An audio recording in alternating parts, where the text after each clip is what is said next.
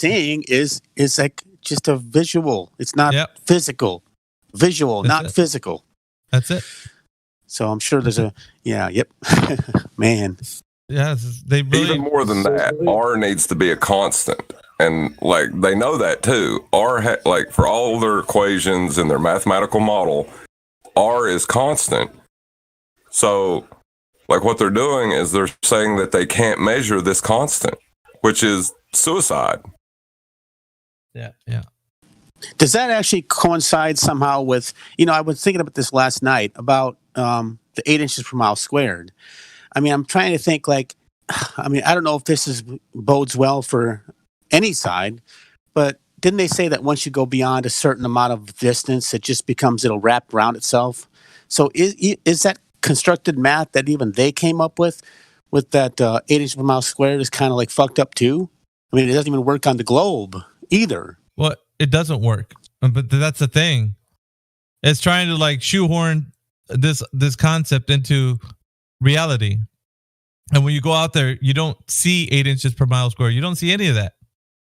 That's what I was thinking. Even their math, they say once you go to like 1,000 miles, I guess it just kind of curls in on itself. I don't know. I just remember hearing that a long time, but it's almost like we all, even the flat Earth side and the globe side, has to just shrug that off. Like, well, let's use 8 inches per mile squared. But once you go too far, just don't worry about that. Don't worry about that, right? So it makes you wonder, like, these globies are like setting everybody up to fail with that math. It's crazy. Yeah.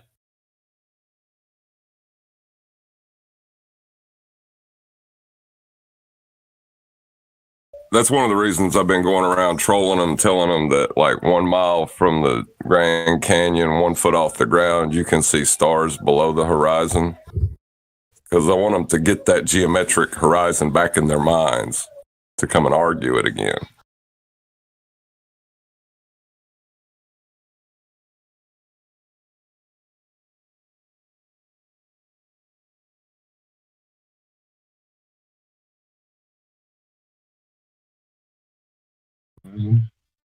DOA.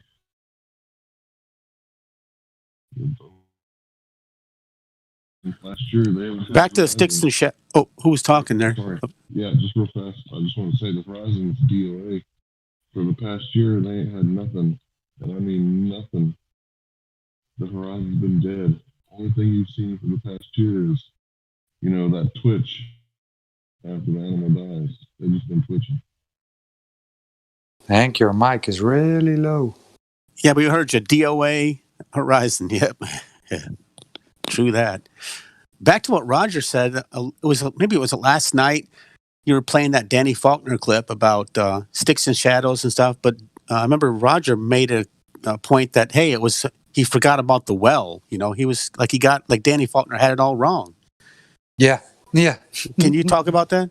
At least for just the audience that are listening now, maybe they didn't catch that, but it was cool how you pointed that out. Like, he's got it wrong. It was the well. Yeah. He talked about the sticks, right? And it was a well in Syene and the stick in Alexandria, right? So. Yeah, everybody gets that wrong, don't they, Roger? Yeah. Well, it was 2 sticks. No, it was 2 wells. No, it was the Romans. No, it wasn't. Like, I don't even freaking know, man. So we go back to our what do you call it? Our author, the author and the physicist or whatever, or the professional that just can't even get his own shit right. That's kind of majoring on the minors, though, isn't it? I don't know, not when he's writing a book about it. I mean, it's like he's just getting his facts wrong. What really should be said is they know that it works on a flat Earth too, and they've known this for some time. They must have, right? Carl Sagan even, said, hey, it works on a flat Earth too, right? In the video. So why are they still using this if they know that it doesn't prove the model? Because it's the only thing they got left. Also, how did that dude measure that it's exactly 800 miles between those towns? 2,000 years ago, did he could measure it at 800 miles between those towns? Yeah, it was one of the questions I asked the PhD guy. I asked him, do we know if anybody that could have helped Eratosthenes with this test? Because, from what we hear, it sounds like, the story that he did was he measured from one place to the other. He couldn't even fill me in on any details because he said that story in and of itself is kind of like something we got passed down that we're aware of all the information. He said that. You can go back to the Miggy versus Danny Faulkner or Danny 57 debate. You can listen to a PhD concede to that information.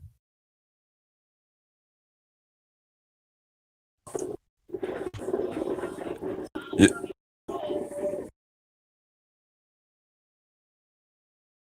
I'm not saying that it's not important that a PhD doesn't know his facts. What I'm saying, though, is whether it's Sticks or whether it's Wells, it doesn't change their argument.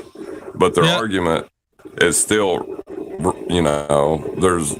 it's not. Yeah, but it's proof. But it's almost doubly more important for that person to know exactly what he's talking about when he's speaking it, because he's somebody that people look up to in that specific realm, right? Because they give they're like, well, I'm not a scientist, I'm not a PhD. Ask those guys. So the guys that are supposed to know the information should already come into the. Plus, on top of that, it makes things even worse that he said he was listening to this Discord for quite some time. So he knows about the 3 points. He knows about like what we talk about in here.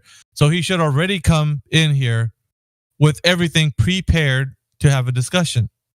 But he didn't, and that just shows. What he doesn't know makes the argument better for us, right? Because he sounds like he was going to be able to tell people what's what, and you can hear him in the beginning of our discussion. It sounds like he knew what he was talking about with Eratosthenes, but turns out it's not. He doesn't know. And imagine how many people are just gonna. Well, people I know probably wouldn't even know him from a hole in the ground. But I mean, people will believe what he says. I mean, the sheeple, a lot of them will just go right with it. Oh, drives us nuts. Hey, can we go on like some of those book places where you can buy the books and just put bad reviews saying like, hey, this guy's getting a lot of his facts wrong. Just beware when you read this book.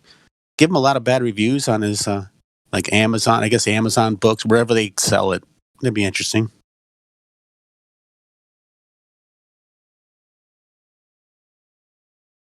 Or maybe it wouldn't even matter. Yeah, I don't know, man. It's you're giving him attention, right? Yeah, I suppose if people won't care if they go. I mean, they go down and read the reviews. If they see 100 bad ones versus 2 good ones, they still probably won't matter. They won't care. You don't need to give those guys the attention, right? Because that's what they want. Why was he even in the Discord, right? Because he wants the attention. He had premeditated agenda going. Yeah, for sure. All right, I'm pushing some more clips out. This was like 1 minute, 12 seconds. So more numpty clips. Give me a second.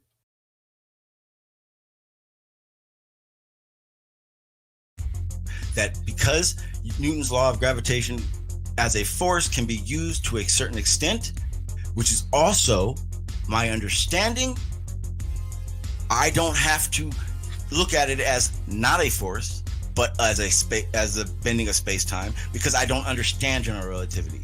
So therefore, as far as I'm concerned, I don't have to look at it as anything else besides a force.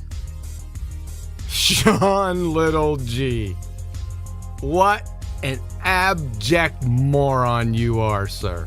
So, because all you know about combustion is phlogiston, which is also your understanding, you don't have to look at oxidation reactions because you don't understand chemistry.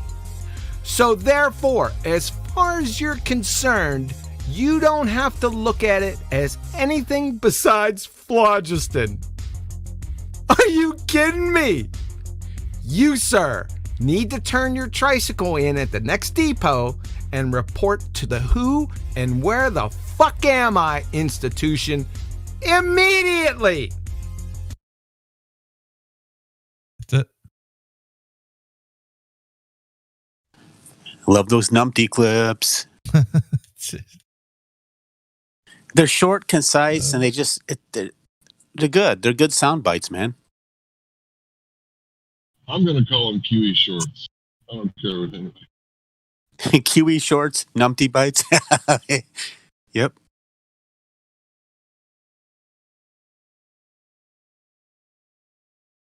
Hey, did y'all watch Dr. John Dee's video on phlogiston? Well, I think it was actually on how we describe things in physics and energy, but it talked about phlogiston a lot.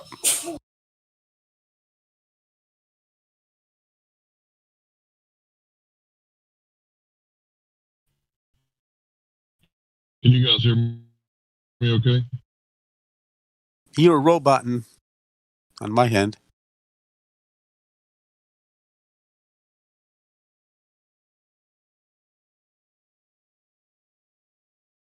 I don't know, Broken. Is there something like a link you can share so we can check that out? Or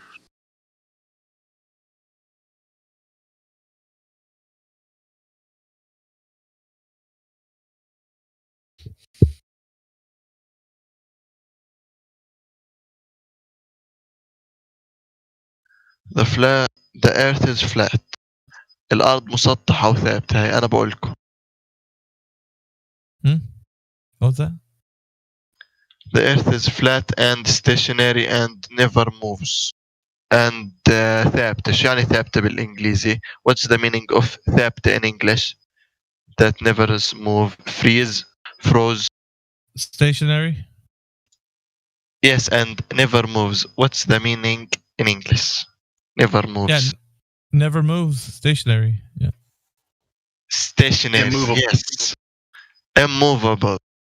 Immovable. No movement. So, are you a Muslim, Trippy? Yes, I'm Muslim. Okay. Well, it's good to have you on here. Know that Royal's also Muslim. He's an MJ. We have a few Muslim people that are in here. Sir. So, not a lot of them actually. Well, there was a group of them that came in the other day that were arguing with them, saying that the Earth is a globe. So, even from the Quran text, Yeah, man. I don't know how they get that, because most ancient texts don't talk about a globe Earth. So, Real man. that way. That's sad. That's sad. Much. Well, that's a struggle for you guys on that end, because we have that in the idea that most of the Christian mainstream think that the Earth is a globe. So it's a struggle for everybody, right? The same thing that the commentators of Quran and Ijaz Ilmi, you know what I'm talking about? Who Yeah, bro. let me translate it, wait.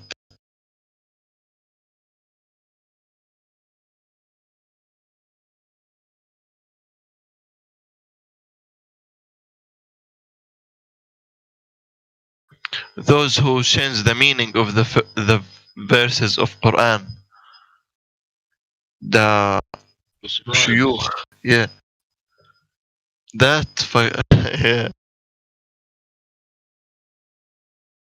it's sad, man. Muslim people think that the Earth is a globe. It's really Hey, Miggy. Miggy, I was wondering what episode and time frame was the debate you were talking about, I don't know, about 15, 20 minutes ago.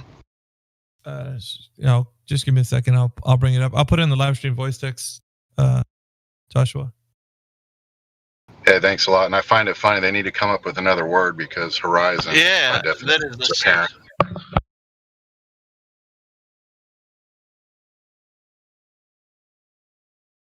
Ibn Baz too. Royal Horn? Wow, that video's got over 210 views already. That's really good. All right, Trippy. No, there is more. Yeah, Trippy. There's Royal's link to his Discord. You want to check it out. He's got a lot of information there. So I know him. I'm in this server already. Are you already there? Okay. I know him. He's a really cool dude, man. That guy. Yes, sir. He's very patient. I mean, for real, my friends got in here and they discussed him and they got mad and they got banned. Oh, because of that? Because well, that's Right. My friends discuss Royale with Royale and then they got mad as always. They don't wanna know the truth. Man. Sad.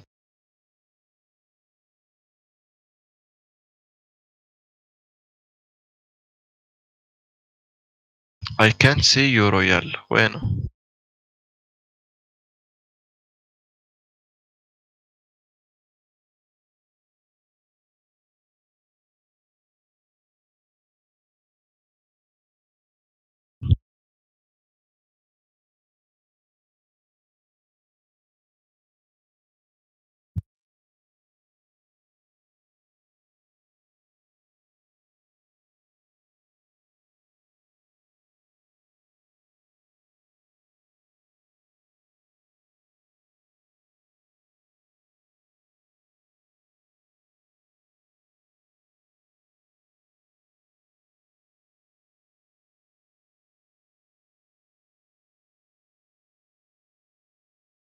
So how about the tides? Tides. What do you know about tides? Can you hear me okay now? Yeah, sea waves. Yeah, I hear you. So the thing about tides is we don't know what causes them because we can't use the scientific method to establish a cause. So some say that it's the moon and gravity, right? Yeah, But that's hoax. I would speculate that the sun causes the tides because as the sunlight comes around and perturbs the water in the atmosphere, it causes it to heat up and expand. Wait, doesn't water contract? But the tides never happens in a small lakes, only in oceans. Why? Right. So the ocean covers the whole world, right? So it's going to be breathing in and out. Real. Not like air, but expanding and contracting. That's my theory. That's a postulation. I don't know if that's true. Like I said, we can't use science, but I think it's the sun that causes the tides, and I think my theory is just as good, if not better, than theirs because you can actually see heat perturb water. Yeah, give me 1 minute.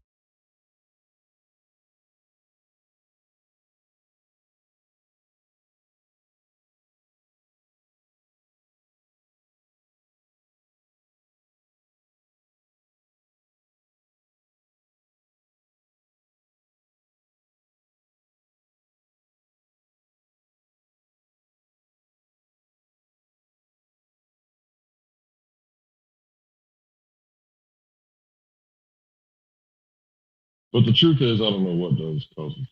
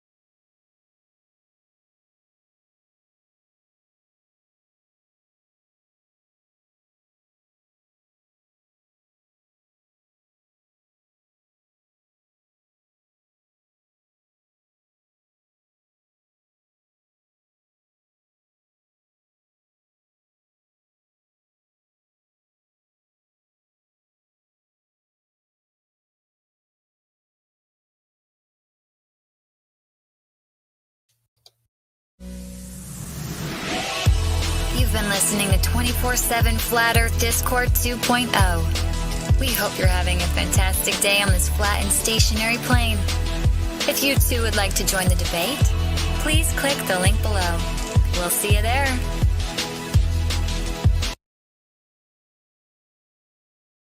Nah.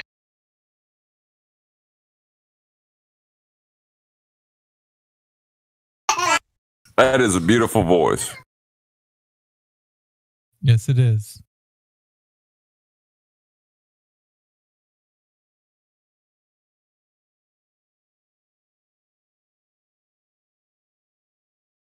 I'm back. Sorry.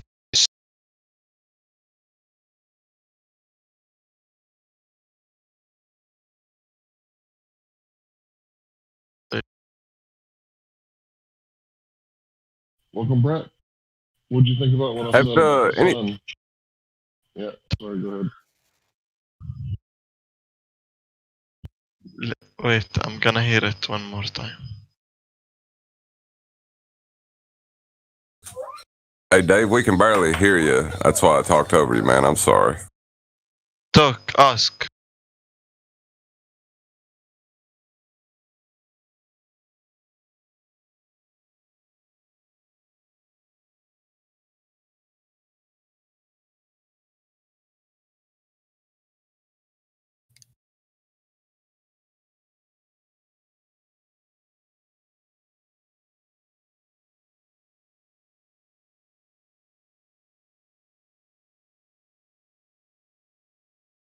So the ocean breathes like, and sun. What? The sun heats up the water, and the water expands. In other words, it takes up more volume. It grows bigger. And then when the sun leaves, it shrinks in and out, in and out. So it gets big, gets small, gets big, gets small, kind of like the lungs. That's why I said it breathes. Yeah. I saw in our Quran we have that the ocean, there is more 7 oceans in the Quran. So I saw some people say about the large water cycle, that there is more oceans behind the walls and Antarctica wall, and that causes the tides. I don't know. Yeah, the truth is we don't know what causes it because we can't do Yeah. science. Mhm.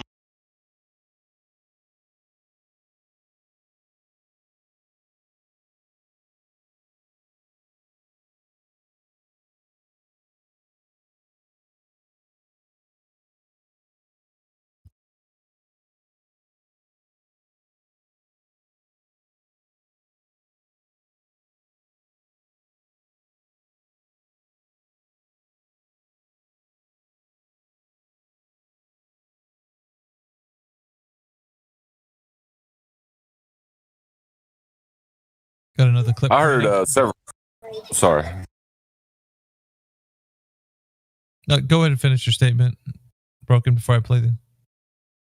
I've just heard the term gamma spiraling, and like I was wondering if anybody could explain that to me. Does that having to do with light, Yeah, radiation, or what? No, it's has to do with the people who consider themselves to be knowledgeable about the subject of the globe Earth. So they're not alphas like the people who we consider to be truthers, right? Dominant and always confident about what we're saying. So these guys are not betas, right? It's further down the line. They're gammas. So they're considered to be gammas, and like they're snowflakes, and they get any little thing is like they crumple under an argument. So it's like a spiral is when they can't win an argument, that they start to get frustrated and start arguing back and just like saying incoherent things. It's just spiraling. Okay, I've seen it. Okay, yeah, I've seen that before. All right, I understand what that. Yeah. I was just wondering what the term meant, because I'd heard it quite a bit. Yeah, that's what. All right, I'm gonna play this clip real quick. In this example right here, we got, this is a good diagram. Isolated, no matter or energy enters of leaves. This solid, sealed. Closed, energy enters and leaves, but material does not. Got the energy of the sun bouncing in and out. And then open, both energy and matter enter and leave. You got the energy of the sun, and you got, like, for example, you get a splash of water and you got the water. So water is considered matter. But then when a rocket leaves over here and we exchange this one little line with a rocket, with a big fat Elon Musk rocket with some satellites, what is it considered? Is it energy or is it matter, like a droplet of water? That's what I'm talking about.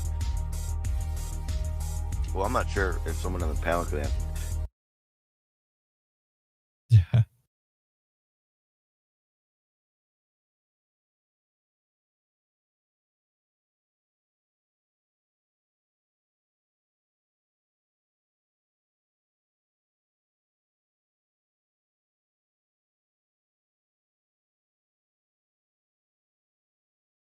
Was that Jose JG or whatever? Yeah, it sounded like it. Guy. Never met the guy. Yeah, he's a douchebag. Okay. He came into this Discord saying how bad a job we're doing. There's no moderation here. And why aren't we doing a better job of moderating? And he can kick. Yeah, I'm real disappointed. I thought Jose would, I liked him as a Glober for a long time. I think it's because I was a Glober and he was, a flat earther that turned back to the globe, like the whole idea of that. But he's just got some nasty tricks he pulls. Yeah, he was never a Glober in the first place. I checked that out when he came in here. I asked him, why were you a Glober in the first place and what turned you to Flat Earth and why did you jump back off? His answer was so stupid, it was retarded. Like, there was no way that he was a Glober, or excuse me, a Flat Earther. I said Glober. He was not a Flat Earther at any time. Never was he one. He doesn't understand the arguments. He doesn't know. He's stupid, and he thinks his platform is fair and honest. That's even worse. So he's not welcome here. Play that that's clip. For sure. I heard that clip the other day. The one where he's fair and honest. Did you hear that one? Which? Oh yeah. Yeah. You got Well, it? I try to stay. I understand. Anybody doesn't try to think that they're biased. I try to think that I try to look at everything fairly, but the Globers just can't. They can't look at it fairly. It's impossible to them. Well, take a look at it like this. If somebody's in here, Flat Earth or Globe, if they're saying something incorrect and they're telling let's say a Flat Earther's telling, I'll give you an example. I'm talking to somebody and I'm saying, well, you know that the plane of existence that we live on goes on forever. It's infinite. That's what it is. It just is. If I'm starting to say that in a conversation and nobody stops me, then that's on Flat Earth. So we have to keep ourselves accountable. So that means that we have to at times, jump in and say, wait a minute, that's not correct. You can't say that. Yeah, it's not. You don't know that. Jimbos. Yeah. But we need the QEs, right? Call us out and say, hey, stupid. Well, it keeps everything where we're not being biased, right? Broken. That's what I'm saying. Like if we had it just to where everybody's agreeing with everybody, just like they do, then yeah, it's biased. Plus, even if when they're incorrect, they don't agree. They agree with each other. Like when they're incorrect, they just still agree. They don't say, wait, you can't say that. That's not what mainstream rhetoric says. They just continue. That's why what I was saying. Funny.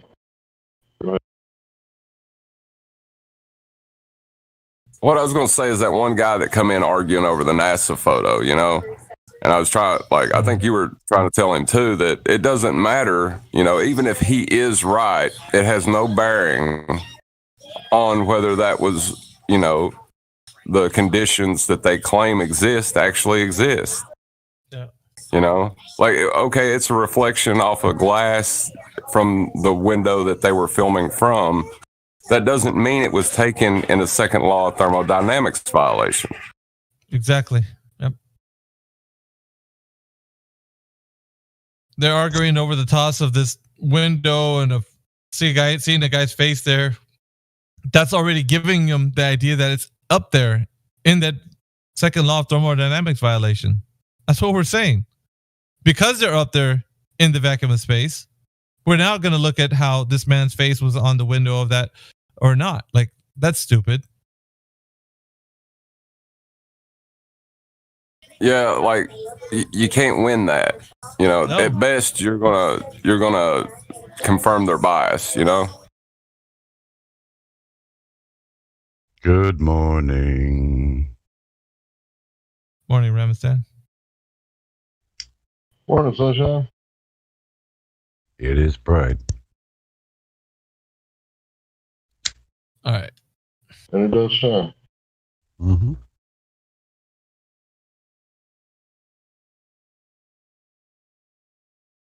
We got any ballers in here and lurking around? No, only the ghost of their faded memories. And their wigs. And their wigs.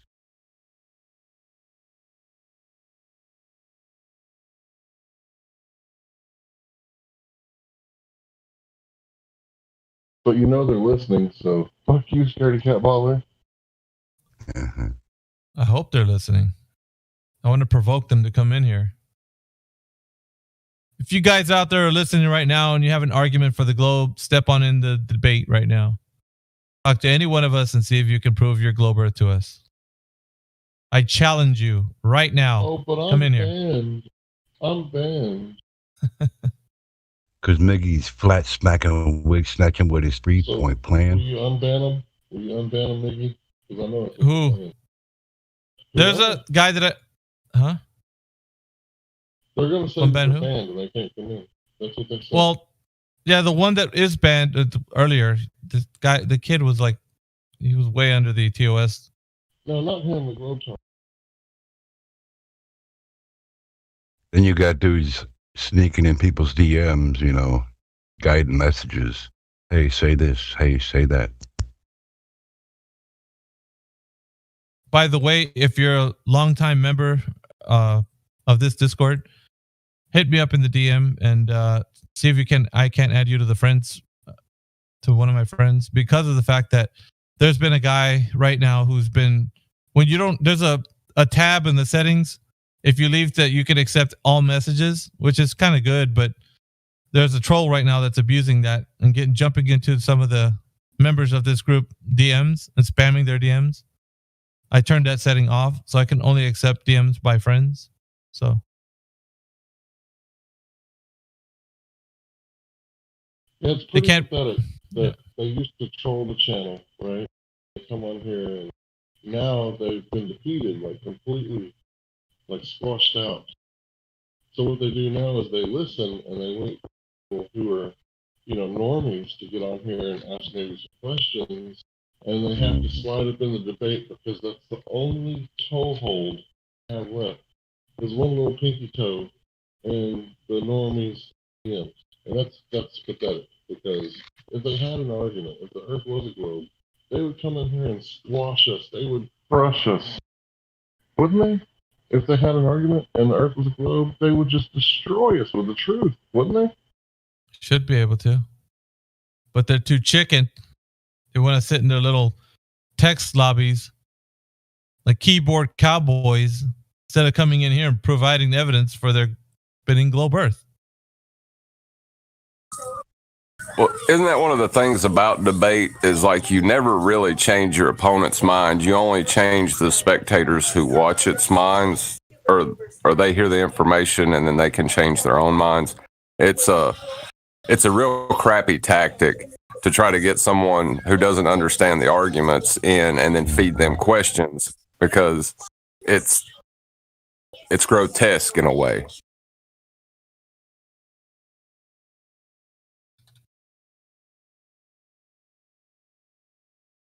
Right, because they're using our server to find them, and once they find them, they message them, and then like a little earwig, you know, they're in there dropping poison and lies and, you know, making a little nest. It's mentophilia. Yep. It's real talk, Miggy.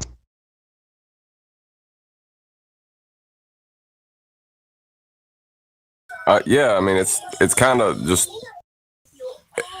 it's another level of just cowardice. It's the only way I can describe it.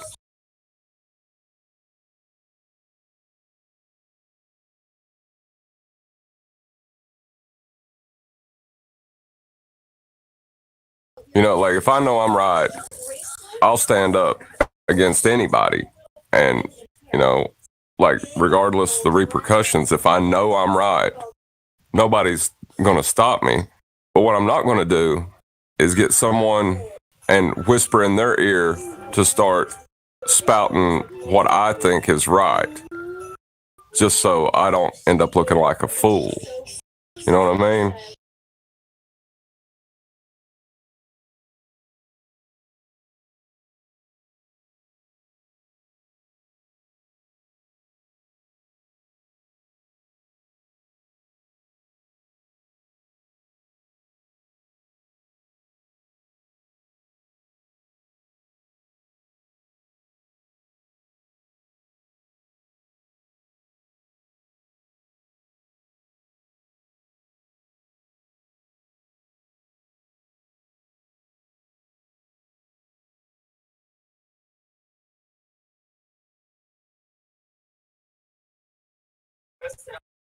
But that's kind of the structure of the entire globe religion. You know, you have your priests like Neil deGrasse Tyson at the top that are never questioned about any of the dumb crap that comes out of their mouth. Nobody puts them on the spot for the stupid things they say. And people mindlessly parrot it down until it reaches the buffer zone of people actually asking questions. And then the people that are asking questions get attacked for pointing out something stupid.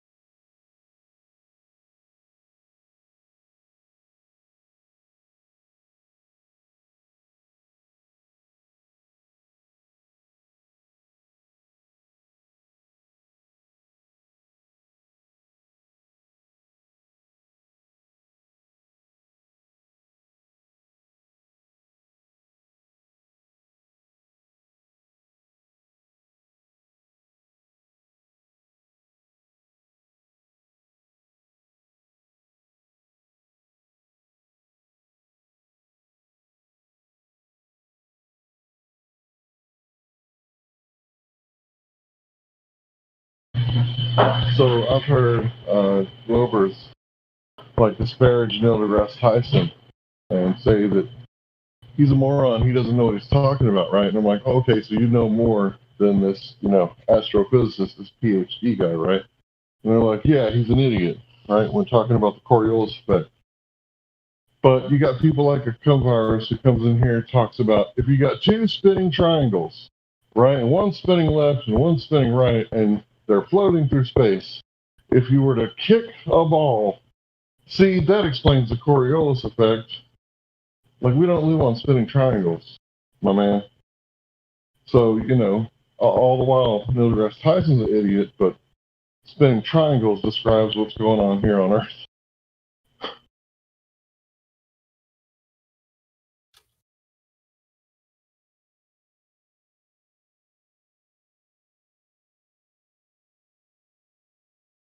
Well, like, isn't that one of the benefits of the buffered priesthood, though? Like, the ones at the top can actually speak the rhetoric, and then the ones at the bottom can put whatever disclaimers they want on it.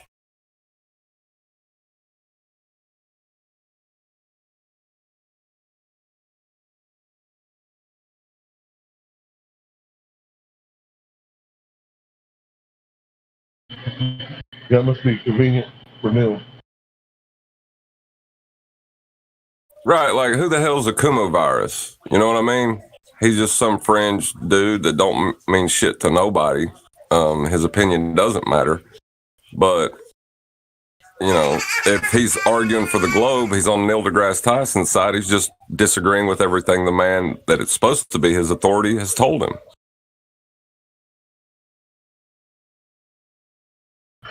What the deal is that the authorities, what they're saying, if it were actually true and observable on Earth, wouldn't be a problem. They would agree with everything they said. But instead, they got to come up with stories like, if you throw a marble off the building, that perfectly describes the Coriolis effect because the marble will deviate. And then you say something like, well, it probably deviates because of wind. Oh, no, we've worked out all the variables. Yeah, even in a shaft with no wind, the marble, yeah. It's like, that's not even how the Coriolis effect was described, right? And then they'll go on and on about their stupid pendulum, about how, you know, the Coriolis effect can work with a pendulum, you know, inches off the ground, right? Merely inches, right? Because most pendulums, they don't, you know, hang very high. They're knocking over pins, right? I think the rumpus describing it as a figure eight was one of the most hilarious things I'd ever heard. School.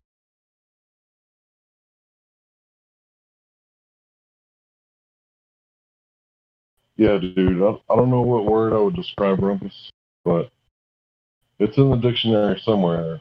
The medical dictionary. I haven't found it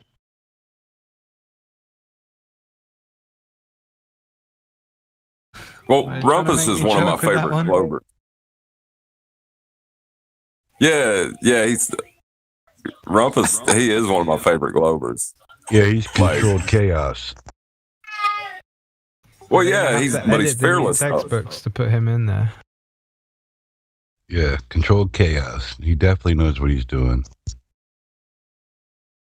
Right, but he's fearless with it.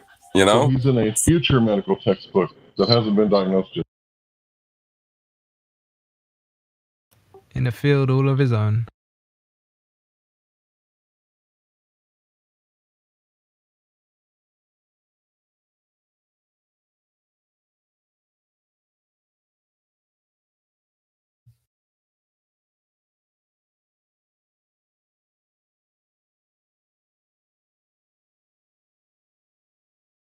like he knows he's going to come in. He knows he's going to say something stupid, but he does it anyway.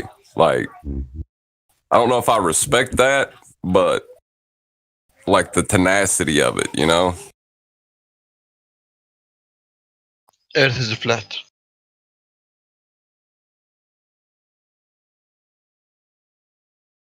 Yeah, it's like you have to respect the Wile E. Coyote, you know? The dude don't stop. Roadrunner snatches him up every two, you know. Yes, I always... Yes, you know exactly what I'm talking about. I always rooted for the Wile E. Coyote when I was a kid. You know, like the only reason I watched that show is I wanted to see him get that damn Roadrunner. So if you guys are really big fans of the Rumpus, there was a guy around 2015 known as Fanny Lancer, and he made a Rumpus video. Not safe for work. Don't let your kids watch it. But it's pretty funny. If you're a Christian or Muslim, you should probably avoid it. But yeah, Fanny Lancer was a funny man.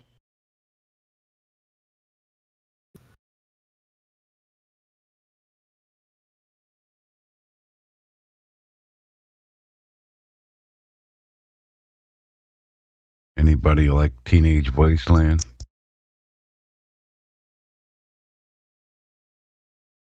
You talking about the Who? Uh-huh. I just lit that up. Oh, man. That's awesome. Same. Meet the new boss. Same as the old boss. I wish we would have been saying that for the past year during the election cycle. As Flat Earthers, that should have been our slogan. Meet the new boss. Same as the old boss.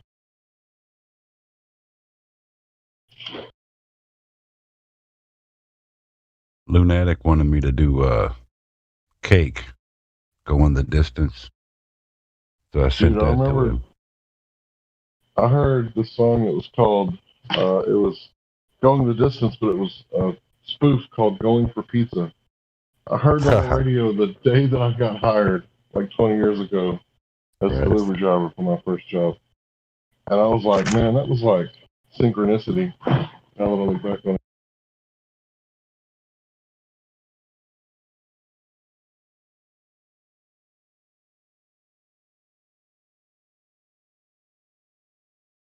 Here's just a taste of it in the middle. No Newton, no planets, no gas balls, no wines. He's haunted by something he heard from Einstein. Spooky action at a distance, not a damn force. In effect, not a cause, as he knows, of course.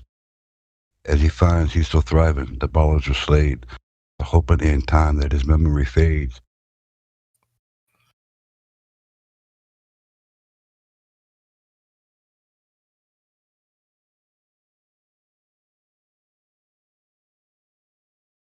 Yeah, what would the ballers do if we like memorize these lines and we go in there like singing this shit to them?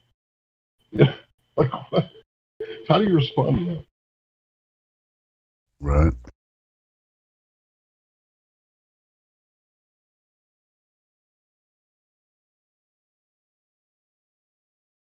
He's mowing resistance.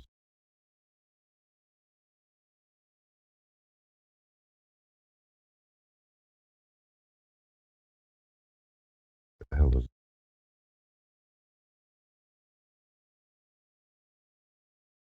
I'm sending out a bunch of friend requests, so if you get a friend request from me, you can add me.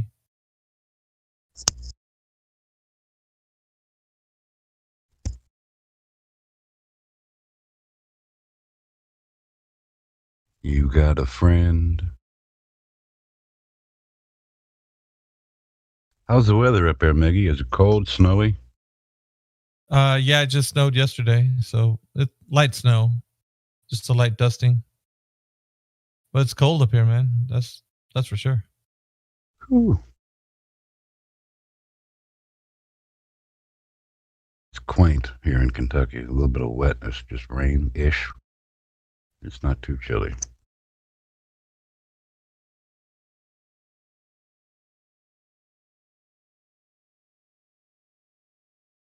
All right, I think it's time.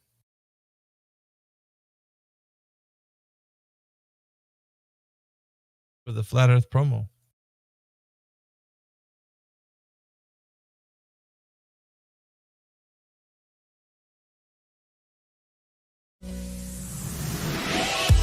You've been listening to 24/7 Flat Earth Discord 2.0. We hope you're having a fantastic day on this flat and stationary plane.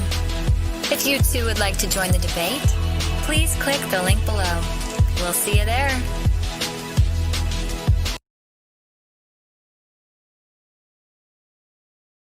Hello? What's up? Have you guys had any Globers today? No, not yet. By the way, that promo's done by Highest Kai. She's here right now. I just want to pre-apologize, guys, if any of you don't like my voice. You have to hear it.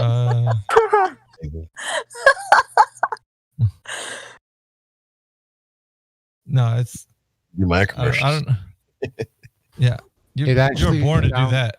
It sounds very professional, and like in the old days when you heard like one of these little information blips come across the radio. It's perfect. And you probably don't like your own voice. I think your voice is fine.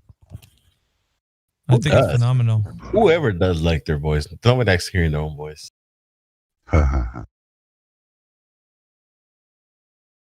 Well, and I thought it would be fun for like all those like high school Glober boys. Like if they hear a chick talking, they're gonna be like, "Ooh, I want to join." Especially if they hear this particular promo. Yeah. You're tuning into Mickey's 24/7 live stream, broadcasting you a play-by-play of the latest Flat Earth debate. You know how it goes. If they don't bring the facts, wigs get snatched. Enjoy the show. What's hotline number? Holy What's the hotline number? Holy smokes. Yeah, like moths to a flame.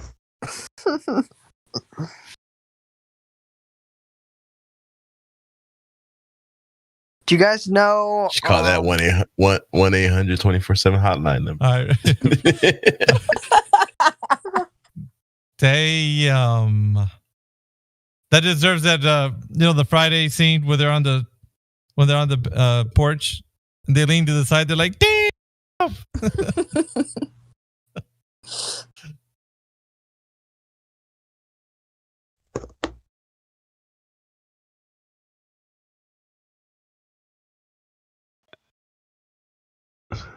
That's a great voice. It is. Thank you.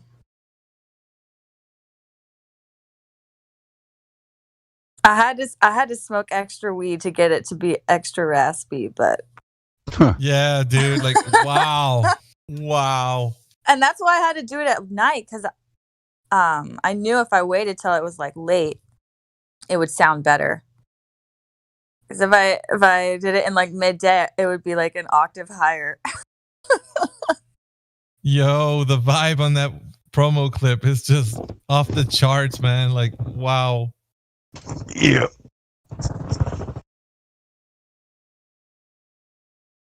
Were you talking to your husband or boyfriend when you taped that? Trying to make it like too like seductive. Like I have another take if you want. Like I don't know. No, that was just. It's fine, man. Okay.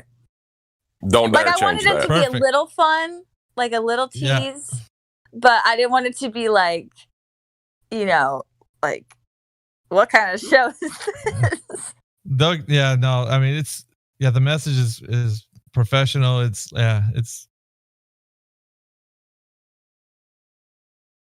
wow. Well, yeah, any innuendos you draw from it is strictly in your own mind, but yeah, most people are perverts. Well, maybe they call it a teaser in the industry, right?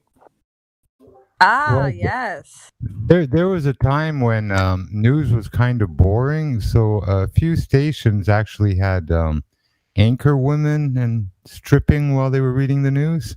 What the hell? I don't know if anyone remembers that. Like when they take off that business coat kind of thing to the t-shirt. Yeah. You have like a model, talk about flat earth facts and stuff. Well, she strips.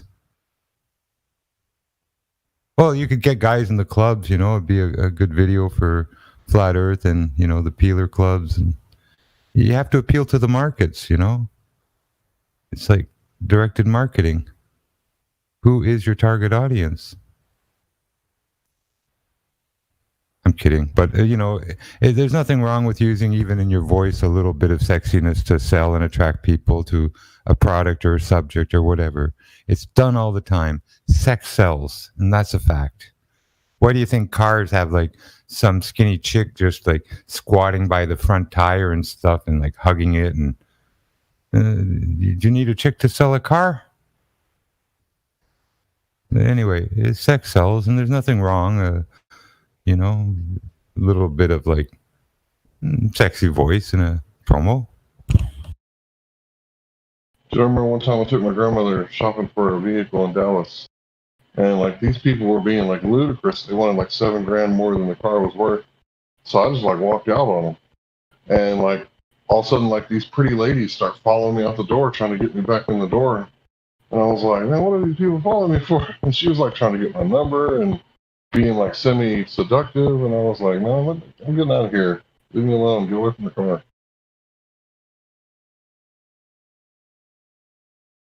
When I first got out of the Army, I would go to the Waffle House just because, and like spend hours there because the waitress was pretty. And Lord knows how much money I wasted at the Waffle House ordering food that I didn't want, drinking coffee. You know what I mean? Yeah. The Waffle House is the shit, though. They have great waffles. That sounds good right about now. Going to a Waffle House. Yeah. I haven't been to one in a minute. But in college, I used to go there all the time. When I was very drunk.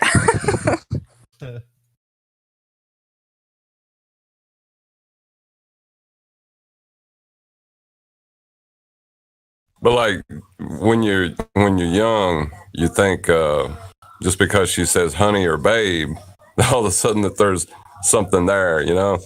Like it's I guess a gullibility factor for dudes. I don't know. Yeah, that's how your friends end up getting shot while deer hunting. Gotta be careful. You know, just because a twig moves.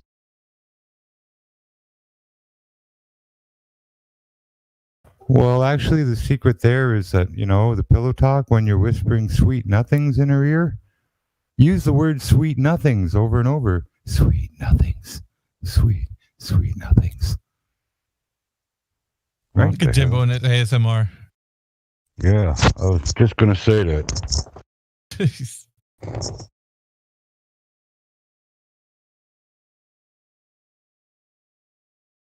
There is no curve. What's that acronym, ASMR? I'm not familiar with it. Oh, you should be. You and Aremistan have voices for it. And Get Beget. Get Beget is the king of ASMR, I think. I just hate my voice like a lot of people do. I do stuff, I don't mind. I can do a lot of voices, but whenever I've done work in voice, I can't listen to myself. I hate it. I can't watch playbacks or listen to myself in these chats or anything. Just think about it like this, man. These people that do ASMR videos, they're into hundreds of thousands of viewers. Just to let you know, there's an audience for that. Just you speaking words like softly. When I hear Get Beget, I start looking for vampire bats and shit. I'm like, he's coming to get me, man. Yeah, he's the king of ASMR, I think. Get Beget is.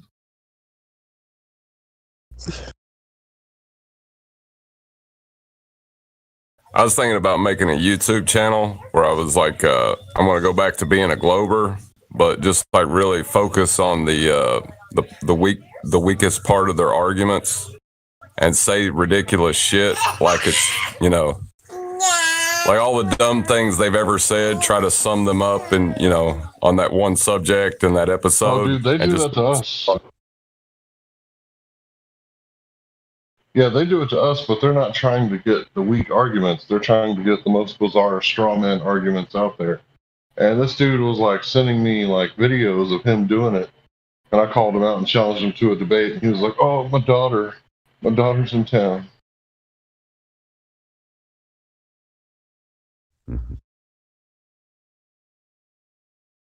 But like, I was thinking, do a lot of scenes where I'm crying in the corner with a globe and just petting on it.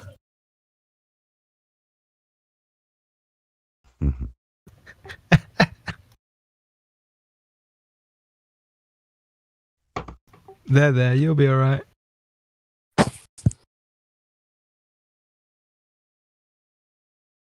As long as you can get away with about 30 seconds of so happy together.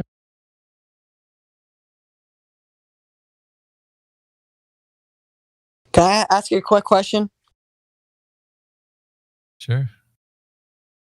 If why do we have the gradient if the entropy thing exists? I'm not saying it's gravity. I'm not saying it's a proof of the ball. That's not what I'm saying. I'm just wondering why you guys think that may happen, the gradient.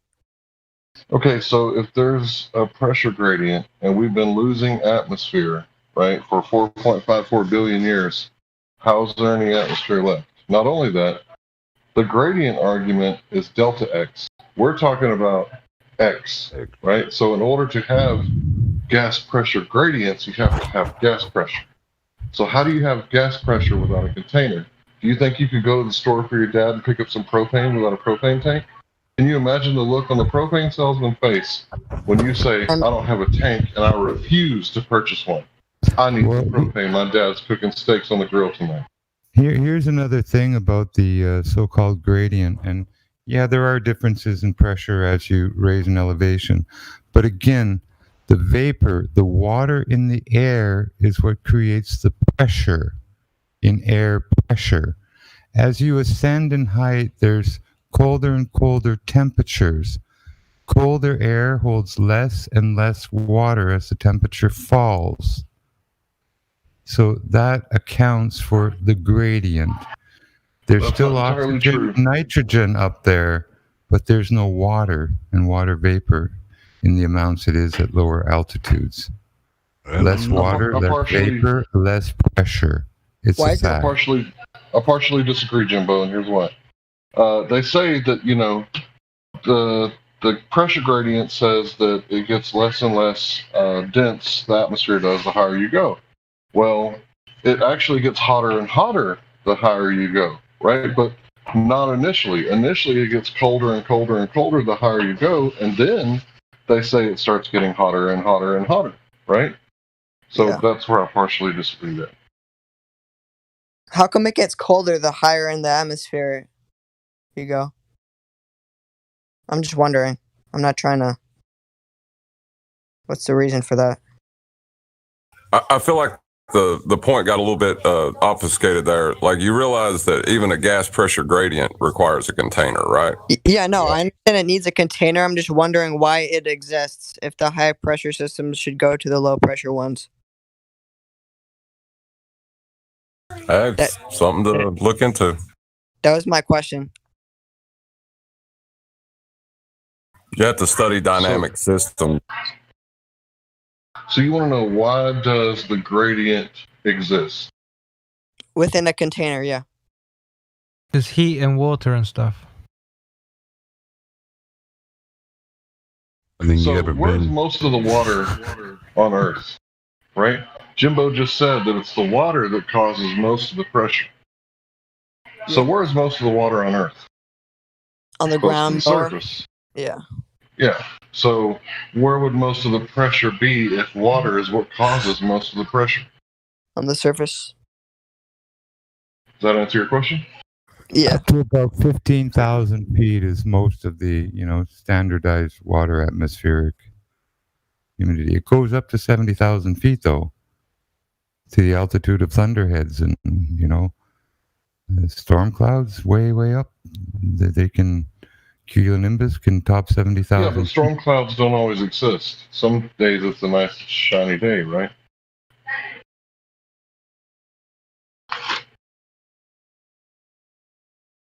I mean, correct me if I'm wrong, Jimbo. I'm only disagreeing with you where you left something out.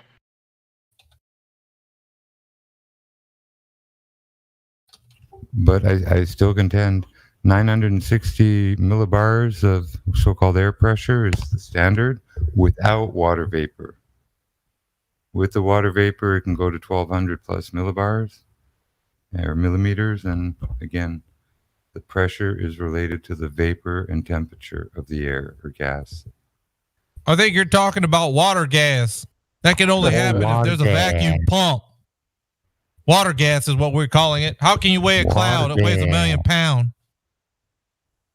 Well, there's the thing too. It's sort of like solubility, miscibility. When you add like ammonia to a liter of water, it doesn't expand the volume of the water, but you can put in like 14,000 volumes of ammonia into a liter of water and make 440 ammonia. So you're adding something to the water, but you're not expanding its volume at all. Same thing with the air. You can add water to the air, a certain volume of air, and it'll be there, and it'll add weight. In fact, at 100 degrees Fahrenheit, the air can hold in 1 cubic meter over 50 grams of water. At 72 degrees, room temperature, it can only hold like, I think it's 36. And as it gets colder, you get down to like, towards freezing, it's holding less and less water. The colder, the drier the air will be. Doesn't water fall down to Bumbo? Only when it condenses and forms droplets. Yeah, I know. I was messing around. I was just pointing out the kind of the contradiction that heliocentrists have.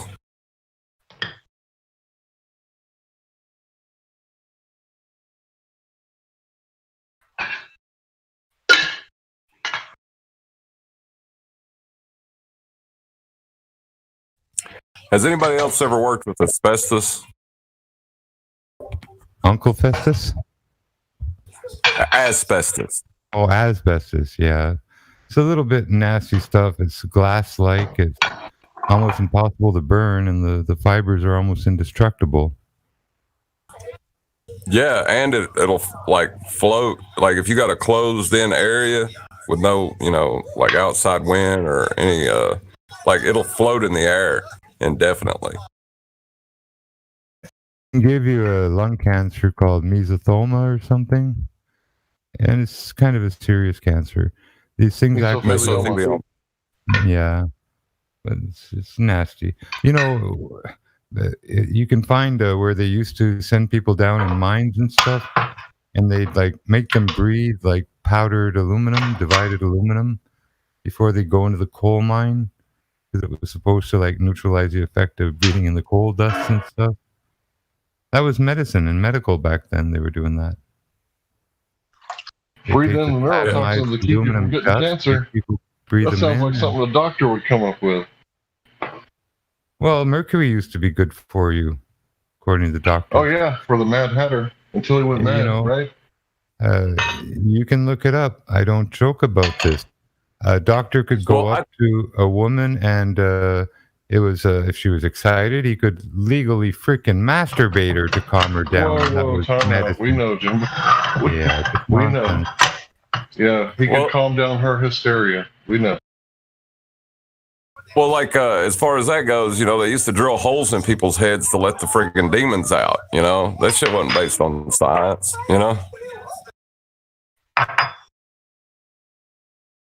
Yep, got to give a standard disclaimer. We're not doctors here on the Flat Earth Discord. You should always consult your doctor and ask your doctor if neurotoxins are right for you.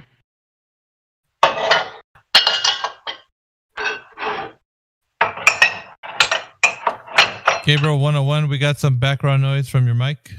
Your hot micing, dude. We hear you doing the dishes. Sorry. All right.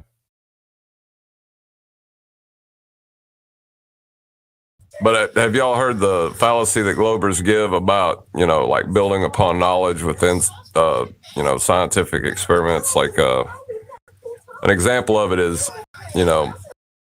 say, you use oranges and like they don't get scurvy. So you can say, well, oranges is causing something there, it's the variable I've changed. And well, you use limes and that stops it too.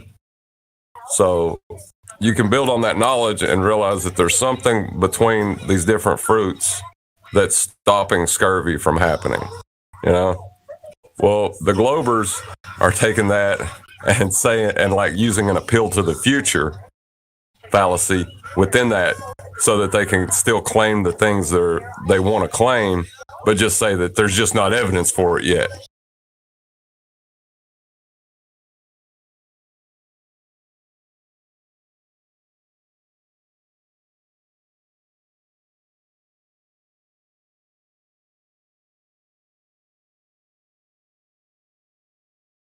I think the Globe Turds, the only reason that they're here is to make sure that the common man doesn't gain knowledge.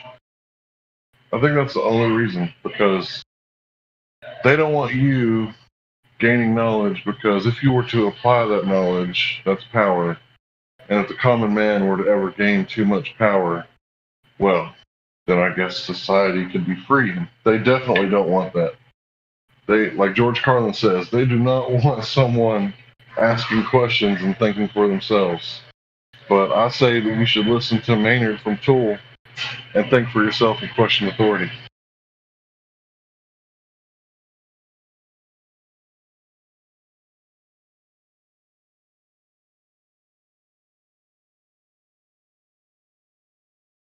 I don't know. I think some people don't need to be thinking for themselves. I think Globers are excellent examples of that.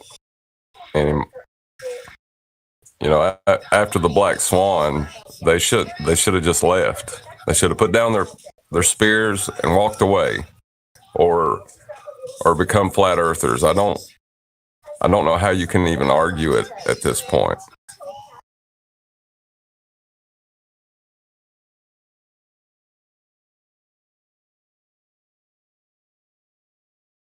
At the moment that mankind remembers who he is and why he's here, this slavery that they've got us in, it will no longer work, right? Because once you realize that you're a man, you have inalienable rights endowed to you by your Creator, right? Given to you freely. Man can't take away rights. Man can only give up his rights. For example, when the cop comes to your house, he can't enter into your house, right? He has to have a warrant, right? Man seems to organize killing everyone else off that opposes him, and these clans form tribes, whatever. The science is a tribe of bullies. It's no different. I mean, if we beat them, we'll be a tribe of flat earthers. It won't be really better. At least there'll be truth at the base. Maybe better because of it. But right now, I know it'll just be different. We'll just be another gang.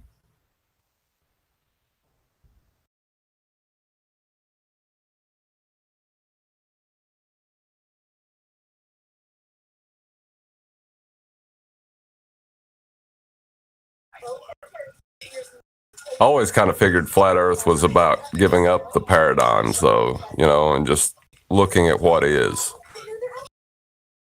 So maybe it would be different if everybody just looked at what is. And live with the truth that the Earth is actually flat. And not a ball hurling through space in a vacuum. And we don't know how big it is. And we don't know how far or what the sun is. And we don't know what the moon is. And that's where we're at. We live here, this is our home, and that's about all we fucking know about where we are.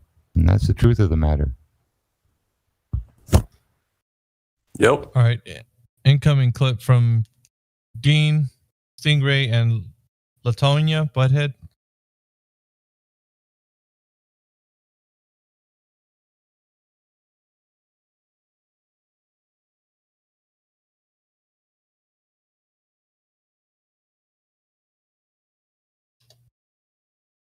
The end of May 2020. Jose JG Retard Show.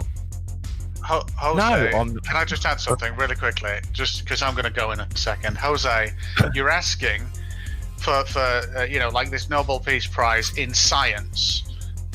Nice one, Dean, the dipshit Stingray. A Nobel Peace Prize in science, eh? My word. You can't make this shit up, folks. Hey, Dean, is water vapor a gas?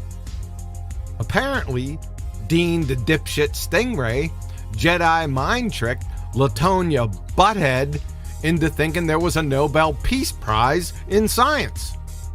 Say that the person who invented the MRI is Dr. Tyson's professor in college, who won a Nobel Peace Prize. That is in there also. A Nobel Peace Prize for an MMR? Hello? Really? What the hell is an MMR? And a Nobel Peace Prize? What did they send it to Iran and said, you can't step away from the peace talks now? I think someone's playing a recording. What a friggin' bonehead. Now, with her next thesis defense. I think that you have a point. But at the same time, I would also grab something that would help me understand it. Like, so I don't know what this word means. There's a dictionary right there. Or I'd Google it. What does this term mean? And that might open up the whole world to say, oh, now I can finish reading the rest of this paper. It might be something just like that. It might just be a word or two or 10 that you've never ran across before, and you have to educate yourself on something. Yeah. Here's a word we never ran across before. Equivocation. Why don't you educate us on that word? Clown. Yes, it's not the same equivocation. Well, it doesn't have the same equivocation of fervor. That's why it's a bad analogy. Equivocation of fervor? Well, now that you contextualized it, that makes all the difference in the world. Folks, if you haven't realized that these bald-tard boneheads are bumbling buffoons bereft of any basic reasoning whatsoever, then you need to be institutionalized. Collectively, these pretender clown numpty dipshits should be horse tranquilized, sent to Shady Meadows for an emergency lobotomy. Immediately! All right, yeah, Nathan, if we could play it in the bot, that would be great. Oh, you're not in here. Okay. Equivocation. Real quick, let me check to see if there's any song copyrighted. Oh, okay, I'm about to coin that word, equivocation. That's when Glover makes the equivocation fallacy, and they try to wiggle out of it. Okay. That's insane, dude. Equivocation. Anyways, I'm gonna see if I can play this clip by Nathan. He put it in here. He says that the music in the background's not copyrighted, so that's good. We can play it. Let me load it in the bot. It's 5 minutes long, so if you have the bot muted, unmute the bot, please. Thank you.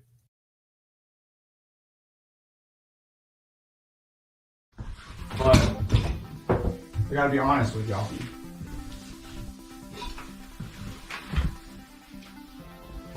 I've been lying to you. Yeah. So Austin traveled from Tennessee to Virginia because him and I are going to hit the road and share truth, but he has no idea our friend Chris drove across the U.S. with a 37-foot RV and is about to surprise him while we're in the middle of a Flat Earth meetup. Austin, you know what we were just talking about? He's like, have you loaded up the freaking van yet? Like, I'm like, no, not at all. When you leaving?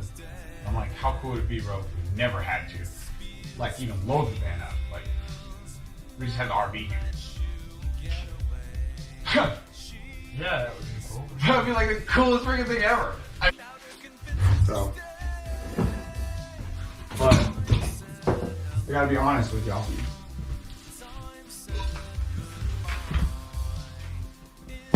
I've been lying to you, dude. Yeah. Hardcore. Lying, right? Most people define lying as like not telling the truth, right? But lying is also when you know something and you don't tell someone what's actually going on, right?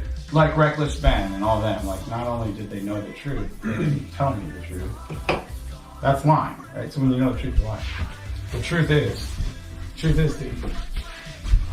we're not taking off from the van, bro.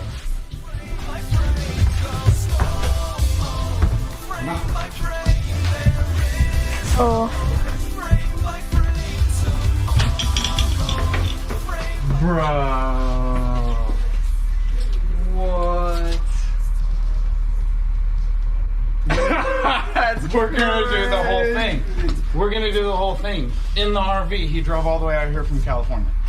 Wow, dude. That's incredible. So we're gonna hang out with him tomorrow, pack and clean up. But like, I didn't lie to you. I didn't lie to you because I wanted to make you look stupid or anything. I wanted to surprise you, bro.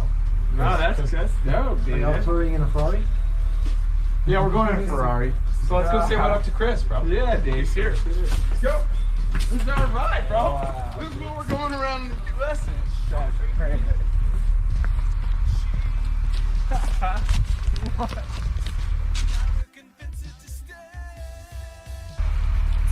How wild is that? That's why I put the glasses on so I can record this. That's our ride.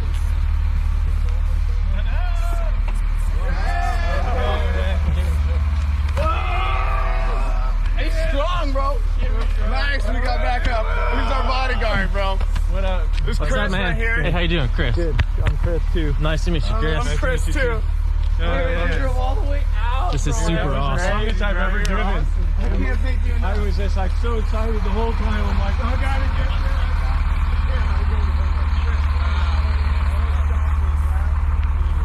Can we walk around inside real quick? Check it out, bro. You want to check it out?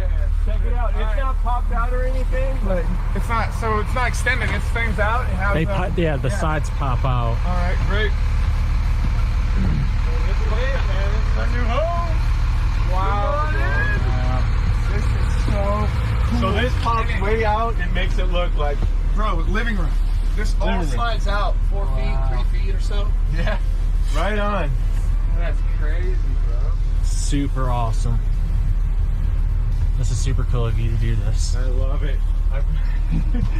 Woo! Oh my god. Look at this. Bro, we need to take a nap while we're on the road. Right? Lay down with Gio. Right? Look at this. Unbelievable. Oh, wow, dude. That's awesome, man. Right on. God is good, man. I'm ready to step into the God is storm. good. This is awesome. We're gonna start Step some into treasure, the storm. Start Love treasure, it. bro. Even though I walk through the valley, I'll have no fear, bro. No fear. All right, let's go hang out inside the house. That was a great tour.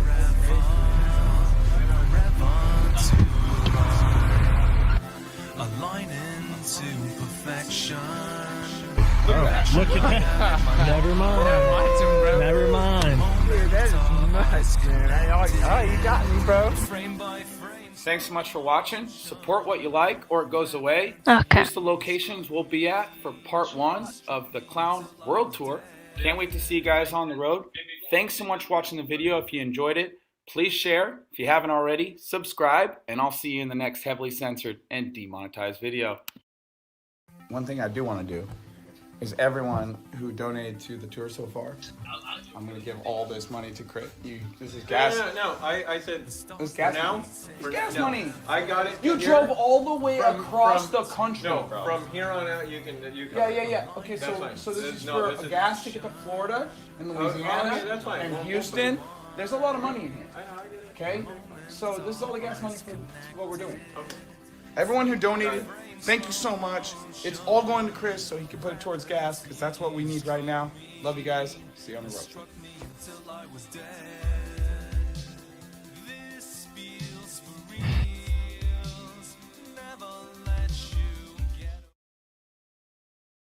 Damn, dude.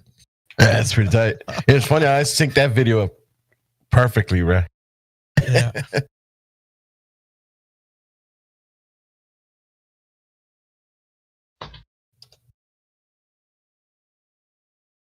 Hey, real pretty quick, tight. man. Like, yeah, that's freaking awesome.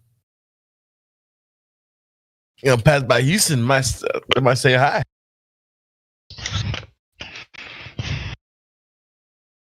Might have to go check them out wherever they're at.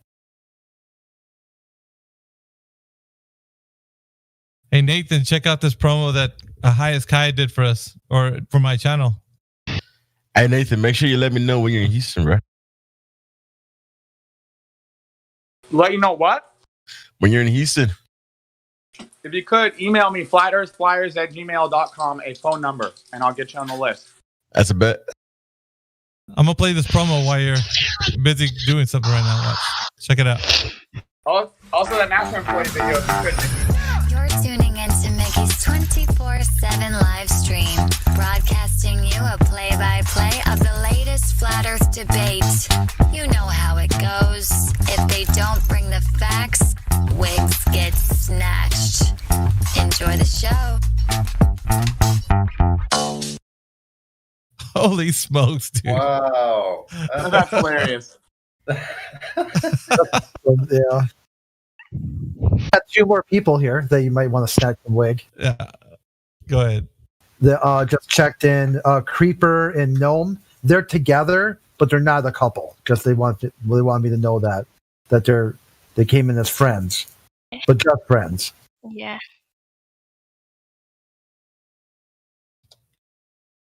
But go ahead, guys. You want to introduce yourself? Creeper and Gnome. Creeper. I'm here solely to learn about Flat Earth. How old are you, Creeper? 14. My Discord account was made 3 years ago when I was 12, but I am now 14, and it was made before that rule existed.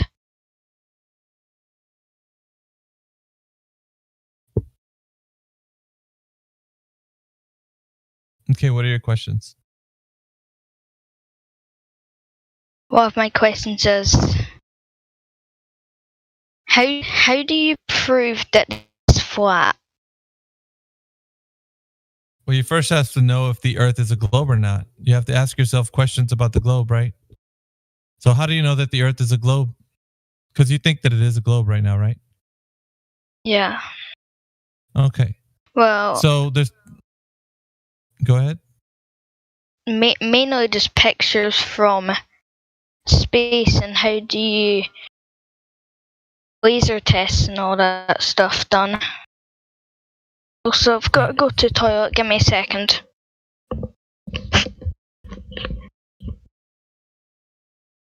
Yeah. Go Mute ahead. the mic. He said he was 4. He said he was 14. So I don't know. What do you think? Yeah, his friend sounds. So I thought then they were together and they both kind of vouched for each other. He also said he was. I have no doubt he's 14. He's a kid. I can just the voice and stuff. He's a kid. He's good. You just take it easy on him. One thing, he's not trusting his own senses like they make us do. He's not trusting his eyes and what he knows and can see. He's putting his faith in authority. And that's what he's got to be made. People lie to you when they're in authority so often.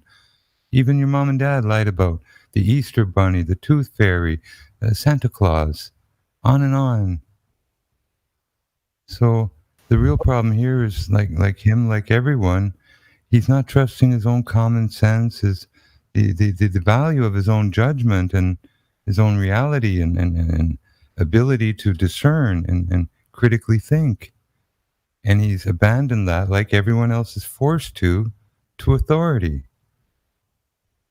So really, it's not so much making him see that the earth is flat that's important, is that, well, trusting people in so-called authority, and all these people are supposed to be like experts on this and that, is a mistake.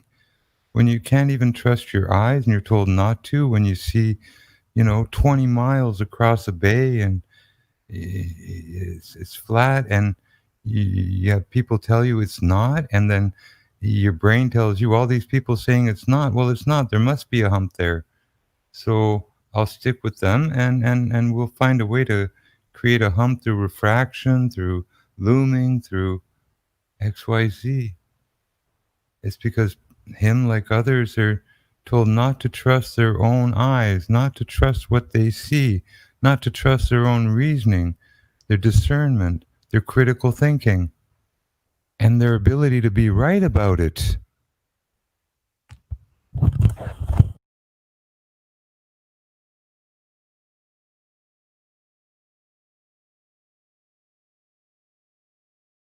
I think the measurement is a huge thing, because if you can measure something, and you measure it flat, there's no argument about that, I don't think. So the two of them, one says that he's taken some measurements. They both kind of understand.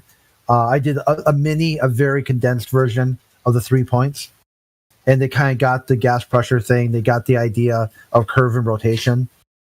So they should be primed. And also, too, I talked to them about not to come in hot. It's just a conversation. So they should be ready for a proper wig snatching.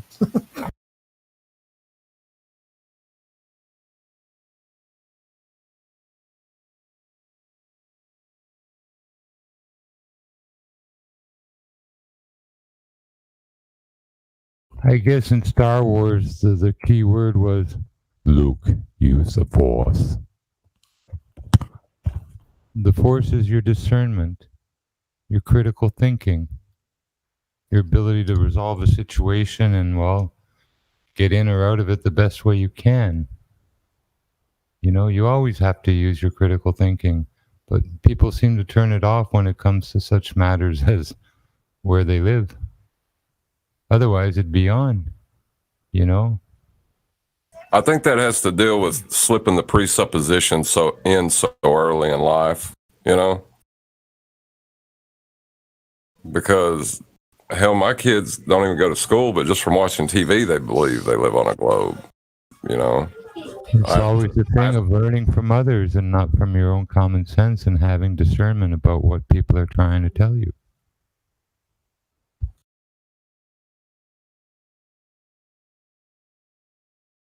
Really, it's about, taking charge of your own intelligence and thinking. and your decision making and what you accept or know as truth or false. Not accepting blindly. I was about to say that's why flat Earth's important. You know, like when they say why would they lie? It's well they've stolen your mind. They've completely just stolen your mind. Lied about a few little things like Santa Claus and Tooth Fairy. They lie to steal your life, your energy, your worth, your wealth, your time, your children's time. They make slaves out of people. Part of slavery is mental. It's in the mind, but part of it's physical too. When you can be manipulated, forced to get on a bus, go to work every day, you know, and actually pay for that right to go to work. Because when you think of it, you have to transport to work. You have to feed yourself at work.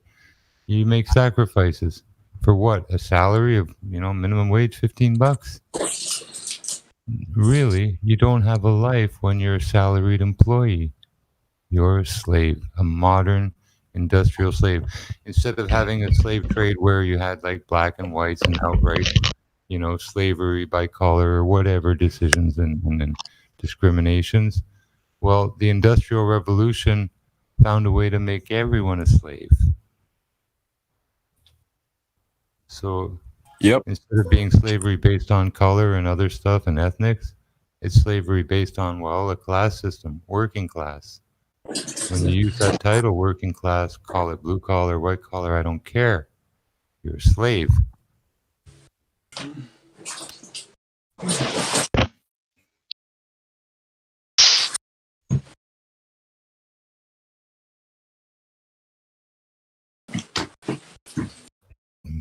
Sad to say, but business owners, and I'm a business owner, we're slave masters. Our employees are our slaves. You don't go around with that attitude with them or with anyone, but in reality, you're in a master-slave relationship. There's nothing else to call it.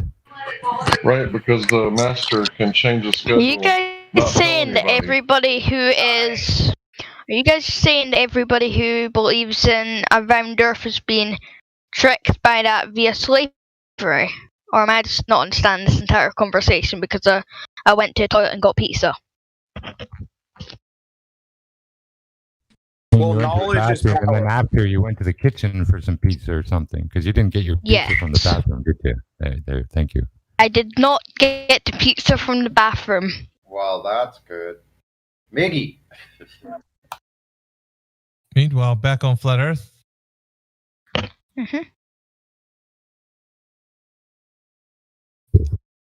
All right, so we were talking to you earlier, Creeper, about how you know the Earth is a globe, and we needed to demonstrate any evidence that you think, because you think the Earth is a globe, if there is any evidence that it is a globe.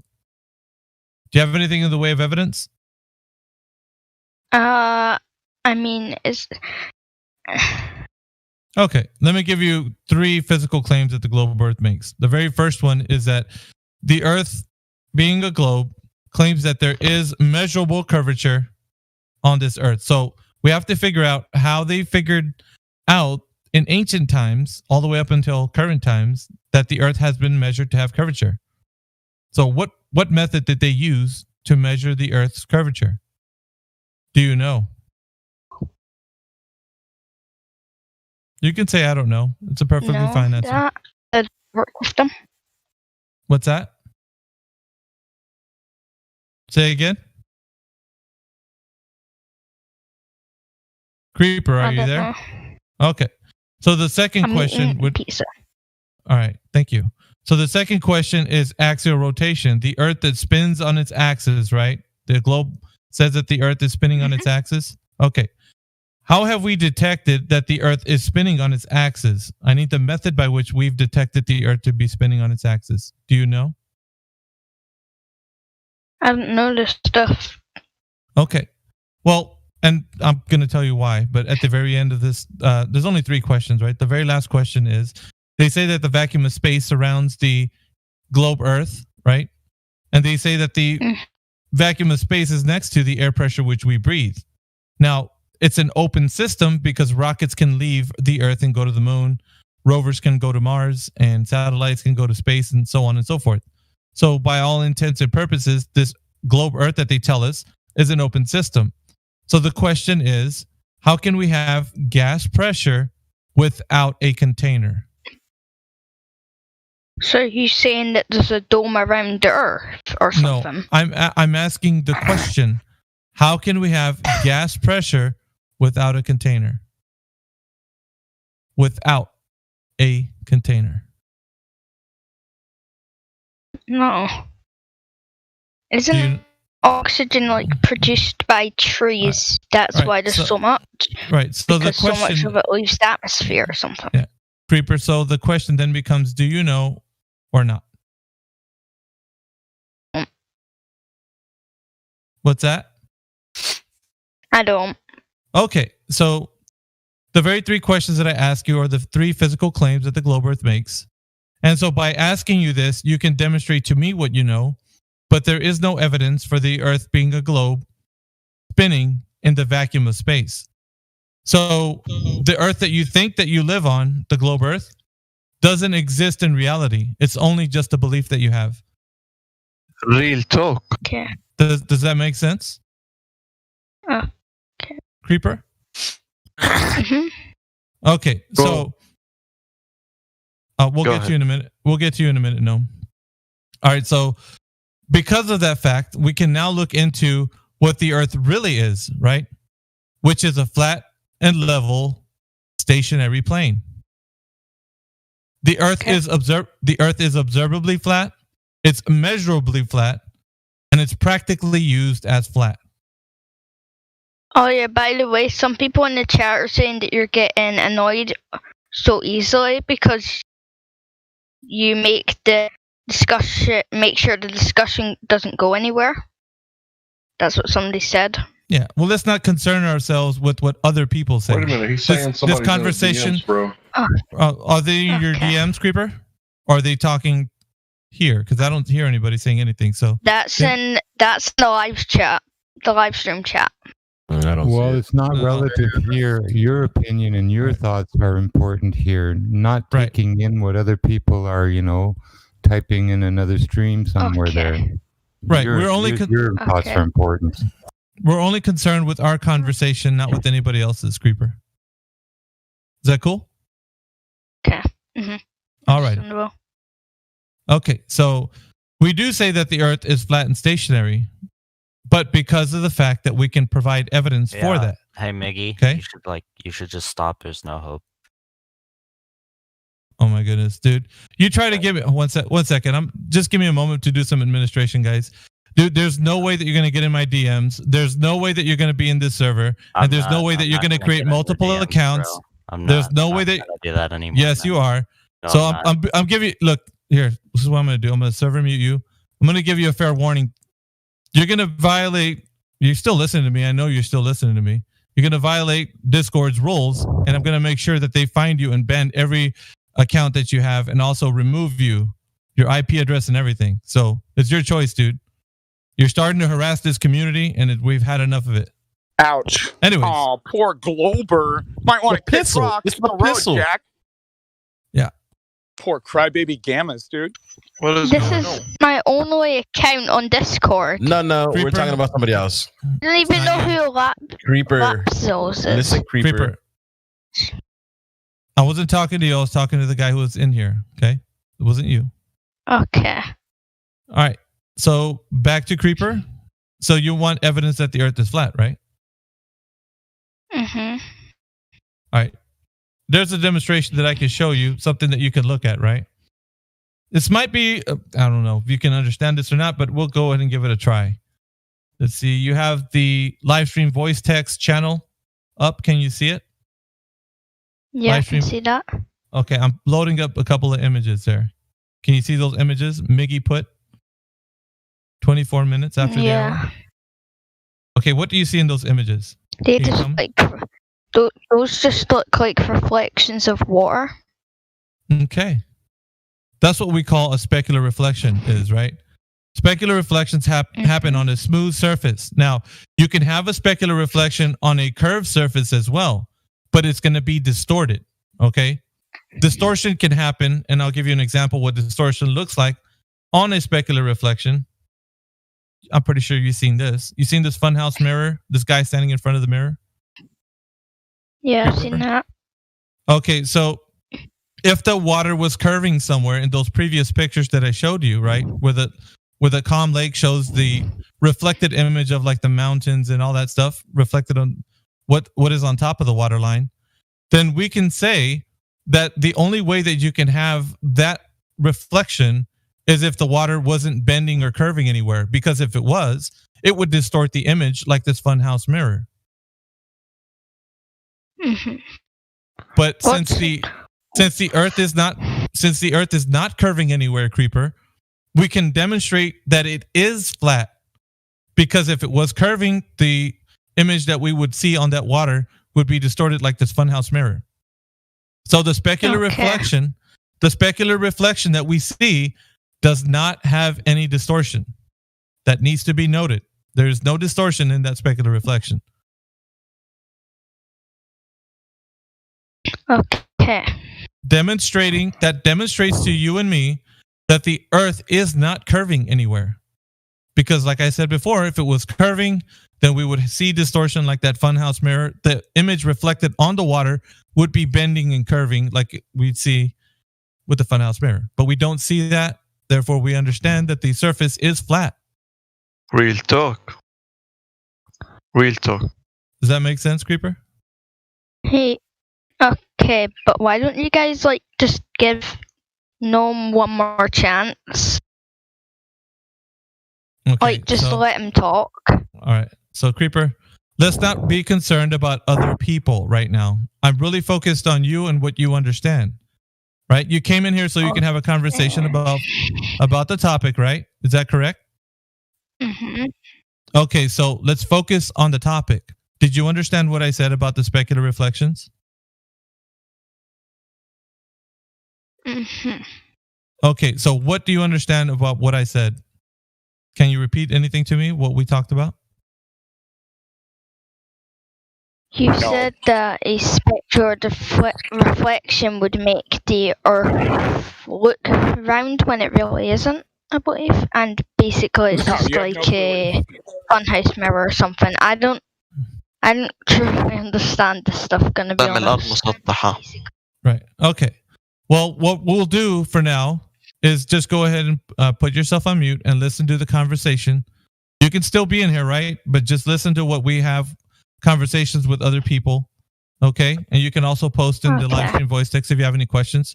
But at this time right now, it seems like things right now, having conversations with you are just a little bit above your head. So we want you to stay here so you can learn more. Okay. Is that fine? Okay. That's totally good. So just sit here, put yourself on mute, and just if you do have a question, you can ask a question, but for right now, just listen to our arguments with other people and how we discuss things. Okay? Thank you.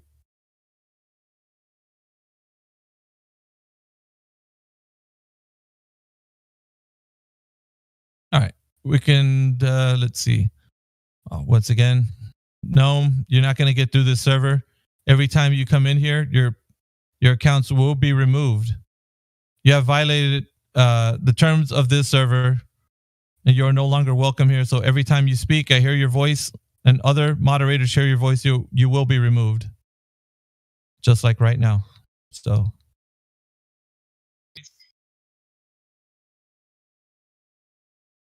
يا أخي الأرض مسطحة. Earth is flat. No fun. Absolutely. Yes, sir. All right. We also have other people that joined our chat. We have G. Morris Brown. G. Morris Brown, are you there?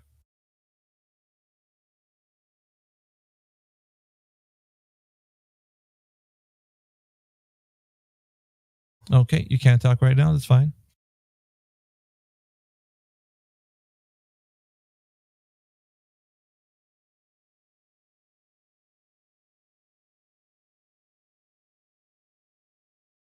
All right. Seems like nobody else new is in the chat. All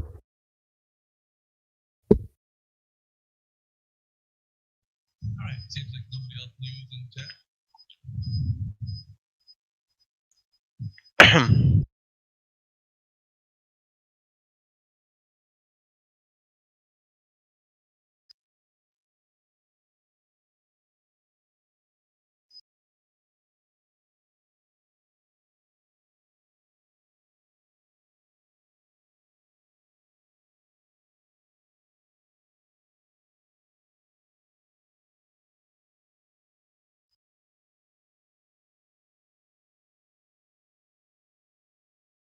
I have a question. What's your question? What is above the sky? Water Above or the what? sky. Yeah. What do you mean by above the sky? I know there is water there. You're kind of breaking up, Trippy. There's a lot of like distortion in your mic. Not me. I heard about there is water in the sky. How about that? You said the water's above? Is that what you mean? Yeah. All right. Everything that we can't verify becomes speculation, Trippy. Even though, let's say, in the Bible, it does state that, right? Water's above, water's below. But what we need here in this forum is a method in which we can validate the conversations that we talk about. So if it's nothing that you can validate, it would just remain in the realm of speculation and nothing more. Until you're able to validate that information, then it becomes real. It's something tangible, something you know, something you can tell somebody else to validate, and they can validate it for themselves. ما فهمتش إشي بس okay, thank you. Does that make sense? Thank you. Okay. Yep. Yes, sir.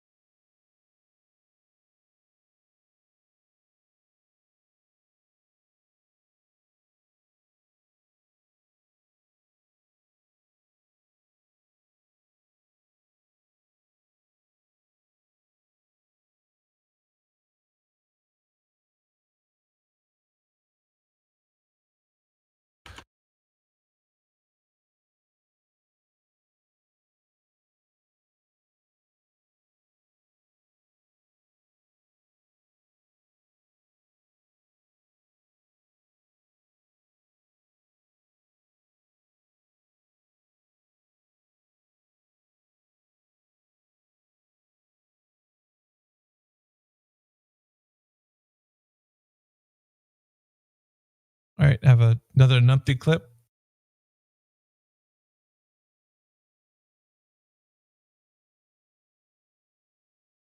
Blue, do you have hardware stores over there? What's a big hardware store name? True Value. Where you go and buy wood at True Value then? Or something like that. Ace. Yeah. True Value what? What do you guys often walk in and ask, you know, what the tolerance of the curvature of like a long plank of wood is in its drop over feet? Because that's weird to me, that. No, I pick it out and look at the crown. Pick out the ones that are less crown. I'll throw you out of the store if you ask that question. Hey Dean, retard Stingray. What are the names of the hardware stores in your part of Narnia? Let me ask you a question. Do you guys go in the store and ask for compressed air without a container? What do you think would happen then? Do you think they'd call security? Or do you think they'd call the Queen's guards and ask them to bring a horse tranquilizer to subdue your dumbass? And a titanium lace straitjacket for your trip to Shady Meadows for your emergency lobotomy. Just FYI, I wouldn't be asking the photosynthetic hillbilly, aka Hillbilly Blue Balls, the redneck retard, for just about anything. This bozo couldn't open up a gumdrop wrapper without extreme danger to himself and to others. For a prime example, just a few seconds earlier, the photosynthetic hillbilly said, "True value what?" While hillbilly blue balls the redneck retard, true value hardware. Heard of it? It's well past time to return to your true vocation, picking up cans along the side of the road. Supervised!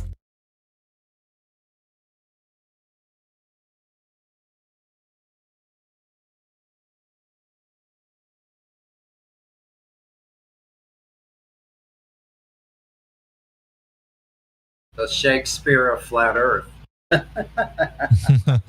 Yep.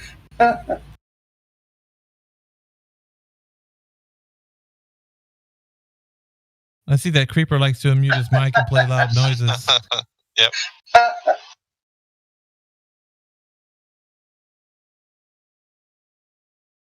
I see that Creeper likes to unmute his mic and play. Yeah, we don't tolerate trolls, Creeper. You're given a warning. If you continue to do it, you're going to be removed. Keep yourself on mute, please.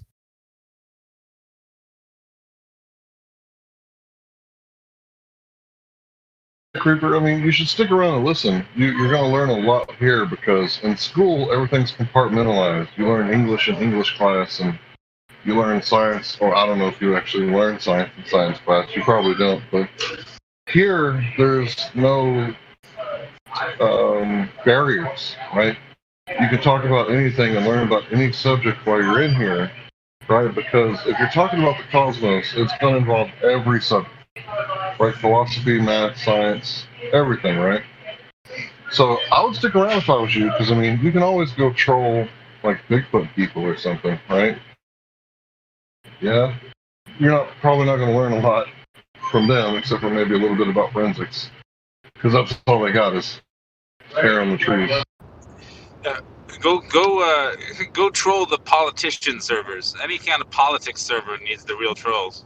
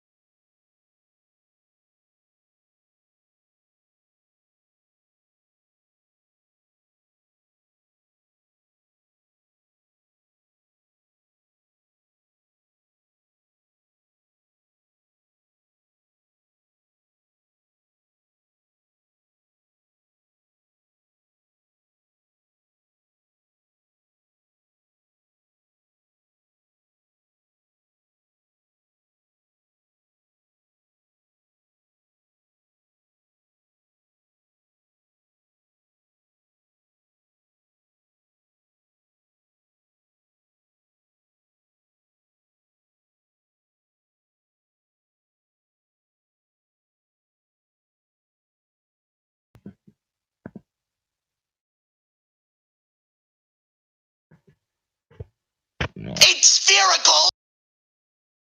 Yeah, you're gone. Smoke them if you got them. Mic check. You're done. We hear you. That's a very convincing argument, guys. I think it's time to turn out to take down the server. Yeah, that was very convincing. Oh wait, yeah, he said spherical. Oh shit, yeah, then close down the server. Then he said spherical, go. Wait a minute, did I miss that? Hey, is Creeper still listening out there? Creeper. He left. Yeah. So Creeper and those of you who maybe like Creeper or Gnome, you're gonna go through a lot of shit in life. Let me tell you this. And if all of your friends and everyone you know decided they wanted to walk off of a cliff, would you just go with them off the cliff? Think about that. Do you want to be a person that's walking off the cliff with all the other idiots out there, or you want to be someone who can think for yourself and determine things of your own senses Right now, he's playing like the role of a Steve Urkel. Well, they said this. Thinking for yourself, that's an archaic philosophy. Yeah, would you want to believe things, just believe things, or would you want to know things? To know.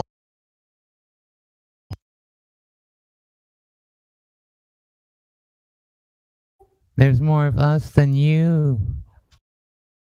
So we're right.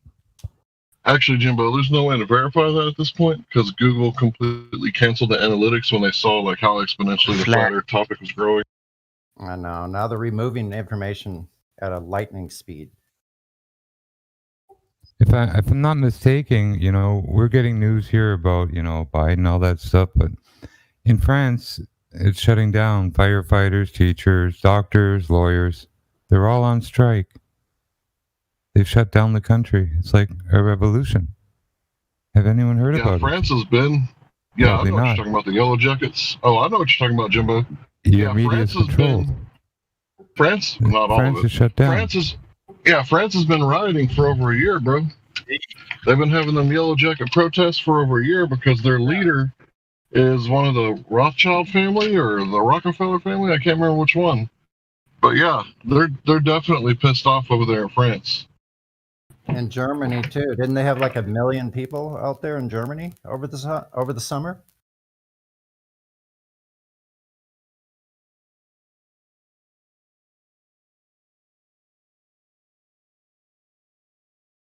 Yeah, I haven't heard about Germany.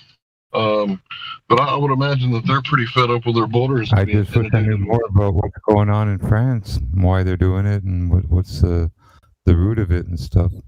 But Lord knows if Yeah, I we'll believe ever it's know. that Marcone guy. We certainly That can't get it Marcone from our media. Marcone. But yeah, my alternative sources, they've been talking about that for about a year. One of the Rothschilds died, 58 years old, heart attack suddenly. You heard about that, right? Well, there's probably 100 more to go. Yeah, no kidding. Not including clones. And people pretending to be. There's lots of them pretending to be Rockefellers and other Vanderbilts and other shit out there.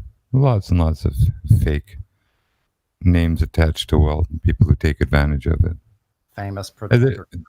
there was a time when on Oprah, I think, she got in a little trouble because she had these fake buckwheats on and these fake alfalfa from Little Rascals and all these people who were pretending like Dom DeLuise's son, and it wasn't even the son. These were just anybody who sort of looked like somebody, and well, she put him on the air as their son or whatever. It means nothing, a name. Got another numpty clip coming at you.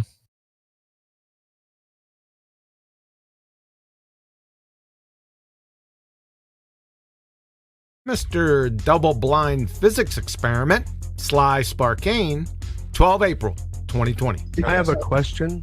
Sounds like Cinco de Mayo at your house, Jose. I know, right? Cinco de Mayo? You mean you Cinco de sandwich into de Mayo? It's Cinco de Mayo, you dumbass cracker. Sly, what's up, man? Go ahead. Hey, hola. Let's see. Montreal.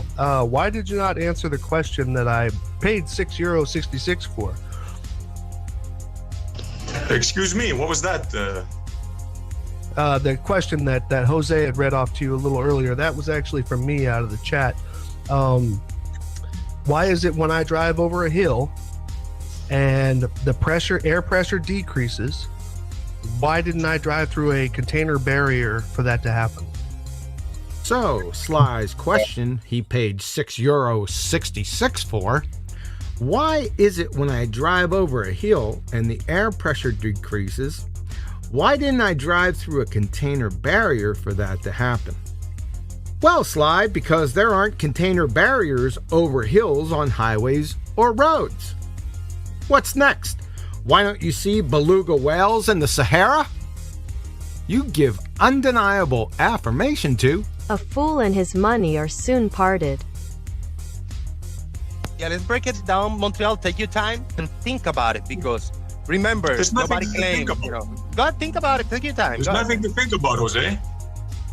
So, Jose Retard, you want him to take his time, think about, and break down why it is when Sly drives over a hill and the air pressure decreases, why didn't Sly need to drive through a container barrier for that to happen? Hey? Apparently, you've taken advantage of the social distancing guidelines and given the slip to your fleet of slobber nurses. From the beginning of time, since a caveman walked out of his That's not cave, my question, man. he realized, let me finish. He realized that when you go up, there's less pressure. And when you come down, there's more pressure. Okay. What's the big deal there? Why should there be a barrier there, Sly? Well, because number one, you just said a second ago, you're contradicting yourself now. You just said a second ago that pressure always moves towards the negative, right? Firstly, Sly, we're talking about gas pressure, not shark bite pressure. Shark bite pressure doesn't move to negative shark bite pressure. Number two, there's no such thing as negative pressure. However, there are negative IQs. Just look in the mirror and to the left and to the right, up and down the ball-tarred panel you're on. And number three, in nature, high gas pressure always moves to low gas pressure. It's the quintessential tenet of the entropy laws, i.e. the second law of thermodynamics. Duh. As in, a higher pressure will always escape towards a lower pressure, right? Correct. Okay, so why is the pressure at lower altitudes not trying to go up? Because it's Very lower easy. pressure above it. Very easy. There's the gases are produced on the surface of the Earth, and they rise up gradually. What's so hard to understand about that? Okay, how long does it take this process to take place? Because, even in the couple decades that you and I have both been alive, air pressure hasn't changed. What in the hell are you talking about, you bonehead? Air pressure is constantly changing. Here's what you do, Sly. You bribe one of your slobber nurses to let you watch the Weather Channel. And whenever they flash one of those maps up on the screen, you see the big H's with the circle around it? That's high pressure. Then you see the L's. They're pretty big too. They got the circles around them also. That's low pressure. And they constantly move, i.e. change. Next block of instruction, how to turn a doorknob in the evening. That's part one. I got part two also. Oh, I just want to say real fast, that Canadian guy, I've been on that channel before. I didn't realize it till just now. But that Canadian guy is a hardcore truther. That dude's aces in my book. I got part two coming at you right now. I just finished it.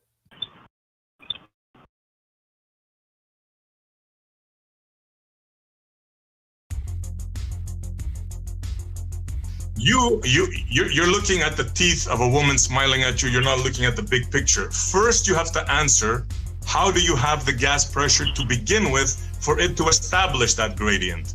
See, this is the mistake you're making. Right, I already know that. Really? So you already know that? Well, come on. Tell us. We only been waiting for 5 friggin' years. Spill the beans already. The cause for gas pressure or atmospheric pressure has nothing to do with gravity. I understand the argument. However, you are saying that positive air pressure is supposed to go towards a lower air pressure area. It's supposed to escape to that. Yet, at higher altitudes, air pressure is lower. So why is the higher pressure at sea level not trying to escape to it? Yeah. D. Stuttering fool. I suppose we're not going to get the answer to that today either. Yep, time to circle back to your container barrier over the hill query that would make incoherent second graders belly laugh. You're a clown. I mean, I could pressurize a container right here, and then I pop the top on it, and that stuff clears out like instantly. Whoa, you did answer it. Welcome to Flat Earth, you bonehead. You just confirmed our argument. Ha! Gravity itself is not a force, but gravity produces gravitational force. That's the result. So a non-force produces a force with the same name?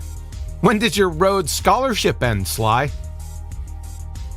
Wind is a definition. Uh-oh, now we're in for it. Sly's gonna release that piercing intellect of his. You bozo. Wind isn't a definition, it's a term. Like retard is a term. The definition is less advanced in mental, physical, or social development than is usual for one's age. Here's another term, moron. Here's the definition, a stupid person. Hey, and you know what? I see a picture of you here. You're waving. Ha! Clown. Now, the, what do you call it? What? Basically, what I'm telling you is that the word wind, okay, is a definition. Wow. So, okay, I get it. The term is less advanced in mental, physical, or social development than is usual for one's age. And the definition is retard. Ha, I got it. Hey, you're in this one too. You're here smiling and waving. So you got two definitions. My word. So, what I'm saying is that gravity is the definition. Yeah, now we get it, you sly dog, you. You were greasing the skids with wind so you can wheel out your disheveled. Gravity is the definition. You need to be institutionalized, dude. Immediately. Okay, gravity is a definition. However, what it creates is a gravitational force. So gravity, by definition itself, is not a force. Gravitational force is a force. Yeah, sure. And dark matter is created from nothing by luminescent gerbils, Sly. In conclusion, thanks for demonstrating that you're a double-blind retard. That's the definition. Ha! Yeah, that's it. Yeah. QE rocks. Well, those are some awesome shorts that QE has. And thanks, Miggy, for displaying most of those that we haven't seen. They really are kind of tasty because, you know, the Globers are out there. They're just not in here because they're scared. So it's kind of cool that we have technology and we can kind of bring their voices in here, right? So it's like we get to watch them die in agony as QE destroys every little stupid thing that they say. They don't have a chance. They don't have a chance in hell. Yeah, I'm uploading all these clips, so at some point, once I'm done uploading, I'm gonna put them all in the playlist for you guys. It'll be just easy as just turning a playlist on and just letting it ride. Dude, I mean, maybe we should, you know, take this playlist to the streets and show the show the normies, like, hey, these are the guys arguing for the globe, you know. But first, we need to make it out like they're flat earthers. Like, oh, these flat earthers, listen to what they're saying, right? And obviously, John's a flat earther, so it's not a lie. So as soon as they like realize, like, oh, that was the globetard speaking. At this moment, he knew that he fucked up. Yeah.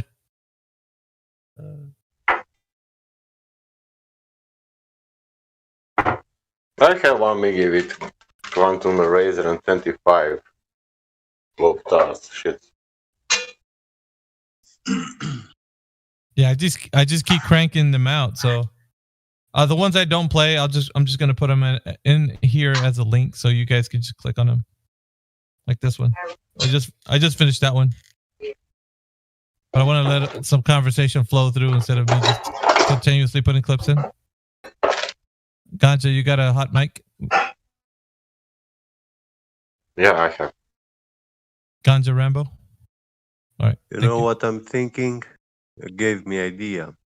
2003, 2004, when I was going with airplanes in Amsterdam airport, I hacked the airport TV display screens, and I streamed some internet live chat stuff. I made them display on the whole airport. You Chromecast that shit? And it's worth these videos to broadcast them like this. You know. All right. Good stuff. Real quick. Gonna stop for another little promo vid for the 24/7 Flat Earth Discord. All right. This is a promo made by Kai, so credit goes to her. You've been listening to 24/7 Flat Earth Discord 2.0. We hope you're having a fantastic day on this flat and stationary plane. If you too would like to join the debate, please click the link below. We'll see you there.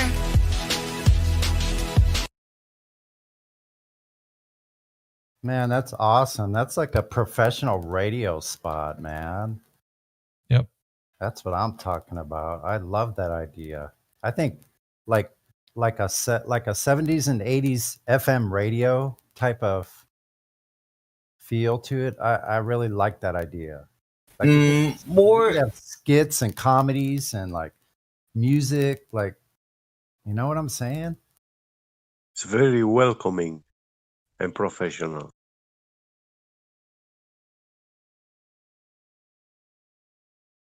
Man, I wish I could replace my Cortana voice on my computer with her voice. Man, that would be awesome if I could do that. Yeah, she has recorded. She did another promo for me, actually. I like to play them kind of back to back.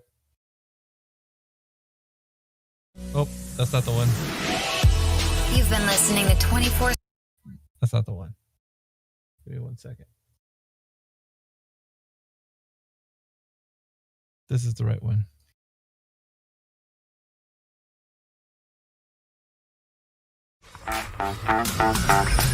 You're tuning into Mickey's 24/7 live stream, broadcasting you a play-by-play of the latest Flat Earth debate.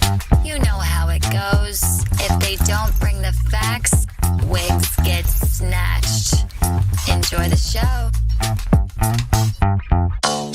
Okay. Wow. That just sounds like, something from Huggy Bear, no, she's got an incredible voice, man. I don't know what it is. No, I mean the music. It sounds like, I like it. some kind of pimp daddy kind of, thing going on. Perfect. I'm just saying, that's what it sounds like to me anyway. It's perfect. That was excellent. Who was that? High Sky? It's High Sky. Yeah. Wow, that's awesome, Mickey. Good job. Wait, are you claiming that Miggy is not a pimp? I don't know. I think he may be. No. No, she's got some amazing talent, though. Like, you guys got to give her props, man. She does I great give her props. I'm not saying I don't. Who would not recognize that voice? I mean, it's just great. I'm surprised that she has not gotten into radio ever. The whole family with capital FE knows her.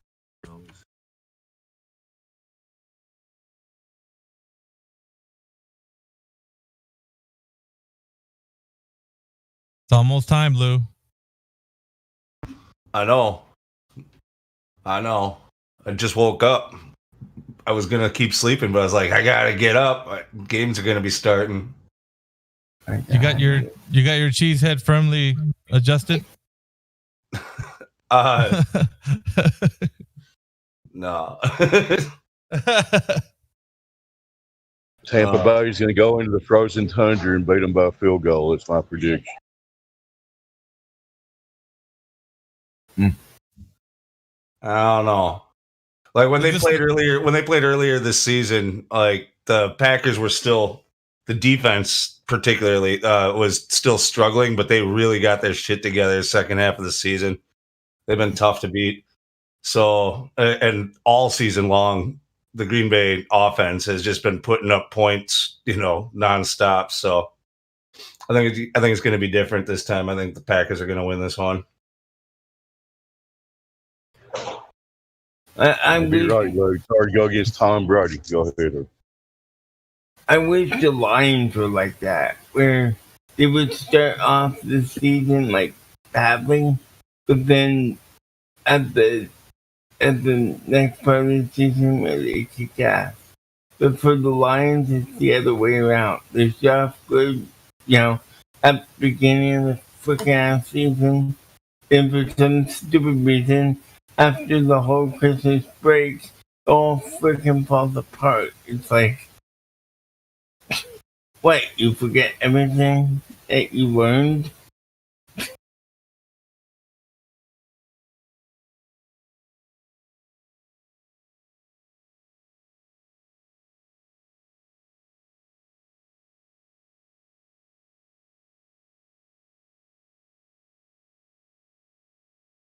What time is the KC and Bills game? That's after the Packers play, or is that starting like right now? That's a night game, isn't it? Yeah, I think it's after, isn't it? After, I think. Well, you gonna watch that one too? Yeah, probably. Might as well.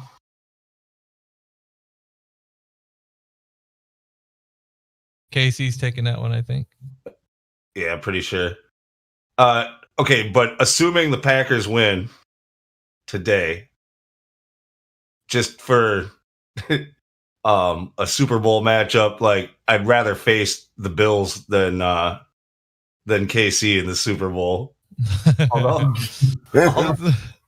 Although, yeah, that'd make a really cool Super Bowl too, though. Mahomes and Rodgers. Yeah, my two favorite teams in the NFL, man. Like, yeah, facing off.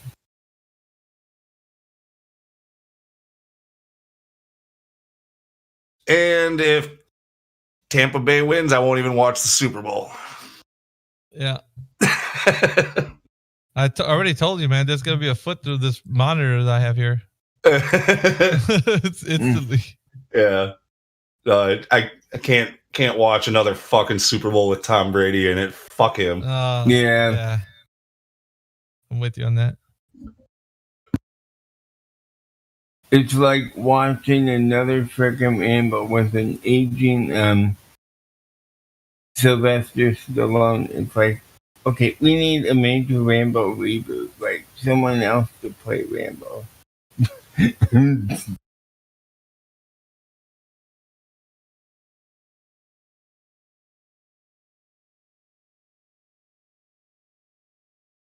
Which I wouldn't mind seeing a Rambo reboot, actually.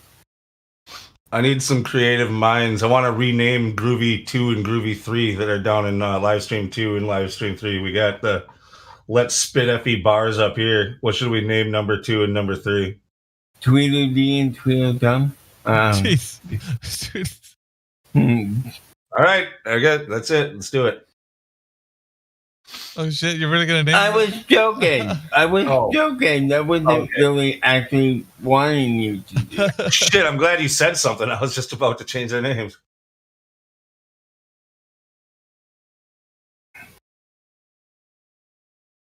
Anyone? What are you thinking?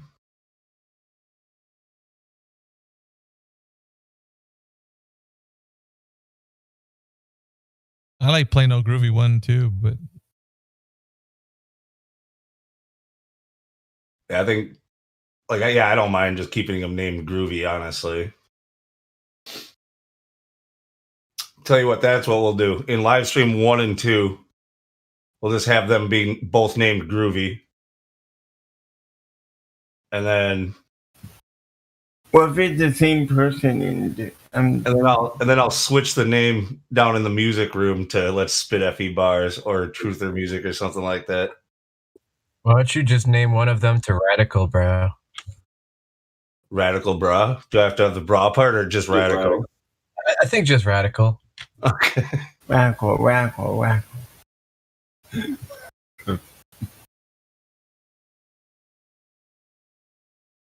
If anyone remembers what movie that's from,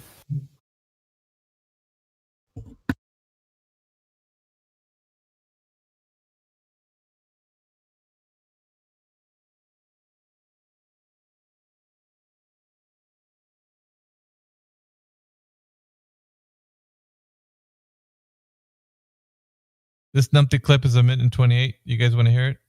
Yep.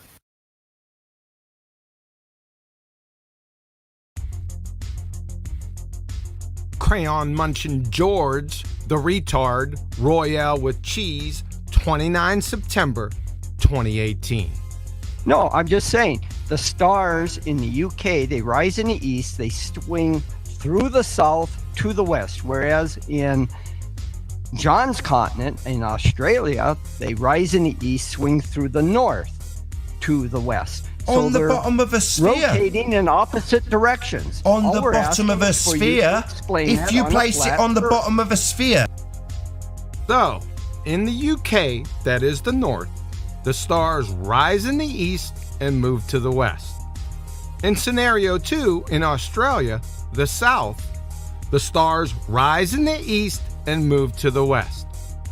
Your conclusion: the stars are moving in opposite directions.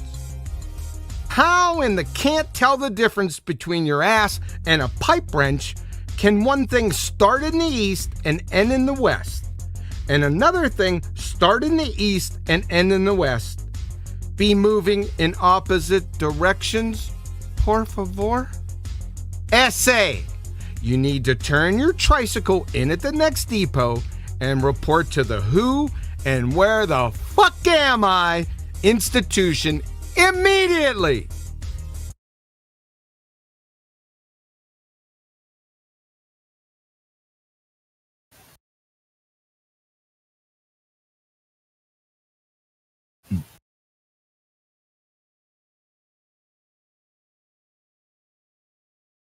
What an numpty.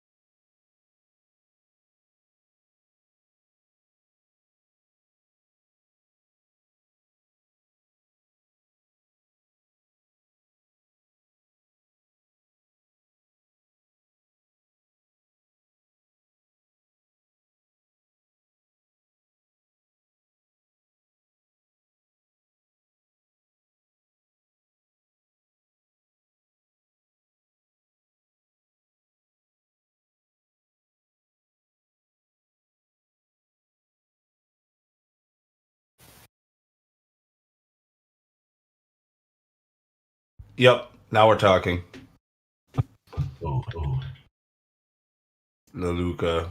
Thought something went wrong. Turn Leluca to say something. Attention Walmart shoppers. Please note, the earth is flat. Drive safely.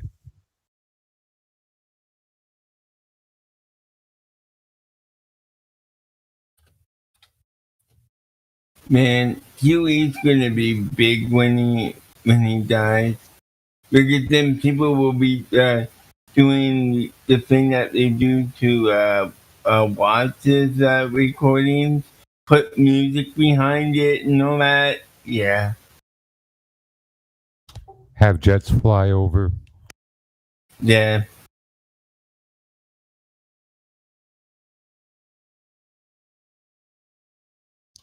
Flags at half-mast nationwide.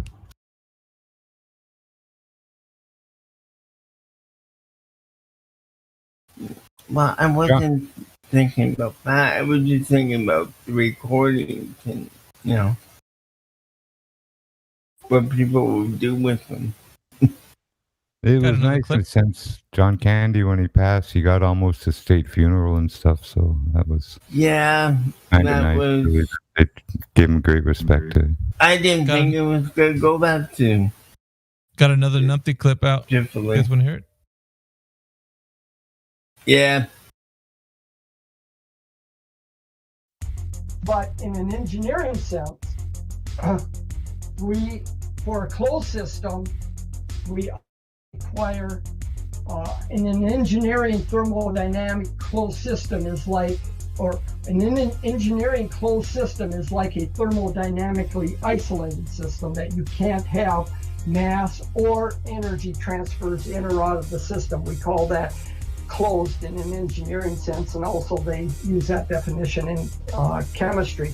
So it depends upon what discipline you're considering when you want to talk about open and closed, because some require thermodynamics allows this heat transfer out of a closed system, whereas in a lot of other disciplines they do not allow heat transfer out of a closed system. Harsh shit. All that drivel was cockamamie inane made up bollocks. From Anne-Marie Helmestein, PhD, Biomedical Sciences, from thoughtco.com. A closed system is a concept used in thermodynamics, physics and engineering, and in chemistry. It differs from an isolated system. A closed system is a type of thermodynamic system where mass is conserved within the boundaries of the system, but energy is allowed to freely enter or exit the system. You got mushroom manure for brains, window licker. Entropy being a measure of disorder. Yes, and Pocahontas was actually Elmer Fudd in Drag and was responsible for the Tet Offensive. George McFly, order and disorder to describe entropy was scuttled over 30 friggin' years ago. From the entropy site .oxy.edu, entropy is not disorder, not a measure of disorder, not a driving force. From the entropy site again, this view was broached partially in a previous article that showed disorder was outmoded and misleading as a descriptor of entropy. Footnotes 1 and 2. From ChemLibre text, there is no basis in physical science for interpreting entropy change as involving order and disorder. Listening to you discuss thermodynamics, Georgie Tatonka, is akin to listening to Mr. Magoo giving the keynote address at a neurosurgery convention. Take the next 3 days off, then quit. Clown. A good example of a closed system that only allows energy to transfer through is your AC systems. They have a liquid that's pumped through and hollow pipes, and it's forced through the system. As it passes through the system, heat is allowed to escape through radiator grills, but it doesn't lose any weight.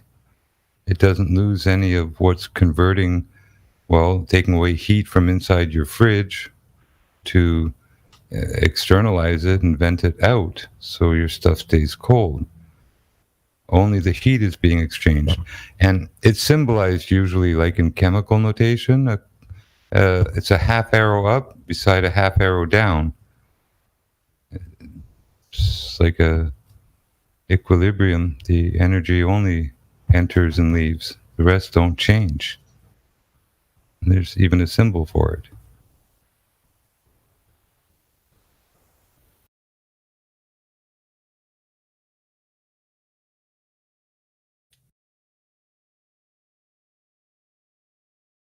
But every refrigeration system exchanges heat energy, but no weight or mass. It stays the same in the tank compressor, unless it gets a leak. But the only thing it exchanges is thermal heat. Heat always has to be released. Water flowing downhill releases heat. Sneakers running across a basketball court, there's some of it released in heat friction, and some of the heat the energy is released as sound. You can have refrigeration systems that work on sound. Sound can take away energy, heat. Things can cool off just by using sound, not compressed gases and fluids. But basically, a closed system is just that. It's closed. All AC units are a closed system, and the only thing they do is exchange heat. They take heat away from one place and let it dissipate somewhere else.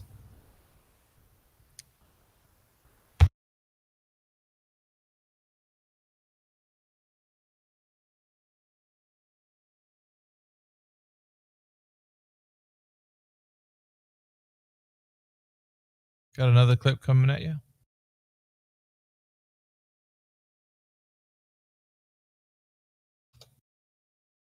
Nathan believes that the Earth turns underneath the atmosphere, which is categorically incorrect. Oh, the Earth is still turning underneath the bullet. No, the Earth does not turn underneath. Oh, the Earth is still turning underneath the bullet. You don't understand the Coriolis effect, George. In order to have a Coriolis effect, we need the Earth to turn underneath the atmosphere, because if it didn't, we wouldn't have Coriolis, mate. We took you through this yesterday. Oh, the Earth is still turning underneath the bullet. Oh, it's turning underneath the bullet, is it? I've never said that the Earth is rotating underneath. Oh, the Earth is still turning underneath the bullet. I've never said that the Earth is rotating underneath. Oh, the Earth is still turning underneath the bullet. That's it. Well, that's George Netlier. You can't expect more from him. Yeah, that's an excellent clip right there. So the Earth is turning underneath the bullet. Got it. That's some sort of like, we do, we don't, we do, we don't, we don't. The Rumpus quote.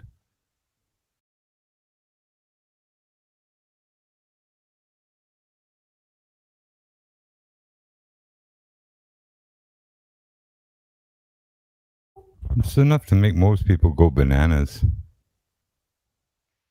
Try to figure heads or tails when you're listening to people like that. Good Lord. Anyone who thinks there's some coherence in people like George Nutsack and stuff, I don't know what they're listening to. I hear like contradiction and insanity, desperation. If someone hears science and all that and method, please help me.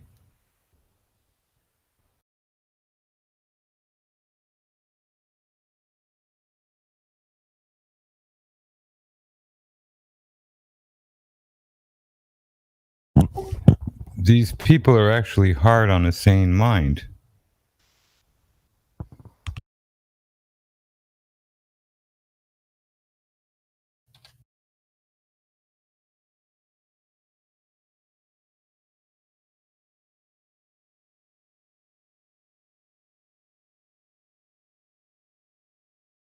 It's almost like you listen to too much insanity, you might go insane yourself.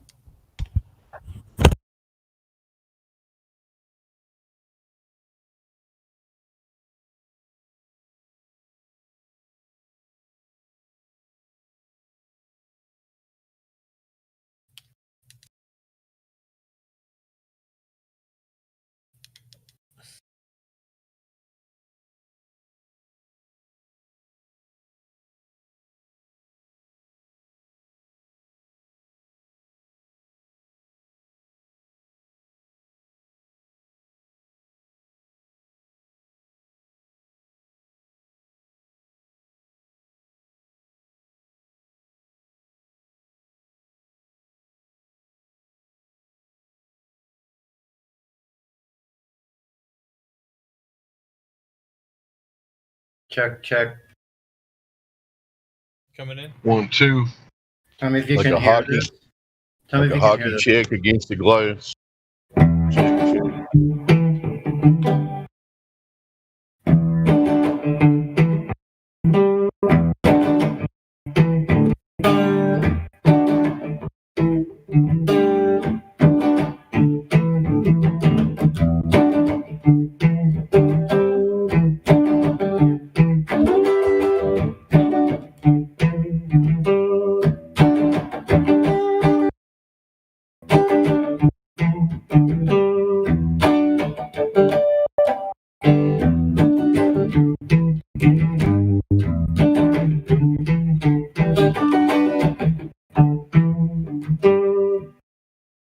Do you like that beat? Yeah, that's pretty cool. It's groovy, baby. Yeah, you need a little groovy bass line to go with it. I could hear it in my head. Yeah, that's a little slide bass that would go in there when you hit them high notes. trying to get a good. I'm just trying to get a good funk rhythm going. You know, something like really. Yeah, man. Like I said, I could hear the bass line to it when you hit them high notes. Little slap bass, slapping, popping.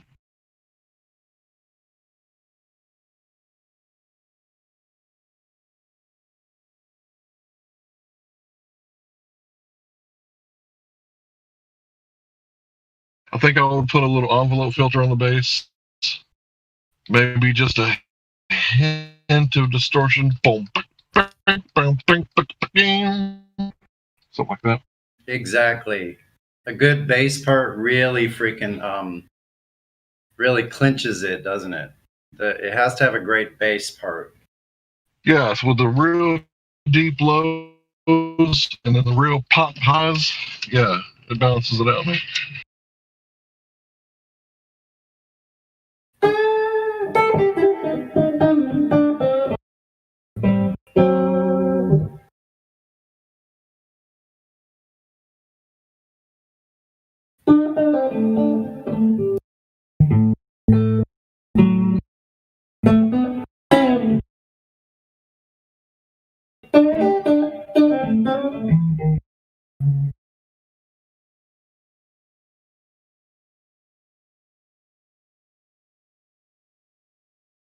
Another clip.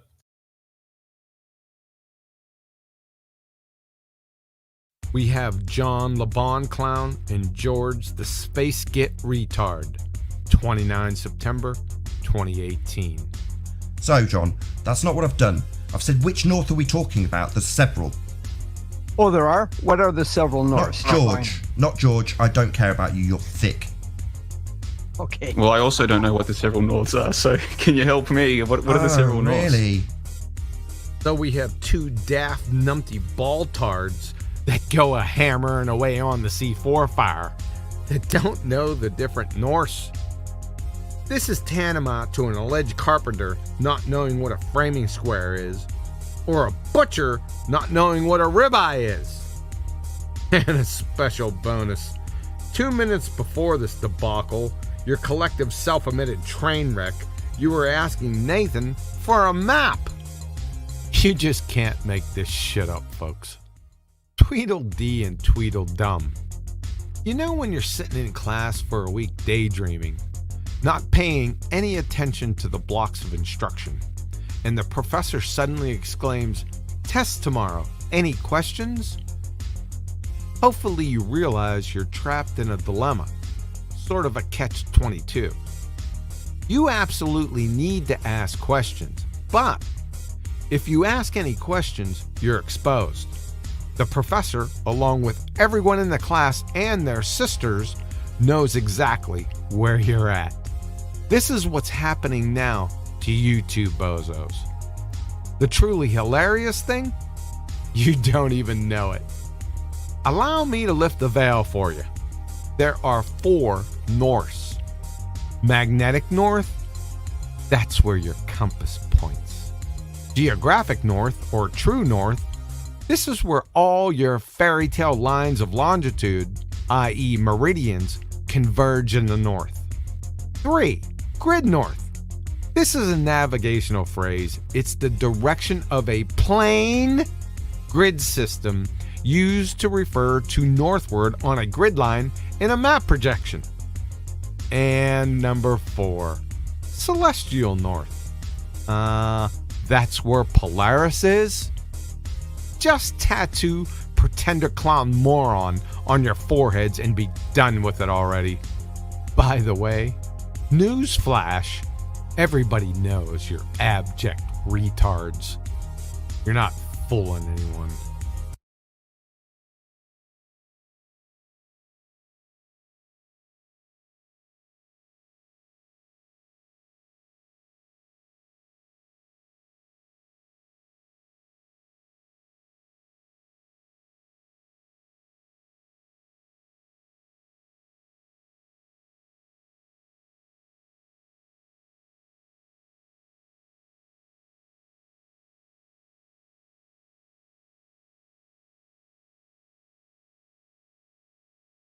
Mickey. Yeah. Mickey, can you play that one again? That's a good one. The four Norths. Yeah, sure. I think we should know that. I gotta read into it, but I heard QE speaking about it. I think terms, but not like that. Not mentioning the Ford in a one by one like that. Yeah, I'll play it again. Just give me a second. I think India spoke about something like that too. All right, here it goes. We have John LeBon Clown and George the Space Git Retard. 29 September 2018. So, John, that's not what I've done. I've said which North are we talking about? There's several. Oh, there are? What are the several Norths? Not George. I don't care about you. You're thick. Okay. Well, I also don't know what the several Norths are, so can you help me? What are the several Norths? Really? So we have two daft numpty baltards that go a hammering away on the C4 fire that don't know the different Norse. This is tantamount to an alleged carpenter not knowing what a framing square is, or a butcher not knowing what a ribeye is. And a special bonus. 2 minutes before this debacle, your collective self-admitted train wreck, you were asking Nathan for a map. You just can't make this shit up, folks. Tweedledee and Tweedledum. You know when you're sitting in class for a week daydreaming, not paying any attention to the blocks of instruction, and the professor suddenly exclaims, "Test tomorrow, any questions?" Hopefully you realize you're trapped in a dilemma, sort of a catch-22. You absolutely need to ask questions, but if you ask any questions, you're exposed. The professor, along with everyone in the class and their sisters, knows exactly where you're at. This is what's happening now to you two bozos. The truly hilarious thing? You don't even know it. Allow me to lift the veil for you. There are 4 Norths. Magnetic North? That's where your compass points.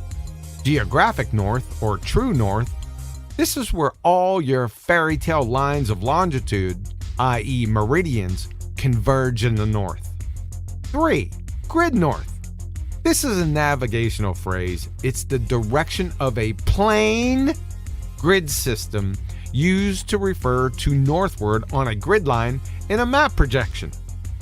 And number 4. Celestial North. That's where Polaris is? Just tattoo Pretender Clown Moron on your foreheads and be done with it already. By the way, newsflash, everybody knows you're abject retards. You're not fooling anyone. Yeah, John LeBon's been in the game since 2015. How does he not know that there's more than one North? I mean, that dude was auto-hoaxing and all that stuff, making, real researchers look pathetic because of his dumbass auto-hoaxing, right? Oh, there's an event. It must be a hoax. Nobody died, guys. I hate that shit. So this dude is a pretender clown. He's not a real truther, because a real truther waits 3 months and does at least 50 hours worth of research before they start providing evidence. So shame on you, John LeBon.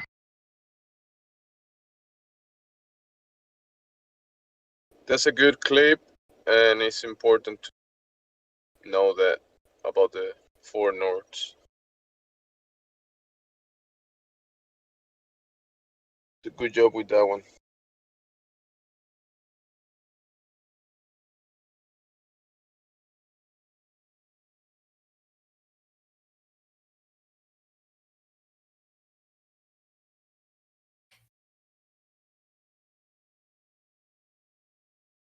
We don't tolerate auto hoaxers in the truth community.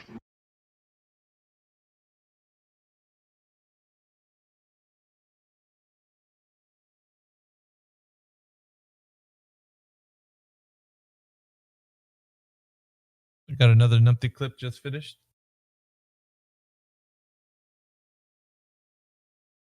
I'll pause every now and again, see if we got anybody in the chat that wants to speak before I actually play the clip. This one's a bit long. It's like 4 minutes, 5 minutes.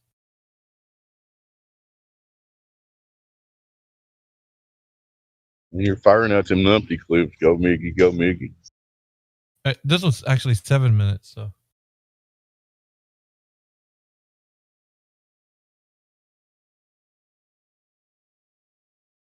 All right, incoming clip.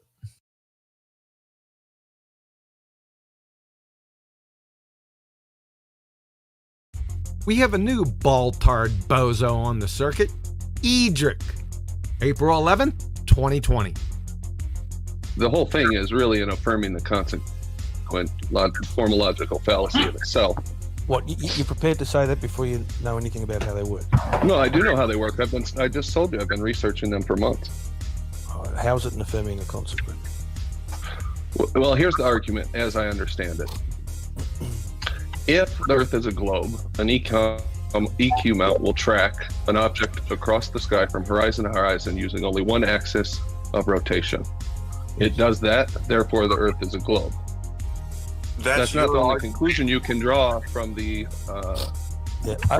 results of using an EQ mount, correct? Brandon, Brandon, the problem with doing it that way, and this is a Nathan Oakley exercise all the time. You could just as accurately say, if an EQ mount will follow, a celestial body across the sky from horizon to horizon, then the Earth is a globe, right? You just transpose your P and your Q arguments, and then it's not an affirming the consequent, which is a fallacy. It's an affirming the antecedent or remote opponents, which is a valid argument. Okay. So restate the argument for me in the way that you'd say it. Your argument was, if the Earth is a globe, then EQ mounts work in X fashion, right? EQ mounts work in X fashion, therefore the Earth is a globe. Now you're right, that's an affirming the consequent fallacy, right? But you could equally say, if you transpose the propositions, you could equally say, if an EQ mount works in X fashion, then the Earth is a globe. An EQ mount works in X fashion, therefore the Earth is a globe. Now that's not a fallacy. Really? So according to you, to save a train wreck formal logical fallacy, you just flip the P's and Q's and voila, Bob's your uncle, right? Great job. Now that you saved the formal, we can now check for soundness, right? Tell him what he's won, Johnny. Number 1, an informal logical fallacy called begging the question. Assuming the very thing you're attempting to prove with your EQ mount, it's a sphere fiasco. And number 2, a non sequitur fallacy. Because nobody with a competent faculty of reasoning skills would clumsily attempt to appeal to the motion of a man-made object, tracking the motion of celestial objects, to validate what they're standing on. It's tantamount to attempting to discern the shape of Cassiopeia by tracking how a motion-sensitive camera surveils a friggin' mud bog. You're an imbecile. You got to be careful. I mean, an example commonly used is, to try and make it obvious, if you cut a person's head off, they will die, right? I cut a person's head off, therefore they're dead, right? But the problem is, look at line 1. If you cut a person's head off, they will die. That's not a factual statement.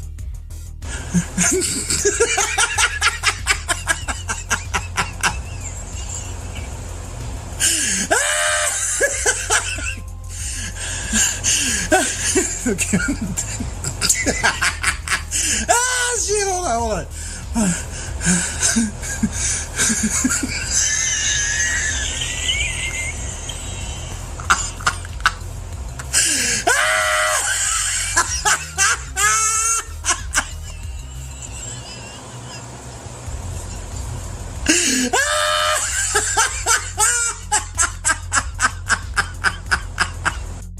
Yeah, headless bozo. Well, no, it's not an argument. I mean, we can show you pictures showing you exactly how they work. I mean, look, Brandon, you've got to understand the only explanations, those of us who've been doing this for a little while, the only explanations we get to the South Celestial Pole problem are either, I don't know what the nature of the stars are, they're celestial, something or others, or personal dome arguments, which are ludicrous. I know you're saying you don't have an explanation, but none of us have ever heard an explanation for the South Celestial Pole. Oh, really? So we have 3 anecdotal fallacies, which are straw man fallacies, and I have an explanation to your conjured South Celestial Pole problem. From Cornell University, there is no South Star. It's just a coincidence that there happens to be a bright star, Polaris, close to the celestial North Pole. The southern hemisphere isn't so lucky. The only star that comes close is Sigma Octans, which is 1 degree away from the South Celestial Pole, but it's only a 6th magnitude, too dim to see at all except under optimal conditions. And from the 1 Minute Astronomer, Dr. Brian Ventrudo, in the northern hemisphere, the bright and easy to find star Polaris marks the position of the northern celestial pole. This makes it easy for stargazers and navigators to find north and get orientated in the night sky. But in the southern hemisphere, it is different. By sheer bad luck, the South Celestial Pole, the imaginary point in the sky directly above the Earth's South Pole, coincides with no bright stars, and the southern polar sky has few other guides to find the pole. So, your conjured South Celestial Pole problem is your problem because it's in your imagination. You're a bozo. The other circular argument, the other explanation we get is the world's worst circular argument. The Earth is flat, it works, therefore that's how it works. You know what I mean? It must work because the Earth is flat. Did you query preschoolers for your 4th anecdotal belly-laughing straw man fallacy here? Headless bozo, perhaps you should consider returning post-haste to your cake decorating and whose favorite color is the best forms to ply your wares, son. You're a retard. That's it.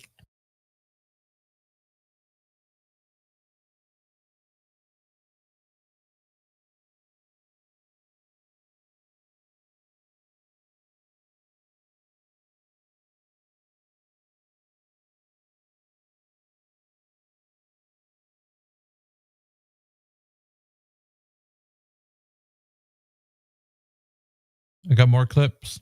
I just made another one.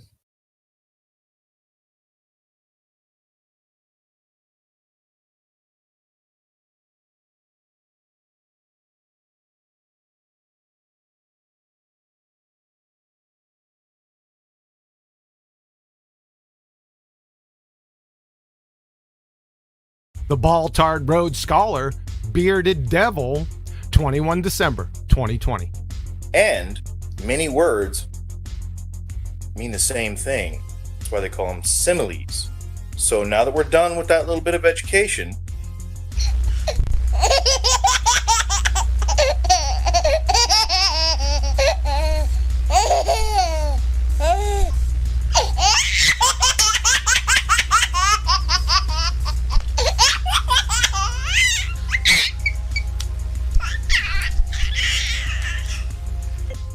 You bald-tard buffoon. You couldn't educate the bionic woman on hearing if you drug her around in back of a dump truck through a nitroglycerin plant. Words with a similar meaning are called synonyms, not similes. A simile is a figure of speech involving the comparison of one thing with another thing of a different kind. You're as dumb as a bag of hammers. That's a simile, you dumbass cracker.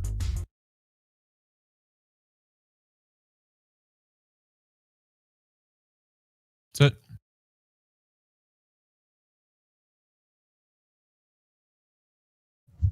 Some impressive displays I of gotta say- intellect there. Go ahead. Oh, go ahead, Dave. My bad. I just said impressive displays of intellect. Go ahead, Hank. I gotta say, I feel bad for all the Globetards listening right now. Like, you're over there, like, oh man, my friends say some stupid shit sometimes. But, you know, we wouldn't keep playing these clips if, you know, you'd come over here and bring something. You know? But you ain't got nothing but refraction. Is that terrestrial refraction?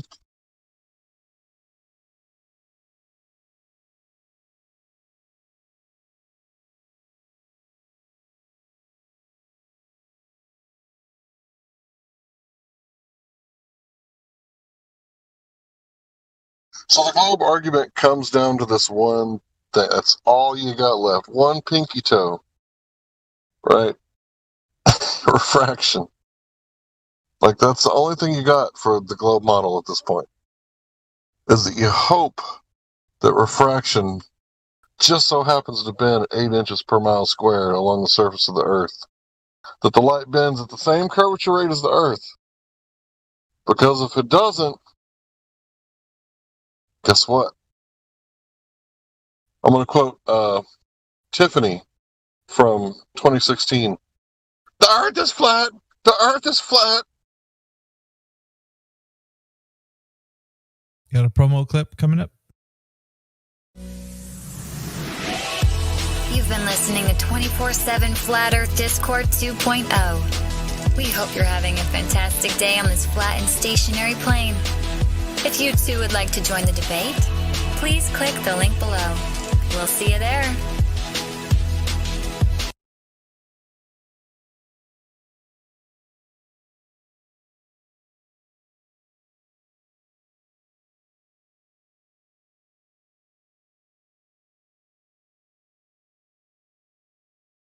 Just curious if anybody does remember Tiffany from 2016. I remember her, Hank. She's still around? No. No. Oh. Thank God.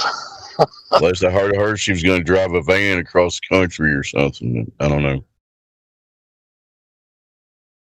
Well, if she did that, she should have broadcasted it so we all could see it. I'm surprised you remember her, Dave.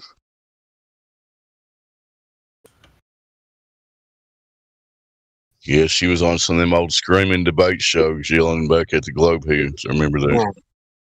Oh man. She wasn't afraid to speak her mind.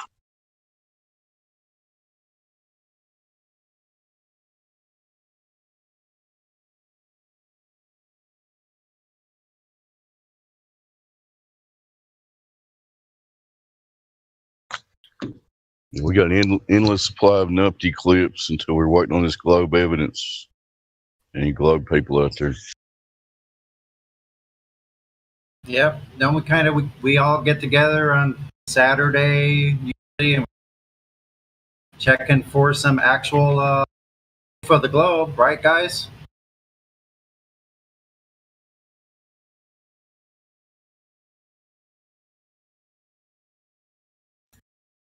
Still none to be found.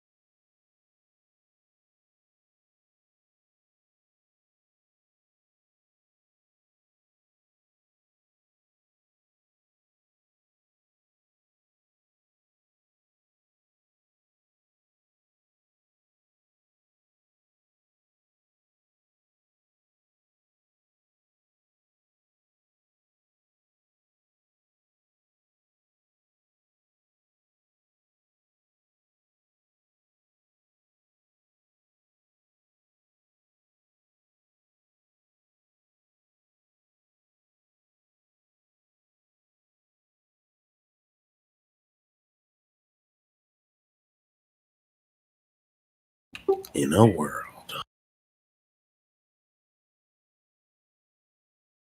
In a world where you can see further as conditions worsen, and as things clear up, you can't see that far.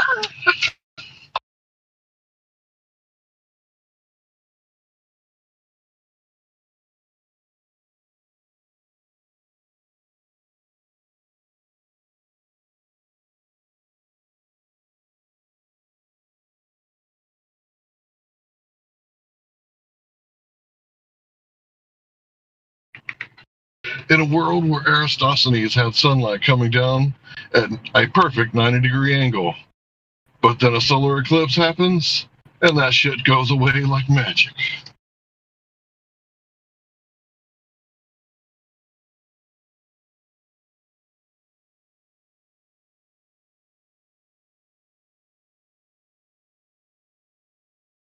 In a clown world.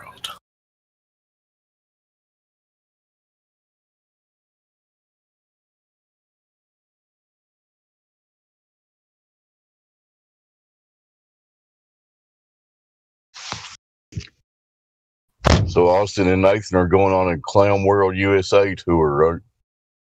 Yeah, you seen the RV they're driving. Yeah. Did you see the new NASA video? No. NASA video. Yeah, that I'll post it. Found worth seeing.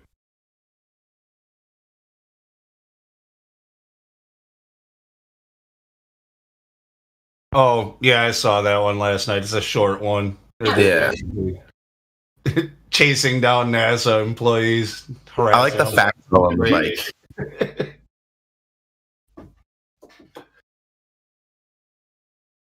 The women riding on the bike where he runs up and sticks a flyer in her NASA backpack. She's like, I work for NASA. And she's like trying to get away. 300 pounds. I work for NASA. Oh my God. Yes, he said, I worked for NASA for 20 years. Of course, it's a globe, something like that. Oh my God. Okay.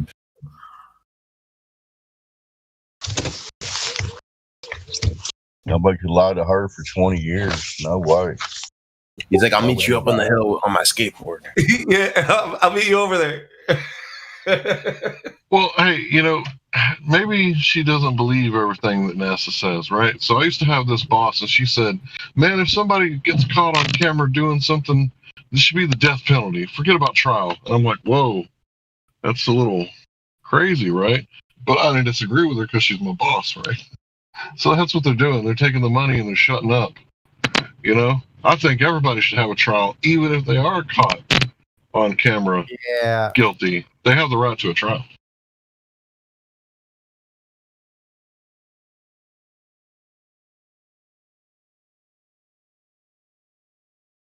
Just divvy out. Because what about deepfakes?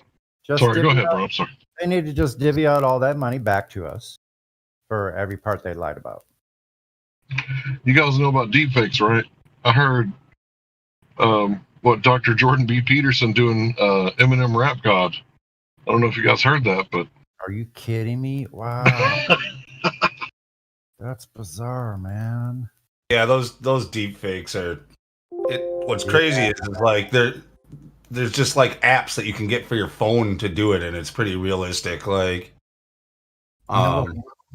it's super easy to do that, like with the technology we have these days. And then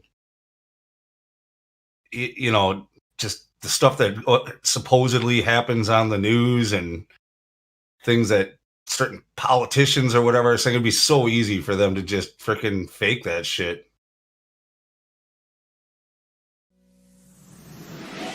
How long You've been have they been listening doing to that? 24/7 Flat Earth Discord 2.0. We hope you're having a I fantastic posted day on this flat really and good stationary one. plane.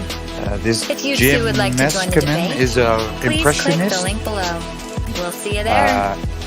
Do voices and the voices and the mimics of the actors he's doing, but then they post the face of the actor he's mimicking, right? So it looks really authentic, right?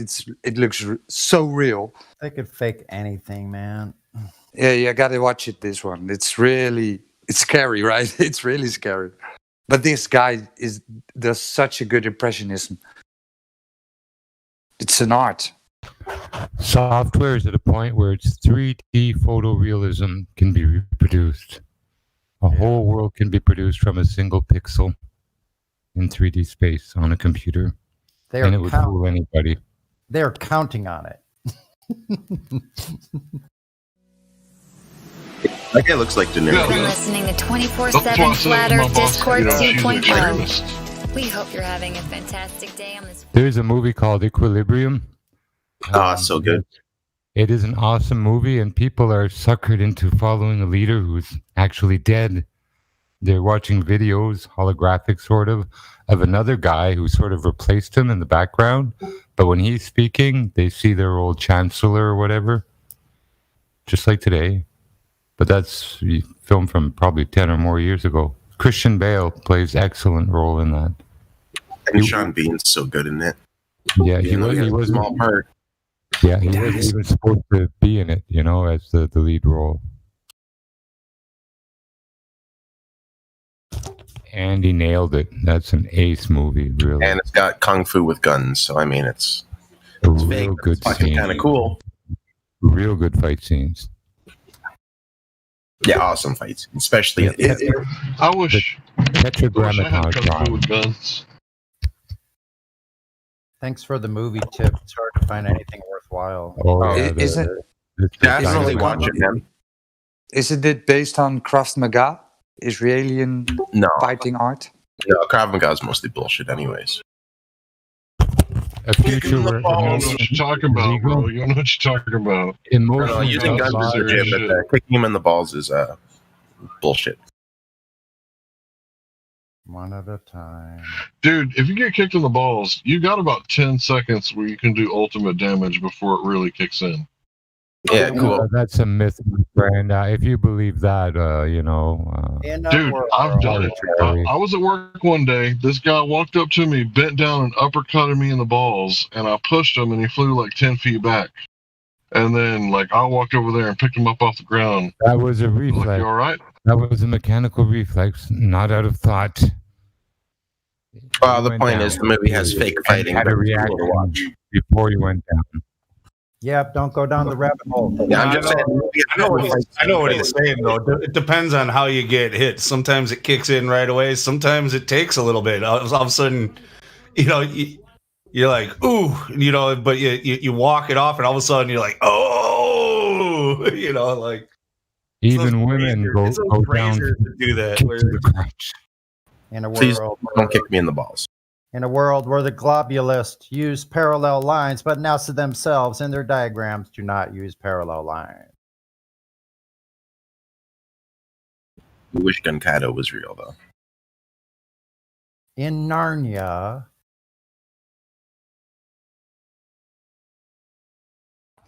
There's a movie with Steven Seagal. It's a comedy about fake news and stuff, but he plays a superhero who punches people in the balls to set them straight. oh, check it out. Speaking of kicking in the balls, my friend Tracy from up here, she lives a little bit north of me. Anyway, she said she was flat smacking somebody at a party in her area, right? And one of the guys, she's a small lady, she's not big. So, pretty short. And she said some guy started getting rowdy with her, started coming at her or something, and she kicked him in the nuts. And my friend Tracy. That's some flat smacking, all right. Oh, yeah.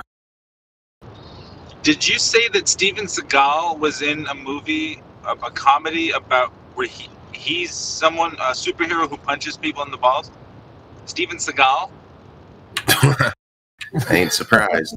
Steven Seagal's a bullshit artist, so. Wow. No, but what is that? I have never heard of that movie, and I know a lot of Steven Seagal movies. Was that the Onion movie? I think Mr. Miyagi was in it. Was that the Onion movie?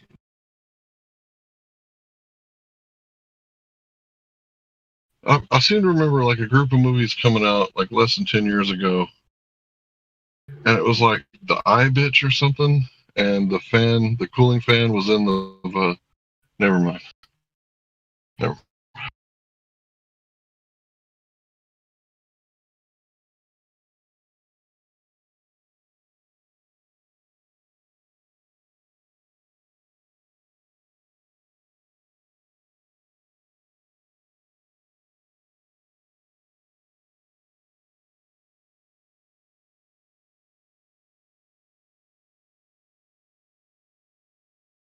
Steven Seagal got so fat. Just went quiet. I'd imagine everybody's looking up the Onion movie. No, It's pretty funny. Check the. I think it was a one-time watch.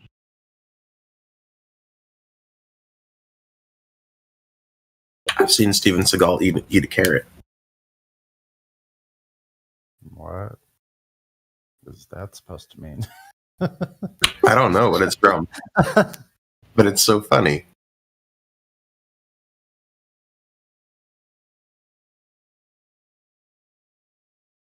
So who was that was saying that Krav Maga was BS? I'm just curious. Me. Who? Me. So your avatar is me? Listen, there's some types of fighting that are fake, man. Like Steven Seagal, he teaches Aikido. Aikido's fake. Your partner throws himself. So when you go do like a little wrist throw in Aikido, it's your partner doing a somersault to look cool. There's no such thing as fake, man. I'm just saying. Nah, Everything Steven you see Seagal is as it no, wait a minute. Everything you see on film is real, bro. Come on. Now, on Krav Maga, maybe what they're teaching to the fucking Israelis is real, but you go to like a Krav Maga class and learn how to kick some guy in the balls, you're just learning. You're LARPing, you know. Even the fake is real, man. It's all real. They teach our military Krav Maga also. So you see what I'm saying then? And our cops. Hey, how many cops and military do you know that actually know how to fight? They look like they would roll. What? Unless they train a sport. Except the female ones, they look pretty badass. I'm afraid of them. I mean, the military and cops are trained killers. You know that. Yeah, with a gun, for sure. Mm-hmm. Absolutely. No, they can fight with their hands. They know about pressure points. Pressure points aren't real. I'm just saying. You're not gonna knock someone up by touching someone with your thumb. No, bro. Listen just for a second. Take your thumb and shove it right below your ear. Hold on, bro. Listen to what I'm saying. Take your thumb, shove it right below your earlobe, in between your jaw and your neck, as hard as you can, and tell me the pressure points are No, real. so that's legitimate, but wait, you don't understand what I'm saying. There's a nerve cluster behind your jaw. You're not gonna go knock someone up by touching a pressure point. You're not going to be able to get. Dude, when you hit someone in the jaw, their jaw slams into that nerve cluster that I just told you to push on, and it knocks them out. So yeah, there's pressure points. Okay, so he's picturing when you do that little karate chop from behind them, like hit them in the neck and they just pass out immediately, like in what was that? Like James Bond movies. Yeah, that's not real. Yeah, that's not real. No. We're If not you claiming train it boxing, is. Pressure or you points train are real. like wrestling or jiu-jitsu, and you train like a sport, and you're like a cop or something, I think that's awesome. Okay, so you said pressure points aren't real. What are you going to do if I press on your even eyeball? without touching you. Sorry, too many people talking. I didn't catch that. I can press your points even without touching you. Oh, you're trolling, but yeah, that's so funny. Are you a glober?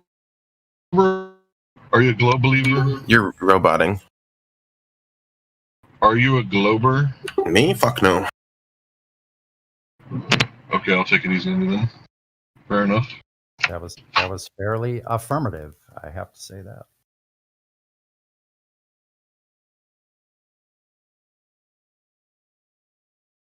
I mean, or how about just, pinching in the webbing between your thumb and index finger? Like, that's a pressure point right there. Everybody knows that one.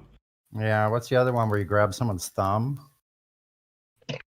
All depends Dude, how much if you've pressure ever you been can punched, if you've ever been punched right below your nose, where your upper lip is, those teeth go backwards. That's a lot of pain, man. If you've ever been punched there, or at the edge of your jaw, right? Obviously, the nose and the sternum, where your ribs meet your stomach in the middle. your nose, your throat, your sternum. Those are all pressure points. Yeah, Liver is a pressure sternum, point. They do a sternum like yeah, cops will do they're taught to do like a sternum rub for somebody who's like pretending to be freaking passed out or something like that, or even somebody who is knocked out. You can rub them there and it'll shock them like out of their sleep, like they'll wake up because it hurts like a motherfucker. Acupuncture though, that shit's legit. One day a cop grabbed me from. Wait a minute. Pressure points are bullshit. Acupuncture is real. No, you have a misunderstanding. I got. No, that's literally the two statements that you made. So if you were to show me a video and ask me if it was real, I could answer. But otherwise, it's really hard because people that don't know how to fight or don't train, just it's hard to explain. They think the shit they see in the movies is real. You know what I mean? Back on the flat Earth. Yeah. What you saying? What fighting styles do you consider to be real? Any sport that's legitimate. Any sport with legitimate competition. Wait a minute. I could just name them if you want. Taekwondo is like a legitimate. Taekwondo is legitimate. Some. Because when you get into the older ones, like karate, for example, most karate gyms you'd walk into are bullshit. But then there's also a few legit ones. But mainly, if you want me to, I'm telling you. Hold on. If you punch somebody in the face, they're not going to. Okay. You don't know where you're talking. Let me talk. So boxing is real. Kickbox, like Muay Thai. Kickboxing, Brazilian Jiu-Jitsu, obviously fucking wrestling. Wrestling's the my number one. Sambo. It's going to be real. So you can kind of figure out the rest, I think. Yeah, if I kick someone in the head or knock them down to the concrete, that's going to be real. Yeah, for sure. All right, so am I coming in now? Can you hear me okay? Yeah. Okay, you said Taekwondo was real, but in Taekwondo, if you punch somebody in the head, that's a foul, right? Taekwondo's so when has your opponent ever...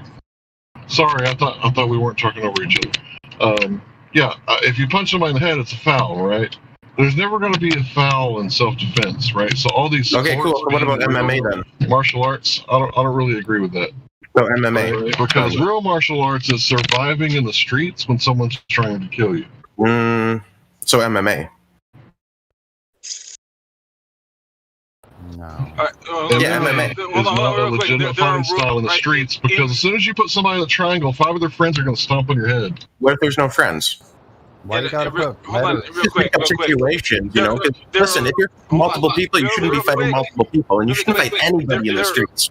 You shouldn't be fighting anybody ever. Rules. MMA has rules, right? Doesn't matter though. Are there rules on the street? Does the street have rules, or is there rules when push comes to shove and you're in fight or flight for your life? What rules are there?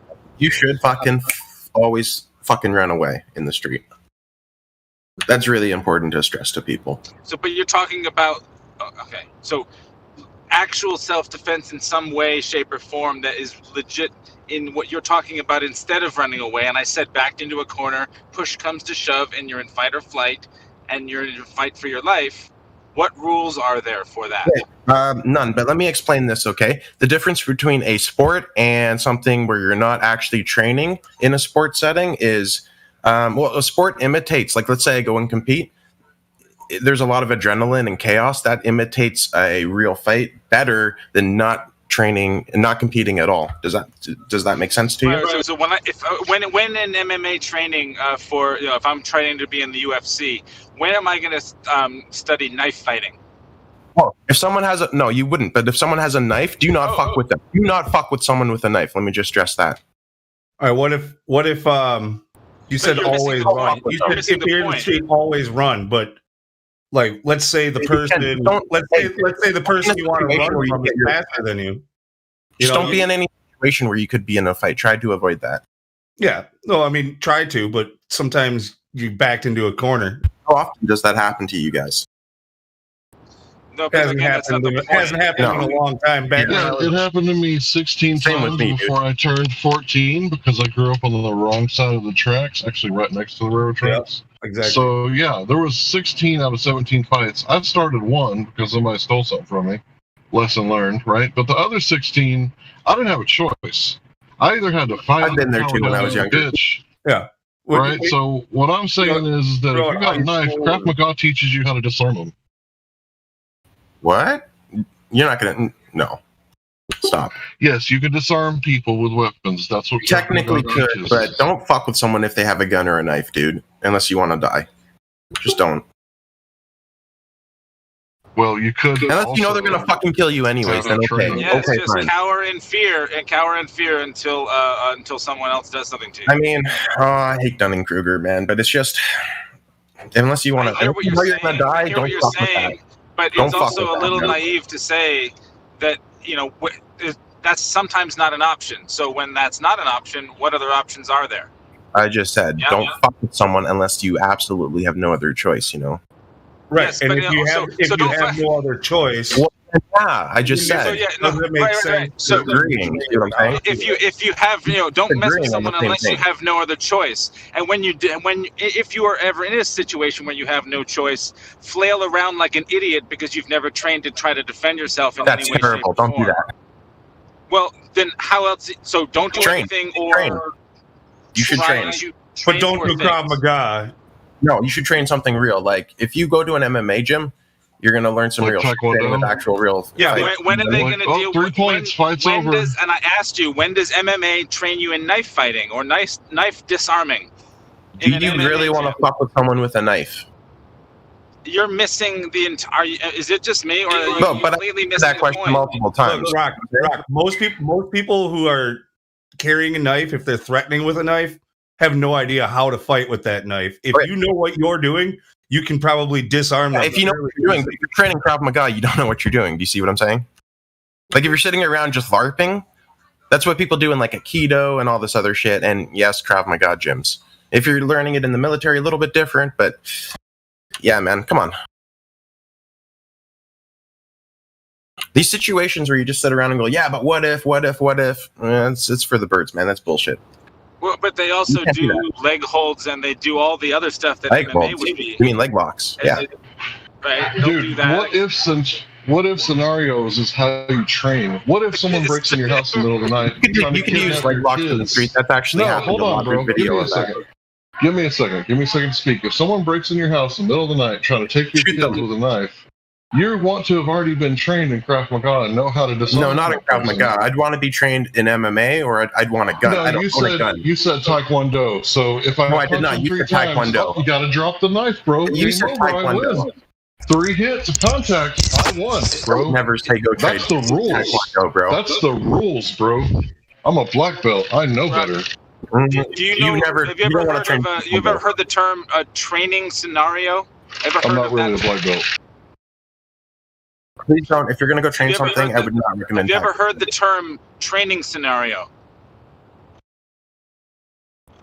You know, McDonald's will have training scenarios when they're teaching people how to deal with customers. It's a what if I meet this customer? What if I? It's everything about training is about what if. So if you're training in something that's not a sport and you don't go compete, then you're not you're not simulating a fight.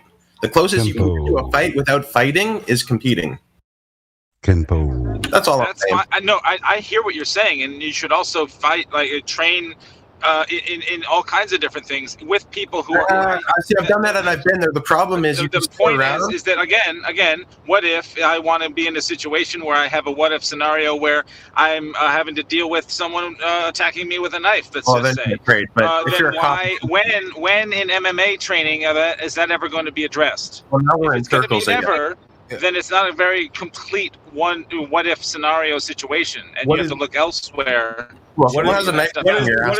is- what is the best thing to learn before disarming somebody? Like, if you want to disarm somebody, what are you going to learn? What are you going to study? You're What just are you going to gonna have to accept that if you fight someone with a knife, you're gonna end up getting cut.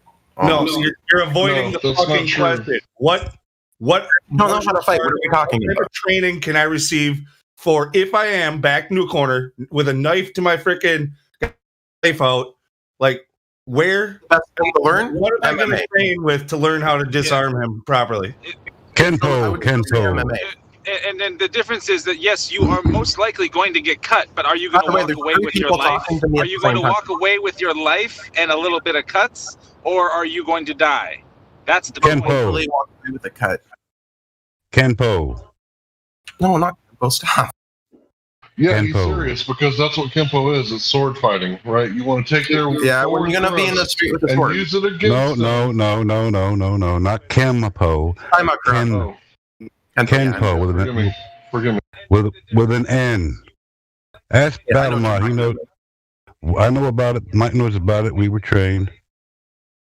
Yeah, most karate is bullshit, but then you can find legitimate karate. It's kind of like Taekwondo. It's got a bad reputation because of a lot of people teaching. We're just opening up fake gyms, and teaching bullshit to people. But then you get that guy in the UFC with a karate or like a Taekwondo background, and they're just fucking people up with it. So it is legit if you find the right gym. But I wouldn't recommend it anyways. If you're going to learn something, you would go learn MMA. It's the most complete. Until you fought two people at once. Because about knives, MMA doesn't have any answers for, hey, I got this dude in a triangle choke. I'm doing right, coach. Oh, but this other guy, his friend, is kicking me in the teeth. What if he doesn't have friends? What am I supposed to do about that? You shouldn't be fighting anybody. See, we just go in circles. You shouldn't be fighting anybody. I understand your point with the knife, and you make your point with the knife, and I agree with everything you're saying. You just said, what if he doesn't have friends? You said, what if scenarios aren't helpful? Exactly, because no matter what, this is what if. This is what if no matter what. Helpful.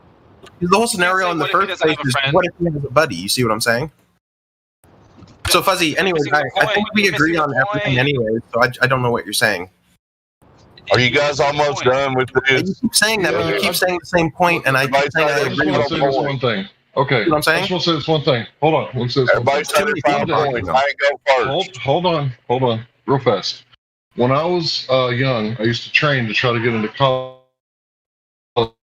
Robotic. I used to swim every day, so I would swim until I was completely exhausted. So, never mind.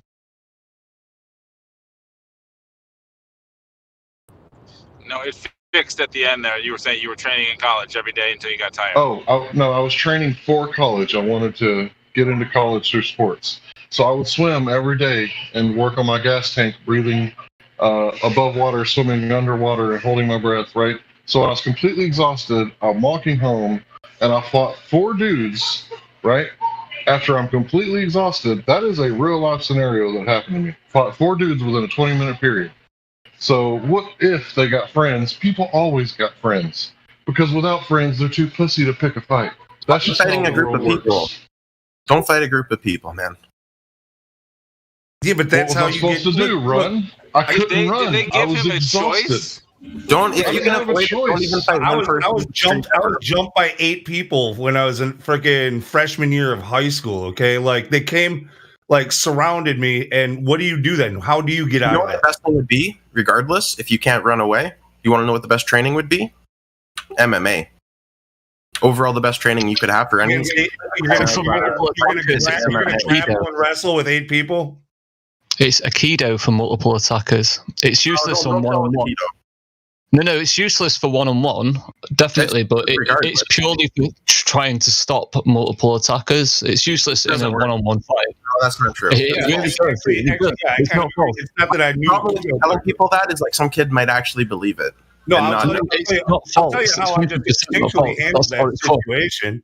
Because at first, they would come in 1 or 2 at a time, and it's more about blocking, just blocking shots and trying to, avoid as much contact as possible. Right? You're not going to go in and start pummeling. To be perfectly honest, the best thing for probably multiple attackers, if you had to pick like one discipline, would probably actually be boxing.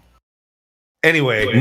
Not for multiple attackers. Absolutely not. They were coming in 1, 2 at a time. I was blocking shots, taking a couple. There was one guy who fell from like the corner of my peripheral that I was about to get blindsided in the side of the head, and with the adrenaline pumping, I did almost kind of like an Aikido kind of move. I reached up with both hands, grabbed his arm, and flipped him over my shoulder, slammed his ass to the ground. When I did that, it turns out that guy was like the leader of their group. Everybody went like ooh and like jumped back like so then it became like me nose to nose with that guy, and he's all like, you ripped my new, or you ripped my new white Nike hoodie. You're going to pay for that. Blah, blah, blah. So, anyway, they all came in and bum rushed at that point. That's where, there was nothing to do. Just the last thing I just want to say is when in the history of boxing has they ever trained for more than one attacker? Please. But see, that's what you don't understand. That just shows that you don't understand the conversation right now. Because boxing. Hold on. Let me talk. Because if you're doing, let's say, jiu-jitsu, if I'm doing jiu-jitsu, that would not work, and you guys are absolutely right against multiple attackers. However, if there's multiple attackers, boxing actually could because of the weaving, getting out of the way. You hit a guy, you could drop one guy with a punch. That's possible. I'm just saying it's possible, right? So boxing's really good, man. The last thing I wanted to say, though, was just that most people on the street that would be looking for fights don't actually know how to fight anyways. And if you don't want to get bullied, man, just have some fucking confidence and walk around with your head up, man. Don't walk around with your head down. Don't be a fucking target. That's not just for school and stuff. That's even just out on the street. People usually won't bug you if you're really confident. I don't know. Just from talking with you, I think you don't know what you're talking about. Hey, that's cool. We're done now, though, anyways. But if you think that, I'm absolutely fine with that. Let's move on. Cool? Yeah, we got something old news. Regardless, I agree with most of what you guys had to say. What makes you think you're on the globe, dude? I mean Fuzzy, anyways. I agree with what most of Fuzzy had to say, anyways. Yeah, what makes you think you're on a flat Earth, dude? Oh, that's true. Anyways, we're done here. It's all good. Right. So, what makes you think you're on a flat Earth? He's asking what makes you think you're on a flat Earth, Rock. He's robot. Because fighting only works on the flat Earth. True, that's true. He was asking Rock, though, Jimsy. No, I agree with Jimsy. Anyway, we got something old news. Anybody try to talk to them? BC verified. Hello, something old new. Welcome to the server.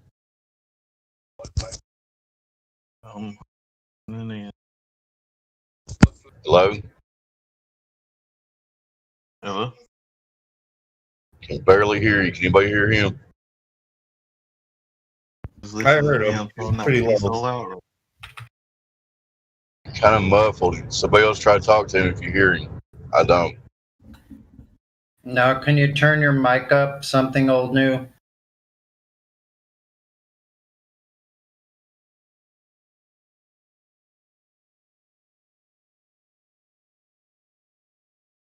Okay, I guess not.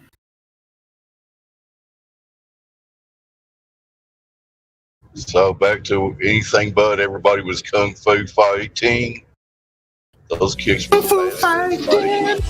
You've been listening to 24/7 Flat Earth Discord 2.0. We hope you're having a fantastic day on this flat and stationary plane.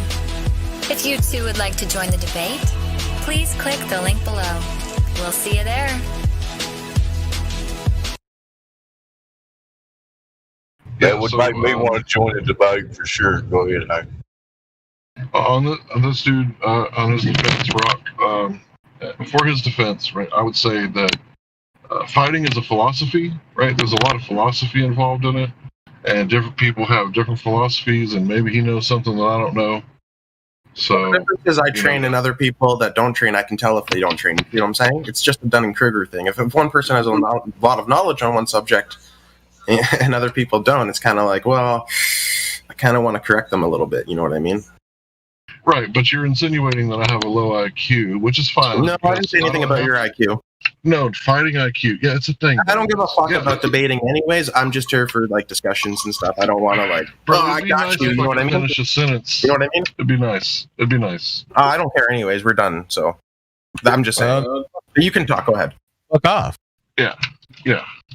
Anyway, what I was going to say was, he's insinuating that I have a low fighting IQ because the Dunning-Kruger effect, you're either on one side or the other. He could be complimenting me, right? Because I did just go on his side and take his side, and in his defense, said that philosophy is different for different people, but instead he decided to double down, insinuating that I'm on the other side of the IQ spectrum, that I'm an imbecile, because I claim to know more than I actually know. But that's okay. That's fine by me. That's fine. It's just the fact that then he cuts me off every time I open my mouth. That's the part that's starting to really get on my nerves. Well, there's also like 3-4 people talking to me at one time when we were having the conversation, and everyone was talking over each other for the most part. But it's okay. Yeah, it's okay. Are we good, guys? Let's see. We talk. And ultimately, I agree with most of what I believe it was Fuzzy was saying. You let low talk. You're the one doing the talking over. You realize that, right? Sometimes, absolutely.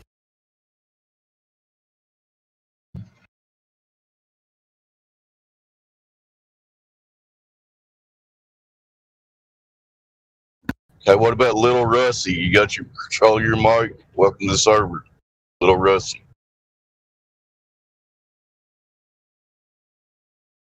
I'm 0 for 2. Y'all continue.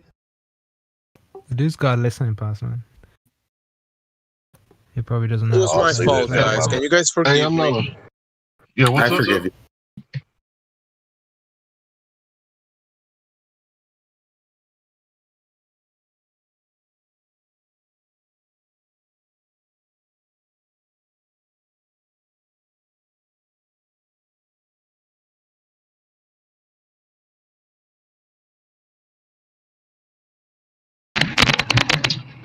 Oh, and by the way, Rock, if you ever decide that I'm not a betting man, but if you'd ever like to take some $0 wager bets on UFC cards, I would definitely be interested in doing that with you. You know, just for fun, just to see who has the higher fighting IQ, just for fun.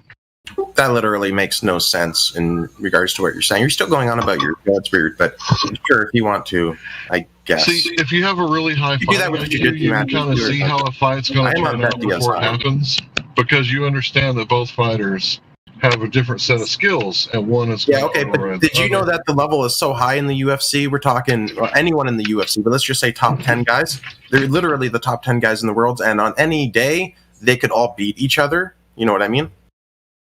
So, like the speculation channel. I seriously doubt of course, Israel Khabib's still the Adesanya GOAT. any day could be beaten by any of his people that are under him. Yeah. It's just a show, bro. Get the fuck out of here. Man, you know, UFC hasn't been the UFC since they brought it to America. When UFC used to be in the UFC, yes, I could have said, okay, yeah, people would kick ass there. Now, please. By the way, Khabib, the GOAT. Yeah, ghosts get eaten for dinner, man. What are you talking about? I think he is the best fighter style. Fucking the best fighter style. I don't want to fight with you.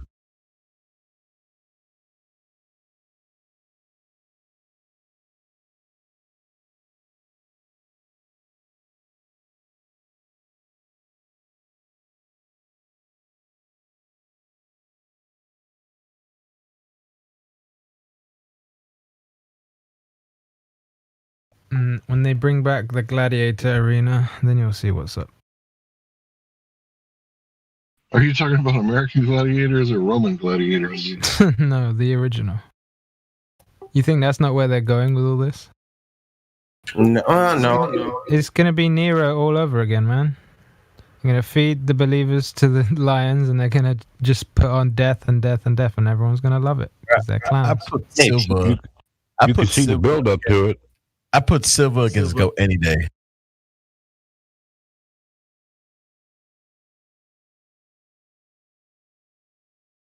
Mate, these guys can't even take eye pokes. They're a bunch of pussies.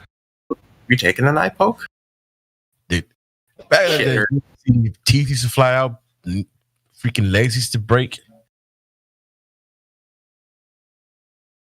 You ain't see shit today. Might as well watch WrestleMania. That's the best fighting style. Eye poke, kick in the balls.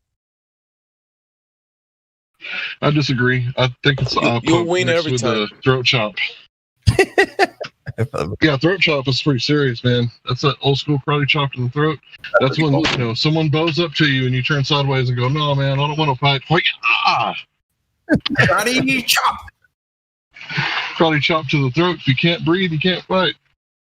Cool story. Yeah, most fights that I was in ended pretty quick. You get 1 or 2 strikes in, open them up, and then give them a choke, like basically a rear naked choke, freaking. When they pass out, that fight's over. You guys Yeah, just 'cause when you playing wake around. up- What happened to just knife the guy in the throat and walk away? Bro, just do the double eye. South London. Just do the double eye poke. Assassin's Creed. Let's go, boy. Pull from the nose, kick in the balls. You'll win. Just walk away. Rex Kwon Do. Truly, if you take Ninja star from behind the back. He never if you saw take it the, coming. It works take the for first battle. two knuckles on your fist. You take your Pull it first from two the knuckles nose. on your fist, and you hit that nose right. It's shattered. Oh, I will be on my way now. That means the eyeballs. You're, Heck. Thank you Yeah. very much. I'll leave the chat for 1 second, man. You guys are going MMA on each other. Yeah, we're talking about beating each other. Miggy, save it. What the hell? 39 minutes. Hell yeah, bro. Let's do it. Hey, why is everybody up? Man, you see, that's what happens when we don't get any Globers in here. There's someone I'm in the serious, check-in. Magnetic Fields just needs to rip into a Glober, and so does Rock, dude. That's what we need to see happen. I like fighting No, it's all Glovers. right. I ain't got no problem, right? All right, then. Hey, pull that guy in the check-in down here and talk to him about MMA. About MMA? Yeah. Are you going to queue it up, Lou, or are we going to do this? What, the game? Yeah, I'll just pretty soon I'll jump down into the we're gonna do it in VIP cinema. Word. You know, because I don't have explicit written permission of the NFL and its affiliates. Is it Egg Bowl again? The best game in the world. Yeah.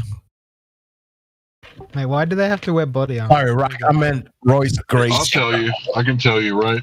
Because when they kick off the ball and you're running like full speed down the field at like 15 miles an hour, and you see another dude with the ball who's running at you at 15 miles an hour, when you collide head to head at 30 miles an hour, you're going to want something to protect your dome. Yeah. Yeah, I can testify to that. It's a lot So of can I. there's a lot of potential energy going on there. Yeah. This is when UFC used to be the UFC. Just posted a video, by the way. No, you don't need armor. You just tackle them like this. Come on now. Guys, Woozle just joined us. Welcome, Woozle. Your mic is unmuted. That's a nice tackle, by the way. Tackle. You guys Pretty clean. It's so much more satisfying doing like that than wearing body I armor. remember tackling people on kickoff return and kickoff, and like I would wrap them up, hit them, and we would slide, and I could feel the grass sliding on my forearms underneath his body, and he was underneath me, and we would just like slide for like 2 feet. Hey, what's up, Yeah, Twad Ross or Wazzle? AstroTurf.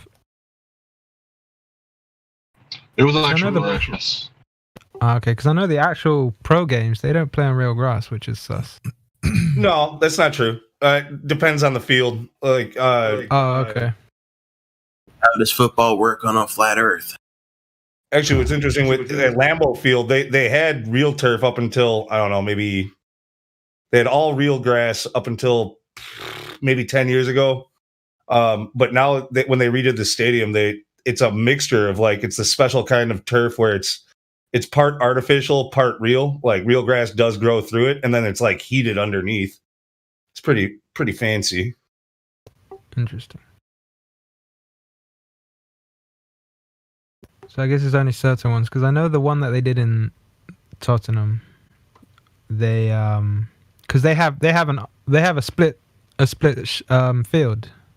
So when they have the NFL popping around for the odd game in the UK, they put the football field underneath and they bring up the American football field from. They just roll out a carpet to play on, basically. Yeah, no, they split the field in two, and then they overlay it. It's a huge flipping engineering system, but yeah. I'll get a link for you because it's quite fascinating, actually. Yeah, open air stadiums typically have real grass, but a lot of them have covered like domes, stuff like that. So that'll be artificial. Domes? He said dome. Wuzzle, what do you think about the dome?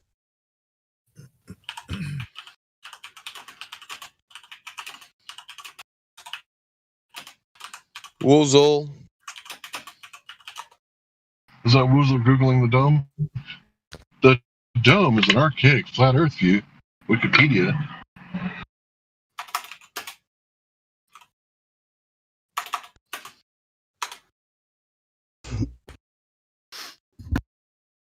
Woozle says, I don't know how to talk. LOL.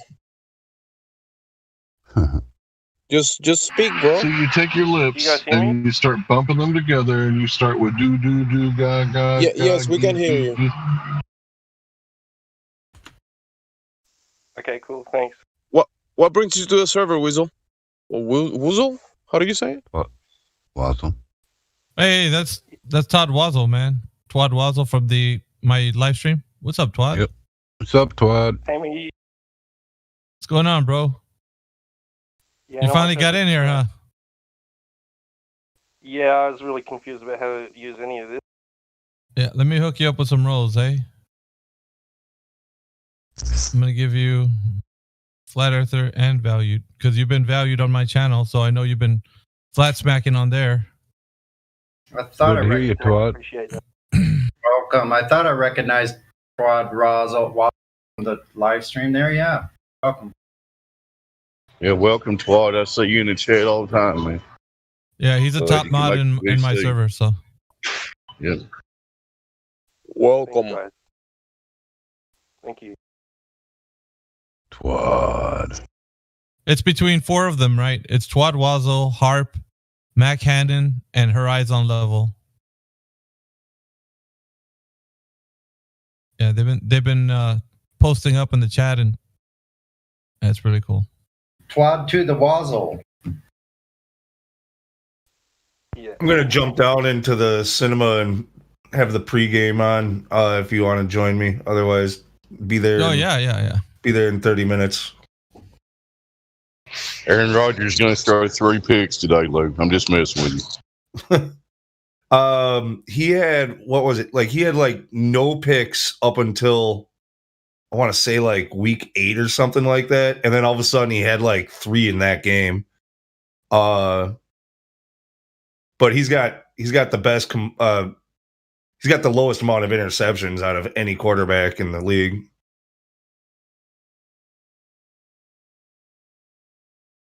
I will leave you guys with this while I go to the game. One last numpty clip. I'll put it in the live stream voice text if you guys want to play it.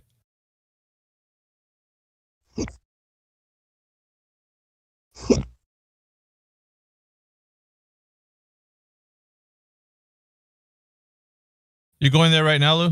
Yeah, I'm gonna drop down Harp. If it looks like, yeah, the cinema is the movie theater category. We got Cinema 1, Cinema 2, and there's also one that's probably hidden for you. That's Cinema 3. If you want to watch, I could drag you into there.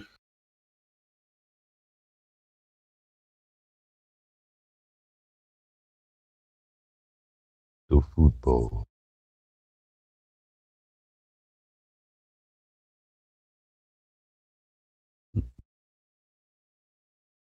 The NFC Championship, Gabriel.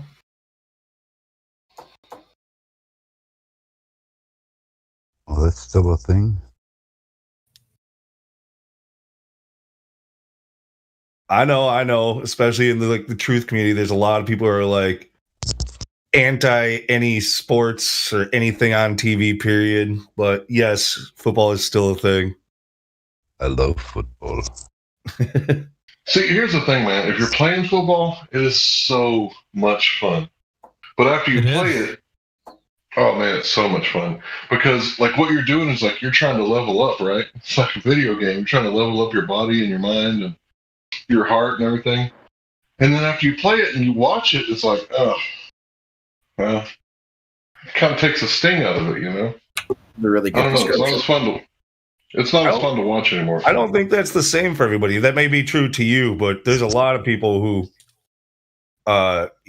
play it and love watching it. You know, it's they become addicted to it for the rest of their life after they've played it. Still,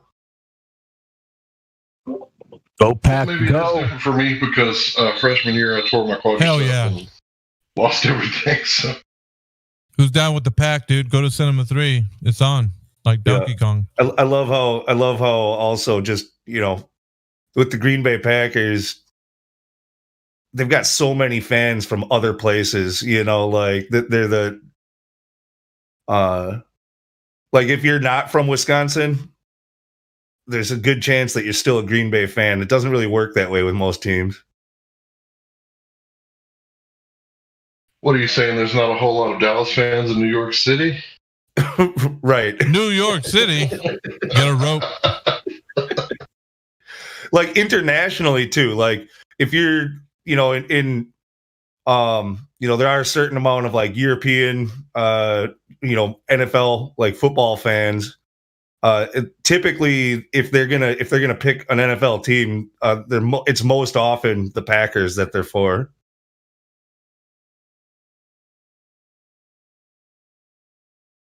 All right, I'm jumping down. Me too. Catch you guys in the flip flop. Hey, enjoy the game, guys. Hope you have fun. I don't see nothing wrong with watching a little ball. Hold the forward. And I just run up his tank. My bad. I'm always rumpusing you, Hank. I'm sorry. Oh, it's all good, bro. I was just hoping they enjoy the game. You know, go Packers. Hope they win the Super Bowl. Bottom of my heart. How do sports works on the globe Earth? They don't, because you throw the ball and the guy moved 1,000 feet. Well, the Coriolis affects field goals according to NDT, right? It doesn't, because you have no spectators anymore.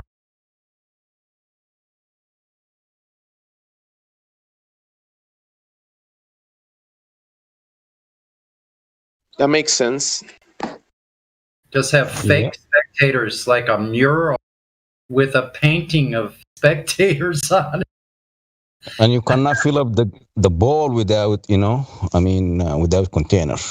Can't fill it up with spares. Painting Right. with a mural of spectators, and the painted mural spectators have face stackers on.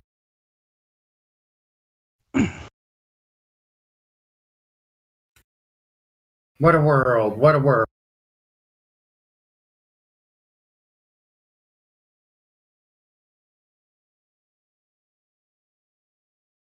What a world! Guys, what's Sonny, you're in what? charge looking for new people. Sorry, go ahead. It's all right.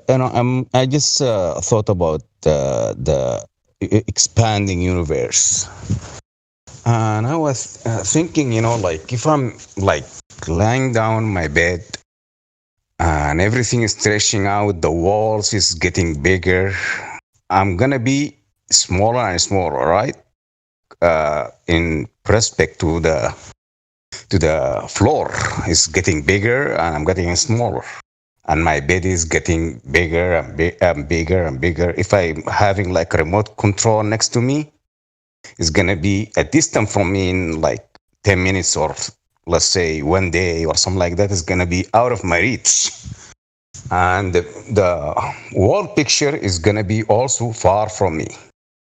And if we could imagine like the floor lamp is the sun, that floor lamp will be, far away from me as the universe expanding. Yeah, wouldn't everything expand? You got a really good point there. Right.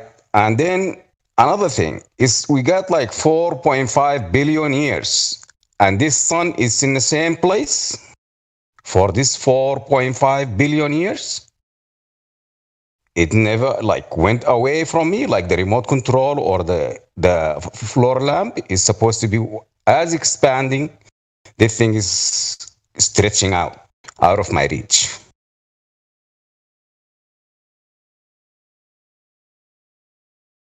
Get my point? 4.5 billion years. What is nothingness expanding into? Because you got not the sun. If we came out of the solar system, at least the northern star is not going to be in the same place for the past 4.5 billion years. So.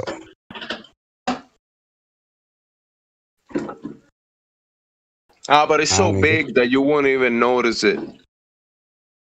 Yeah, but still it's 4.5 billion years, you know. When you give me that number and now you put it according to that number, then it does, you know, it has to like change, you know. The globe has a dilemma. Yeah. Because they give you this number, you know, to stun you, you know, so you don't think. But if you think about it, you know, you just make it in a smaller model and you try to picture it and you put it in a bigger model, which is the universe, it's not going to work. It's not going to work. No matter how you do it.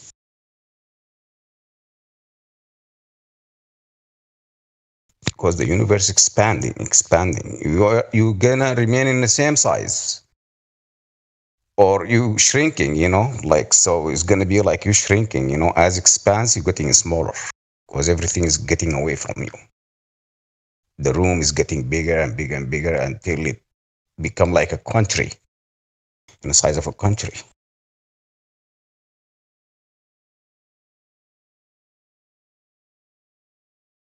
Yeah, why is that not happening anywhere in reality here on Earth? We don't see any of the effect.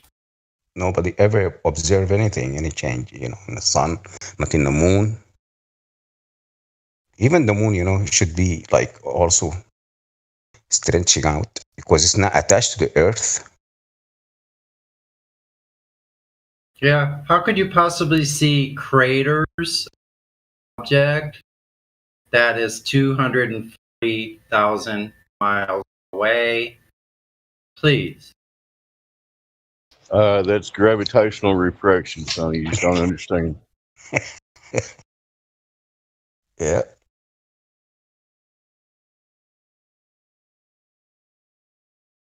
Yeah, it's not possible to see it from even the ISS. You cannot see it from 400 kilometer, which is 250 miles. Yeah, so so you would never see a school bus size object. A school bus or Boeing? It's a Boeing, like Boeing 747. That's Oh, the okay, size. right. Yeah. And the satellites it makes sense. the satellites are like a car size. And I've seen the other day in flat Earth speculation room, I've seen this balloon, Sarah balloon, or what they call it, Sarah balloon. I've seen it, you know, by the moon, you know, like the size of it should be, you know, like we should see like 100 of this every day because we have like thousands of satellites hovering above us. So how come we don't see these satellites? If we could see the Sarah balloon, which is a smaller size, I got an answer. in comparison to the satellite, so we're supposed to see this like daily basis, you know. You know why we don't see them? Because you're looking at them from the wrong perspective. No, hold up. Because they're stuck to the container like pieces of gum under a desk. What? Yeah, I thought about that, but not like a piece of gum under a desk. That's a good way to put it. Yeah, I mean, because this moon is moving, it's not like in one place, you know. So Yeah, you guys are speculating. it's going around us, so it's gonna cover every inch, you know, from the sky. We're supposed to see it. They're using the container as a space trash can. No, they're using the Bermuda Triangle as the space trash can. Yeah, that too. And even this is space debris. It's not gonna work out if there is free fall. They say the free fall, that what makes the satellite orbit the Earth. So how are we gonna release this space debris, you know, from that orbiting location, which is Hey, Lie supposed to. Detector, where are you from, bro? I'm from Sudan. Welcome to the server. Are you new? No, I'm not new. You are the new one here. Oh, forgive me, my friend. It's all right.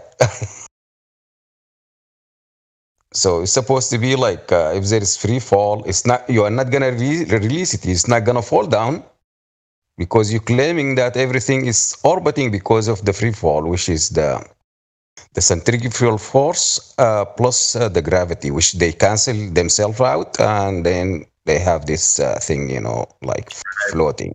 Like they say we have an elliptical orbit, don't they?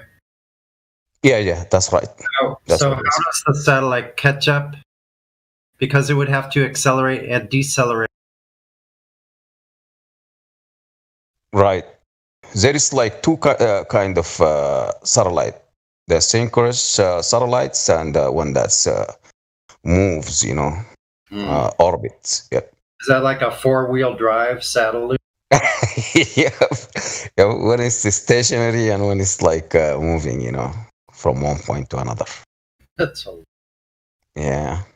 That's what they have it like that. But they cannot prove any of that, they don't have any proof of the existence of these satellites. I guess they have money they can use. Yeah. It's a studio now. It's like did you see the launch, the touchdown for Falcon 9? I think so. Yeah. Today? No, not today. No. It was funny, I mean, you could see. I put the link, it's like minute 14. I'm gonna link it again. Hilarious. Yeah. Did this one land? With your toy rockets again. Sorry. Go ahead. Sorry, Dave. The RT link, minute 14. Breaking news. Is this some kind of Russian show? What's going on? Are you spamming Russia on my stream?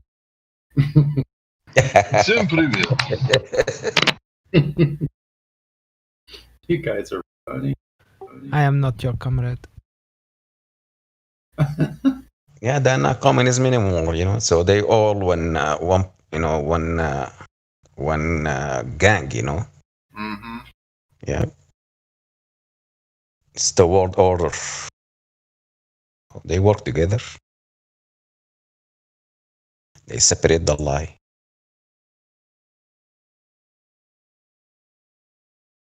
Have you seen the touchdown? Well, when they're You see landing, the frame, the cartoon landings they're doing with.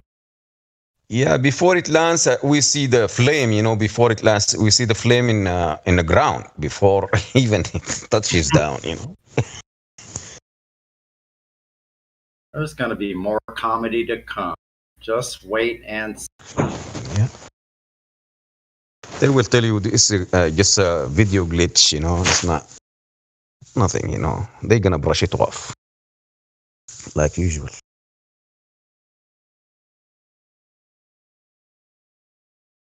We still love you.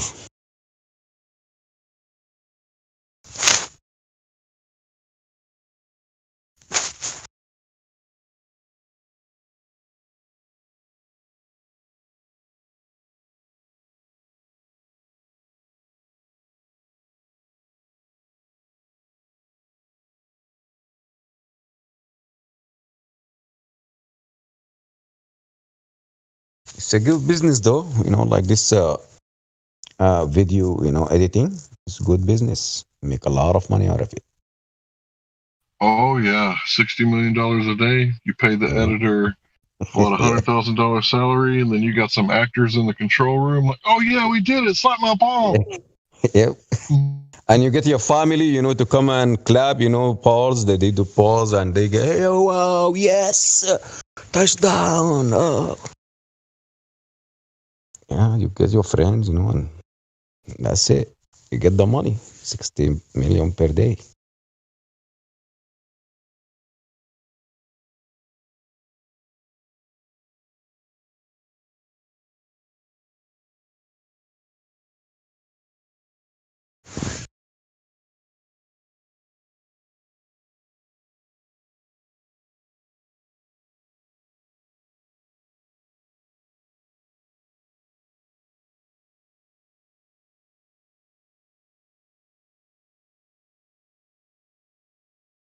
So you said I was the new one. I wasn't going to challenge you on that. Have you been around this Discord for long?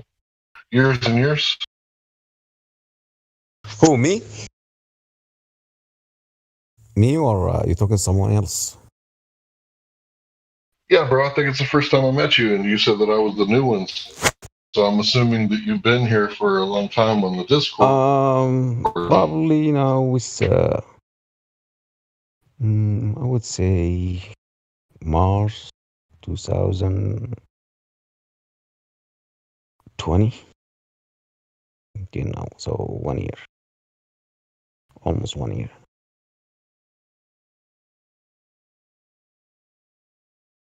No, it's before COVID-19. I'm sorry, it's March 2019. So 2 years now.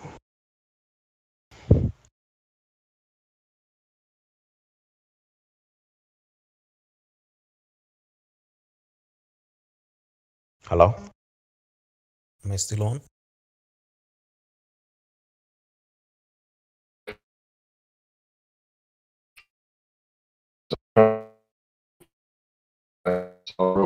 Hello? Yeah, still here, my man. Still here. Oh, okay. You hear me, right? Because I got a phone call. Yeah, bro, we hear you. I was just connected to the Wi-Fi.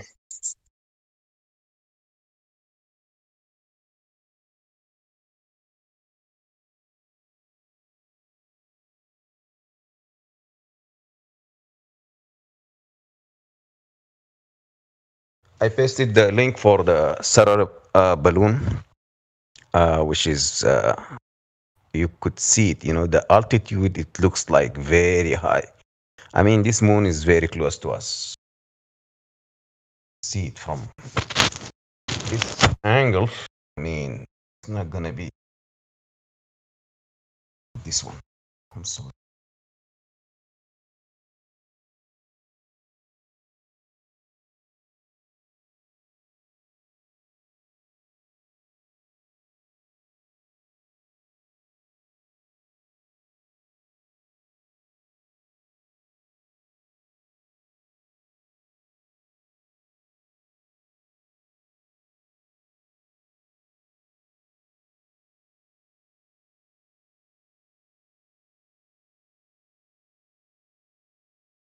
And you see, when it went to the dark area, it just disappeared, you know.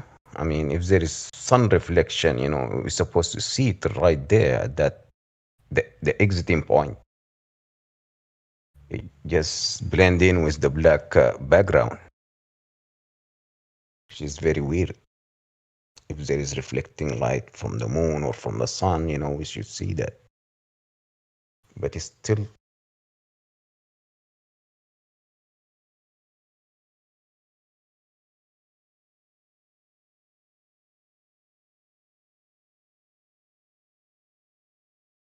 P900 is it's a great camera. Does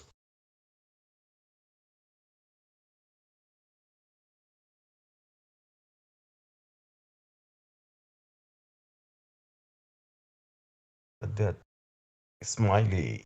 We call it the smiley moon. We should never seen that. I mean, it should be always lit from the top, not the bottom.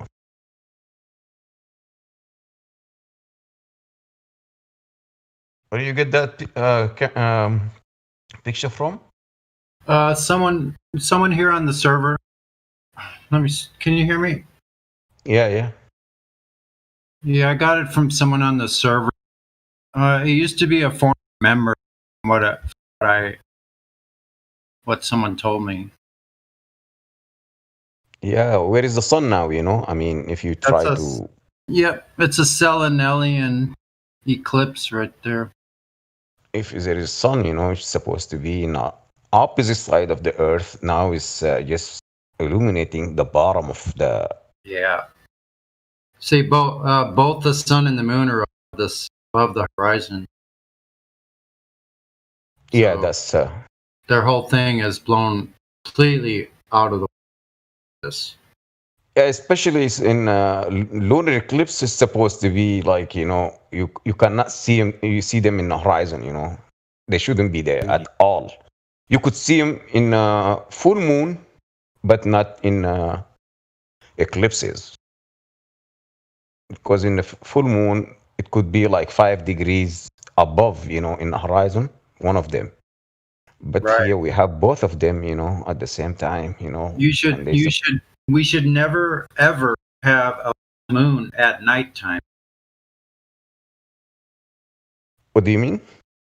Moon in the nighttime? On a globe, you should never have a full moon at nighttime. Like when the moon's full and directly above you and it's like midnight or something, the sun's been gone for hours. But we have a full moon at nighttime. That would never. Full moon. You'd never have a full moon at night. It's impossible. I think it's during the day. It's supposed to be. During the day, you should only have a. During the day, you should never see the sun and the moon at the same time. Like full moon.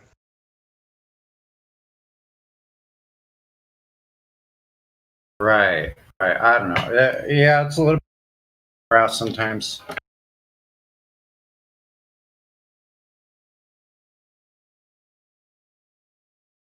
Yeah, they got this 5 degrees up and down, like inclination. So it does like the orbit, the eclipse, orbit. That's how they have it, So it goes a little bit down or above the Earth, like 5 degrees in the horizon, plus or minus.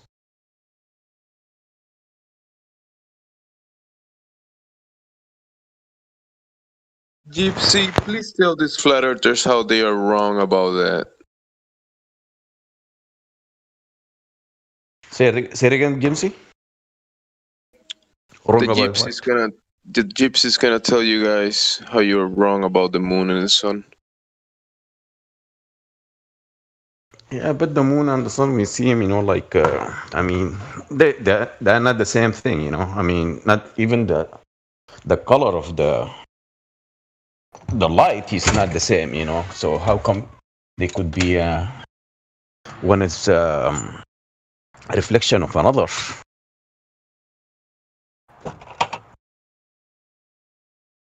And even the terminating line or the terminator line, we're supposed to have the same thing in Earth, like curvy, like when it's the moon is crescent. We're supposed to have that in Earth here. This termination line, but the termination line, as NASA says, it's split the Earth into two halves. It never be like a curvy terminator line, like the half one half sphere of the Earth is gonna be like lit, and the other one is in a darkness. There is no curve. It's a straight line.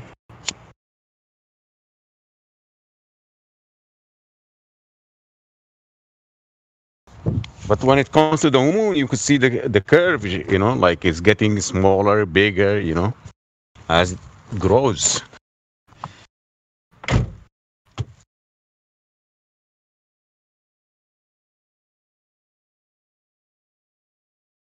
But a Glober told me yesterday that he saw the curve from the top of a mountain and from an airplane. So he's seen the curve from two different places.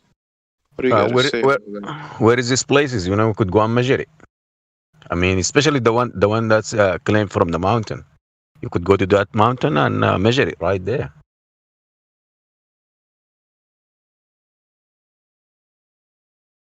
It's like the blackest one, You tell him, okay, go to this, what they call it, oil ridge, and measure it, verify it. We got it flat. And the Globe could go there and measure it. So they gotta tell us where they found the curvature, and we go there and measure it,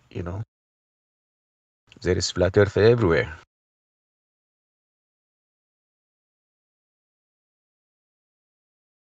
Tell us the mountain name, the distance, and we walked right there. We'll be there in a minute. As for the airplane, that's not gonna prove anything, Not gonna prove flatness, or if someone saw it flat or saw it because you got the window, So, but we know that the pilot trained to be like flat and stationary Earth, flat, non-rotating Earth. That's what NASA's document says.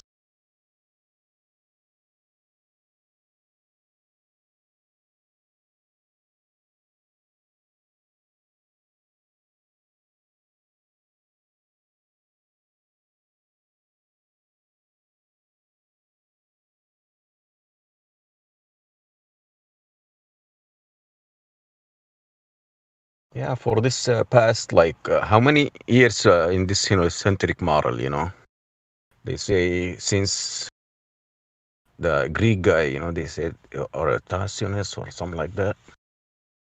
So all these years, they never find any place that we could go and measure, like curvature. All these years, thousands of years, with all this technology, satellites, communications, all this equipment, lasers. They don't have no place, we could go and measure like an island, river, sea, anything. Just tell us where we could find this curvature. Flat earthers wouldn't.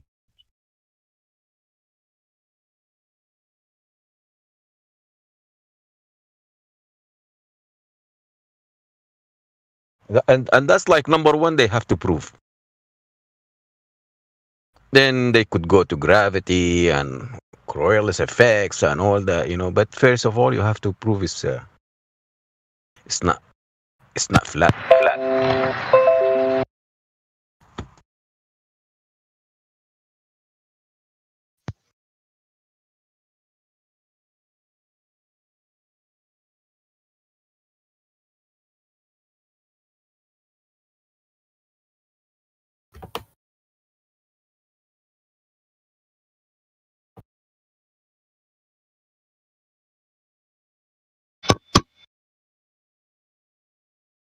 I've sent a message to Professor Dave, like I'm hoping he reads it, where I'm pretending to be a glober, asking for a physical measurement of the Earth so I can send it to flat earthers, and he's not responded. Shame on you trolling poor Professor Dave, man. I'm not even trolling. I'm just, I don't know. It's a legit question. I'm not really trolling. I agree. I know he'll be because he usually responds when you say something like the Earth's flat in his charts. He gets really defensive and whatnot. All these guys that have all the answers, just give us some of them. That's all we ask for.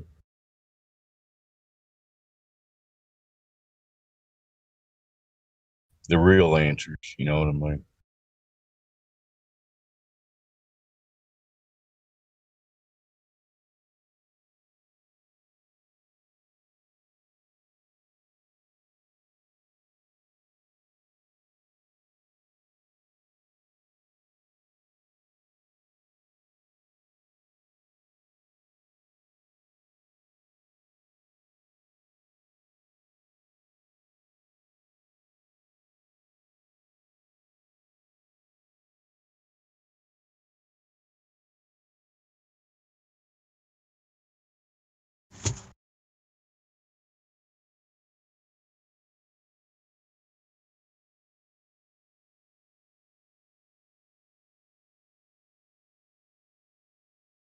How about this observation that India shared in the lobby?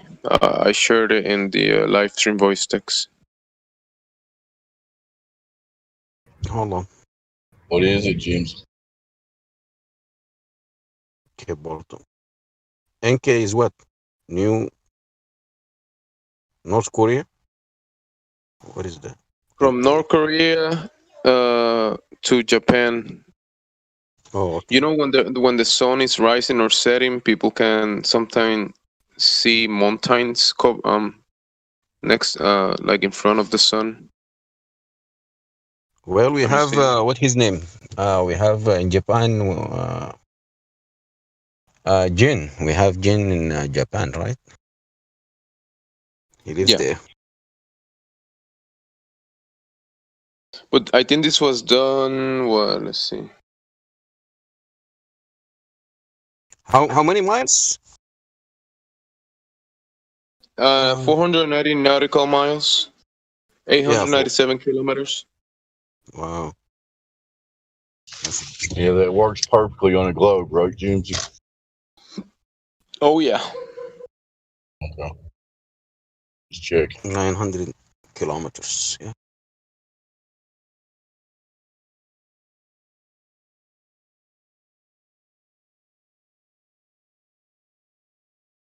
That's a big distance.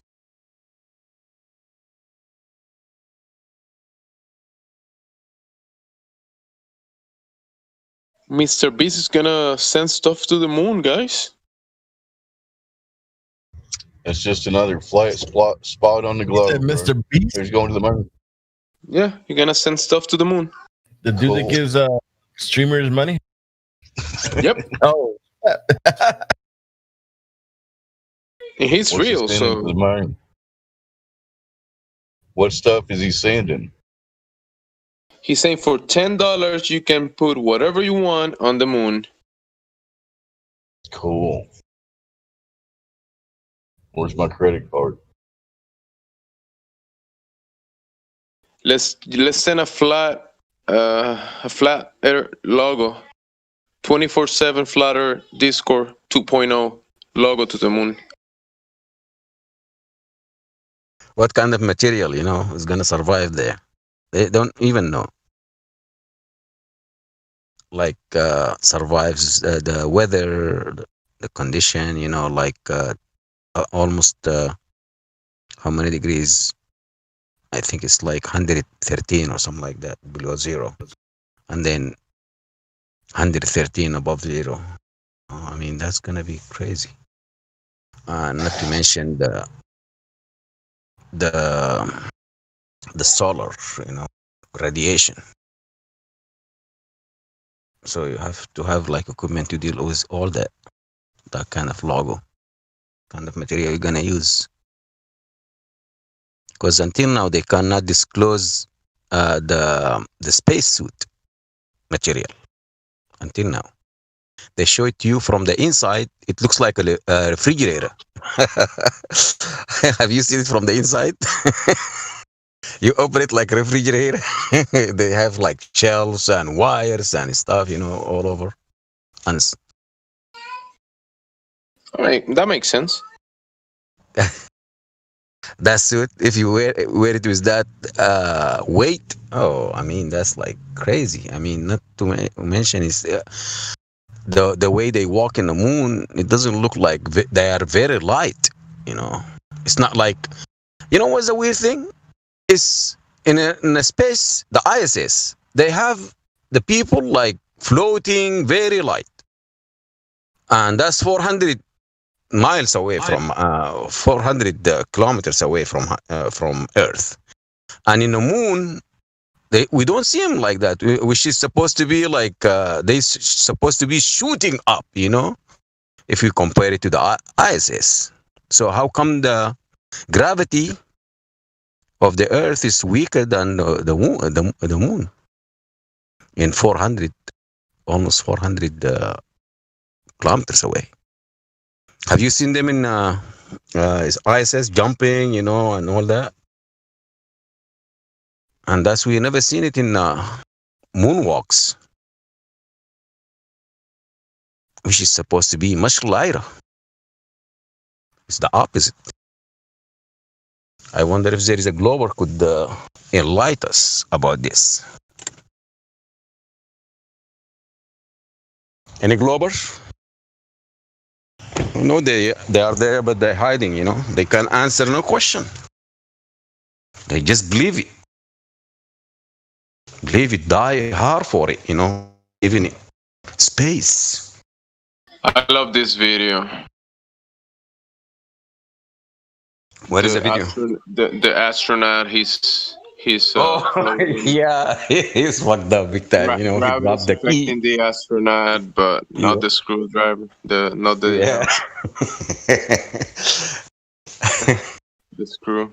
Yeah, he's screwed up. Remember, now you can Helio is sharing. We can buy land on the moon and Mars. So yeah, I think I'd rather buy land on the moon than Mars because it's closer to home. You know. And you want to be in a lit section. You know, that's almost like the very end of it. You know, the one that get the crescent.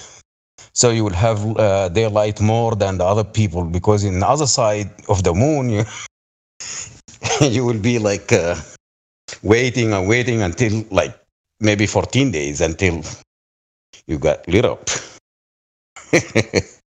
But at least I'm near home. If there's any emergency, I could be back home. In a few days? Yeah, 2 days technology. But if I'm in Mars and I have to come back home, travel. Yeah. Yeah, you could have your girlfriend. You know, like two girlfriends. One in Mars and the other one is in the moon. It's funny. I mean, and I posted another one that says buy a star. You can name a star after, but give it as a gift. I bought a star for you. Yeah. Isn't that amazing? How amazing! I bought you some land on Mars. Yeah. Oh my God! What a fantastic gift! Literally fantastic. It's fantasy.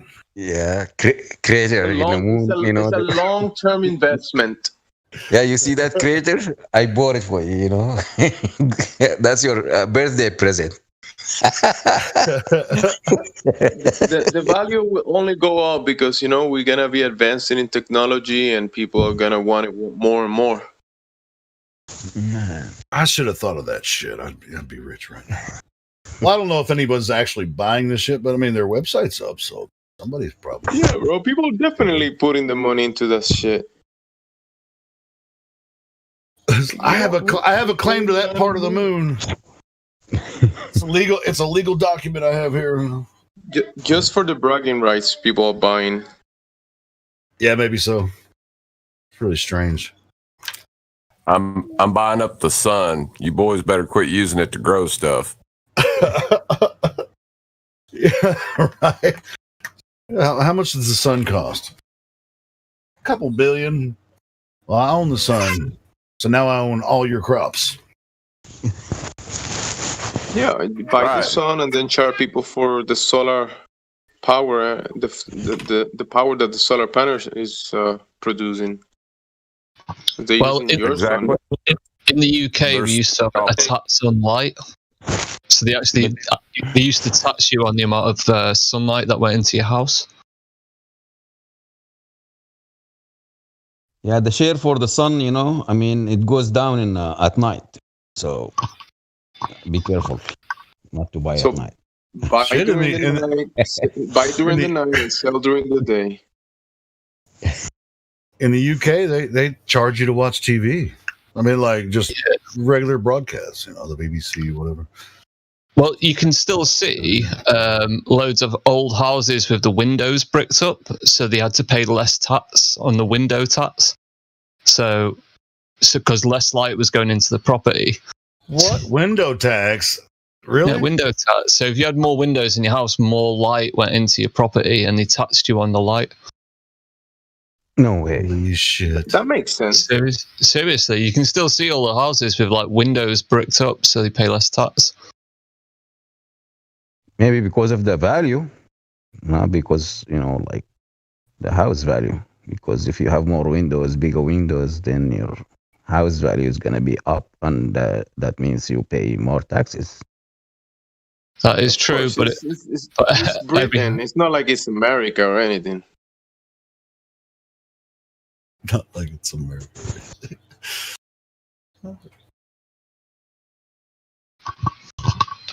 You guys think you're free or something? Just pay up. Pay up for the sunlight and the windows. This is the land of the free to do as you're told. Don't you know that, Jimsy? Home of the slave. Home of the slave. The land of the fee, home of the slave. Fee, yes, exactly. Land of the fee, home of the slave.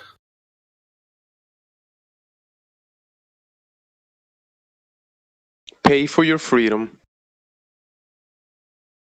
What's that saying again? Something about death and taxes being the only thing true in life. Yeah. It's a Stockholm syndrome just personified across millions and billions of people. They love their government. They love their oppressors. Well, it's like death and theft are the only thing that they promise you.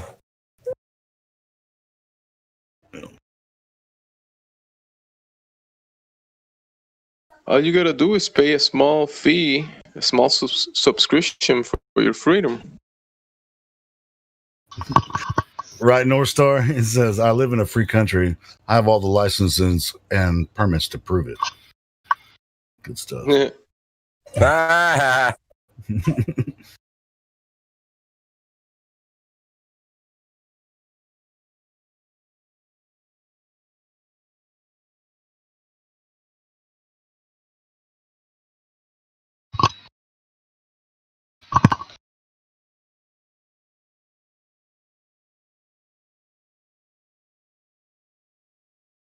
Yeah. If you buy a license, it means you have permission to do something that would otherwise be illegal, right? Yeah.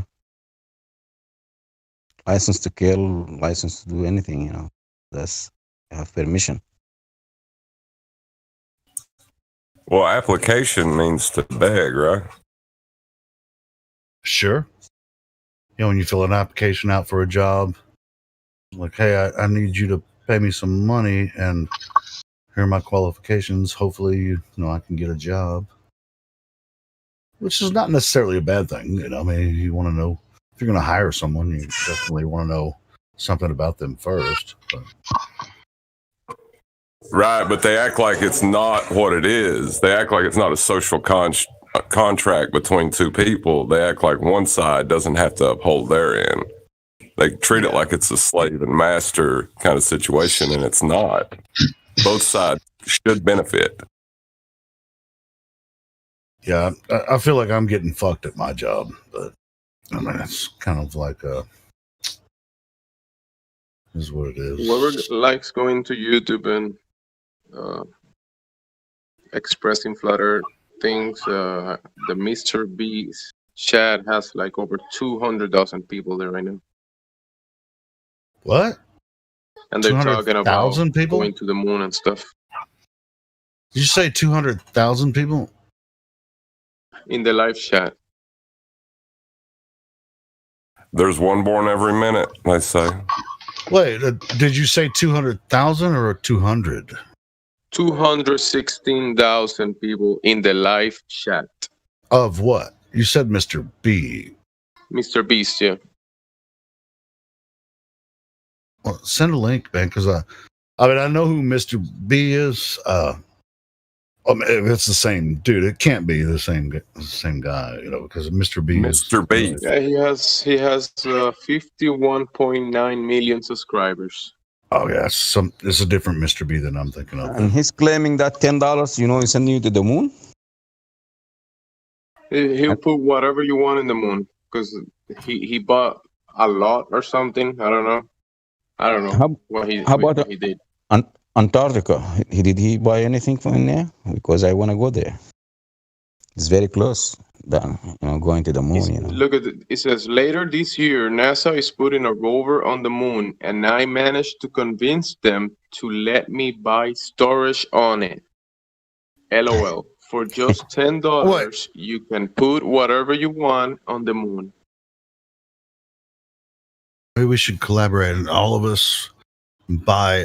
We'll just make a GoFundMe and buy as much land on the moon as we can. And if they put their rover there, then we'll just say, "You can't fucking run your rover over my land." Or our land, have a collaboration. We'll blow it up if it crosses the border. Put the camera in there, mount it. Cannabis to the moon. We'll contract with SpaceX to land a rover in our part of the moon, and we'll do our own exploration there. Now, if you go somewhere, hold on a sec. If you go somewhere and you don't go back for 70 years, that's abandonment, right? So we could make our own crappy film claiming we went to the moon and say we own it now. Fuck yeah. Yeah, I mean, if we buy part of the moon, we can make our own fake videos about, rockets and shit, and just say that we've done our own exploration. We don't have to buy it. They've abandoned it. They've not gone back for 70 years, no one owns it. It's under salvage. It's under salvage. Yeah. Salvage, baby. That's what's up. Salvage. Salvage law. Yeah, let's make our own fake videos about going to the moon, just like they did. Perfect. Be awesome. We'll even keep our own. We'll keep the fake tapes of the fake telemetry. We'll just keep all I have seen the Indian, building a moon, like prototype moon, so it's very similar. They copy everything, they implement it, and they make it this fake moon. It's in India. I don't know if it's paid by NASA or not. It's the same identical moon, you see now. So are you telling us that India built the fake moon model? Yeah. That's like few months ago, so. I wonder if Well, it's they made a on. movie about- Sorry. I wonder if it's on loan from Disney. Yeah, that's gonna be Might like be. Yeah. They got Bollywood, in there, so Bollywood and Hollywood. They made a movie kind of admitting how they faked the telemetry data. Remember the hidden figures? They got some black ladies to just sit in there and type. Yeah, they did. Yeah. Yeah, I remember that one. Yeah. Broken Curves. Who's doing the banging over there? You got a drummer or something? He's always got some background noise going on. I got 6 kids, 7 on the way. Holy shit! If it's ever quiet here, man. Yeah. If it's ever quiet, I'm doing good. Oh, man. Yeah. Hey, where's your man cave? I guess you probably don't even have one of those anymore. No, they running me out of that motherfucker 3 kids ago. Dang, dude. That's cool, man. I'm glad. Yeah. Procreation. Yeah, it's great. 7 more flat earthers growing up. That's what's up. Hell yeah. If you can't get them out, you breed them out. That's what's up, man. Yeah, I accidentally muted you. Well, I didn't accidentally mute you one day. I just forgot. I knew your voice, but I muted you one day because there was it sounded like somebody was playing a video game and they were screaming. I thought it was like somebody hot micing, but it was actually you. And I think, like one of your kids or a couple of your kids were playing video games in the background or something. And that was total accident because I was just listening. And I was like, man, there's a lot of background noise. And I'm wondering why the people that are talking aren't addressing the background. And so that's what happened that day, Broken Curve. So Yeah, it's all right. I figured it was something like that. I mean, I've constantly got a war going on behind me. I bet. Yeah, I get it now. Why aren't they freaking muting the background? But anyway, I figured it out. Yeah, like the only time that I ever have silence in this house is at night. But one of them's always snoring, so it's never full silence.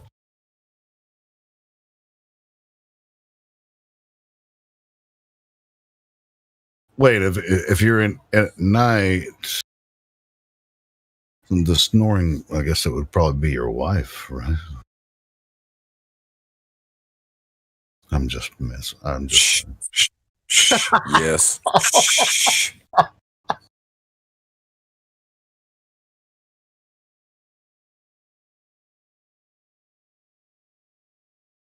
Does that mean when lunch inspires you to go where no man's gone before?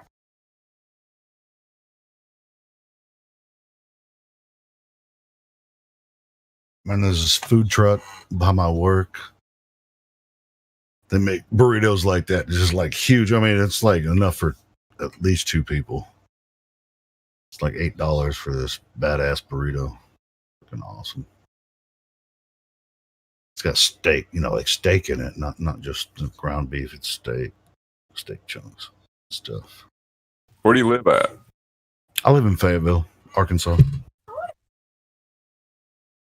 Okay, never mind. I was about to say I worked up in the Toyota plant in Georgetown in Kentucky, and they had one of those RV kind of looking restaurants with the side that flipped up, and they had like burritos like that. Yeah, there's also like some Mexican lady that comes around every once in a while and selling burritos out of her car and stuff, and they're $6, and they're as good too. I mean, they're freaking amazing. Yeah. So yeah, I mean, it's like her burritos are freaking awesome, man. So anyway, so I was just like, that's why I try to keep cash on me in case she shows up, because those burritos are freaking amazing. You never know what it's like. Sometimes you'll show up 2 weeks in a row, on like a Wednesday or something. But then, I haven't seen her actually for a while now. So, I mean, she probably found another place. That's why I try to keep cash on me, because I want her to show up, because I love her burritos, man. They're freaking awesome. Yeah, the British people were picking on us last night and our taste in food here in America, and like some of the other like non-U.S. states started kind of taking offense. Like, well, hold on a minute. There's more to America than just the United States, Stop watching the news. They said, the funny thing was like, they said, you Americans don't know how to do chocolate. And then somebody pointed out that they import their chocolate from America. That was, I was in here for that, Chad, and I was talking about cacao and like real chocolate and stuff. It's like, I mean, and I agree. Like milk chocolate is not real chocolate. The way, I mean, it still tastes good, but it's not real. I like dark chocolate. I prefer dark chocolate over. Yeah. Without that, North, South, Central America, and they get their where? Yeah, they admitted though they have to conquer places to get their chocolate.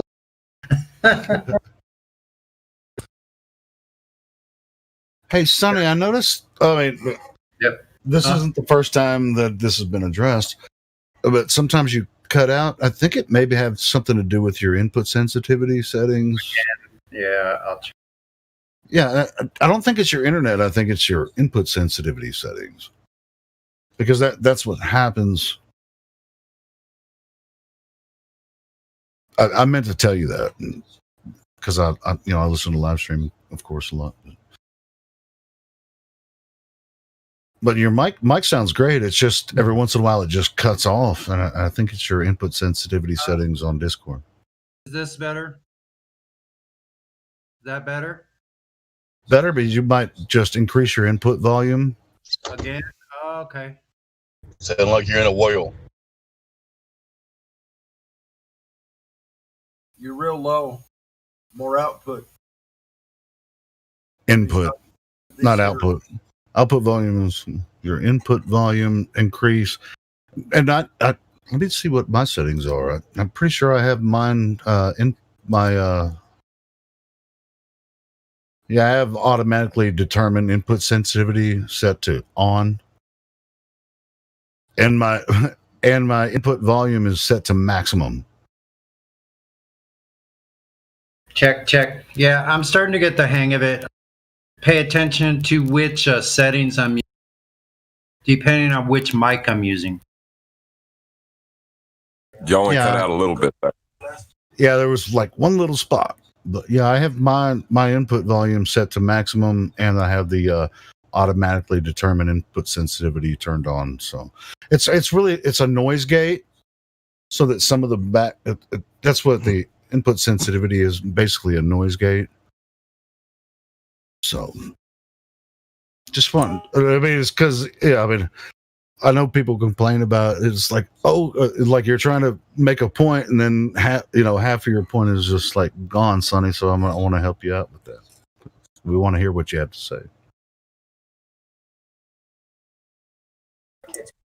If I had any kind of noise gate on my end, I'd just probably have to put myself on mute because there's no way I'm blocking this background noise over here. No. You're good. We always hear you. I'm just trying to help Sonny out because it's like some of the end of his sentences get cut off. No, I don't think it's the internet. I think it's his settings on Discord. I know what the problem is. I just need to actually talk through my headphones, but they're kind of big. So, all right, back your input volume off a little bit, and I think you probably be. I'll just use my headset. I'm gonna go outside anyway, but I'll talk to you guys later. Okay. Yeah. Anyway, I just wanted to point that out because I love Sonny's input. I just wanted to make sure that everybody hears what he has to say all the time. He does often, like, end of his sentence is cut off. That's all I'm saying. Yeah, that was frustrating. For production purposes. Especially when that Razzmatazz dude, I think it was Razzmatazz yesterday, and like Sonny, he wasn't hearing Sonny's point, and it was like he thought he had a legitimate point because he couldn't hear Sonny. Yeah, I just want to make sure Sonny comes through well. So, yeah. Next month I'll get a USB mic. Use that. Yeah, I would back off the input volume now because you're really loud now. Or maybe I have you turned up. Let me check. No, you're at 100% for me. So it's a lot louder than it was.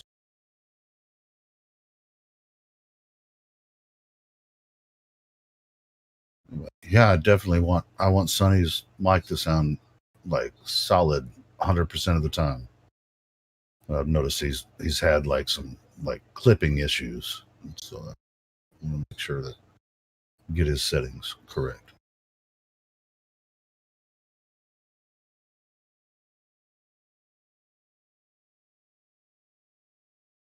I've been noticing like more the arguments that I guess they could go back to QE is where I place their like beginnings, but they've always been around in one form or another. But he's the one that's refined them to their current state. But like the arguments are spreading through flat Earth. Like globe earthers are getting away with less and less. You know what I mean? Well, and they're getting more pissed and pissed. Just they're losing their minds, making up some crazy shit, as a result of it. And it's not just QE; it's all of us, as a collective, mindset. We don't really have any evidence for the globe Earth, and you don't either. They're asking us for evidence of flat Earth, and we're pointing out, well, you experience the Earth as a level stationary plane. You see the sun and moon moving across the sky. Where's this globe? Right. See, they're asking for scientific evidence in their mind. They think they have science until you ask them for it, and then science doesn't prove anything. It's just the only thing circular about this world is the logic they use. Right, and I was sharing in the YouTube chat this playlist I created. It's from and I actually got It's an old school playlist. You know, it's logic lessons with Mr. Spock. This here, I'll post it in live stream. I mean, it's just, you know, it's a old school freaking.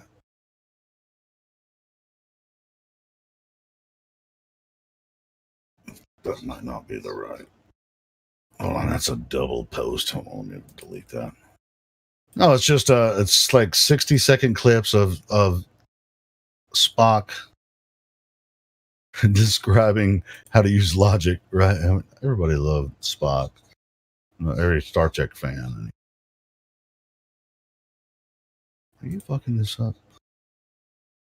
I tried to find a list of does anybody know where to find a complete list of all logical fallacies, or is there such a thing? This is a good one, and it's like 24 short videos of Spock explaining logical fallacies.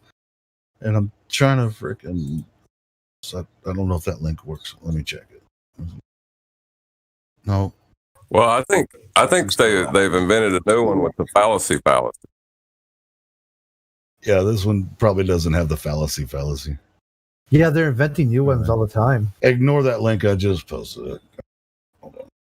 Right. Well, like the fallacy is where you think that just because you used a fallacy, you still could be right, but all the arguments you have are fallacies. So it's the fallacy. But really, at the end of the day, that these globalists believe that they can reach truth fallaciously. That is hilarious, isn't it? Yeah, and it's like, how do you unpack that nut? You know, like, how do you crack that nut or unpack that level of crazy? Well, it's like, you know, the only thing I know is I don't know anything. You know, that's where they're coming from.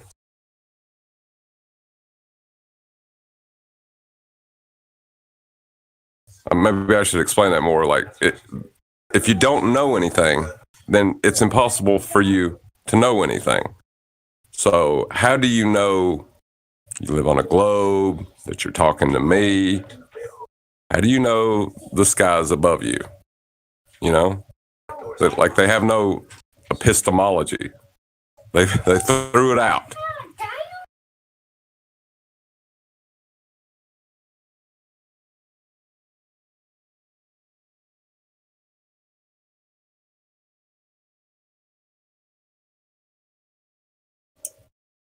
I think the equivalent is beating someone in chess so much that they just flip over the board and walk away. Yeah, exactly. Different people handle stress differently. For me, I'm not very good at chess, and I don't like losing over and over. I'd rather kill you than lose to you more. That's just me, though. I always target the minister, the queen, you know. I play with the horses. That's my attack force. For me now, these games represent a sort of one-upmanship. If you really believe we're all equal, why would you, you know, cheat, deceive, do whatever, play these games, you know? It's counterproductive to all people. Sure, it fills boring times and stuff, but it's probably the wrong way to fill their time.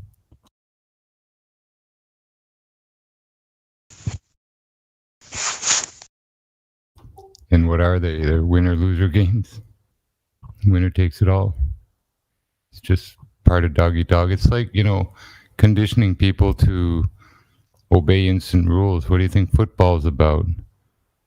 It's a sport that was created to teach people tolerance to immediate obedience. The ref blows the whistle, everything stops, what he says is final.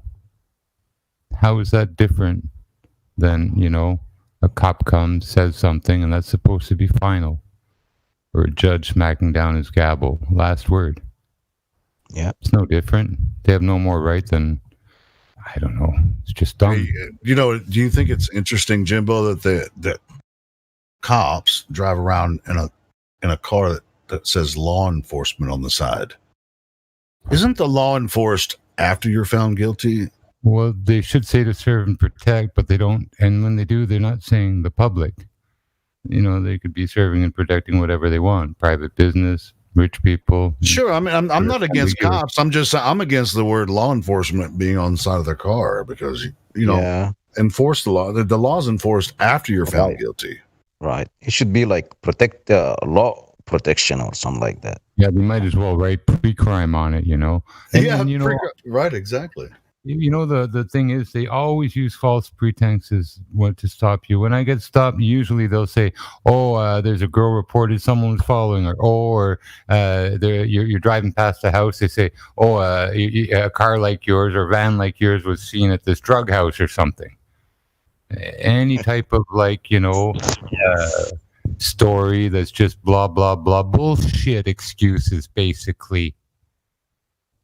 And they try to justify a stop with that shit. Something that really you had nothing to do with. It wasn't even a real call in or claim anyone. No one called the cops, and they just, too tinted your glass, or for whatever reason, They just make stuff up to pull people over and hand out tickets. In Montreal, they admit, they let prostitution, gambling, and other drug crime stuff go. And they make their money off the citizen by giving out traffic tickets to support their police force in Montreal. How is prostitution a crime? How is prostitution a crime? Well, the thing is, it's not really, and neither is gambling. It's if it's conducted by adults and whatever.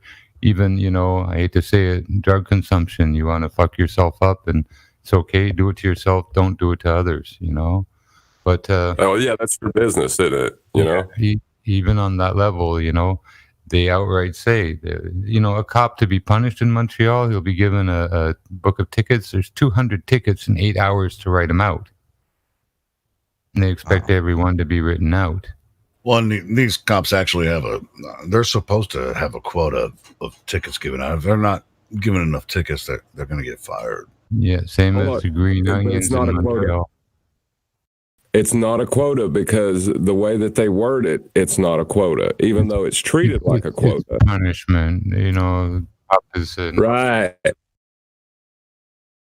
It's an incentive. What is it they call? Oh shit! I asked a cop about it one time, and the way they word it, it's not said as a quota, but it's said as it shows that you're in dereliction of duty if you're not doing it, because they set a number that they need to reach to show that they're doing their job.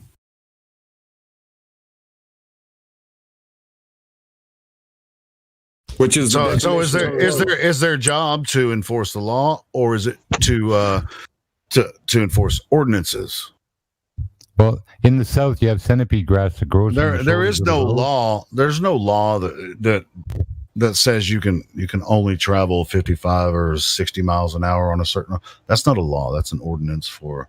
No, I'm not against speed laws. I mean, or speed ordinances, because I mean it is dangerous to travel that fast on. The fact of the matter, physically speaking, the faster two objects are moving, the less likely they are to hit. But that's the laws of physics. In fact, on the road, if it says 55, it doesn't mean you drive at 55.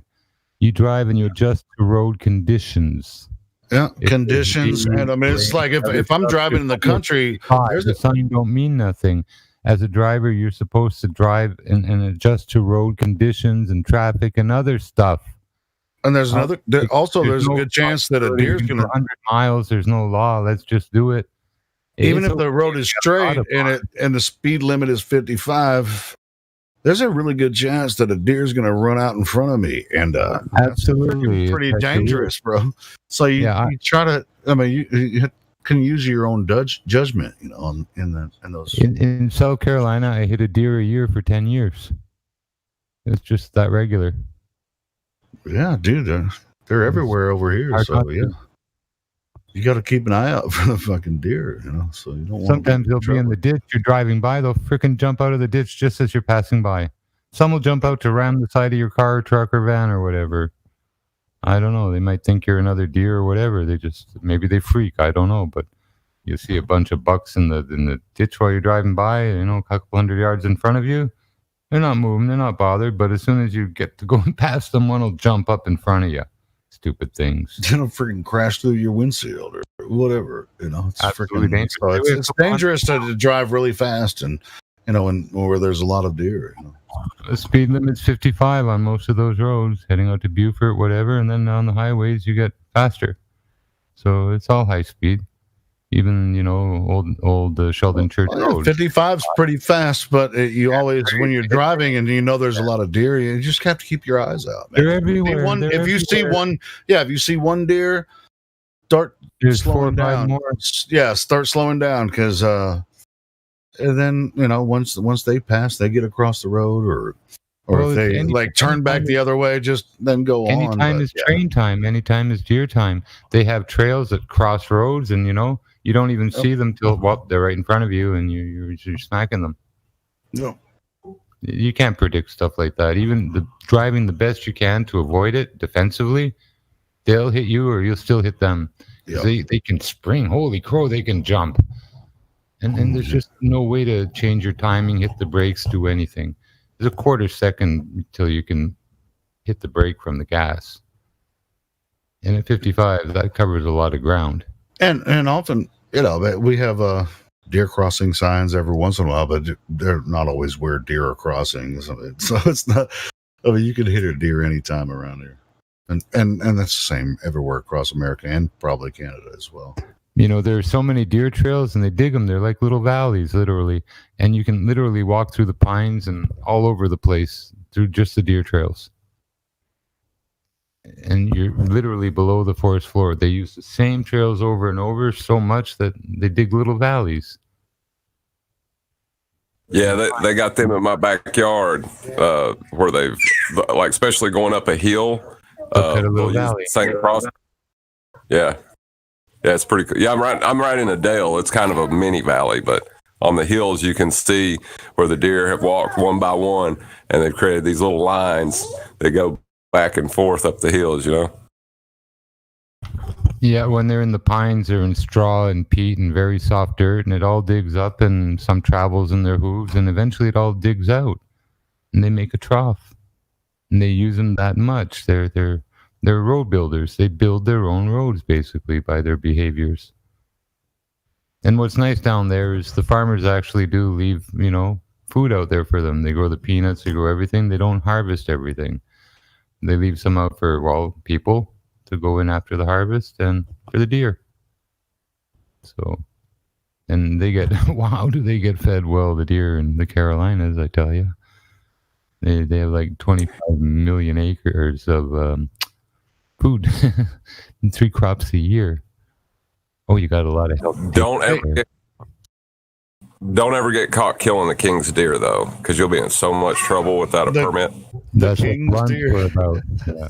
In old England, everything belonged to the monarchy and the royalty, and you were allowed to hunt like small game, rabbits and partridge and other stuff, fowl, but you weren't allowed pointed arrows. They had to be blunted. They had to have a blunt nose, so you couldn't deer hunt or other stuff. If you had, and you were a peasant, anything but blunts as arrows, you could be executed. Hey, Broken Curves and Jimbo, have you heard my new parody that I put out? YouTube took it down, but they immediately blocked it. Oh, because the copyright thing?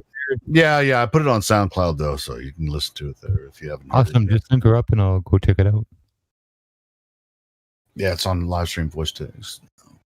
That was Baller's Tears, right, Helio? Yeah. I heard that. Is that the one, the Marks cover?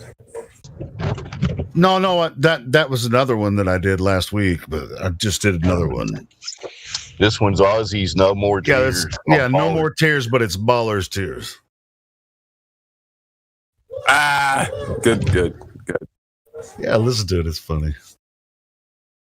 Yeah, Ramastan wrote the lyrics for that one too. I mean, he wrote the Richard Marx cover too. So yeah,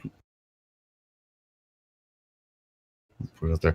I mean, there's over 300 views on the Richard Marx cover, but YouTube blocked it immediately when I tried to upload it there.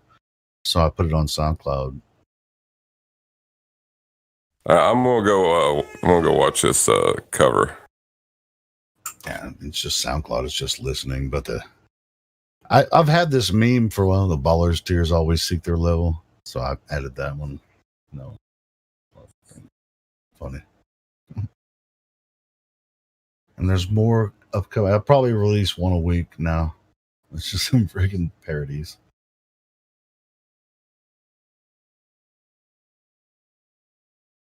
Ramastan he's got a talent for like writing the phrasing just like the song. Talking about Flat Earth. It actually sounds a bit like Ballsy Osborne. Pretty cool. Well, I'm a huge fan of Ozzy. Oh, he's great. There's just no question. He's time. I like Crazy Train. A lot of his stuff. Just he really is brilliant. You know, I've listened to Strangers. I've listened to Fools. People who make their own rules. Great song.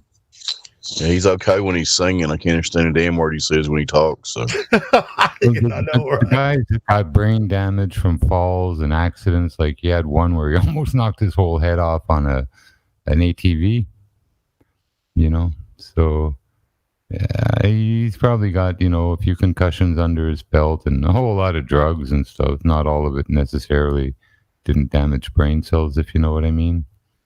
But and he's somewhat satanic, you know. Well, I don't think he's satanic.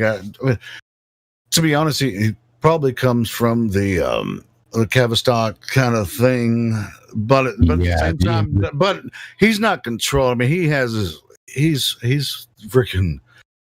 I don't know. I'm a huge fan of Ozzy. I'm not going to say that Tavistock has control of him or anything. I mean, he writes some freaking brilliant lyrics and shit. I mean, these were almost heavy metal, like him and Alice Cooper. They were ahead of their time. Emerson, or King Crimson. Agreed. Holy crow! King Crimson did Schizophreid Man, 21st Century. If that ain't hard rock and just metal, I don't know what is. And that's from way back. No, yeah, I think Ozzy's his own man. Even though, I mean, he was really popular because he's super fucking talented.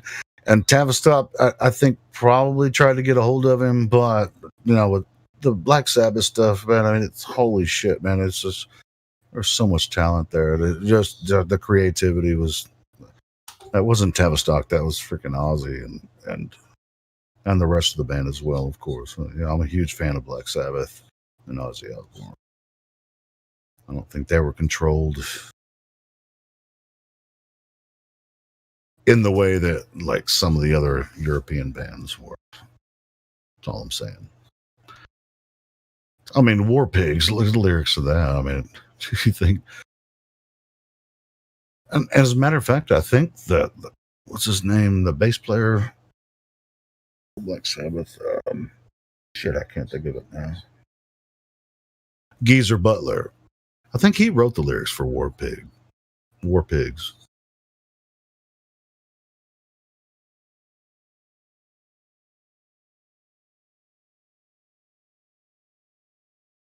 No, see, I just I used that for a thumbnail for the song I recorded. So, I guess he is listening.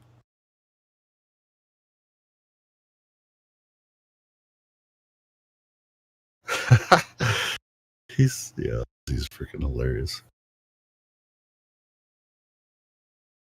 And I've seen Ozzy like 5-6 times live. He's always like, his vocals are perfect every single time. There's something.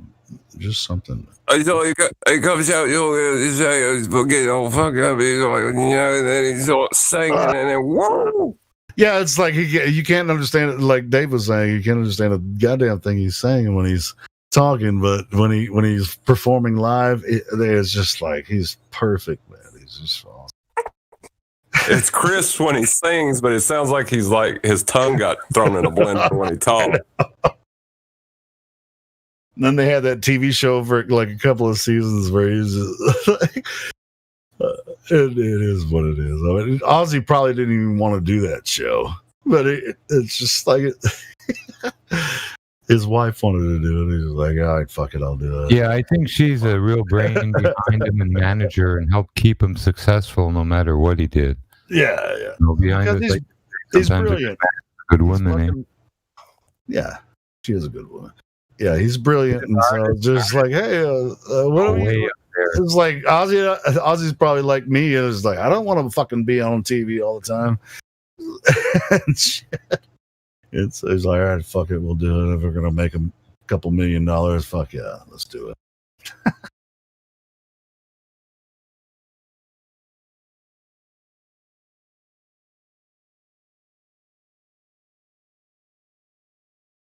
Yeah, Sharon Osbourne is definitely the brains behind it because Ozzy would have been broke and probably dead decades ago if it wasn't for her.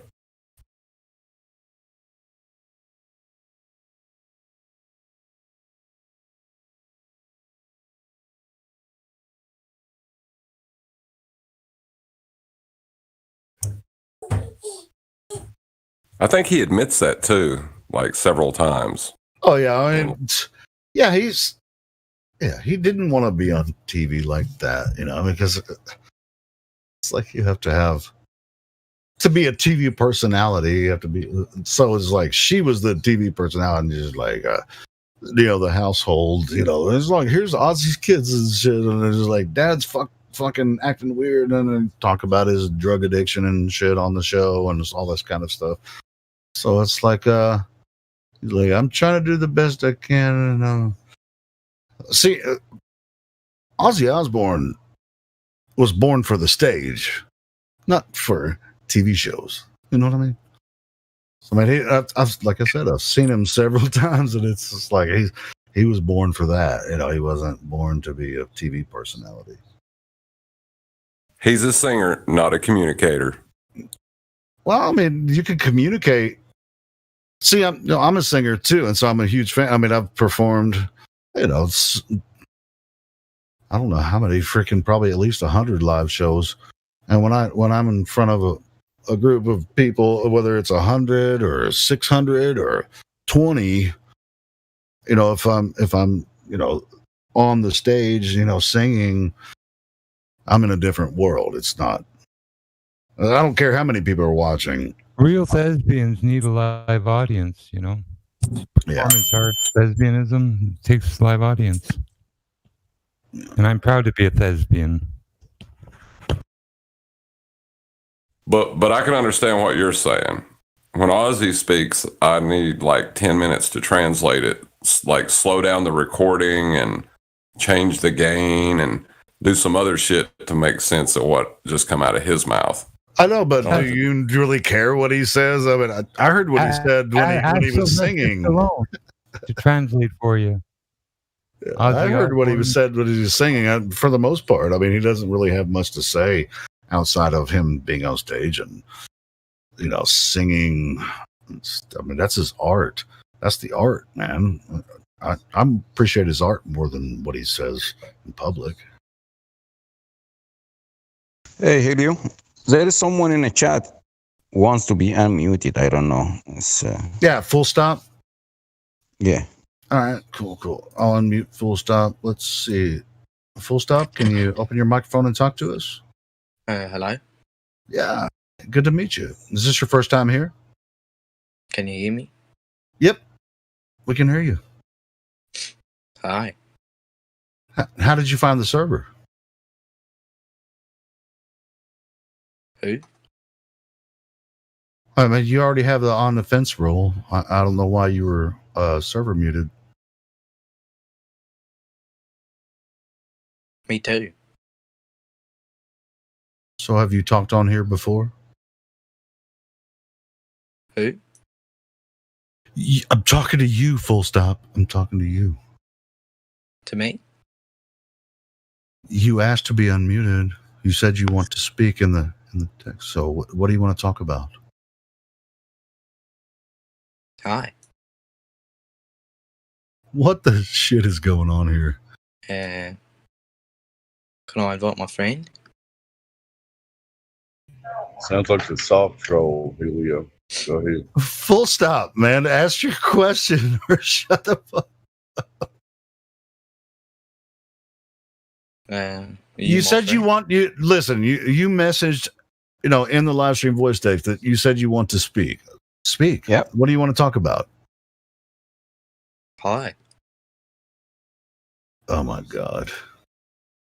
How are you? Do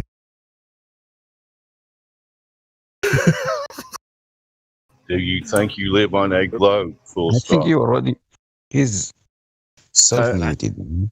I unmuted again. You guys ask some questions. I'm gonna go smoke a cigarette. Hi, guys. Do you think you live on a globe? Full stop. I live in Australia. Is Australia on the globe? Is it curved up there? I don't know. Or Australia. You seen the curvature, right? Yes. Who?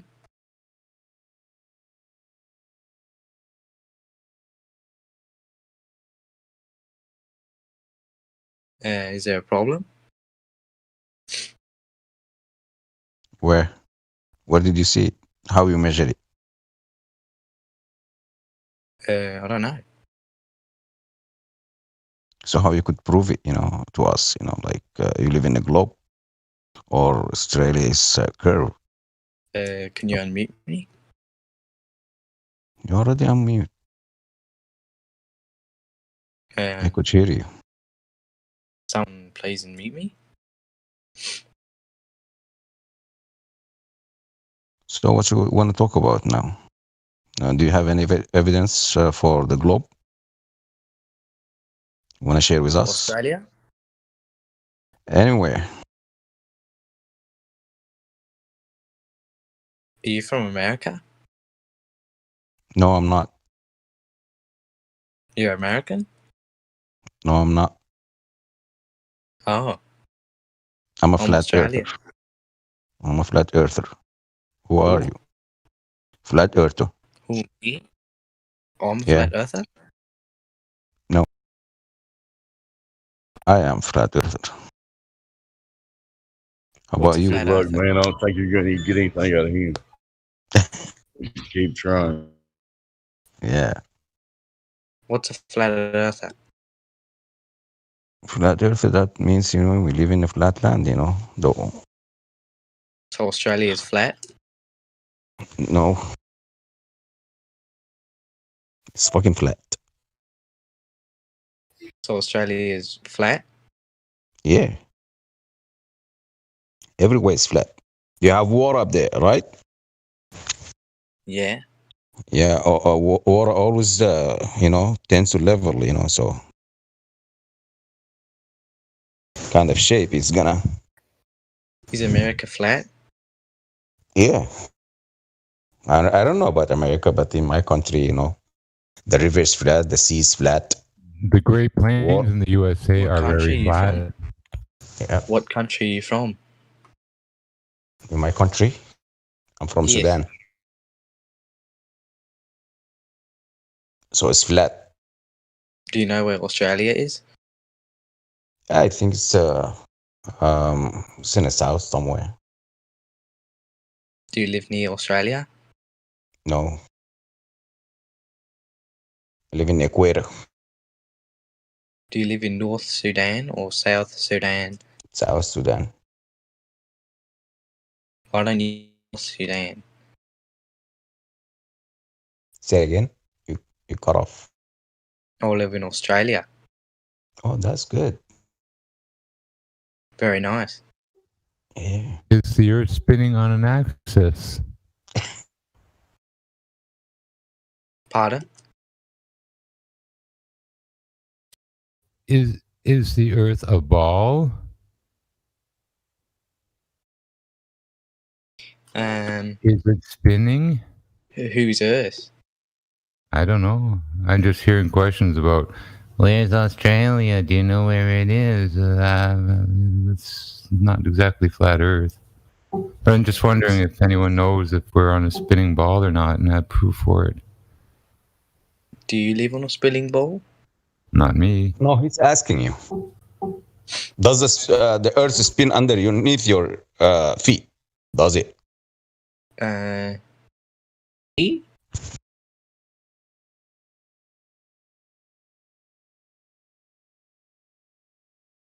All who live on a spinning ball, say I. Me? Full stop. Okay. Can you substantiate it with some proofs? Yes. Well, be all of our guests, and please commence. Do you have any proof? Proof of what? You're the one making the positive assertion that we live on some big space ball covered with water, hurling through space, and in a vacuum at that, with no barrier. No, I don't. We're not making the claim. Someone's saying we're on a ball. Substantiate it. I live in Australia, not a bowl. Well, the claim is that you're upside down. They call it down under, right? No. Oh, fuck off. You're already lying. Is there a mod here who can terminate this shit or get him on the fucking straight path and quit him from fucking goofing and being a troll? I'm done with him. Fuck you, prick. What? How do you really feel, Jimbo? What did I do? Let me try. Hey, how you doing, man? Hello? How are you? Okay. That's good. Good. You are not funny, you know that, right? You are not funny. Who? You. He's just funny looking, right? Hold on. I was gonna get to the proof because he asked if there was any proof for flat Earth, and it's if I measure a table flat, right? I measure it. Maybe flat. he's got a good joke to tell us, like two cannibals eating a clown. One turns to the other, says, "He tastes funny." The other one's like, "What? I'm having a ball."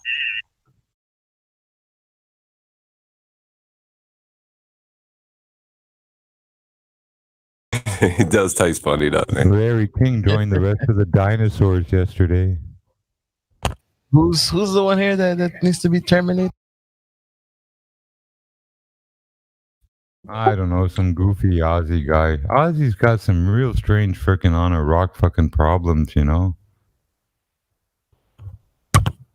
A lot of Australians seem somewhat disturbed. It's all that shrimp and no Barbie.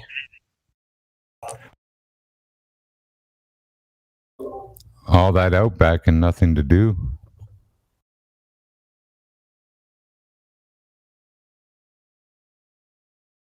It was a bunch of religious extremists, and Australia was a bunch of convicts. I feel a connection to Australia in some way.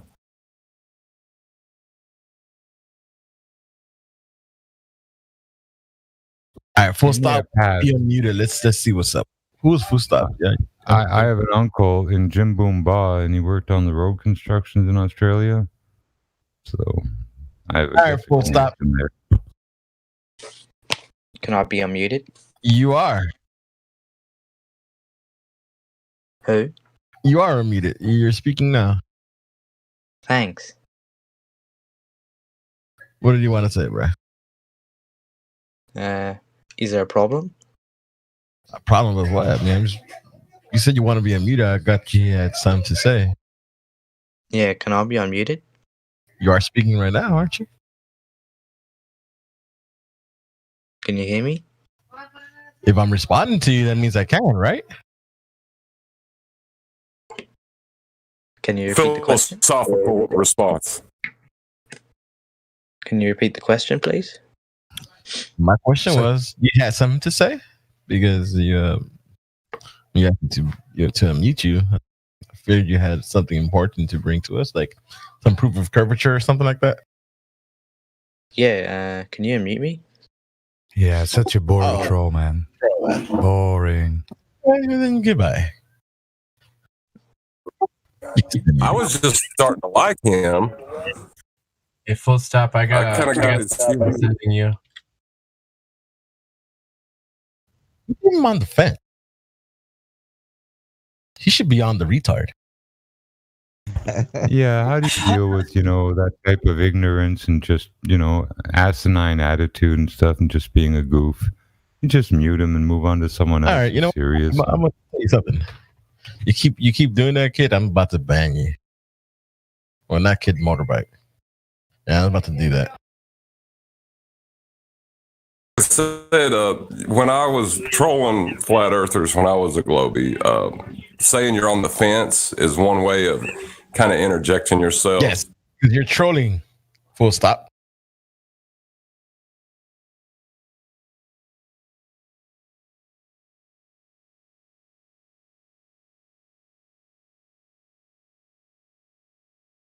Like to say that I don't have an opinion, you know what I mean? It means that you're neutral.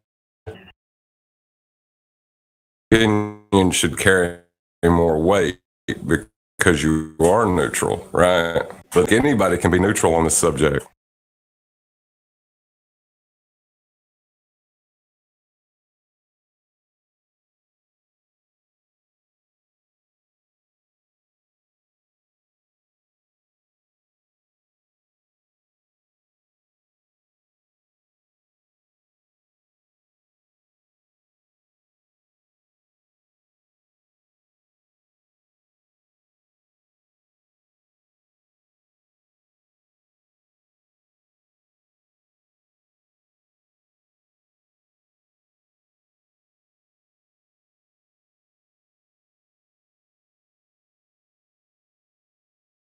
Did everything go silent? I was just about to ask if my speakers were messed up. I just went on a call, came back around, and then I'm gonna give you one last chance. If you start with "Can I be unmuted?" I'm going to ban you. You got that?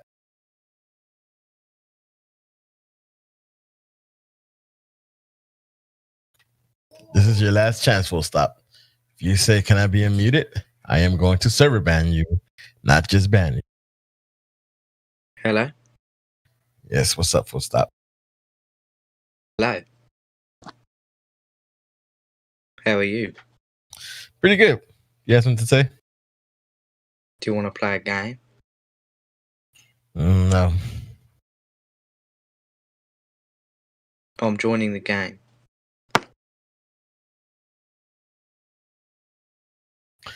All right, let me ask you a question, man. What do you think you're standing on? A globe? You believe that you live on the globe? I'm sitting. What do you think you're sitting down, standing on, lying down?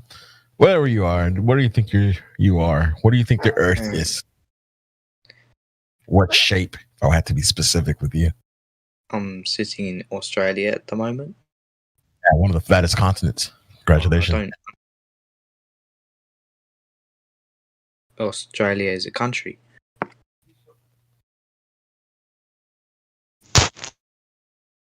Again. And what's that continent called that it's on? Look at these guys, serious? Are you from America? Gosh, dude. The country I'm from is America. The continent is North America. Right? Like everybody knows this, right? Okay, I understand. Can't So I invite my friend? What continent are you from? Australia. No, that's the country. You already said that. Okay. It's a fun game, man. We can all act stupid. Wait, I thought Australia was a continent. It is. I was gonna say, what the fuck? Can I invite my friend? But he's living in Australia, doesn't know that, I guess. But can I invite my friend? No, we're speaking to you right now. One of them enough. Full stop. Do you have anything to offer to this conversation, or you just was like, "Hey, this sounds like a cool place to hang out. I'm just gonna say nothing." And I'm trying to ask him, what do you think the shape of the Earth is? he won't answer it. I mean, you guys have been talking to him for 20 minutes. I just started speaking with him, so I have no idea. My friend doesn't speak English. Okay, so right now I'm speaking to you. Full stop. Yeah, not your friend. Yeah, Grateful, you're the fourth person who tried to talk to this guy. I understand. Yeah, I muted him and someone else unmuted him. That was me. He asked to be unmuted, and then he started trolling with, "Can I be unmuted?" So let me speak for like a few seconds with him. Can you repeat the question, please? What shape do you think the Earth is? Do you think of the Earth is a sphere? It's a circle. Doesn't answer much because circle could be a quarter. A quarter is a circle. It's our circles. Doesn't make them a shape as a ball. It's 90 degrees. To what? A circle's not 90 degrees. Is that how hot it is over there in Australia at the moment, or is that the? Wait, 90? Yes, I live in Australia. I think I know what he's talking about. Yeah, we know that you live in Australia. No big deal. I think I know what he's talking about with the 90 degrees. Can I try it? Yeah, all right. You're talking about level, right? It's 90 degrees. No. And you look at the horizon, and it seems like when you look at it, it's lower than what that 90 degrees should be, right? No. It's not? No. So 90 degrees is not a shape. So that's again, flat, yeah. The Earth is flat. Okay. Smartest thing you've said all day, bro. What the shit? You gave me a little more break. Just give me a little more compassion towards you. You might have hope. But that's pointing at the obvious, or the obvious is a question. What makes you think that it's flat?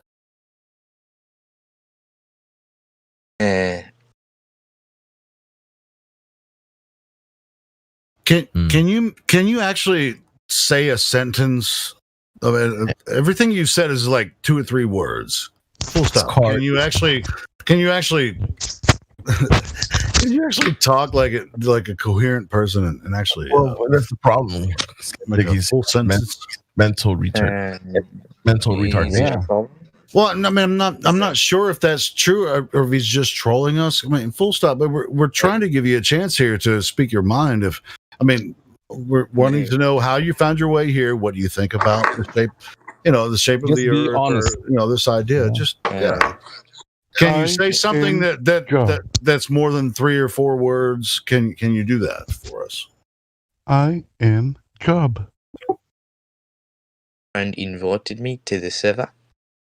All right, sweet. So somebody invited you to the server. Awesome. Cool. So what do you think about it? Full stop. His name is Jamie. I don't care about Jamie. I'm asking you what you think about what we're talking about. You talking about Jamie? No, I'm talking about. Don't follow him. You're gonna have to start talking. You're about to be muted again. You're gonna have to start talking about let me continue the conversation. Let me continue this. So again, full stop. Take it easy on you because I know you have some mental problems. So, what shape do you think the Earth is? If you don't answer correctly, or what do you think the shape of the Earth is? I'm just gonna ban you. I'm not even gonna mute you. I'm just gonna completely ban you. It's a full stop. Full stop. Please stop. I think it's a square. All right, goodbye. When you look, you can't see. Fine.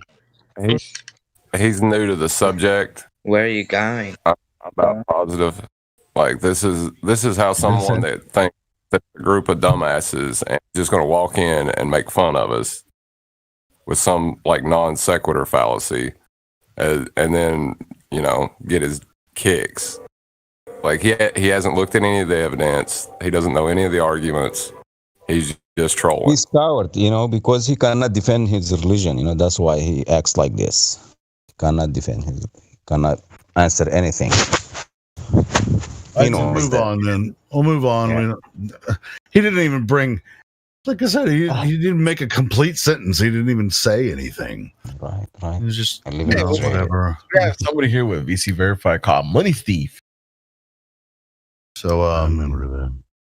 What's up, Money Thief? Are you new to the server? No, I've been here for a little bit. I am. What do you think of the Earth right now?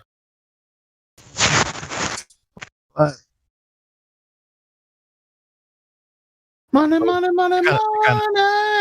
You kind of cut off. You what? I said I think it's flat. What made you think that? You can't find curvature. Antarctica. What about Antarctica? You can't go there. That's the supposed wall. And then the big red flag for me was the United Nations and their logo. Okay. So you're new to the subject? Yeah, I've been looking at it for a while.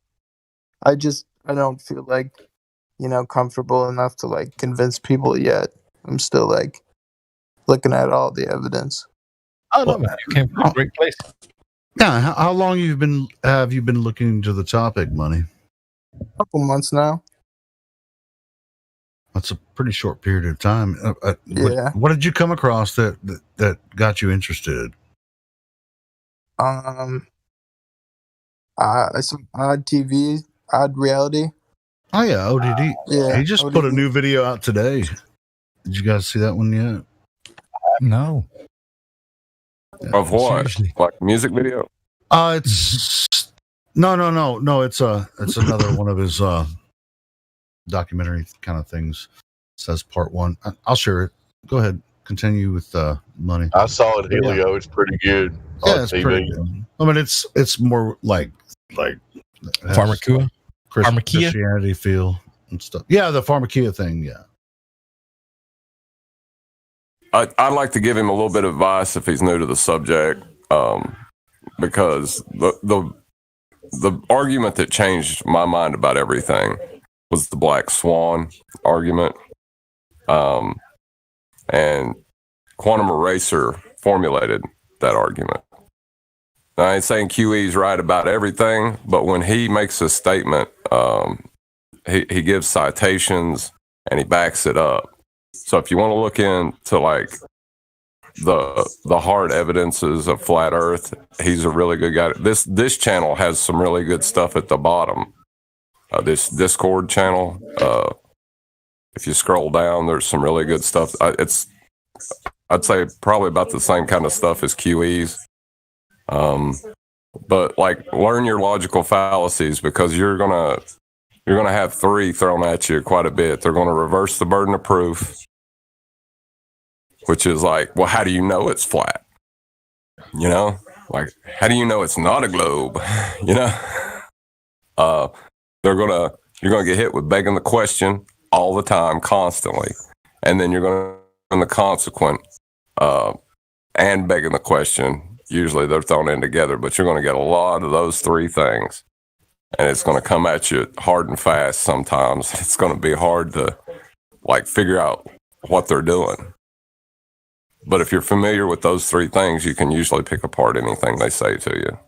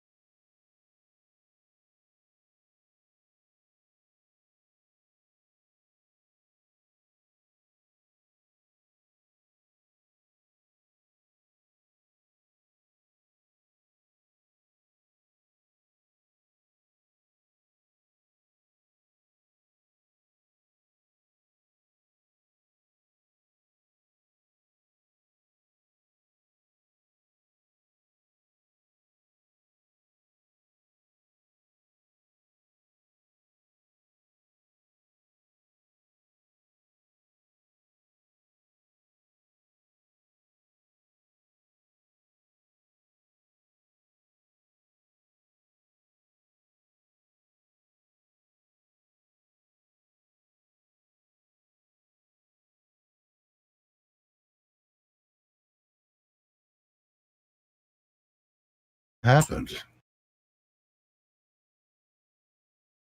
I think everything broken got curve. quiet.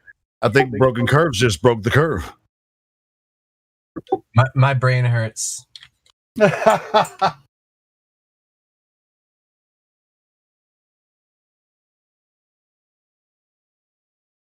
Yeah, like because sometimes I just lose the thing. I mean, Discord, whatever. I just thought it was silent for me. well, like the biggest thing, and it's one of the things like flat earthers forget a lot of times, because when you are proving that what they're saying is false, you don't have to replace it with something. You don't have to explain how the sky works. You don't have to explain, you know, why there's hurricanes or tornadoes. You don't have to explain those things. You just have to know that and be able to articulate why what they're saying is false. We don't have a true positive claim. And that's, I think a lot of times when flat earthers argue with ballers, they forget that. Like, the more you stay centered in reality, the easier it'll be on you.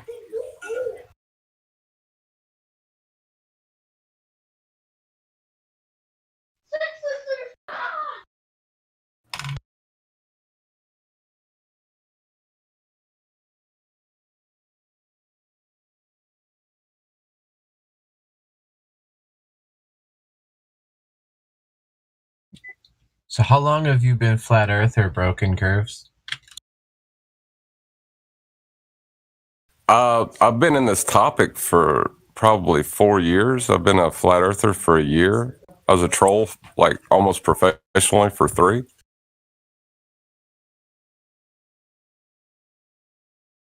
Like, you just were that good at it, you're saying? Like, super good?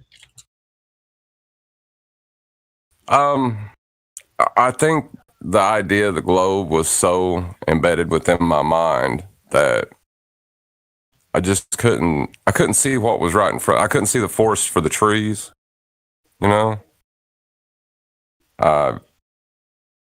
What I would do is I would have a conception of what I thought the world was.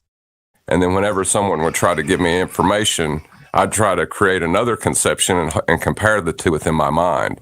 And that's not how reality works. Like a house of cards, right? That fell when you eventually something. What was it? What was the final tipping thing? Oh, the black swan, because, you know, that one model, the globe Earth, is built on the idea of geometry and shape. You know, what's the shape of the Earth, right? If the horizon, right, if the horizon isn't an indicator of shape, then what argument is there to be had with it? What are we talking about when we point at angles to this and angles to that in the sky? You know, what are those things? Yeah, especially when one of their strongest arguments was you can see the geometric horizon when a boat goes over the curve. And you're like, what curve? This is, you know, that's not what you're seeing. Yeah, like the entire model is geometric. And the moment that that's not geometric, like refracted or not, the moment it stops being geometric, the model falls flat on its face, because even like gravity's built on R, their belief in the sky vacuum is built on R, their belief in spinning is built on R, the molten iron core is built on R. I mean, everything is built on the idea that there is a radius and that the Earth has geometry. And to realize that that's not true, like it destroyed my world in one day, pretty much.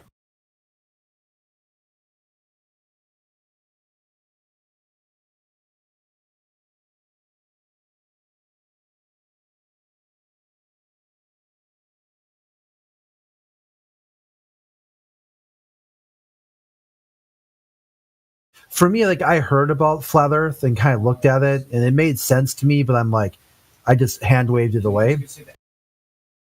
Until finally I was like, I'm gonna look for some answers, because I thought neither side offered anything good. One side was answering things that, like, really, you're saying that, and the other side was just like parodying science that they didn't even understand. So finally, on Facebook, I joined a group that it was like End the Flat Earth. They said they'll answer your globe questions and show you why. It's definitely a globe beyond all doubt, perfect down to the last detail. And I'm like, sure, let's see what's going on here, right? They got a Facebook group of experts that you pose a question and they answer you, then lock the thread, apparently. But that's not what they did. It was just like you posed a question and a bunch of nincompoops came out of the woodwork and just made fun of you. And this went on for about a week until finally I raised some questions here. I'm like, you guys posed your Facebook group said these are all experts, right? That you guys have multiple interdisciplinary fields of study. This is like their words that will answer your globe questions perfect to the last detail. Then they said, it's just a little bit of hazing that has to happen first just to make sure you're not a crybaby and blah, blah, blah. I'm like, sure, whatever, who cares what, as long as I get some answers at the end of the day. Well, at the end of the day, I eventually just got kicked from the group. And then the group moderator finally said, this is just a trap and troll group to make fun of flat earthers for entertainment purposes. I was like, that's it. I'm done, dude.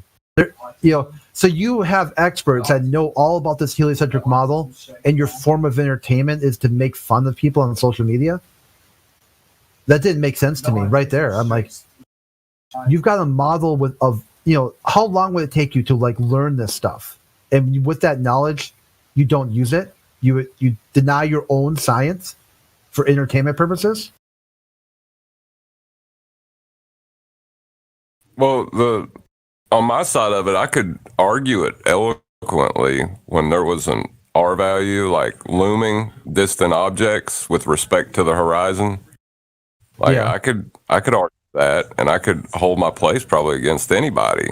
As long as if you give me R, I can justify anything. And it's really that simple, because if you give me R, you give me a sphere. For me, when I was go ahead, Fuzzy. It destroyed your world in one day, but then rebuilt another one that's flat and stationary. The world, the Earth was always flat. The only thing that's ever changed is your perception of it.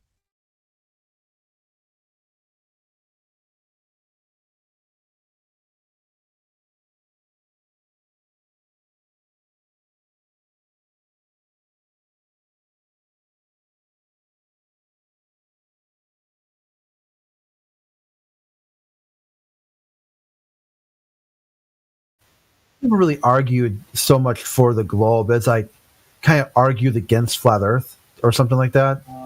Like I was, America's really great. That's why America's the only one with a, functionally space program. The rest of the world is like decades, half a century behind America. Like, duh, right? This is what makes America great. Republican leaders in office is what makes America great. Until eventually I was like, wait a minute, this ain't adding up consistent anymore. Because the left wing is telling me that my side's anti-science, but yet my side controls the destiny of American space programs. So it started me thinking that if both sides have this, ropey-doke, bullshit behind why their side is all about space and the other side's not. Something must be going on here with the narrative, because it's a logical inconsistency there.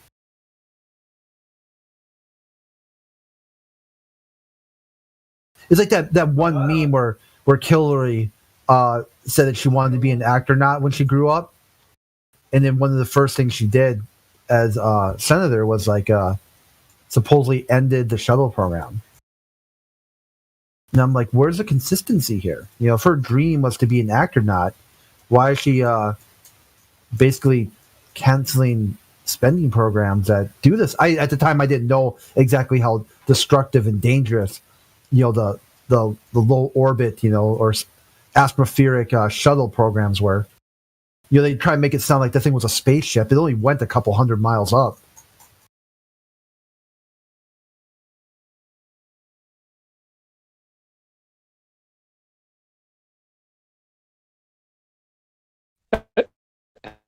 Any of you ever met somebody in person face to face the first time, and in a matter of a minute or less, they didn't know that the Earth was flat, but within a few minutes of you talking to them, they accept it is that the Earth is flat? You came in pretty digital there. I think I missed most of that.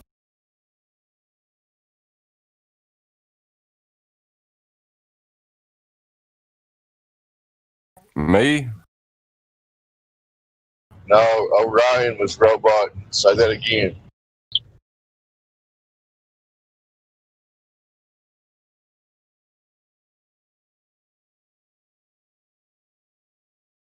I was asking, have you guys ever met somebody face to face where, you tell them that the Earth is flat and you present all these basic logical facts, and they accept right there and then that the Earth is flat without any cognitive dissonance? Have you ever done that before? Because that actually happened to me when I first found out about it. Because I don't really think of myself that highly, but I was thinking critically and realized that what this guy was telling me I couldn't disprove at all. And as I walked away, I was 100% convinced that the Earth is flat. I was walking, just down the street home, and I was like, damn, the thing is flat and stationary. And it's like, I've done that at least to, I guess, 2, maybe 3 other people, but it's just a certain kind of personality where you don't even know that anybody thinks that the Earth is flat or knows that the Earth is flat. And then, somebody strikes up a conversation with you and points it out to you, and you just accept it, without the cognitive dissonance. Like, have you guys ever met anybody like that? They're few and far between, but they're out there. Basically one time I talked to this dude who he said that he knows the Earth is a globe because of physics. And I'm like, that's interesting. Can you tell me some of your physics that you know? It just got like complete blank stare. Like he knew he didn't know anything about physics, really. He just was saying it, Crit, on that point, I don't know what you guys are talking. I was listening to my song again, but whatever. But on that point, I've heard a lot of people come and say, well, calculations this and physics that. Where have calculations proven anything about Earth itself? That's just kind of like have you seen that meme where there's like a guy on a ladder on a this huge ass chalkboard where they're just writing down calculations? Well, this is proof that our equations are right about Earth. I think that's it's really hard for new people, I guess, to come around and say, well, somebody that's smarter than me wrote a huge calculation on a chalkboard and they figured out that the Earth was a globe due to the flat chalkboard. I mean, give me a break, man. Hold on. I can rebut that as a glober. Go for it. Just as a glober. Well, we can look at things like atmospheric law, which takes gravity into account to show the reason for the gas pressure gradient. That's a calculation. Well, you're going to have to define atmospheric law. What do you mean by that? Oh, barometric law. I'm sorry. It's called barometric law. Are you talking about differential pressure, as you rise in altitude? Right, yeah, you can calculate that using gravity. Well, that's a calculation. I'm talking about measurement. Of course there's less barometric pressure as you rise in altitude, but no one's ever measured. Notice the word measured the differential over a certain level. calculations aren't going to really prove anything. I mean, it's like we're gonna we have a base measurement here, and here's what we observe here on the ground level. But as far as what would happen in the upper atmosphere, with barometric pressure involved, I mean, you're going to have to measure that too. Well, we measure it from point A to point B and calculate it, and it holds true. Why would it stop holding true?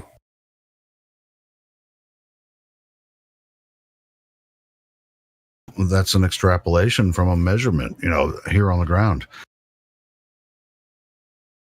Well, not just on the ground, but as you go up, it's, Sure. I mean, I've seen a lot of like the high altitude weather balloons and stuff.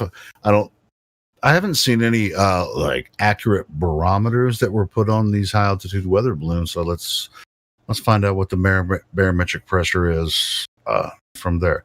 And I've seen a lot of cameras and stuff, but it'd be interesting to put a barometer on there, maybe a digital barometer or whatever, something that we could actually record. You should have had the shit kicked out of me by then.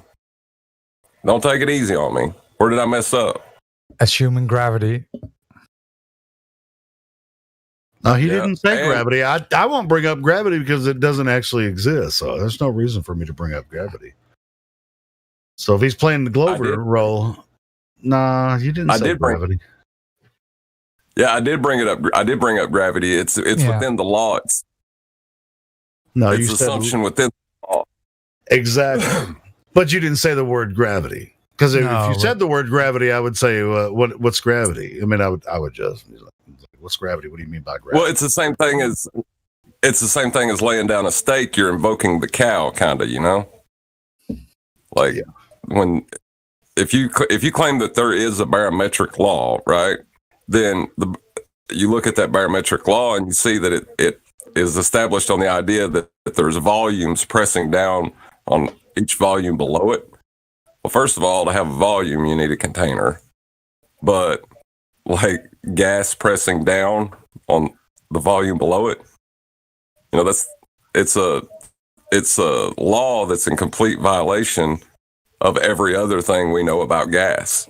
Yeah, but this is the first time I've ever heard someone say barometric law. I mean, it's not a law of physics, barometry or anything like that. So that's why I was, I wasn't getting away from the entire. You kept invoking the word law, which, like I said, I mean, there's no law of barometry or atmospheric pressure. There's no law involved necessarily there. As far as measurements. Right. If you check it out in Wikipedia, you'll find it. It's barometric law. But the law itself is based around the presupposition of a downward force, which is, Yeah, I'm aware of what they say, but but you didn't say that specifically. Like, goes completely against the idea of entropy.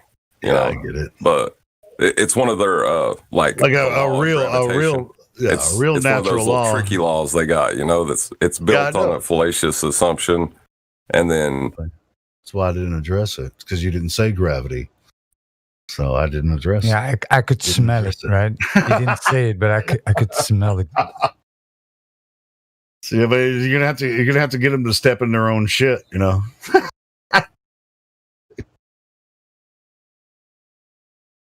Anyway, yeah, good stuff, man. Hey, Helio, you got to know Rolls person on here, Coach Sura. Try to talk to them. Who? Coach Sura. Red Blood Kid Motorbike. Well, Katsura's a flat earther. Oh. There's no rolls on my screen. Really? Oh, well. Yeah, it says Flat Earther Coliseum seating. All right, my bad. Continue. See, Hookah though doesn't have a role.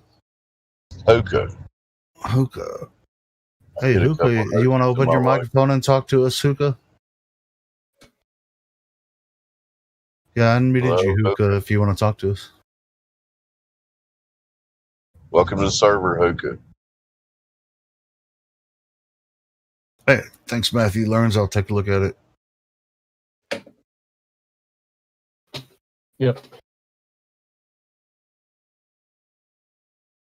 I used to be a great glober. In my mind, I was a great glober. I kept the faith. You know what I'm saying? Yeah, I think you were probably like Matthew Learns. I mean, he's been here for a while, and he's peaceful. He's not a total troll or anything like some of the other people. So it's like respect to Matthew Learns. I mean, he's a true believer. That's right. No, I just like hanging out. It's interesting. Sometimes talking about stuff. So. Yeah, but you know the entire argument. I mean, you always I do. Yeah, so it's all good. Yep. Does he understand the significance of the Black Swan argument? I do. Yes. And you realize that for something to have shape, it needs geometry. Yes. And that doesn't bother you? It doesn't. In my view, and we don't have to relitigate this whole thing right here, right now, but just quickly, in my view, I think that... Why not? I mean, come on. I mean, talk to Broken Curves about this. Come on, Matthew. Come on. I think that the globe shape also can have the same effect as a flat shape in that case. It's hard to distinguish between the two in that case. Right, you're talking about locally flat. Yeah. If you zoom in enough on a ball, it'll seem to be locally flat, right? Yeah. Right, but that's not what the Black Swan argument is. No, I understand. It's saying that the horizon behind the both of those oil wells is higher than it should be. Well, I don't think that's it either. See, it's maintaining its its position. Yeah, that's not. See, this is the thing. You can't understand the Black Swan argument and be a glober. Okay. I'm open to hearing your interpretation of it. I've heard other people explain it, but yeah, go ahead. Right. You know you're a damn lie, my friend. You know damn well that it's not about the horizon being up, but it being too far. Okay, I'm sorry. I was not lying. I'm not trying to deceive anybody here. No, I don't think you are. Like, because I can really understand where you're coming from. But like the Black Swan by itself, if you just look at it in isolation by itself, you might be able to make those arguments. But the entire idea of what the heliocentric model is built upon is within the ideas of geometry, right? Yeah. Yes. Right. You look at the horizon, and then you make the assumption of, hey, well, that, up is still up there, right? It's still level. Level is level there. Level is level at my position. It appears to have dropped, right? Yes. Okay. So now you are standing on, your eye line is the hypotenuse of a triangle. The horizon becomes the tangent, right? Okay. You mean the long end of the triangle? Opposite leg becomes your radius value? No, your eye line's the long end of the triangle. The horizon becomes the opposite. Yeah, the opposite leg of the triangle. Uh-huh. And the adjacent end is from you to the horizon, and from that you can calculate a radius. Yes. Right. Well, that's geometric. That's what all of it was built with. Okay. Yeah, I see what you're saying. That's the only claim to fit everything. I think some globers may try to use that to calculate a radius, but in my view, I would presuppose and assume that a radius exists ahead of time. So it's a preconceived notion on my part. Okay, well, let me.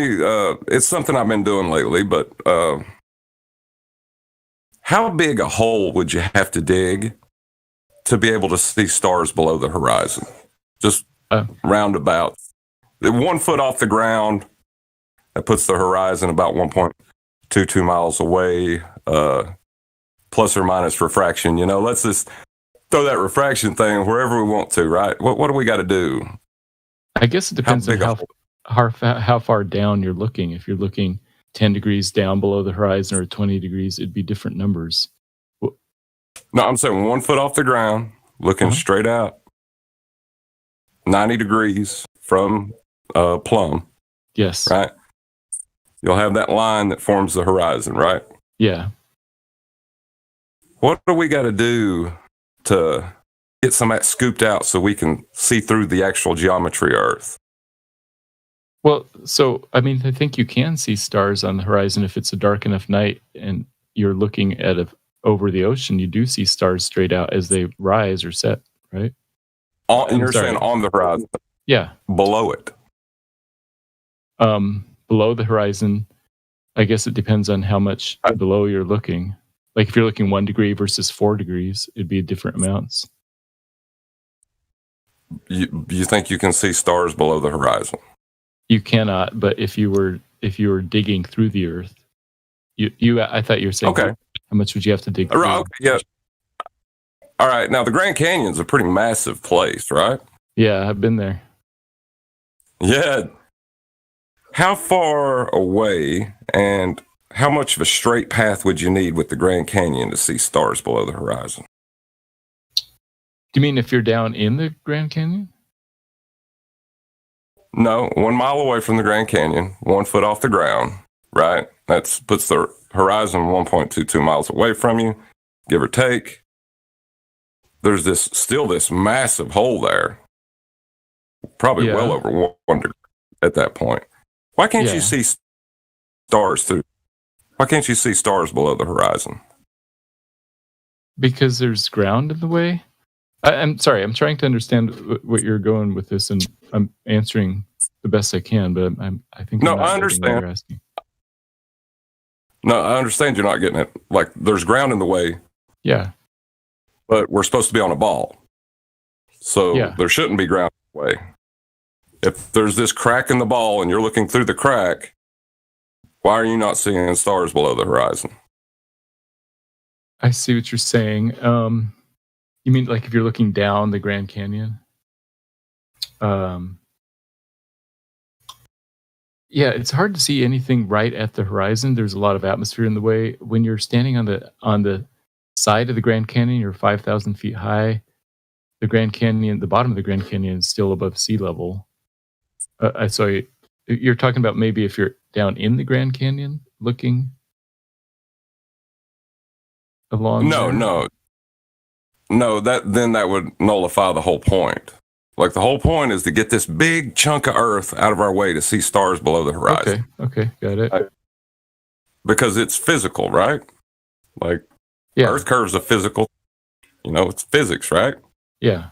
We already got this God-made, you're into physics. We've already got this natural-made giant chunk of Earth removed. Why can we not see stars below the horizon through, whether it's refracted or not, you can move back or forth. You should be able to get stars below the horizon. Yeah, I think it's just, you'd have to have lots and lots of like stuff moved out of the way to look below the horizon. Yeah, that's why it's the Grand Canyon. It's lots and lots of stuff moved out. Yeah. I get what you're saying. Like there it is. There's a big hole in the ground, and why don't we see? If we stand in the right spot, maybe we should be able to see stars through the crack. Yeah, I see what you're saying. I don't know. Well, this is the interesting thing because models that we build in our minds aren't reality. Yeah, right. I agree. And there's a lot of reification that goes on, and flat earthers don't have that many answers. I mean, I don't. Yeah. But looking at that, and because I've been to the Grand Canyon, and I know it looks like it's just a big, canyon in a flat surface. Yeah, it does. And that's the thing. The geometry has to make itself apparent at some point. Yeah. And with the black swan, the geometry, if you extrapolated it out, is bigger than the orbital path of the moon using the tangent formula. Well, we don't live on like a helium balloon that's being inflated and deflated. You know what I mean? Like that's crazy. So now you can kind of see why that bothered me so much, that the horizon's geometry is not apparent. I get it. And that's why looking at the horizon and zooming way, way in on the horizon and looking at the difference between, a tenth of a degree up or down or this or that, to me, it feels like you're squinting at the sort of extreme case. And so I like looking at sort of the bigger picture things more than like these horizon type things. Right. But the horizon is your zero mark. That's your constant whenever you're doing any kind of celestial observation. Yeah. Uh-huh. Now, if you don't have a constant, like you have a constantly shifting constant, what are you measuring? I guess I would say that the easiest way to measure the altitude of a star or the moon or whatever in the sky, instead of trying to figure out where exactly the horizon is, would just be to count 90 degrees from straight down instead. Like if you're inside of a building and a telescope or whatever, I think they just measure what's exactly 90 degrees off from straight down as the artificial horizon. But my question thing is, when you look at a distance, you don't have necessarily stereoscopic viewing. Two lights at different distances, you can't tell the distance apart from them on the ground. If I put up two lights of two different intensities at two different places in front of you, I can fool you into thinking that one light is actually in front of the other one. It's not. Yeah, you're right. Not measuring distance. Sorry, I meant measuring altitude as in the angle altitude. You can't do it that way either. They're all on the same plane. But you recognize that what I mean by altitude is not the actual altitude, but the azimuth. Altitude is one. You're guessing. You're grasping at straws. But all of the things you see up there as light, what you call stars, are on the same plane. There's no stereoscopic depth. There's no distance between them, one closer, one farther. Yes. There's not. I understand. Okay, can I try to... Oh, sorry. Why horizon is not 1.37 miles, 1.4, because of refraction 2.3, 3.7? I can go more. Why is more than 10 miles? I guess I'm not 100% sure what you're asking, but you're asking about the distance to the horizon. On that altitude, it's 1 foot should be horizon. The geometrical horizon should be 1.22 miles away or 2.5, doesn't matter. I'm asking if is refraction there extreme or whatever. Okay, let's say double of that, 2.6, horizon is not there. 3.9, horizon is not there. Horizon is not covering all rings. Horizon is 10 times behind where should to be. What is going on? Probably refraction, but I was talking about the artificial horizon for calculating the altitude of a star. Yeah, but what that mean, refraction? It just is one way of describing that. Sometimes light doesn't go in a perfect. Can you describe me when I ask you, for example, the geometrical horizon should to be 1.2 miles away, but it's more than 10 miles? Can you explain me what refraction doing that it's 10 miles away? It bends light. Yeah, and that means that horizon, what I see on 10 miles, it's refracted from the geometric horizon. Yeah, That exactly. means that where are the oil rigs, double of the oil rigs behind that horizon? Why are not reflecting on the behind? Yeah, I see what you're saying. The refraction changes where it looks.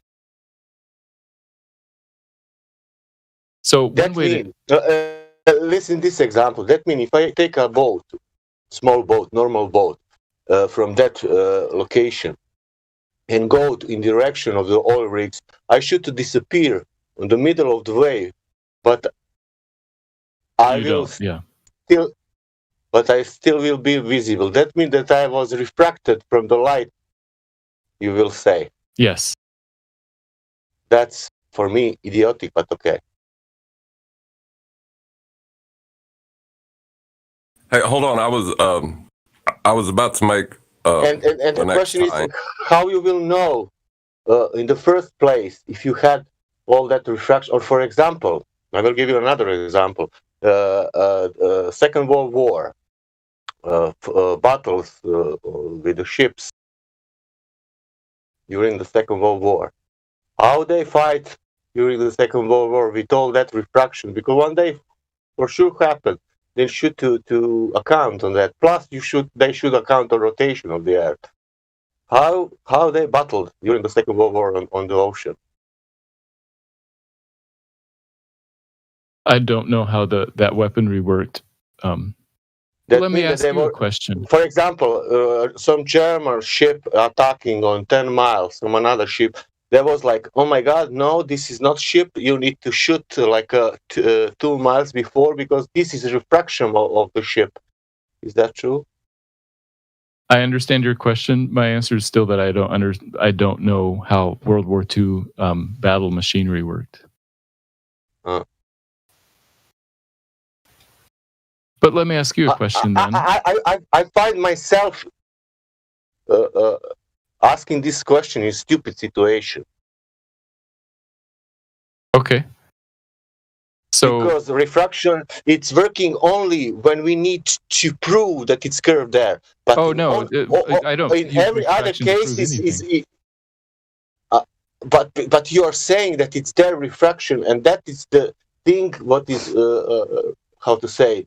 Reflecting that horizon is reflecting. It's not there, but it's reflecting from 1 mile, and we're seeing from 10 miles it's happening. But I'm telling you, I wouldn't use refraction to prove anything, just to explain it. And if something happening, for example, extreme refraction, isn't that true that we will see less? It depends on which way the light is bending. Okay, so let me ask you a question. I live on the West Coast, so I've seen the sunset over the ocean many times. And halfway through the sunset, it looks to me like the bottom of the sun is below the horizon and the top of the sun is above the horizon. So my question is, why can't I see the bottom of the sun, but I can see the top of the sun? The inverse of my question, right? Yeah. That's my answer would be. Yeah, my answer would be that it looks like there's water in the way between me and the bottom of the sun. So what would be the flat Earth answer to that? Well, it's the inverse of my question, though, right? Why can't you see stars below the horizon in a place that's obviously wide enough and big enough to make an effect on the geometry of what you're looking at? Yeah, I guess I would say that it's not wide enough and big enough that it's still the Grand Canyon is still too small. About rotation, because if it's fair, it should rotate. It cannot be how to say static. If it's ball, it should rotate. Okay, so that's a whole separate question. You want to move on to that because we were talking about the shape of the Earth being round or not, and that's independent from. I'm telling you, it cannot be ball without moving. It can. That's what. It cannot. It can. I actually have an answer to the sun question. Okay. Yeah, let's hear it. Go ahead. What if we don't assume that it's geometry, and we assume it's an optical phenomenon, right? And diffraction is where we lose that ability to make things out, right? That's fair enough. If you say the sun is some other phenomenon, some plasma or energy or something like that, and not a physical object, then my argument doesn't work. You're right. But the stars underneath the horizon, as like, I still, I'll tell you what. Let me work it out mathematically. All the parameters of that, and I'll get back to you. Yeah. So I mean, one answer to your question would be, if we look straight down, how much Earth would we have to remove to see the stars? And my answer would be about 8,000 miles worth of Earth. And then it kind of goes less and less. If you're not looking straight down, it's less miles, or fewer miles. Right. If you're looking at the horizon, right? Because that's the question is, how do you see stars below the horizon? Right? You got this big, massive, just trench already dug for you. Yeah. Like what if the whole time, like this conception of a globe Earth was just built off the way our eye works? Yeah. So, it could be that you could ask your question this way. Why don't we see stars below the horizon when we're standing on top of a tall mountain? Let's say you're up on top of Mount Everest in the middle of the night, which nobody ever is, by the way. I don't think there's ever been a single person up there at dark, but let's say that somebody was, and they look down. I mean, why can't they see stars below the horizon below eye level? Because all of the ground is lower than them. And I guess I would say that they could. They would see stars that's below the eye level. Because the horizon. The geometry of Earth would still be getting in the way. If you're up high enough, the horizon's actually a little bit lower than eye level. Right. The horizon, you go up high enough, the horizon starts to appear to lower. Yeah. I ain't going to argue that. But still, that's the horizon, not a point that you're setting arbitrarily and saying that the stars are. Like, we need a crack to see through that. Let's test that physicality out. We got this huge crack in the Earth. What do we got to do? And let me get back to you on the mathematics side. Yeah, that sounds interesting. I like that idea. I like that thought experiment. That's an interesting idea, like the Grand Canyon. So right, because I think here's the other thing that I was wanting to talk to you about is, and I did it. It was about 2 years ago, but I never really thought about it. We was at the beach and we had 2 tripods set up, and one of them had a telescope on it. One of them had, I think it was a P900. I'm not going to guarantee it. And I had a cell phone, and it was down in Florida where that bridge, goes out like forever. Oh, like the Florida Keys. Yeah, I'd love to drive on that sometime. Yeah, it was awesome. Like, it's like driving out on the ocean. Well, it is driving out on the friggin' ocean. It's cool. But, I'm looking out, and the horizon appears in one point to my eye. The horizon appears in another point to my phone. The horizon's in a different place to the P900, and the horizon's in a different place for the telescope. What do you mean a different place? Like it's just like a different angle or what? No, the angle is remaining constant, right? It's still in the middle of the shot, like it's still like 90 degrees, but what you can see between you and it is changing. And that's why I said, I think it's built on our eye. But I mean, don't believe me. Go check it out for yourself because it's cool as crap. I think this subject's awesome. Yeah. So it's just yeah. So what would be your best guess about what is actually going on with the sun then? You're saying that maybe it's some kind of diffraction or when I'm looking at the sun, it's not actually a physical object right there. It's some other light source. Well, the thing is maybe nothing is going behind the horizon, but just that visual information is being lost at that point. Okay. Due optical effects, and it's actually collapsing into the horizon. Yeah, because according to if the sun were a physical object, according to the laws of perspective, I'd actually be closer to the bottom of the sun than the top of the sun. So the bottom is closer to me than the top. So I shouldn't ever be able to see the top, but not the bottom, since it's closer. Just from the laws of perspective. But if it is some other diffracted thing, then I see what you're saying.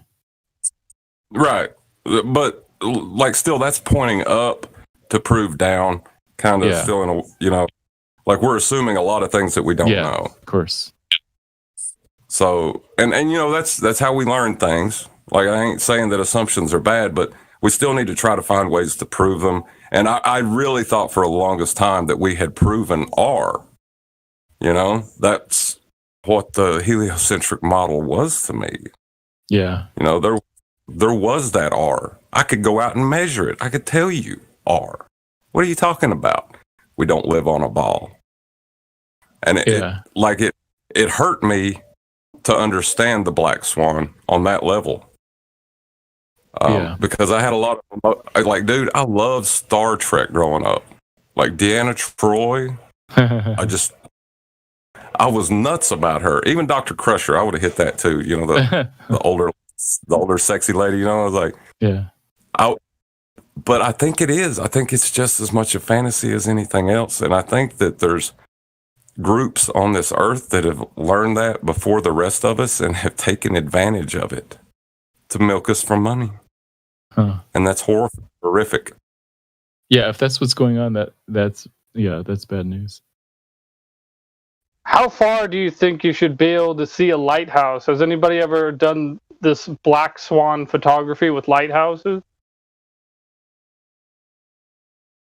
It gets harder to do with the higher you go because the effects of refraction don't distort as much. So if you're going from one mountain to another mountain, that's harder. Lighthouses No, I mean at sea level, less than 100 feet above sea level, the lighthouse, and the observer being less than 100 feet above sea level. At what point in time, how many miles out do you think that the bulge of the water should be getting in the way? And maybe it does, maybe it doesn't.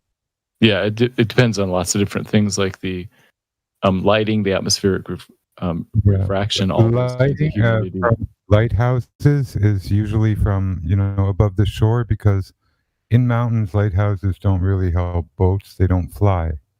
But as far as coastals and lighthouses go, there are lots of boats that see lighthouses from 60 miles away. Yes. How much curve earth and water and bulge is supposed to be between quite a bit and the boat? Oh, really? So around 60 miles of curve, a pilot on a boat, a captain, can see a lighthouse up and over that curve. Sometimes, yes. Miles. Oh, sometimes, yes. That isn't a little unusual? It is unusual, but the alternative question is, how come we can't see it other times? Well, there's fog, there's lighting conditions, atmospherics. There's all kinds of reasons you won't always see 60 miles, your lighthouse. Sometimes you might just see it 40 miles. Sometimes humidity is a big factor. Yeah, and the idea of the lighthouse is to protect you from the island or rocks and to keep you from, bottoming out and, having real problems. That's what lighthouses are for.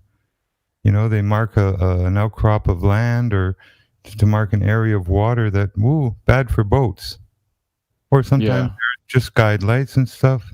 They're not intended really to be seen 60 miles away.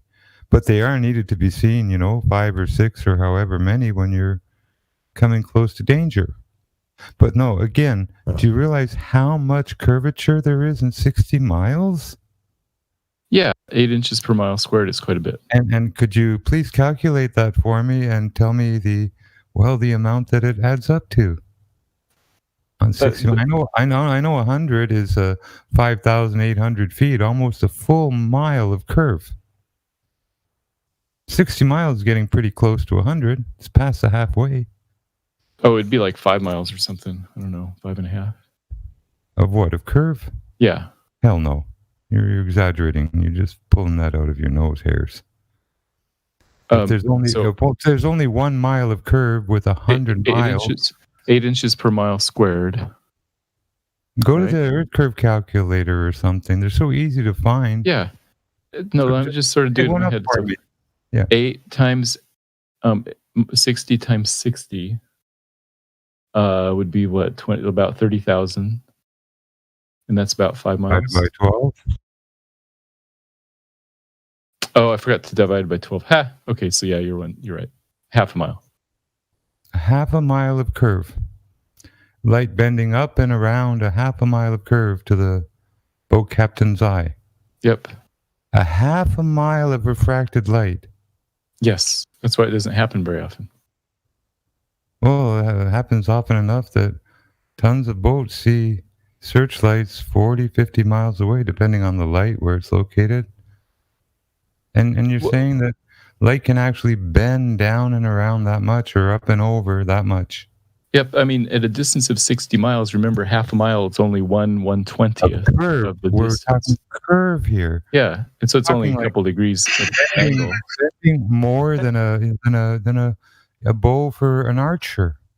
There's more. Hey, I just looked it up, and over 60 miles, it's exactly 0.45 miles of curvature. So just a little bit less than half a mile of curvature. But you just said that doesn't happen very often. But the point I want to make is that all it needs to do is happen once, and there you have your own personal black swan event. That I can explain away by light bending. Not a half a mile of curve and bending light. No, you can't. I'm sorry. That's in La La Land. What about if the air was a bunch of fiber optics, if the air that we breathed functioned like fiber optics, then what you're saying is true. But the air that we breathe is not functioning like fiber optics, so what you're saying is simply not true. Fiber optic tube here. I can make the laser light wrap in a circle and come up at the back end of the laser where the light originated. You know, it does a 360 in a fiber optic tube. But it travels in straight lines, rays, beams, whatever you want to call them. You know, there's different nature of light. There's, incandescent, like radiant light that will fill a whole room. And there's directed light, beams, like lasers and stuff. Well, lasers go in a straight line. And the other light, the bloom lights and stuff, they're omnidirectional. They'll fill a whole room. So, But I have a 50-mile laser. Okay? Now, it doesn't bend around curve for me to use it. And I use it at 12 miles and 25 miles. And it's not curving. It's not hitting reflectors. What if it curves like a half a degree or something? There's no what if. For $20, you can get yourself a green laser, 50-mile tagging laser. Excellent quality, and go play with it. You'd be doing us all a favor. Yeah, no, I see what you're saying. Your drawers. So you're claiming that it wouldn't bend. Get one.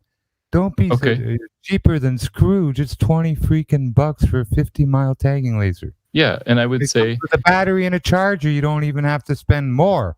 It's a full kit. Some come 2 lasers in one kit.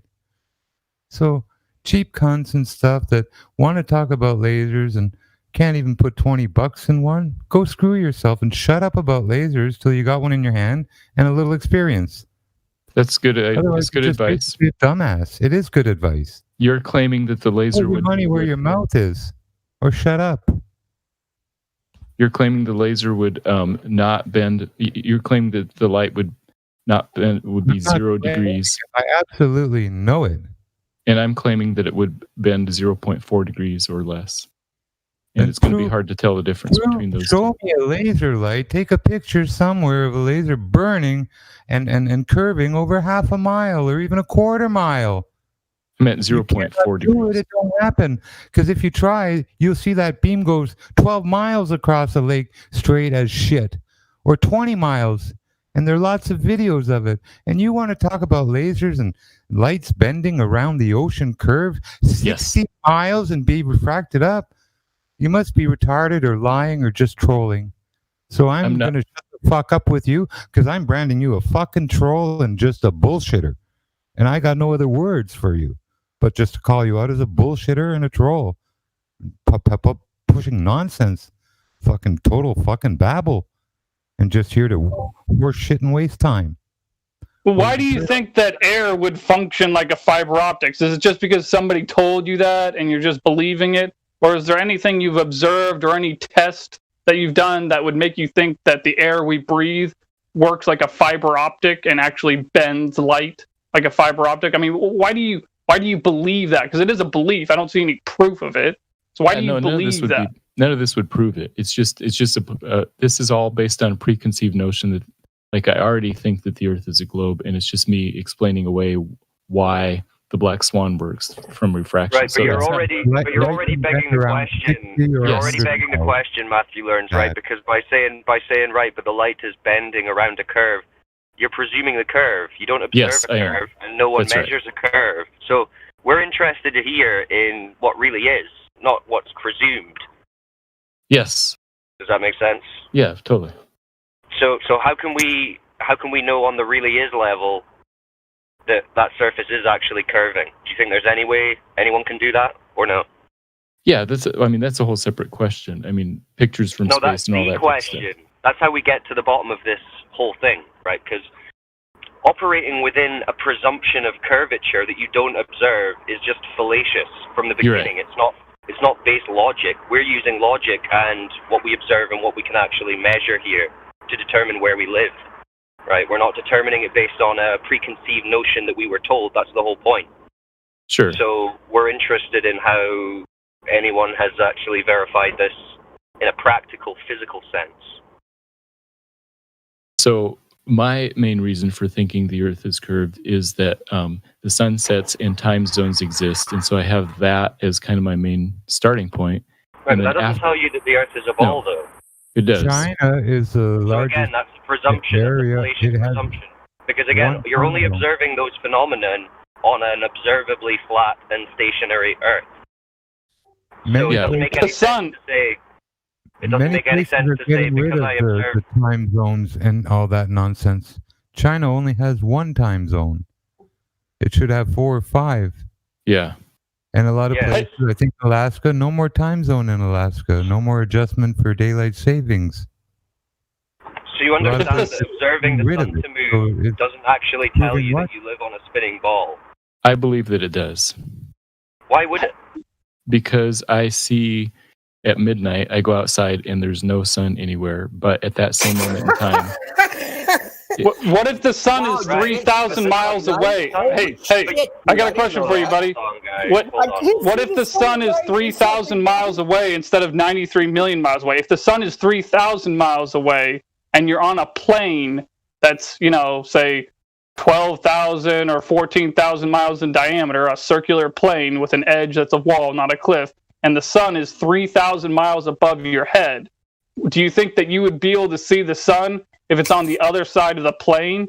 I do. If it's 3,000 miles above your head, if you're on a plane that's a dozen thousand miles in diameter? I mean, think about it. Like, can you hold a light bulb over a circular table and see how the light bulb lights up half the table, and then when you move it over to the other side of the table, it lights up the other half of the table? Half the table's dark. The whole table. Yeah, so my question to you is, how do you know that the sun isn't just 3,000 miles away? How do you know it's 93 million miles away? Because it doesn't change size as it rises and goes through noon and then sets. No, but it's simpler than that's not a reason. Come on, man. This guy, hold on. Look, it's simpler than that, right? Because you're saying, but because it becomes nighttime, so it must be that we're on a ball that's spinning. No, that's not logically. That doesn't logically follow, right? What you're observing when it becomes nighttime is that you're observing the sun to move away from you over an observably flat and stationary Earth. So that observation alone does not tell you that you're actually on a curved surface that's in motion. It only tells you that the sun, the object that you see emit light, has moved away from you to the point where now it is dark. That's not like a default, so that's what makes me think I live on a ball. There's no logical consequence there. Okay, here's my logic to answer your question. There are two explanations of why at midnight I can't see the sun. One is that the sun is still above the flat Earth, but just too far to see. The other explanation is that the sun is below the horizon, below the Earth, and the Earth is actually blocking it, and that's why I can't see it. And I just find the second explanation more plausible. But you observe the sun to move, right? Yes, without You don't changing observe. size. You don't observe the ground. That's in a any way lie, to dude. move. Okay, and you're not saying that again. That's a lie.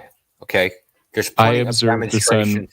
I Your observe the personal sun without observation changing or size. all observations? My personal observation, looking Okay, through so eclipse anecdotal sunglasses. evidence isn't. Okay, so let's just end that. It's easier to tell with the moon, but yeah, the moon Yeah, doesn't so your change size. observation is that these lights in the sky are moving as you appear to be still beneath them. That's your Yeah. observation, right? Yes. So what logical step is there that can then flip that into you're the one moving? Oh, it doesn't. This doesn't say that's what anything you're about doing. moving. That's what- It's that's- saying that's about what the you ground said. being flat. That's what you said made you assume that you lived on a rotating, spinning ball. No, I didn't say anything about spinning. I was just talking about the shape first. Like spinning is a whole No, different but question. you imply spinning if you think that the things above us that are moving is the reason why those are moving is because we're spinning. Then you're already implying that by necessity. It would work with the again, geocentric. We started with like, what is it that's making you think that we live on a ball? And you said, well, the fact that we have nighttime. I've just pointed out that all you're actually observing there is the sun to move away from you to the point where it's now dark. That doesn't say that you're on a ball that's spinning by any means. No, but the fact that other people can see the sun straight up while I can't see it suggests that the land where I am and the land where they are tilted different directions. That's what I mean. Only if you're ignorant. Yeah, are you really saying? Only if you're ignorant, dude. Only if you're ignorant. So tell me, at what rate does light through the air fall off in intensity and brightness? What's the rate? The square of the distance. No, it's exponential. It's called the Laplace's extinction theorem. So light falls off exponentially with distance. Yes, that's the square of the just distance. like when you go in the ocean, right? It doesn't fall off. You're at the bottom of the ocean. It doesn't fall off the square of the distance, right? It's absorbed by the medium. So I don't know what formula you're talking about. I thought it was distance It's squared. called the d squared. Laplace's extinction theorem. So light attenuates and it's absorbed by the air, plus dust particles, plus water particles, plus everything else. So it's absorbed. So you're not looking at the sun. Light from the sun reaches your eye, but it has to penetrate through a medium. Okay. Right, and illuminate the area that you're in. So the air is not 100% transparent, which is obvious because you can't see the sun when it's above the clouds, right? Yeah. So you're proposing to see, hey, I can see through 18,000 miles of air, and I should see the sun, and it should light up where I am. There's no basis for that. There's zero basis for that. Okay, I see what you're saying. Let me think. If the Earth were flat and the sun is 3,000 miles high, 18,000 miles away, you're right. That would be quite a bit of error. Yeah, the volume of air would be.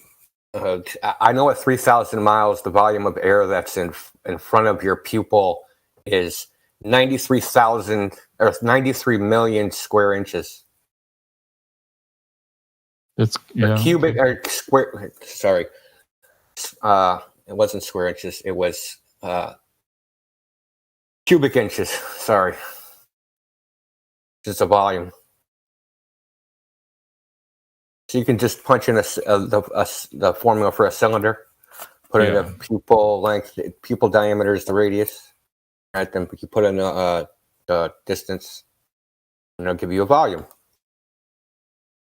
So just at 3,000 miles, it's like it was. If I remember right, I'm going off the top of my head. It's something like 93 million cubic inches. Might have been centimeters. Might have been cubic centimeters. I can recalculate it if you really want.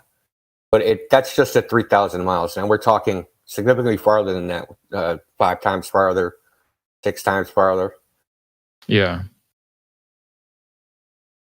So I'm sure you've been in, well, maybe you've been in. So I'm sure you've been in like when a storm happens, right? Yeah. And all the streetlights come on, or a dust storm and all the streetlights come on. Yeah.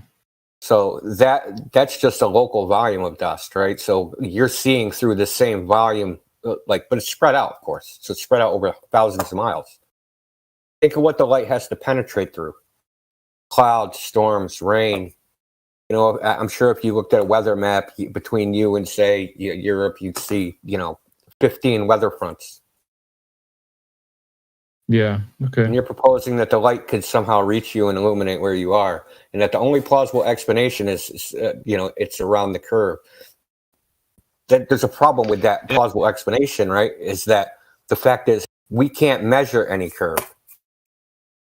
Okay, and no theory about the sun, moon, stars, and sky can falsify a direct measurement of the surface of the Earth, showing that its profile is not curved. The only thing that can falsify that is contrary measurements of the same thing. Because the rest is inference, right? Are indirect ideas about what should be happening versus what you are directly measuring. Just like a table. So I had a table, right? And I measured it out at 48 by 48 inches.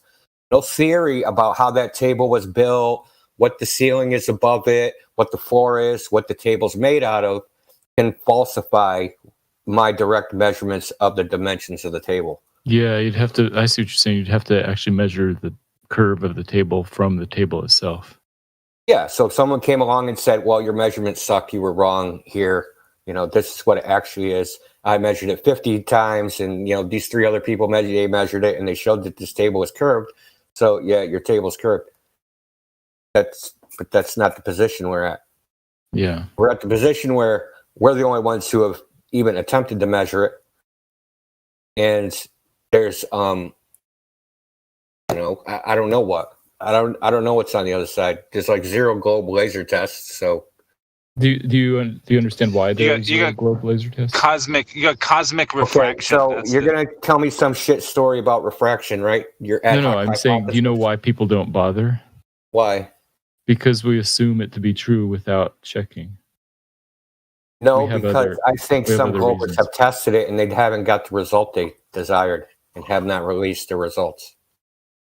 That's what I think. Because I know there's globers with lasers that have done tests, but they just won't release the results.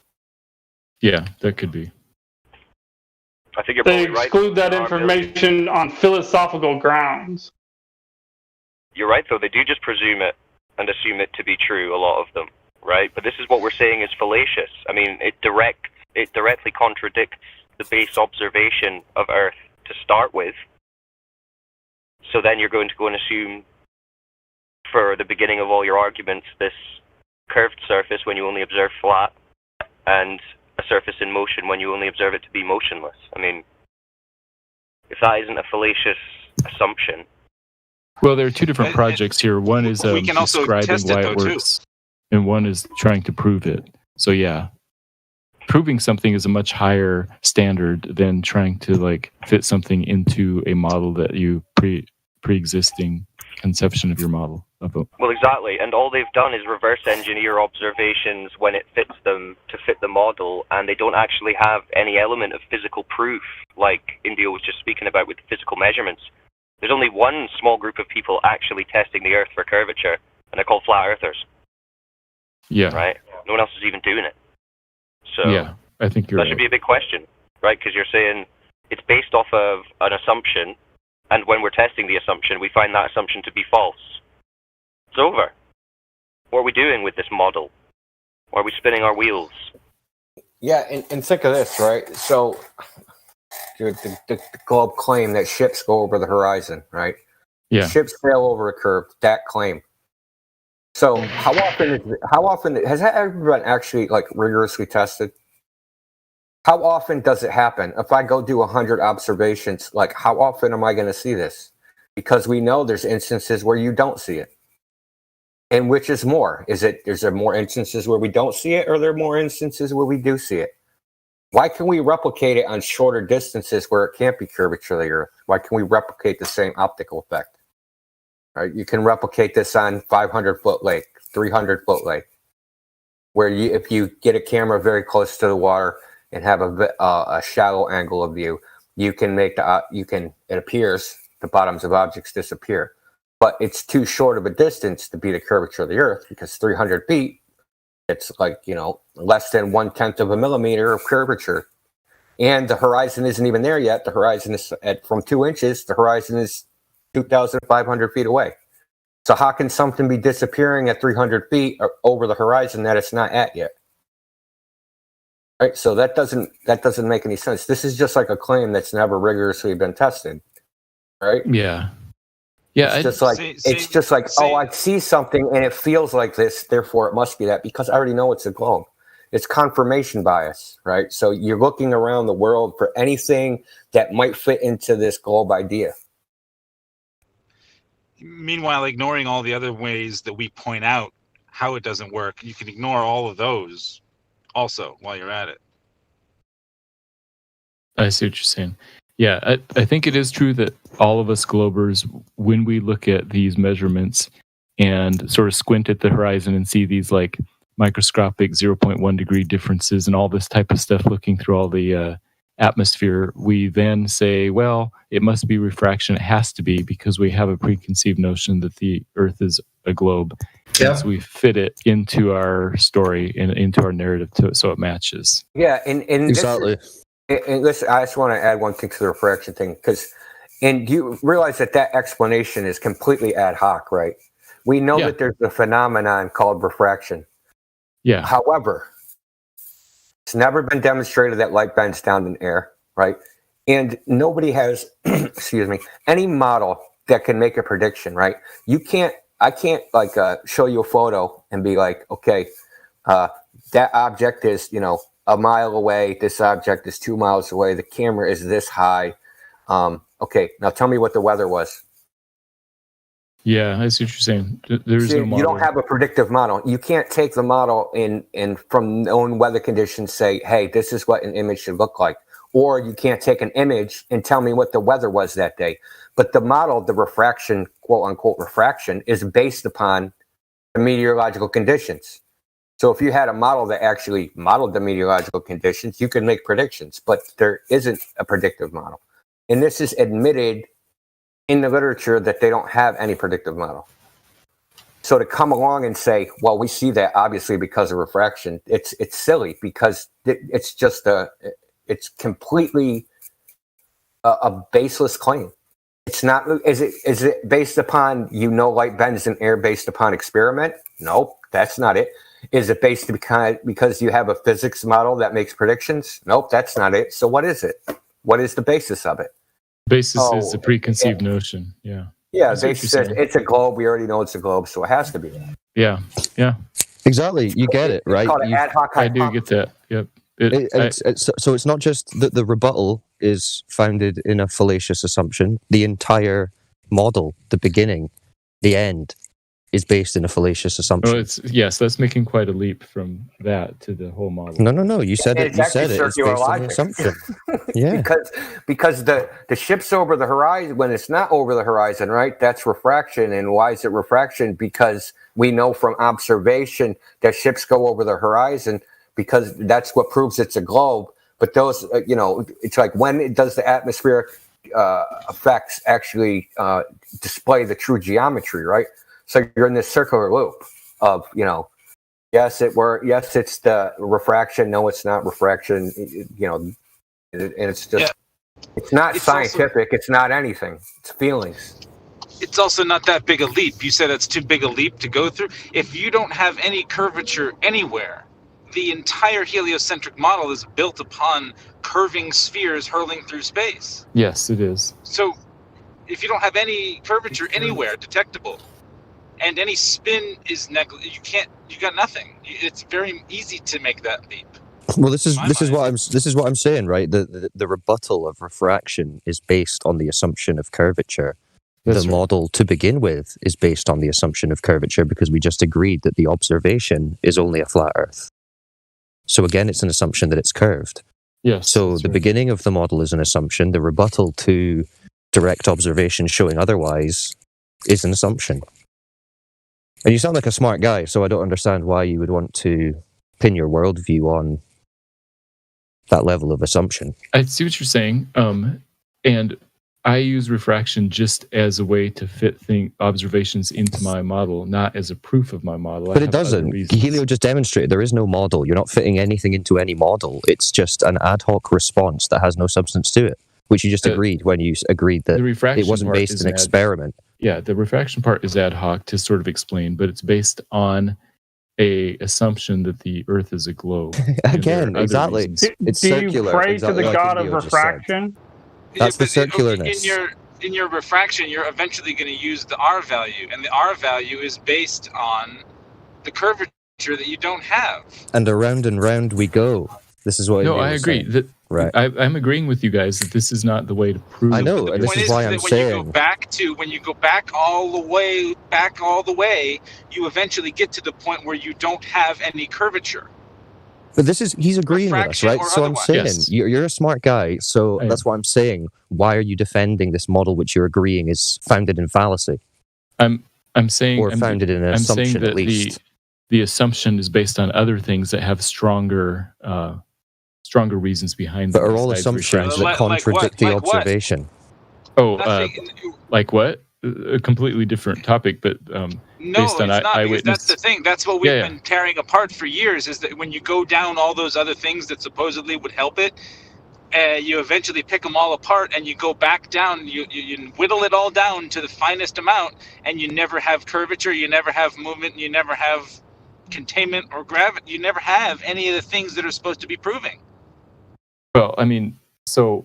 Yeah, I was saying refraction doesn't prove it, but if you're asking the separate question of why I believe it, eyewitness testimony of Apollo astronauts, pictures from NASA satellites of the whole Earth, the fact that GPS works in the middle of the ocean. But remember, if any of those were true, then you wouldn't have to have the assumption of curvature because it would be proven through physical measurement. Again, like, you can't separate your agreement that the curvature at this point is purely assumptive based on not only no observation of it directly, but actually contradicting observations that seem to debunk it, like the black swan, right? Yeah, so I have a picture. I have a picture of Santa Claus. Does that mean that Santa Claus exists? No, obviously, yeah. You can't separate that. You can't separate that understanding from this idea that you're being shown images, which would necessitate that this is physically apparent and measurable on Earth for all of us to do. Right? You can't just, again, leave your worldview up to this group of people who tell you there's nothing you can do on Earth to prove our story true, and our story contradicts natural law and everything you know. But you're just Probably going to have time to to trust change us. the name back to Matthew Can't Learn. That happens every once in a while to me. What about the idea that the 24-hour sun at the South Pole? Again, it means you'd have curvature. But they don't. This is the thing. Once you realize that the curvature is gone, all of your other ideas are automatically null and void because they all depend on that curvature being physically real. They all depend on that. You're right. So what can you do when there's no curvature to even start working off of a model? I assume that there is curvature. The fact that we can't measure it easily on Earth doesn't bother me, I guess is what I'm saying. That's illogical. Why? Because you say it's a certain type of curvature of a certain set amount based on the radius value of a ball. Yeah. But that's not measurable. It would be measurable if it were there in reality, but every test being conducted shows that it's not there. So you can't just ignore those and say, well, I'm still assuming it's there, even though that contradicts everything that's currently being documented in reality. That's like, I don't know, insanity. I don't know where they get the R value from, I guess. I don't know where things are measured. Again, you just said it. It was an assumption. Yeah, that's exactly the point. The more you go to investigate all the things that are supposed to be... Like when everyone says, like, well, this science is built on the shoulders of the people who came before us and the people who came before them and so on and so on. And when you start to investigate all of those people's shoulders, you realize that all of them are based on one assumption after another. And when you get down to the basement, you realize that the foundation that they built it all on is on sand, which is another assumption. So once you have no foundation, the top of the building is screwed. like you're never even worried about. Who cares what's happening at the top of the building? The foundation is garbage. The foundation is R, right? That R value that you use in every calculation, where you should just said, I don't know where they came up with R, right? As far back as we can go, Al-Biruni, right? He looked at the horizon and said, that will measure it based on what we see, which is an illusion, right? So I think it's when you possible go back to down say to it, the foundation is built on sand is not going to stand very long, correct? Yeah, I think it's still possible to say that the Earth is round, even if you don't have an R value. Like we could You say can something say like, "We don't whatever know you what it like, is." but we're not just about you can say whatever you like and it's taken as a given. We're about what's actually true. Yes, me too. So my idea is these group of assumptions that are based on each other, that group of assumptions and that story and that model that I have, that seems to hold together better and explain things better than the group of No, it doesn't, because it doesn't have any curvature in reality, remember? That's what I'm saying observation. Is that story makes more sense to me than the flat based Earth on one. these, So you're not using specifically designed to work in the world that you're living in and the world you're presented. These back-engineered things, hand-picked to fit exactly what they're supposed to say, fits better than something that hasn't been taught to you since birth. And it doesn't match reality, and you have to deny your senses to believe it. So you are this makes more sense. Wonderland in your mind. Well, that's This the thing. makes Is like, more I sense can idea give you, is I the can, craziest lots one. of unicorn magic and elf magic will really explain perfectly down to the day that Santa Claus is going to give you presents every year, right? And as long as presents are there every year, then all of that must be true, right? The lie would be too big for everyone to be in on it. We'd have to come up with ways to discriminate between the two different stories, different observations and reason and those kinds of things. Do you know how many Christmas movies are out there? How many different Santa Claus movies out there? Yeah, Every I get bit your of magic point. is Yeah. different, right? So that's the thing, is that we're chasing our tail around things that ultimately don't matter and have no proof of, when, it's like, just, if you don't have the foundation, you don't have anything else to build off of. Be careful not to use the word round. A penny is round. A pizza is round. You mean to say spherical? Yes, everybody likes to bring that up, but when the word round is used in this server accidentally, people almost always mean spherical. We just like to encourage accuracy. That's not true. They come in. Anyway, it doesn't matter. It doesn't matter. Listen, this idea that it makes more sense. I mean, you've already agreed that you observe the Earth to be flat and stationary, right? Yes, of course. So the idea that it makes more sense that it's not what you observe, yes. Where does that idea even come from? Lots of things differ from what doesn't make sense about your experienced reality, though? So, well, I mean, flat Earth ends up doing the same thing. Whenever that's just what you experience. I experience the sun going down over the horizon. That's what it looks like. And Yeah, so but you I don't say- experience falling backward as it's doing that, do you? Yeah, you just experience No. life on a flat, motionless Earth. So the idea that something else other than that makes more sense than what you're actually experiencing is, again, almost like psychotic talk. Is it not? I get what you're saying, but the set of assumptions and the story that I have do hold together well, and it is my belief that the story and assumptions of the flat Earth model don't hold together well. But they don't hold together well because we observe a horizon 10 times beyond its physical limit, as claimed so by the you're model. pointing out one aspect. No. There are countless. Well, story. it's undetectable curvature in general, but there are countless observations and examples of it. That destroys the model. It's not just that it's one small flaw in the model. It means there is no model to base your presumption off of, as you just agreed. I would say that each of these things that you're bringing up are explainable within my model by making certain assumptions, and it still fits together. But they're ad hoc. Hey, man, it's hard to break old habits. It's really hard to break old habits, but you got to learn to break old habits. Yeah, let me butt in just for a second. I was first. Go ahead. You go ahead, bro. You go ahead. But no, you go first. Hey. Thank you, my friend. Yeah, hey, buddy. Thank you. Just wanted to say that even if you did have your model and you could see the observation of the spherical Earth, right, there's still the cosmological constant crisis, right? This cosmological constant problem where your gravity ain't working out, bro. Go ahead.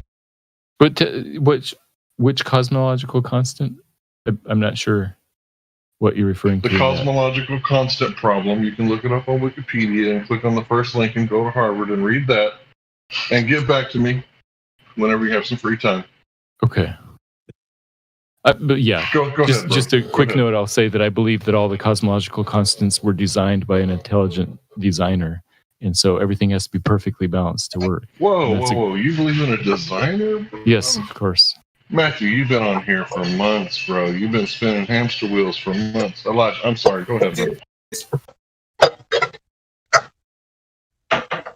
Yeah, there's also the problem of the moon. Yes. Having full moons at midnight. Yep. How does that work? It's interesting you bring up a full moon. We just had one a couple days ago, and all night long it was the same exact size from when it rose all the way through midnight, all the way till when it sets, and everybody on Earth saw the same thing. Hold on, Sonny. What were you saying? Me or Sonny? You. I was saying that that the full moon, it stays the same size, which indicates to me that the full moon was the same distance the whole night long. So it doesn't move over a flat pancake Earth. It is the same distance the whole night. Okay, that's kind of a red herring to my point. Maybe I didn't clarify. Sorry, I didn't mean to be a red herring. What are you saying? Yeah, what I'm saying is you have. I'm talking about again geometry, right? Like you have the sun causing the phases because of the angle to the moon. Yes. Right? So now when you're looking at the moon at midnight, the sun is on the opposite side of the earth. Yes. So how does that work? So like 2 nights ago, it was a full moon in Guatemala City, and the moon was That directly sounds like overhead. a repetition with a little sauce on it, a little Spanish sauce or whatever. No, I'm what trying difference to does add it some make? specificity to answer your question. And at that moment in time, when the moon was directly overhead, like at the zenith, at that time, my model says that the sun was directly below, like down under the earth, directly under the earth. Okay. So how's the sun? So how's the sun's light? The sun rays being parallel and all. How is the light getting to the moon? Because it's not exactly in a straight line; it's nearly a straight line, and they're so far apart that the shadow doesn't overlap. How do you know this? This is just the basic model for. I mean, this is standard astronomy. I'm not saying anything unusual. Can you pull this up? I can explain it. I'm not sure what you mean. I mean, I'm sure I can pull it up because I was looking at it the other day. It Sure. didn't make sense to me. Okay, so at the moment of a full moon, the Earth, the sun, the Earth, and the moon are in an almost straight line, and so that's why the moon appears full, and that's why you can't see, the sun at that moment.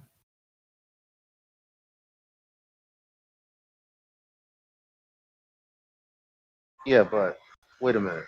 If the sun is, first of all, if it's directly above me, right? Yeah. The sun is directly behind me, But yeah, where the daytime is. yeah. So I'm not understanding how you're saying it's almost a straight line, but it's not.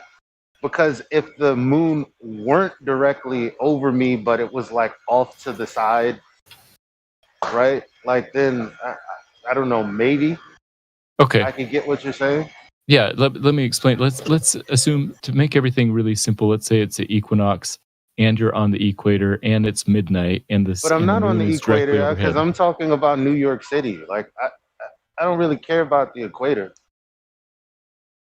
The moon is never directly over New York City. It's never at the zenith. But I was using. It's like 70 degrees, right? Okay, sure.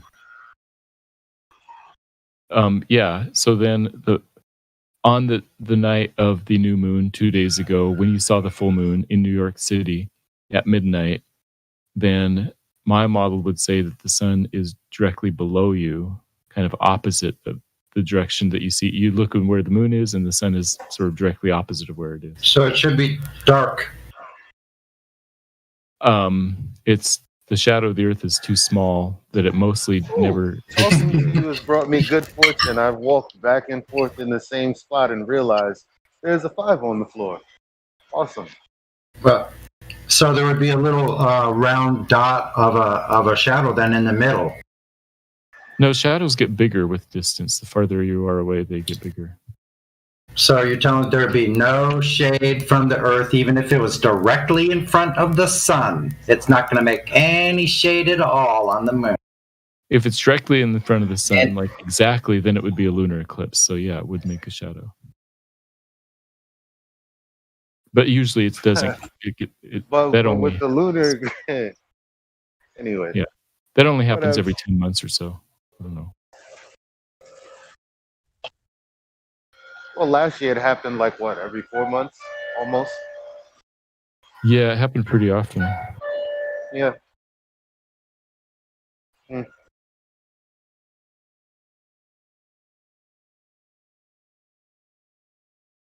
Well, I think we're sort of at impasse here. I think maybe we should let somebody else take over. I've been using up your time for a while. If somebody else has Thank you. any other questions, this would be a thank good you, time man. to jump in. But I do appreciate talking with you guys. This is interesting to think about, and you give me stuff to kind of consider, so I appreciate that. Well, you keep coming back, Matthew, and it's shocking, but keep looking, because there's something just not right about this thing that you're holding on to. It doesn't. Yeah, I understand what you're saying. Something moon-worthy? It doesn't match.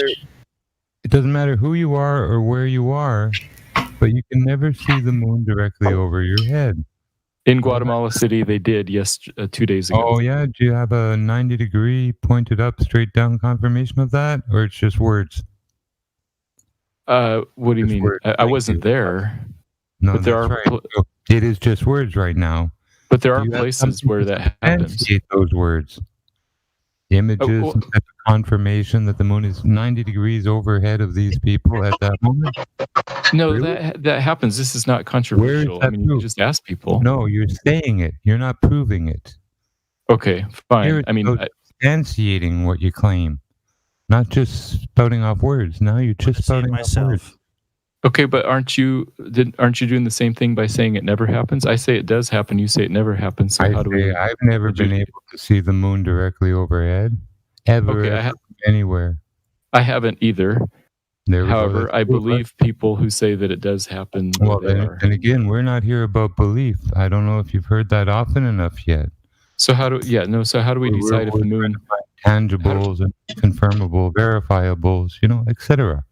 Not Yeah. belief systems, and not people who just want to spout out this. I'm on a bandwagon of people who believe in fairy dust and pixie juice, because that's where you are, and to making up stories to boot, like they always do. And Coriolis spinning one way at the equator and move across the equator, and it spins the other way. People, that little trick, magician's trick for people at the equator. Nice people. Like here in Ottawa, we got a pole called pendulum, made by a professor. And guess what? For decades, it never worked.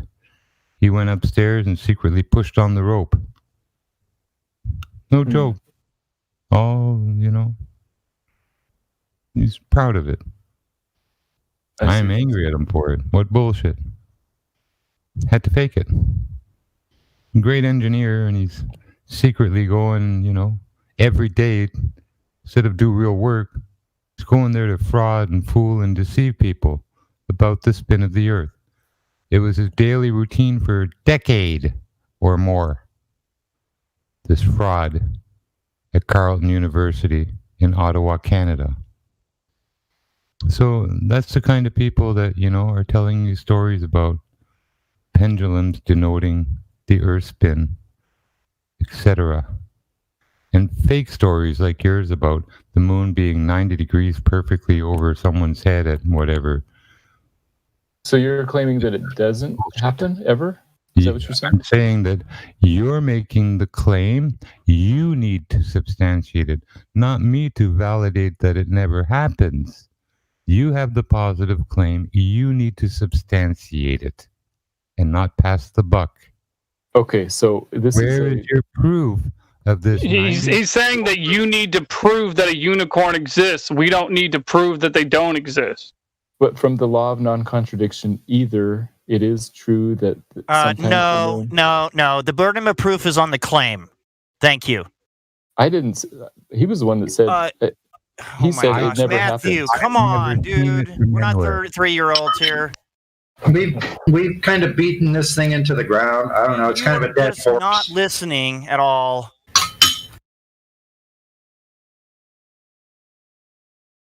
Because it's convenient to make up something to fill in a gap or a problem. It's amazing. Not seeing the moon vertically overhead at 90 degrees is a problem. Because we should all see it at least once in a while vertically over our heads. Not Not this far just north. some It people only at happens the near the equator. equator. See, it has over our head. It has And to that's be the over. thing. the moon. It's 70 degrees towards the south. Yeah. 70 degrees above your head, but it's like also that way towards the south. It's not like, yeah. Well, in Sydney, it's in the north, not the south. Like in But southern it's easy. You go to Google it now. I mean, You find but the you're pic- talking about Sydney. Are you in Sydney? Like anytime I've ever spoken to you, I've talked to you about my observations. Have you done any since we've first spoken this summer? Yes. The moon appears the same size. Wow. I mean, but that we never spoke about that because I told you that I don't think it's physical in the first place. Right? So Yeah, you're why right. would I care whether If it's physical, then I can't say anything about it. I'm not saying you can't. I'm just saying if us as men are having a conversation, I would think that we would pick up where we left off, not you just, like it's as if we're starting over again every day. Like that doesn't make sense. Yeah.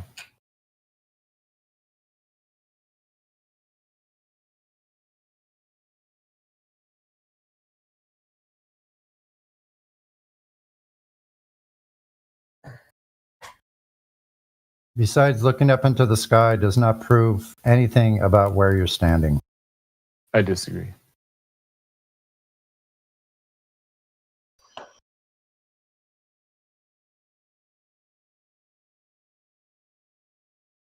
Why don't you show us some left to right curve? Go out, show a boat going over the edge. When it's going over the edge, you just need to rotate horizontally the camera and measure a left to right drop. Should be really easy. What is the method used to watch in the sky and to arrive to point what's the shape of the Earth? Using two different places on Earth and noticing that the moon is a different angle means that maybe the ground is not tilted the same direction. That's the method. And that will make you spare shape. It just means that it's not exactly flat, parallel. That's all. It doesn't say what. It's not parallel. How? Because the elevation of the moon looks different from two different places at the same moment in time.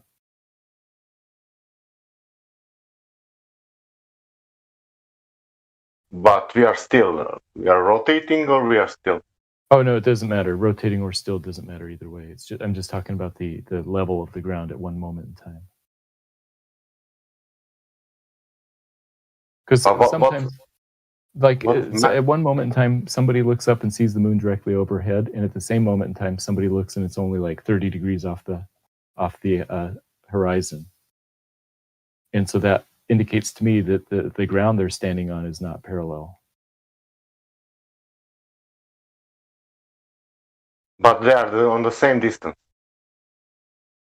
They're the same distance, yes, because the moon appears the same size. No, you know that they are on the same distance. Yeah, the moon appears the same size to both of those places, but they're at different angles, so they're the same distance, but different angles, so the ground is tilted. That's just Maybe to answer your question. And maybe because of moon? What do you mean, because of the moon? Because of movement and directions of moon, let's say? Yeah, so the only answer... Why would that not change the angle on the flat if it's only moon moving?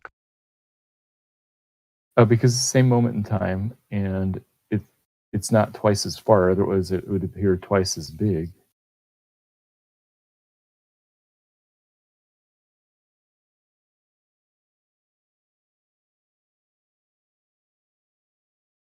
Now changing size. I'm sorry, I'm not getting what you're asking, I guess.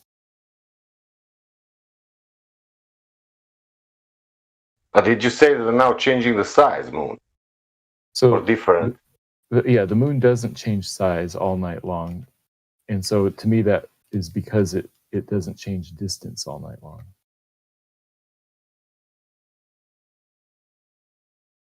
How do you know you're not looking through more or less medium?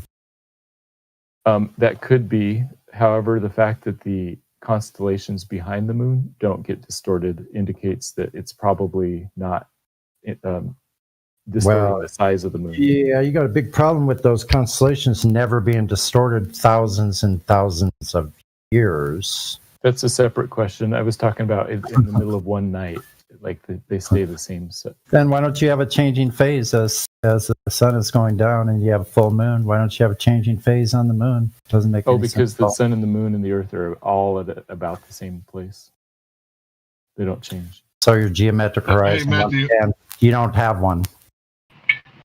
I just wanted to say I sent you some links. I just wanted to confirm that you knew. Okay, please continue. Forgive me for interrupting. Thank you. Got it. I see the links. Yeah, especially that one from Harvard. That's not. Hold on. That's not true. You said the sun, the moon, and the earth are in the same place. Yeah. Yeah, but the sun and the moon, the Earth's rotation and the moon move slower than the sun. Well, you get what I'm saying? Yeah, I see what you're saying. The rotation is in our model. The rotation is the fastest thing, so the phase doesn't change much during the course of one night. Why is there never a change in phase? As it would be at different times, there would be you would see it. It would be noticeable change throughout the night of the phase, because the direction of the sun is changing. So the positions of the sun, earth, and moon, the phases is caused by where those three things are. And in my model, the moon takes about 29 days to complete a whole cycle. And well, you're thinking too far, because let's say, just like the other day, I haven't been paying that much attention.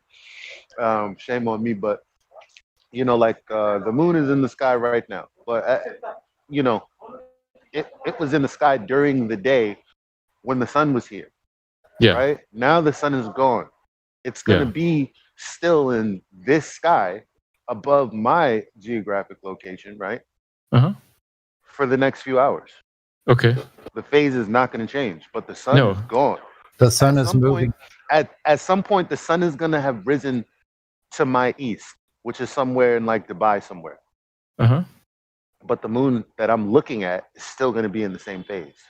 And he would continue to see it in the same phase, even if he watched it all the way until it's set. Yes, because the the phase is controlled by the position of the sun, moon, and Earth. Those three things. But now the sun has passed all the way behind the supposed globe, and now it's coming up somewhere to the east of him. Do you get that? Yeah, in our model, the sun, moon, and Earth don't change position much through the 24 hours. Well, that's just fucking numpty. Do you understand that in our model, the reason the sun rises is not because the sun moves, but because the Earth rotates, right? So the Earth is in the same spot. The sun is in the same spot. The moon is in the same spot. But the angle of the surface position is changing. Yes, the angle of the surface on the Earth changes, and the moon and the sun don't barely change. Maybe you can help me with this one then. Sure. And now I was confused, but now somehow rotation it is important. It is important for this question. Yes. Before it was not important. Yeah. Before, when we were talking about one moment in time, it's not important. But if we're talking about the change of the phase, wow, okay, that's really that means that we have rotation. Hey, let me just say something really quick. I mean, models are pseudoscience. Sure. Just because you see the sun move across the sky and you build a model off of it doesn't mean you're right, or anyone else that does so. No. Yeah, you're right. That's good. That's a good reminder. Just wanted to point that out. Continue, gentlemen. Okay, so to explain why the phase doesn't change much in the space of a day, it's because in our model, the sun, moon, and Earth are in about the same spots the whole day long, all 24 hours long. They're about the same spots, so the phase doesn't change much. All right. Which model are you talking about? I'm talking about the heliocentric model. Okay, well, show us this model. Show it to us. No, I mean, is that even really necessary? Because I know what the model says. What I'm saying is, what we observe in reality is a contradiction. And I'm trying to explain why it's not.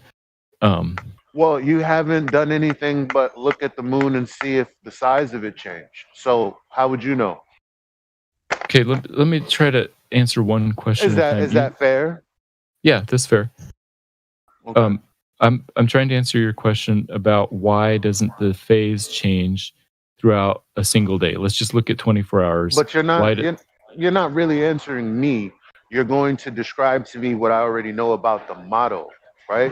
That's not really answering why I'm telling you what we're viewing in reality. It's not parallel with the model, but you're saying this is how it works in the model. Even though I'm telling you, well, I'm looking at something in reality and based on my geographic location and assuming a couple of other things, not even assuming, like I call my boy MJ over in the East and I know the degree, the sun is in the sky, the position.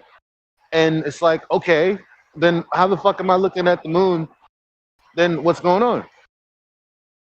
Yeah, but you're about to tell me something that I already know. And it has nothing to do with what I just told you. I thought you were saying that it doesn't fit the model because of your observations and that the model doesn't work because of your observations. I thought that's what you were claiming. Is that right? Yeah. Okay. And I was trying to explain my understanding of the model in such a way that shows that it does fit my understanding of the model. That's what I was trying to do. But I just said that, right? Because you just said, I'm trying to tell you that there's a discrepancy with reality in the model. And you're saying you're trying to tell me the understanding based on the model that you know and love. Yeah. So right. That's a problem. Okay. You're saying there's a discrepancy between what you see and the model, and I'm saying there is no discrepancy, and I was trying to explain why I think there is no discrepancy. That's what I was trying to do. Exactly. Could Beliefs. I maybe highlight the discrepancy in the model for you? In the helium. If we want to do it, sure. Understanding of it, yeah. We were talking about the phases of the moon throughout a single day, and that's what he was saying is a discrepancy. 11:15. So it is, and there won't be an actual positional change in terms of the phase of the moon, irrespective of the ball rotating. That's not the issue here. The issue is, how do you see a waxing gibbous or a waning gibbous moon during the day? How do you see a waning or waxing crescent at night? How do you see a full moon during the day? Yeah, they're the things that we observe. These things, waxing gibbous at midday, yeah, that are contradictory to the model. Because if you look at the model there, if it's midday, I'm at exactly west, aren't I? Where it says new moon on the Earth, say on the equator, and yet there's a waxing gibbous that I can observe. Now that shouldn't be observable to me, because the only way a waxing gibbous is possible to be generated is the alignment of the sun, the Earth, and the moon. And whilst I can see waxing gibbous at night, yeah, I should not be able to see it at midday. Does that explain that? Yes, you're right. So some people at the I'm looking at your picture that you posted. I like that picture, by the way. It's a good. At the very bottom of the Earth in that picture, just to the right of the terminator line, there would be some people who are in nighttime and can see the waxing crescent moon, but of course they no can longer see the. But in reality, at midday, you can observe a waxing gibbous at midday in your locality. Not it's observable at someone else's. It's observable at midday. Yeah, that is not feasible in the heliocentric model. On this just picture, as You know what? full moon. And you know what, isn't. Adam? And you know what, Adam? That's exactly what I told him when I was saying, well, I'm telling you what's happening at my location. Why are you telling me about someone at the equator? Or are you in Sydney, Australia right now? You know what I'm like? Why do you keep doing that, Matthew? In an attempt to simplify things. Well, I didn't mean. That's diverting it away from the perspective. Okay. And So also, go avoiding ahead. the whole thing, Matthew, that we are on the surface. You're supposed to have one rotation, right? Yeah. So what does that make your angle in 12 hours? Or for 8 hours? Or whatever many hours? 12 hours, 180 degrees. That's going to make your viewing observation angle to whatever you are looking at change in that exact amount during that amount of time. Yeah, that's right. Do you get that? Yeah. Yeah. So saying that the Earth doesn't move that much compared to the sun, that's why you can have a full moon at midnight. Yeah. It makes no sense.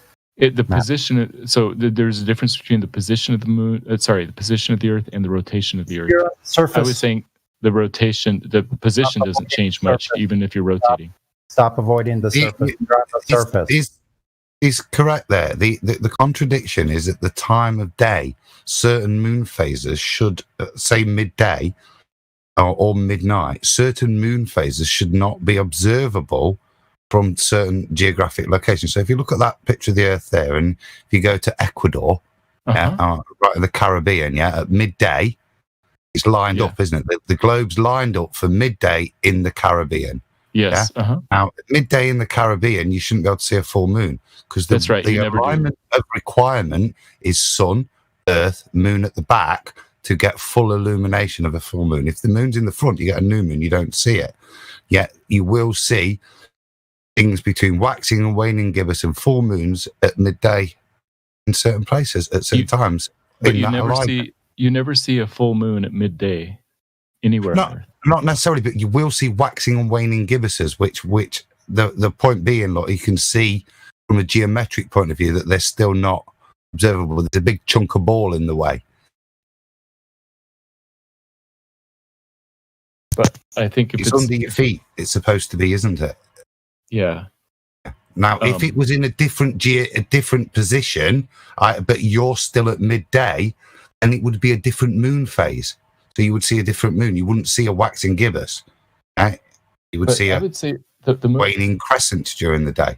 if you look at that, if we're looking at the same diagram from 15 minutes after the hour, I think it doesn't matter. The moon phase is only controlled by where the sun is and the moon is. It doesn't matter where on Earth you are. It does in terms, not the moon phase. It doesn't affect the moon phase. That's the point I was supporting you with. But the ability, if you're viewing it from a ball, means actually there are positions, the geometric alignment of the sun, Earth, and moon that mean the moon isn't visible to you because of the alignment. In this case, from the Caribbean at midday, a waxing gibbous, there is a big chunk of ball in the way. It's all behind you. You've got to look through the Earth to see it. It's not in your visible sky. Draw a 90-degree horizon. You can't put it in there. Now, if you want to stay in the Caribbean at midday, and you've got to move the moon, and in moving the moon, you move the moon phase because you change the alignment between the three bodies. And I agree that's with the you. point I'm making. That therefore, on this diagram, midday in the Caribbean, it would be impossible to see either a waxing or waning gibbous. Forget That's the right. full. I agree. That's been observed. That's the contradiction. I would say that it hasn't been observed. Between the hours of, let's say, 1 p.m. or 11 a.m. and 1 p.m., nobody's ever seen a waxing gibbous or waxing waning gibbous within 2 days of the new moon or something. That's incorrect. There's an Iron Realm thing, and a good astronomer, it's Mike Kavanagh of thing. He took us to task on this, and it's not actually true. You can see it, and the ball model doesn't apologise by saying you can't see it. It apologises by bending the horizon. So the way they do it is to allow you to see over and through that ball in a way. That's the way Well, yeah, things get wonky right at sunrise or right at moonrise and right at moonset, like right through the thickest part of the atmosphere. It's kind of things get weird. They cheat. They pretend you can see more than you can. Yeah, that's why I like that you're bringing up the idea of midday. Like, what do you see at midday?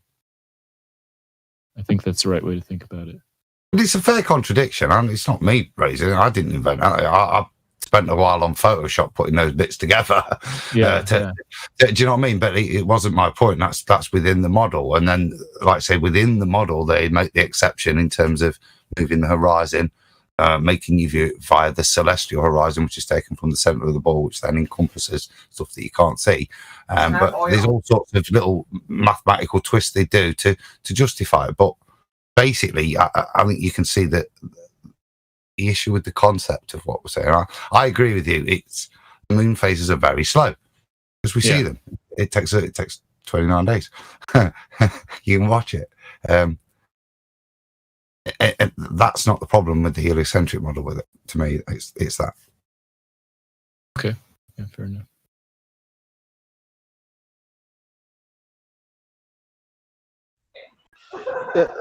Those are separate arguments. The moon phase thing, that's a separate argument that I would still make. I mean, and I could be shown to be wrong. I doubt that I am, but Yeah. No, but at the same time, but at the same time, I would like you to focus on what Adam just said, because that's what I was saying about seeing. Well, Adam, how would you see the moon at night, a full moon at midnight? Like, isn't that also perfect, like impossible? How's the light getting to the moon if the rays are parallel? Do you mean Imagineering in the ball model? No, it's fine. Yeah. If it's midnight, then you're on the opposite side. You're on the dark side of that Earth, aren't you? Yeah. Yeah, so that's easy. Right. So everything's lined up fine, and the apparent moonlight that's cold is shining, reflecting from the sun back at you. So that's fine. That's why you get the full. That's why on the other side, the new moon. Are you saying it's not in alignment? It's not hidden in terms of like an eclipse effect. It's not. It's because there's still the plane of the moon, so it lifts it above it, so it's reflecting back. But say I mean, because like if I'm looking at the moon, around 12, and it's it's not directly above me, but it's somewhere a little towards the south, right? But at the same time, the sun, it's set, and at 12 o'clock where I'm at, what time is it in the east? I can't remember right now, but in the east, there would be daylight. Not just daylight, but they would be looking at the sun, like physically, right? Yeah, Elijah, I hear what you're So I'm trying to saying. figure. I'm trying to figure out like how that's possible if it's supposed to be on the other. I don't understand how the alignment is working in the model. Right. I So guess not. imagine it's a full moon, but it's daytime, and you're in the Caribbean, look, and you can't see the full moon because it's on the other side of the ball. You can see the sun, and the Earth. No alignment changes. The Earth rotates so that now the Caribbean is on the east, yeah, facing the full moon. It's midnight, yeah, and you're looking at the full moon, which is apparently having sunlight reflected off of it at you. It's actually out of kilter so that the sunlight can so you don't get obstruction. But does that make sense? Now, if say we go, Is that why you can't have the waxing gibbous at night? Yes, yeah. So we go a week's time. Okay. Yeah, and the moon is now in that 6 o'clock position.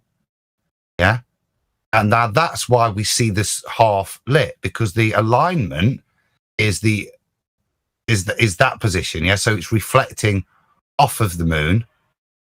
Yeah, onto you. The front phase, the front half. Yeah, so that then reflects onto you, and the same on the other side, but you see the other side illuminated. As it comes further around, you just see the edge, and at the waxing gibbous, it's almost fully illuminated. It's starting to fade, isn't it, or starting to fill on the waxing. So they're different days of the month where the moon, that alignment. Now that ball rotates in the middle, and that's what's impossible. Is like I say, look at the waxing crescent. Look at the alignment of the waxing crescent at 10 o'clock. That's the alignment of sun, moon, and earth you need.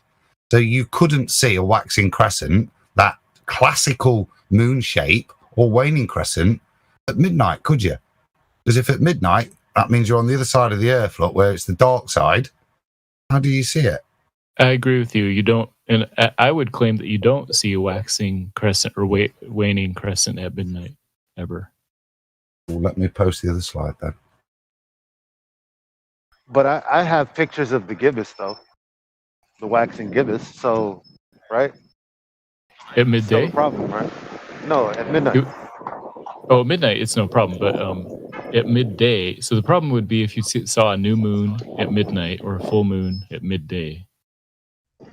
I thought we were talking about. Okay, so wait, what's the difference?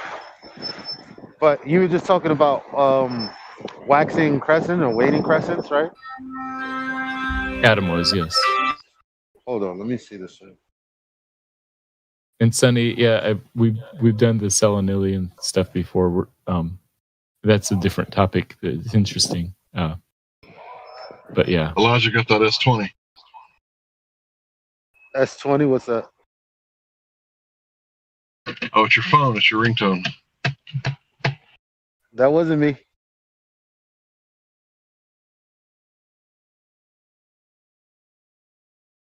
It might have been somebody in my background. Lasix, you said you've seen a crescent at nighttime. Yes, that makes sense. My question is, have you ever seen like a crescent moon at midnight? That would be the contradiction. If at midnight you've seen one of those.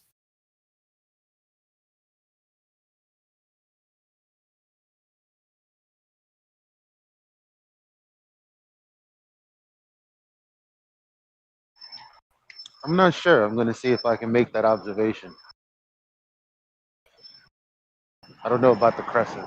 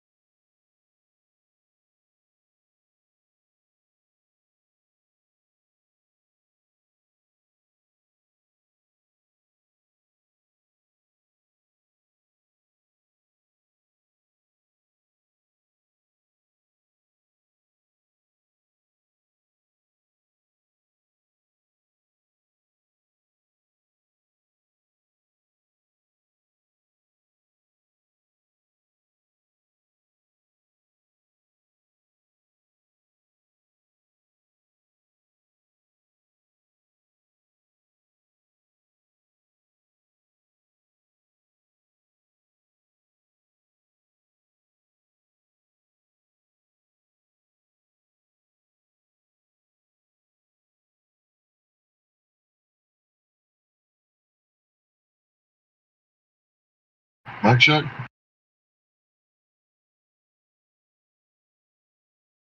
Check. Yeah, we can hear you. Yeah, so that stuff that I posted for Matthew about the cosmological constant problem, like usually when I make that argument, they don't have an answer. And the last thing I usually hear them say, well, what does it have to do with the shape of the Earth? And then I pull up the little Harvard link and I hand it to them and I say, how are spheres made in space? With gravity? And then when they read that Harvard link, it's over. So I feel like it's a pretty good argument. All right, I have to shoot off there, guys. Sorry about that. Phone bloody rang.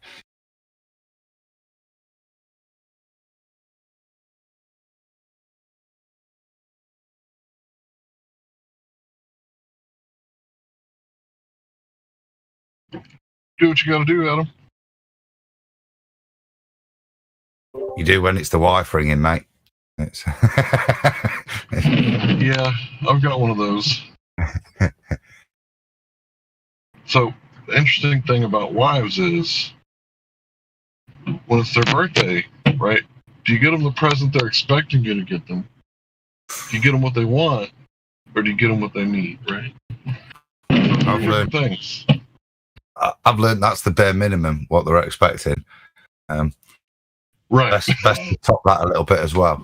With something that shows you understand them, because that's important. Being flippant, but.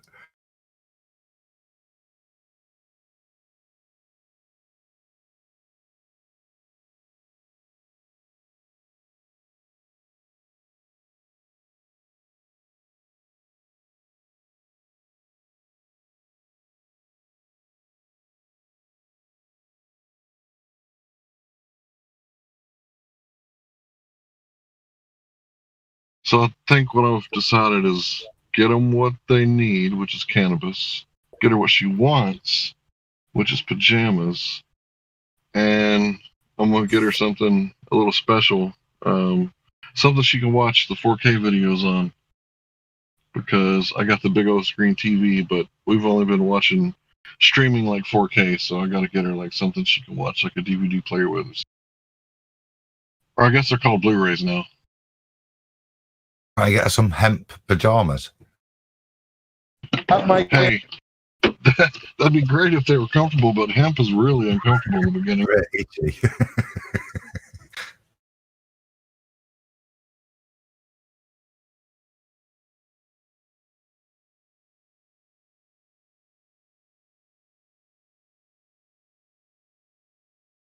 People are calling for ballers. Are there any ballers? Have we got any?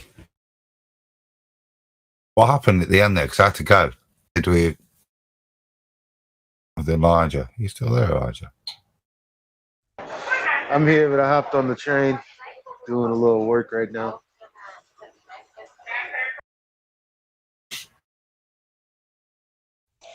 Yeah, Matthew, I'm pretty sure he's still going to be Matthew. I don't know. We've been talking about this stuff for about, at least 6 months, 5 months.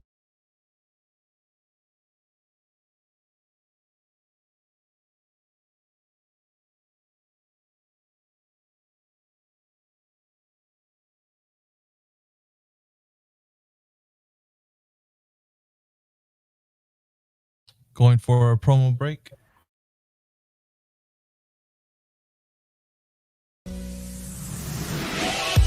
You've been listening to 24/7 Flat Earth Discord 2.0. We hope you're having a fantastic day on this flat and stationary plane. If you too would like to join the debate, please click the link below. We'll see you there.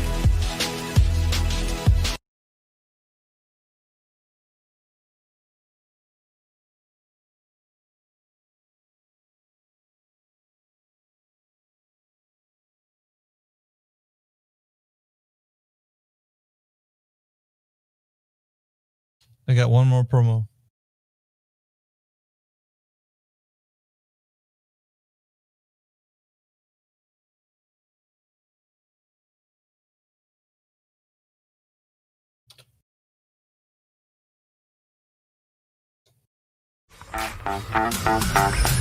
You're tuning into Mickey's 24/7 live stream, broadcasting you a play-by-play of the latest Flat Earth debate. You know how it goes. If they don't bring the facts, wigs get snatched. Enjoy the show.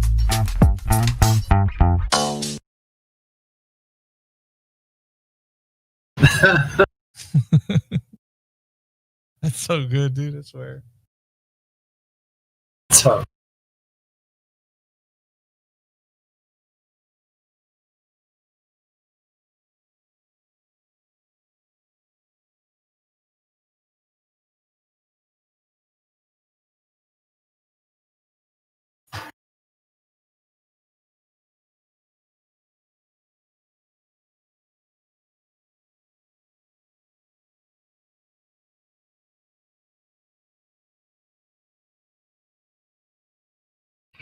I miss Mary Mom.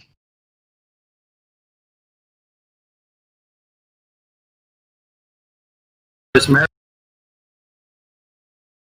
Yeah, I like to listen. Yeah, she'll be back, but I like to listen to Mary Mom talk to the Globers. She's always like real nice in the beginning, like she always is, right? And then she like progressively puts the heat on them, you know, kind of like everybody else does. Some people they just have a way with people, you know what I mean? Like Mary Mom was a teacher for, you know, probably a long time, right? So she knows how to like talk to different people, analyze people, and kind of cook their goose the way that it needs to be cooked. She kills them with kindness.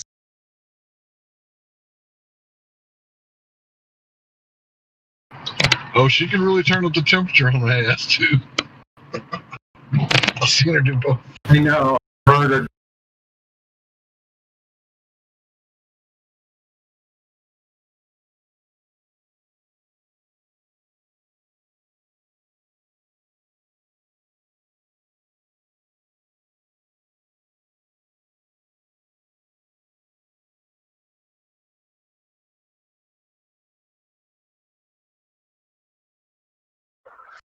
Matthew, you still there?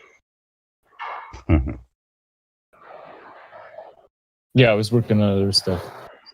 Is that Elijah? Truth prevails. Yeah, what's up, brother? Yo, did you get my DM? I did. That's what I'm talking about the moon today. I guess I didn't send you. Sorry. Yo, didn't I send a got. message. Listen, I'm not the only one that noticed it. I looked on our Facebook page, the Discord Facebook page, and someone had posted a video of the exact same thing I saw. So the moon was pointed like the phase was like up in the air, like pointed up, but the sun was only like 10 degrees above the horizon, man. Yes. I see that all the time. It's crazy, man. It's cockeyed freaking phases going on. Yeah, this one wasn't even close, man. Not Right, even close. It was pointed like towards like damn near like the 2 o'clock position, right? Yeah, dude, it was pointed up in the sky, and the sun was below Yeah. the moon. I've seen that one several times. Quite a bit over here. It's an illusion, bro. An illusion. It's a figment of your imagination. That's the thing, right? Because I guess when you're looking at the model, it's like, yeah, well, you have to say it's an illusion because of the model. Like, that's ridiculous. But also, Truth Prevails and Leluca just posted 2 videos for you where you can see the full moon during the day. So what's up with that? You're asking me, Elijah? Yo, you want to know what the Globers say about that? You know what they say? It isn't exactly a full moon. They'll be like, yeah, well, full moon is exactly at like 12:59, so it's not exactly a full moon, so it's invalid. Have an excuse for every occasion.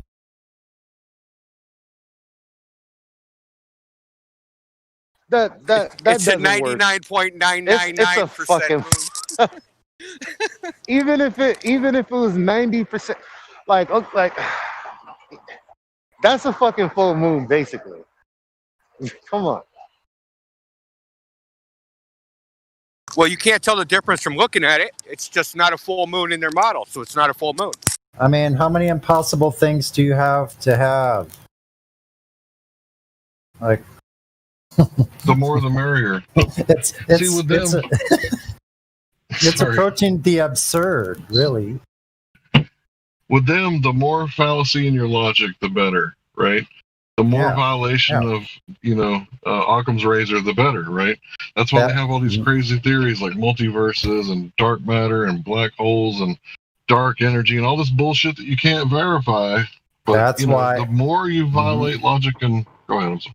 Oh, I'm sorry. No, go ahead. I was just going to say that's why I coined the term today, reification reinforcement fallacy. I just call it bullshit. Reification, reinforcement. I like getting specific. Reinforcement of the reification fallacy. Hey, bullshit was pretty specific. Well, this is, I've been working on saying it like this. And I've said it before, but this is like on the 27th. And then, so if you're going to beg the question of a sphere, right? So in the northern hemisphere, on the east coast of America, in New York City, the moon set at 4:07 a.m., still lit to the direction of sunset. Basically, what I'm saying is it's 91% lit. The sliver of shadow is supposed to be towards the east, right? Like, so, but at that exact same moment, the sun is setting or the sun had just set for Canberra, Australia, East Australia. So I don't get how the sun can be lighting that side of the moon from my position if I'm on the ball. Yeah, I get it. I almost have to see that kind of thing like drawn out. Well, I mean, just go to Google Earth. I mean, look at where New York is. Look at where Australia is. And what I'm saying is I can basically see the moon just before it sets while East Australia is watching the sunset. That doesn't make no sense. This is happening simultaneously at the same time. Yeah. Australia's way the hell out there.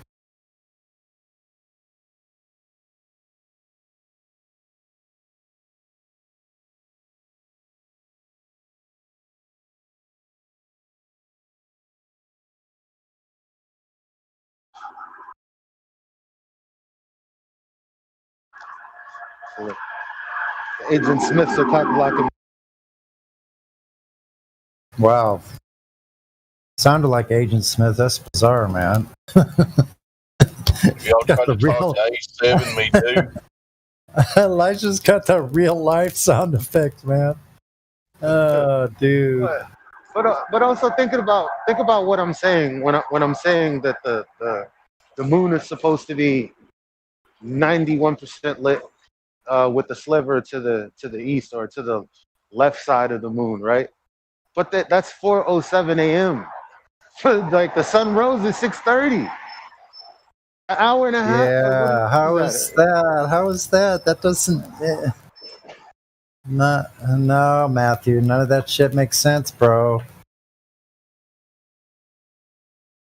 The viewer's angle is changing throughout the entire night in your model. I see what you're saying. And we do not see that. And trust me, it makes sense to me and to a lot of people. And I'm not very good at explaining it, apparently. I don't know how all that shit makes sense, bro. I don't see it, man. I don't get it. I don't understand. Well, forget about what I'm saying because I haven't drawn out any diagrams or whatever. Whatever. But what about the two videos of seeing the full moon during the day? Yeah. Are you going with well, it's not exactly 100%. Like, is that what you like? What are you going with? Sure. The full moon is only a moment in time, so it's like 1 minute in time. So it might be slightly before, slightly after that, and also. What does that matter? What does that matter? Like, if we're looking at the diagram. There's only before. 1 moment in time each month where there's a full moon. I'm saying that it's either slightly before or slightly after that moment. And then also, those videos are typically right near sunrise or sunset. It would be. You're right. It would be a problem with our model if we saw a full moon during the daytime, like midday. But right at sunset or sunrise, it makes sense that you should be able to see it.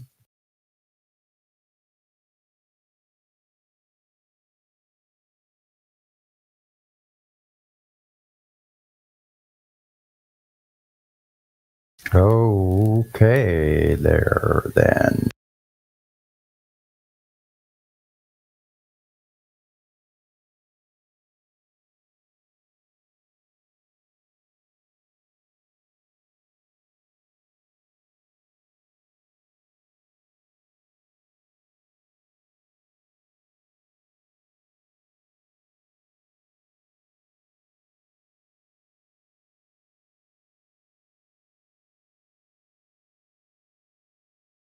Well, I do say that was a thorough bludgeoning of the moon thing for the globe.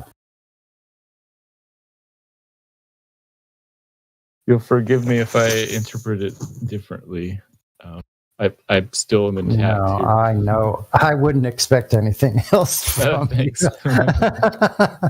I know you do. So I get that now. And there's no reason, like, I think I've gotten angry at you. Like, I'm not proud of that, and I don't think it's your fault or any of our fault, really. We all learned the same thing here. Yeah. You sound like a battered wife, bro. Sound like a battered wife saying he's never gonna hit me again. He promised. No, I'd be happy if people understood my position more accurately, even if I don't convince you. If I help you understand what, and I'm saying stuff that is just sort of widely held among all Globers. So if I help you understand what we believe, then yeah. So here's something that the people believe that Michelle Thaler says. Listen to this. Michelle Thaler, NASA scientist and communicator. I actually think of myself. Is this going to be about her bad life choices? I am made of things like iron and copper and manganese. When you sit down on a mountainside and you're there with a rock, those are your cousins too. Yeah, that's ridiculous. Oopsie. I don't believe that at all. I think we were designed. Whoops. How dare you go against the priestess? Thank you. No, here's the problem. I mean, I knew I here's where liked you then. Here's where I Still hanging agree on. with you guys. Still like you. I agree with all you guys in the fact that science claims too much. Scientists think they know everything, and they do too much philosophy. They say, "Oh, science has proven God doesn't exist." I'm like, "No, you haven't. That's a whole different realm. You can't do philosophy with your science." So too many scientists are full of themselves and do philosophy and think they have the final word in everything, and they do not. It's not just that. They're doing bad philosophy. They're not Yeah. even good at philosophy. Yeah, exactly. Like all those books that came out like 10 years ago, The God Delusion and all that, those were like sophomoric philosophy level books. They weren't even very good. Other atheist philosophers were kind of embarrassed about all of those books. Yeah, that was the four. The that Four was the Horsemen. Four Horsemen. Yeah, Yeah. That's like new atheism or third wave atheists. Yeah, like and they the were first just- and second wave were okay. There's Yeah. a place for them. This batshit third wave atheist just took a pile, like a steaming pile, of crap, and tried to pretend they were secret kings. Yep. I totally agree with you there. I know most Globers don't agree with me on that, but I believe in an intelligent designer and all that. Well, a lot of the globalists on Discord and stuff are third wave atheists. Yeah.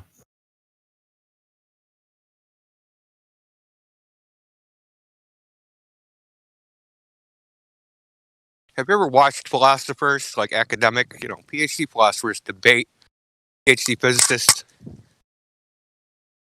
I have, but it's pretty ugly, I'm in dude. Yeah. The physicists pretty much go to, I don't give a shit what you say. That's really where they have to go.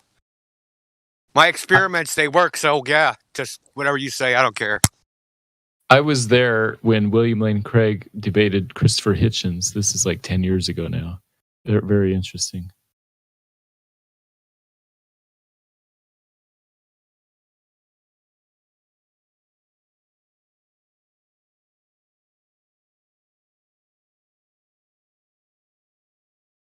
By the way, sorry if it was too much calling you a liar. I just assume that I've definitely went over the black swan with you, and I know that if you would have taken what I said to mean that the horizon is higher versus further, I would have corrected that. And so I just assumed that you were lying about that. So, if I'm wrong, I apologize. All's forgiven. That's fine. Yeah, I don't mind if things get heated. That's totally fine. But I'm never trying to be deceitful here. I'm always trying to explain things as well as I can. So, yeah, I appreciate that. Thanks. Well, just in our defense, we deal with a lot of shit. So, in my DMs, I had a great glow proof. I'm thinking of converting. It said you were an idiot. That's all it said. So, that's the kind of stuff understood. we get. Yeah, of 24 course. hours a day. No, 100%, 100% understood. And I experienced the same type of thing when I talk about intelligent design and anti-atheism type stuff too. So totally understood.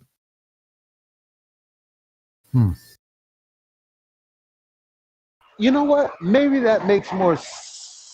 Maybe it's more digestible when you say your belief in the model makes more sense because you think there's some intelligent agency there.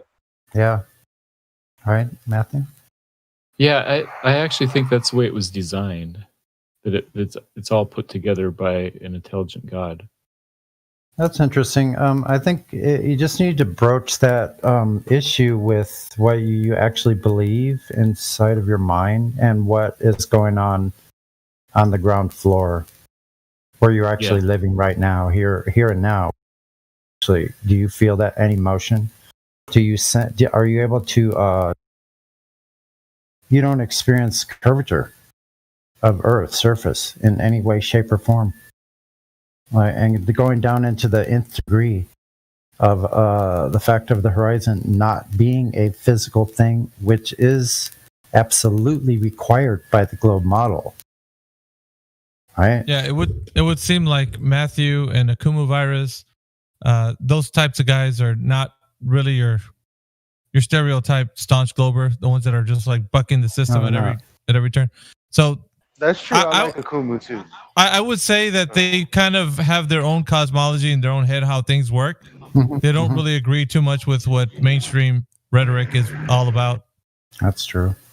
And that's how they differ from that. But that same thing that they differ from the other staunch globers prevents them from actually looking at what the really is level is.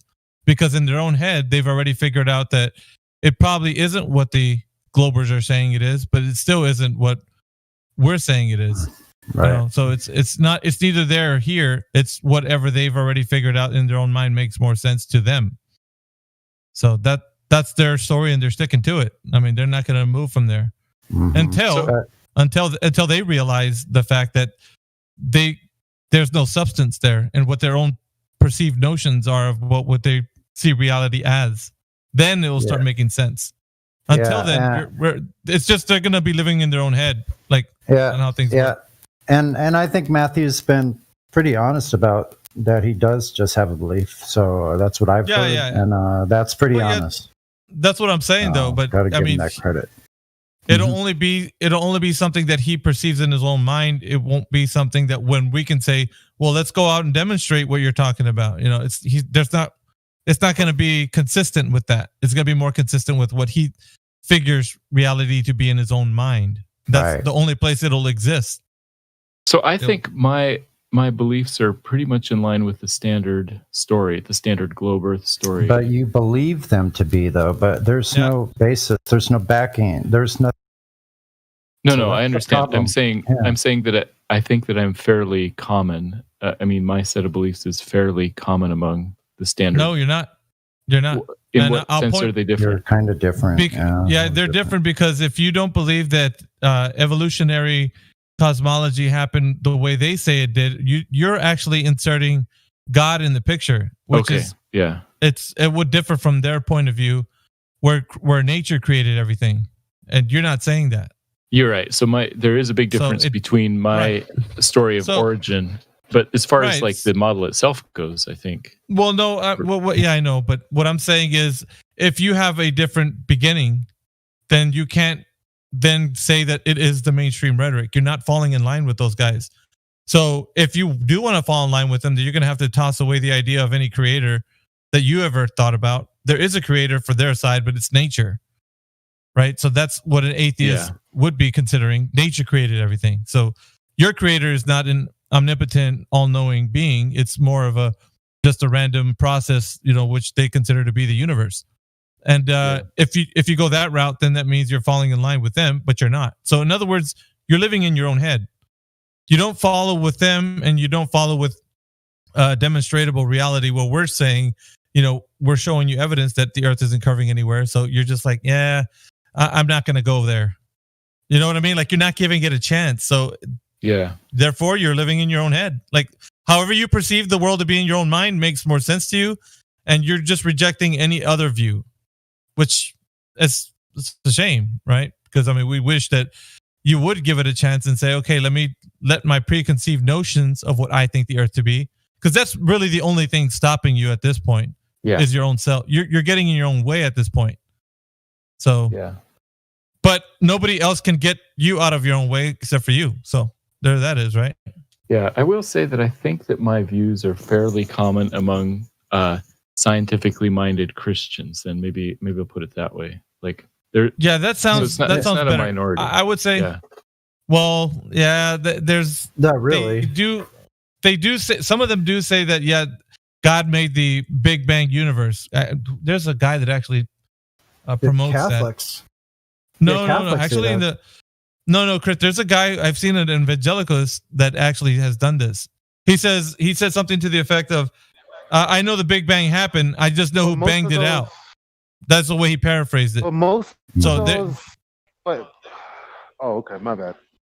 No, I would say that about, in the United States, in my context anyway, that about 50% of evangelical Christians think the Earth is old and that God used a long time scale and maybe even used the Big Bang to create the Earth. It's actually there's probably two split factions too, because there's the side that thinks that the Big Bang created it, and then there's the side that thinks that it's geocentric. Yeah. So it's really, the way I see it, honestly, it's black and white. It's either mainstream rhetoric, the Big Bang, cosmology, evolution, all that ties into itself.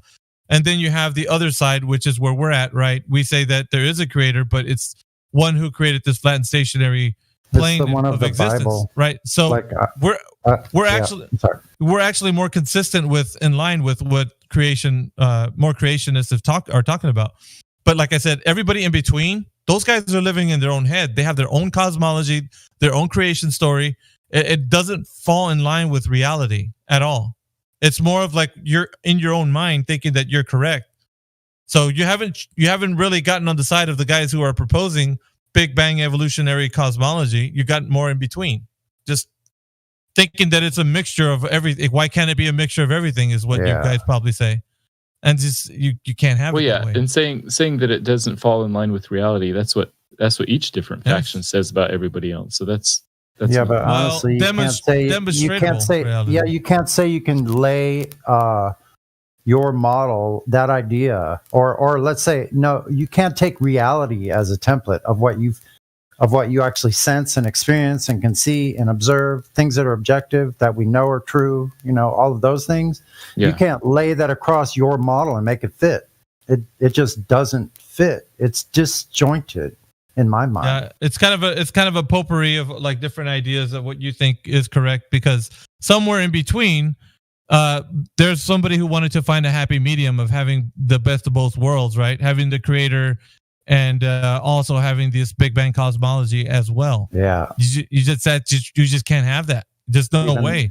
And for some reason, these people have shoehorned that idea into the Big Bang cosmology and thinking that, it sounds legit. No, it doesn't. It sounds like you just superimposed your ideas over the ones that they've already said that, nature created everything. And you're just running with it saying, well, I just want to make God be the one who created everything. And you can't have that.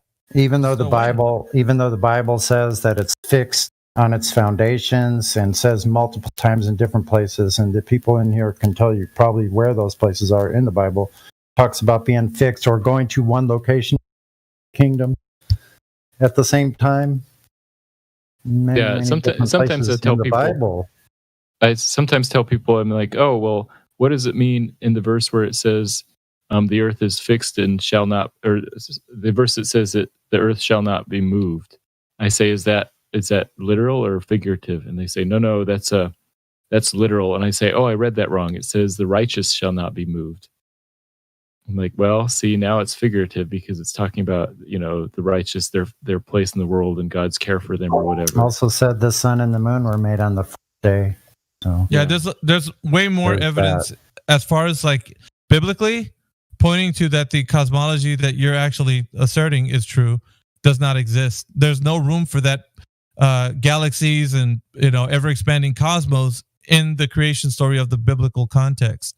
That right there has been taken out of context because of the fact that people have been proposing these ideas of Big Bang cosmology and then try to some way shoehorn them into the biblical text and then say, okay, because now we know God's speaking poetically, we can just say anything that he doesn't really mean what he's saying. He could just be saying anything at this point.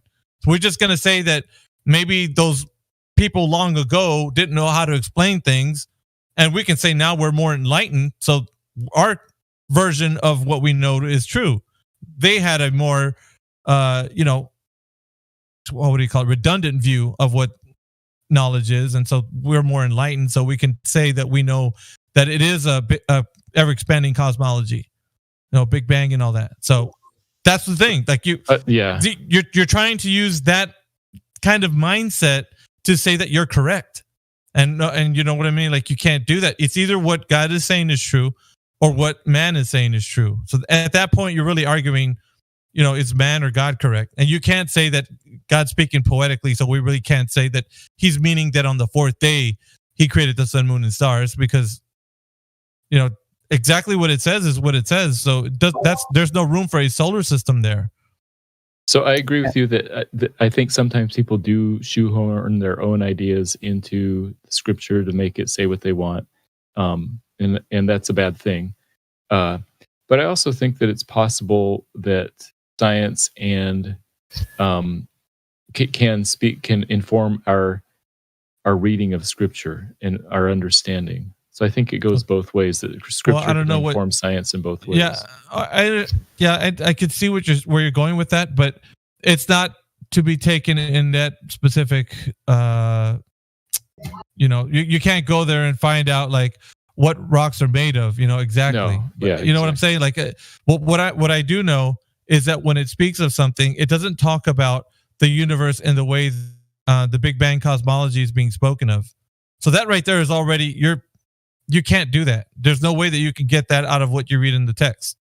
The biblical text does not talk about a Big Bang cosmology. So you're already trying to say that is okay to say that we got planets and stuff flying around in the solar system. You're really just going along with the story and trying to say, okay, somehow because we got telescopes and all that, like we're looking at these things. So obviously there are planets, right? So God must be speaking poetically in the word. Yeah. But then again, we come back to the point where we say, flat earthers, we're like, okay, when you look up in the sky, how do you know what you're looking at? Somebody else, a group of people, whoever, have told you a story, and now you're just believing what they're saying because they're supposedly an educated person who has been studying for over 20 years looking up at the sky, and then giving you a story and saying they've looked at the mountains on Mars or something, and you're just like, oh, yeah, this guy is really onto something. I got to believe what he says. At some point, I got to trust other people's work. And then, but I've seen the rings of Jupiter. I'm sorry, the rings of Saturn with my own eyes. Yeah. So, here's the thing. See, that's the thing, Matthew. You're saying something as if it's true. Rings of Jupiter. Who knows if they're actually what they're claiming it to be? That didn't come from you. That came from them. And so you're just basically parroting what they told you because that's a story that you thought was logically sound. So you're just saying what they're telling you because it sounds like what you're looking at. Because what if it's you want to see those rings around Saturn like NASA presents, correct? Right. Like that's fascinating to us, to all of us. I'll just say that. It is fascinating. You think that's fascinating. Wait till you start realizing that you are on a solid, stationary topographical plane here with all the water contained. That's horizontal all the way out there, that this thing has a container. There's boundaries to it that give us our gas pressure, our air. Yeah. So this place is far more Well, no, I just wanted to finish the statement. Yeah, go ahead. It's far more fascinating realizing where we actually are on a solid foundation of this stationary Earth.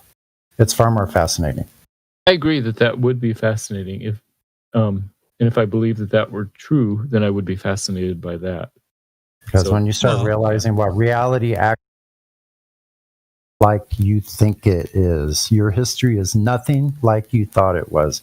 This Earth is nothing that you could possibly imagine in your wildest dreams of what this place actually really is. Yeah, there's actually more mystery in what we know right now because we don't know, right? So we're actually in a position where we're more in awe of what our surroundings are because we don't know. But at the same time, you wrestle with the idea that man has already achieved these fundamental understandings of the universe. So why go back now, right? Why say we don't know when we do? That's what you wrestle with in your mind. But I gotta say, I mean, if you're gonna wrestle with your own mind, you have to then say, how do I really know what they're telling me is the truth? You can't just say, well, dude's a PhD, man. He stayed looking at the stars for 30 years. I gotta give him credit. No, you don't. The thing that you have to ask for is the evidence of what the positive claim of what they're telling you is. The sun is such and such. The stars are such and such. You know, how do they know? Tell me how I can validate that. Oh, I can't? Okay, then it just remains in the realm of a cool story. That's it. You can't make it, you can't put that into the realm of the really is level. It's not going there. And your mind, you might see that it's logically sound, but there's no way that you're going to make it then, come into the realm of that you actually know that it's the truth. Because that in and of itself is not true. That's what we're talking about in this Discord. We want people to realize that. How little they know about, like, when you actually start contemplating the things of the universe. Yeah, we can go off into speculation and start talking about what we think it could be. But on the really is level, we're going to be honest with you and say, I don't know what that light in the sky is. Neither do you. You're just telling me a story that you think is logically sound, but where's the validation? Where's the evidence? I mean, how are you going to provide anybody with real knowledge of something that you're just asserting is a speculation? I mean, really, that's what we're talking about here. Yeah, and I think that's one of the values of this server is that you guys are careful to think through and articulate what you, why you say what you say, and I think more people could benefit from having that kind of careful, thoughtful process. Yeah, it's just it's really a shame that we see people that are, some good-hearted people still kind of stuck into this mindset, and I just see it being that the indoctrination they've has a stronger hold on them than other people. Some people really are just like, you know what, just whatever the truth is, that's where I'm at. I don't care. And others are like, man, sounds fantastic. Can you imagine traveling to Mars one day, living there in a little dome? Yeah. I mean, the whole idea of just gallivanting around the stars is so fantastic of a story that people, their minds are gone. At that point, you're just lost in the story, and you aren't coming back unless you snap yourself out of it. It's like get your head out of the clouds and down onto the ground where you know where reality is. That's the whole thing, man. It's just making people realize that, because really, what kind of fundamental truth are you going to get from pointing at a light in the sky and then declaring what it is? I mean, there's nothing there. Yeah, I agree with you that sometimes people have their heads stuck in the sky too much. From my perspective, understanding what those lights in the sky are, understanding creation brings glory to the creator. And so the better we understand the world around us, the better we understand who God is. But that's the way I see it. If you're biblically, going by what it says, then you're going to also understand that when they asked Jesus what his mission was or why he came here, he said, "I came to tell you the truth." That's what he said. I came to tell you the truth. That's what his mission was, to tell people the truth. So if he was coming here to tell us the truth, why would the truth be something that you right now are saying, well, I'll just believe what man says because it sounds logically consistent, instead of saying, God, I don't know what that thing is I'm looking at. I mean, it looks like a mystery to me. It's just a mystery. I don't know. You created it. So be it. But people are afraid of letting go of these preconceived notions, because the less you know, the more weak it makes you sound. Like you can't really discover things, and you can't understand the world around you. And what's so wrong with that? I don't see anything wrong with that. Living in a mystery of knowing what the sun, moon, and stars are. Yeah, I actually like the idea that there's mystery in the world, that there's more things to find out, that there's science to do still, so to speak. Well, I think people are really afraid of losing something as far as like holding on to this belief so tightly. You have to be afraid of losing something, right? So let me tell you what I think you gain. And I'm not trying to make a sales pitch for anything at all. Oh, no, I'm just telling you how I feel. So, like, I think you would feel more secure if you knew when you laid down at night and you went to sleep that you're on a solid ground that this creator put here for you, that you have a purpose here. You're special. You belong here. You're not spinning around in an endless nihilistic space of infinite nothingness. You're not. You're on the solid place that is here just for us. So I agree with I feel more secure. I feel more secure. One day I went, holy shit, I'm not spinning. Like, I was able to get to some kind of peace inside of myself. Like I feel more solid. Like I know, like, I don't know. A lot of different things happen to all of us here, and I'm sure people can relate, So our journey. Feel like that. Yeah, I'm sorry. Go ahead. No, I feel like that feeling translates from wondering why certain things happen to us as individuals, until I realized, I don't have to put stock in this, in the way society is set up, because there are people that are smarter than me. God wouldn't have it this way. That does give me a sense of peace. Like, this place was created. No one is supposed to be dictating who gets to live good and who gets to live in swallow and Yeah. So, what is the word squalor? Yes, it is. Yeah, that gives me peace. All of the bad shit that happened to me happened because that's just the way human nature is, but that has nothing to do with the fact that I'm here for a purpose. Exactly. I just respect my time here that much more. And now I know just one that I'm here for a given. I'm here for a given number of years, and I believe I will live until those given number of years are done, finished. Now, I didn't always believe that. I thought it could go at any time, and honestly, for a long time, I didn't care.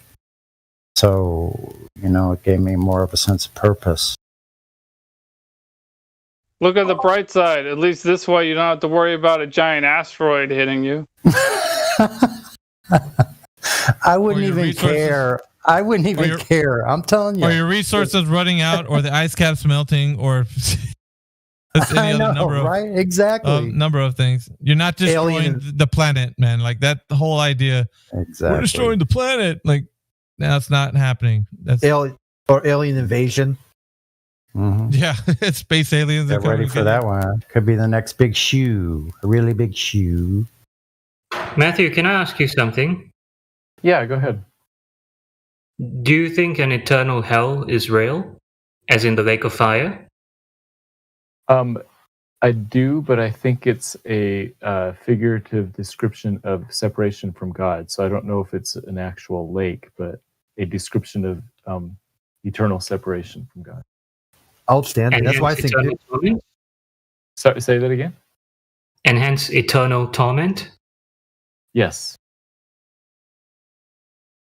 Yeah, that's why I think too, and that's why a lot of these atheists aren't very happy people because they've separated themselves from God, so they're almost living in the hell of their own design. Yeah, that's well put. Yeah, I could agree with that. They're just pissed all day long. They're toxic and they're mean to people. They're family members and just random people on the street, people on social media. Because when you're that much pain, you also see it physically too. Like the Four Horsemen, their stories did not go well for them. It's worse than that. I mean, you had the look. Go ahead, Lasher. No, I posted a screenshot from an article I was reading earlier about. See, okay, so here's the thing. Bill Gates is going to be, well, according to this, spraying shit in the air. Now, they're coming up with a reason as to why he needs to spray the air, which is based upon this being let me hold on. Like this whole global warming situation. Like the only reason he would have a free pass to go spray shit in the air is if people think that that's going to save a globe. If there's actually a real reason. And we don't even know that it's a globe, so we don't really know why he would be spraying shit in the air. Right? For the record, that was Bill Gates with Harvard University, Operation Solar Shield, and they officially started doing it in 2018. So it's been happening officially for a while now, but it was happening for decades before they announced it. Yeah, that's where people used to make fun of talking about chemtrails and stuff like that. Like, oh, that's a conspiracy. Yeah, they're not even. That's not a secret. They've admitted that, right? Yeah, they just the exact details of what they were doing was not really known. So a lot of people were speculating on barium or whatever, aluminum. Barium, strontium, aluminum. Yeah. Yeah. No, it's funny because even though it's no longer just conspiracy theory, it's admitted that they do this shit. Go ahead and try mentioning it to anybody. You're still just a conspiracy theorist, right? But because they'll bounce around ideas as to what's actually being put in the air and why. But with the debunking of the globe in mind, it would have to present a new question. What are they actually doing if it's not protecting a globe or a planet?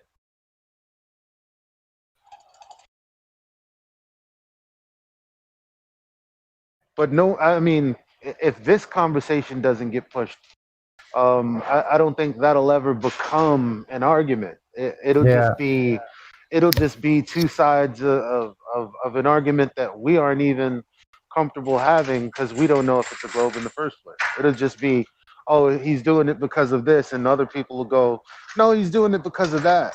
But once we debunk the globe, there's a oh, well, we know you're not doing it because of that, and then there should be some form of accountability. Yes.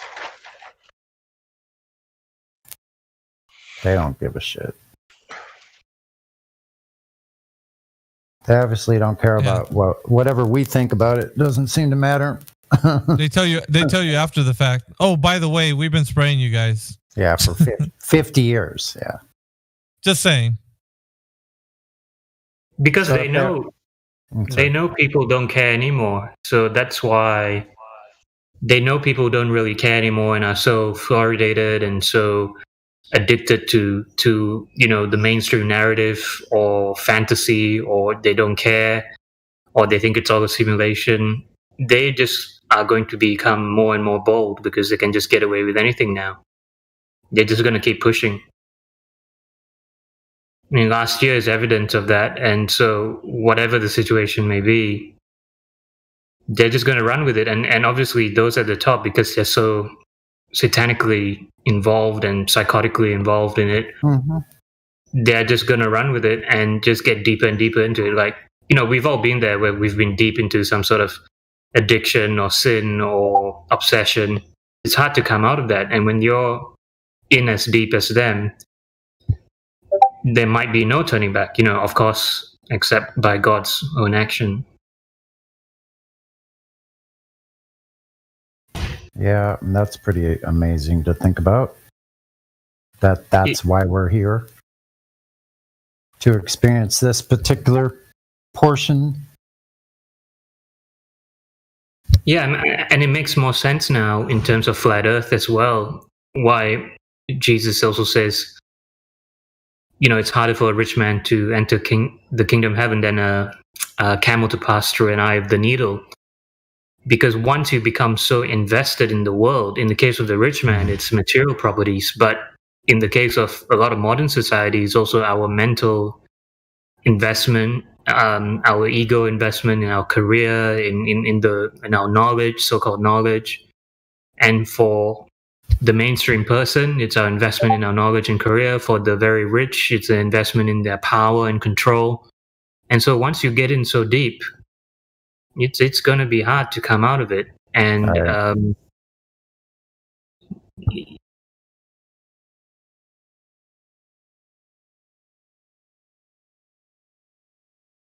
so and the Bible also says, where your treasure is, that's where your heart will be. So if your treasure is space and Star Wars and Star Trek and Mars and the rings of Jupiter and Saturn and life forms here and there, then I'm not judging you, Matthew, but I'm saying that a lot of us, we had that as our treasure, and we had to stop because we loved space. But yeah, now when I watch any sci-fi movie, I'm like, oh man, it's just like stupid now. I know. I can only watch it actually if I'm doing like study of the truth drops in it. But some of them already aren't good. Yeah, like the new Star Wars movies are intolerable. I just look at them for what they are. Movies. That's all. Nothing more, nothing less. Some of them are still fun to watch, all that weird shit, but I don't believe anybody's that, though. But that's what some people are vesting their hope that they're going to be living in this sci-fi age somewhere in the vacuum of space, zipping around on something, forgetting the whole time about where we actually live down here. You have to be fully distracted for a lifetime, distracted into the stars, into the heavens, expanding universe, all this stuff, to avoid looking at where we actually are, so they can do whatever they want here on Earth, the controllers, so they can do whatever they want. And it's just a different form of worshipping the host of heaven, because instead of before, where maybe at certain times man has looked to the heavens and asked for those entities to help us out, now we think we're going to join those entities and be those entities ourselves. So in both cases, it's false worship. Yeah, and I think the Earth is in a some kind of a now, but yeah, I mean the new Star Wars was just so bad. It was just so hard to sit through it, especially after knowing Flat Earth, the three new ones. And the fact that everyone else was so hyped, and I was sort of a little bit hyped in the sense that, okay, at least it's fake, but at least we'll see what they can come up with. But then it was doubly worse because it's fake. Mm-hmm. Mm-hmm.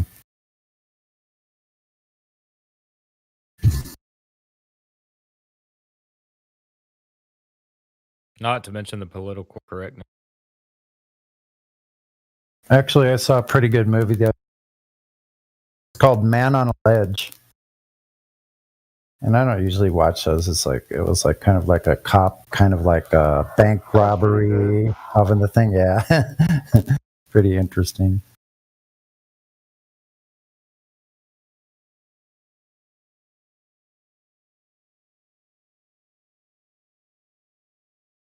I don't know. I just think I'm waiting for the big alien hoax show, you know?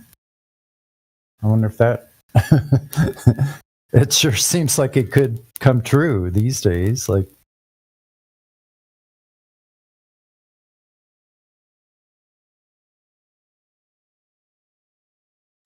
The only thing about that is I highly doubt they would antagonize the flat earthers, because although everyone is distracted with the current situation, like just because we're not all connecting, the world didn't. It's never going to go away. Like, so right. As soon as you bring up this alien invasion, like every flat earther ever, and all of the people who aren't are going to go, wait a minute, come on, wait a minute. Well, yeah, it's a card that they've already played. I mean, the whole War of the Worlds thing, it's already been done. It's been talked about way too much. It's too expected. They're better than that. They can give you something new. What about super volcanoes? Because, you know, if they play the super volcano card or some sort of cataclysmic stuff, that would work on a globe and a flat earth, right? Because now they've been doing that research. They say, well, volcanoes can exist on a flat earth. So if they start saying there's some sort of super volcano threat, you know, eruptions across the world, then flat earthers might buy into that. You know what I found out? It's kind of funny. But on one of the cards that they have for the Illuminati card game, it says that on the description of one of them that they're actually listening into flat earthers and getting their ideas from them. So it sounds like if anything, these types of conversations is probably like the idea pool that they're using. That guy's onto something, man. We could use that. I'm just saying, man. Like, and what year were those cards? Were they like in the 90s? Not sure. Yeah, in the 90s, like mid 90s. I don't know about aliens, but I'd take some Amazon woman from the moon, though.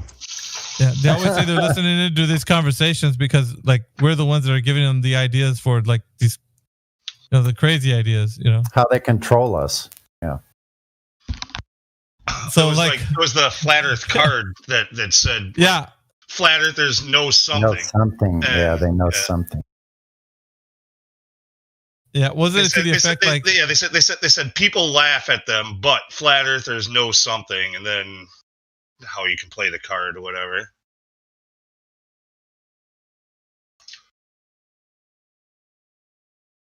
Yeah, I'm pushing out these numpty clips too, man. So if you guys want to check them out. Can you play them? Yeah, I can. I just didn't want to interrupt the conversation. It's okay.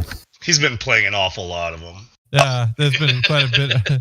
Everybody's getting burned out with the numpty clips, but yeah, if you want, just click on them, man. There's so much content. Oh, check it out. Numpty dip clips. How do you think about that? We most definitely need these clips, like, because I feel like Miggy's laying down the foundation like a skeleton. I think it's something that, you know, people should pitch in and do what they can. Like, if you know any good graphic artists or anything like that, like, you know, do something creative with the silly things that they say. Let's not let all of these good arguments go to waste. Yeah, the little Hey, gems. Mickey. Yeah. Can you put his QE song in the bot? His Stone song in the bot? Yeah, I'd have to upload it to my channel. That's, that was fun. That was good. But I'd have to ask his permission to do that. Oh no, I think Luluka already added it to hers. You could go and just grab it from there. There you go. She did. Somebody's way ahead of you, Remasan. I got it up on Lucas. I mean, listened to it there. I was just thinking maybe everybody wanted to hear it again here.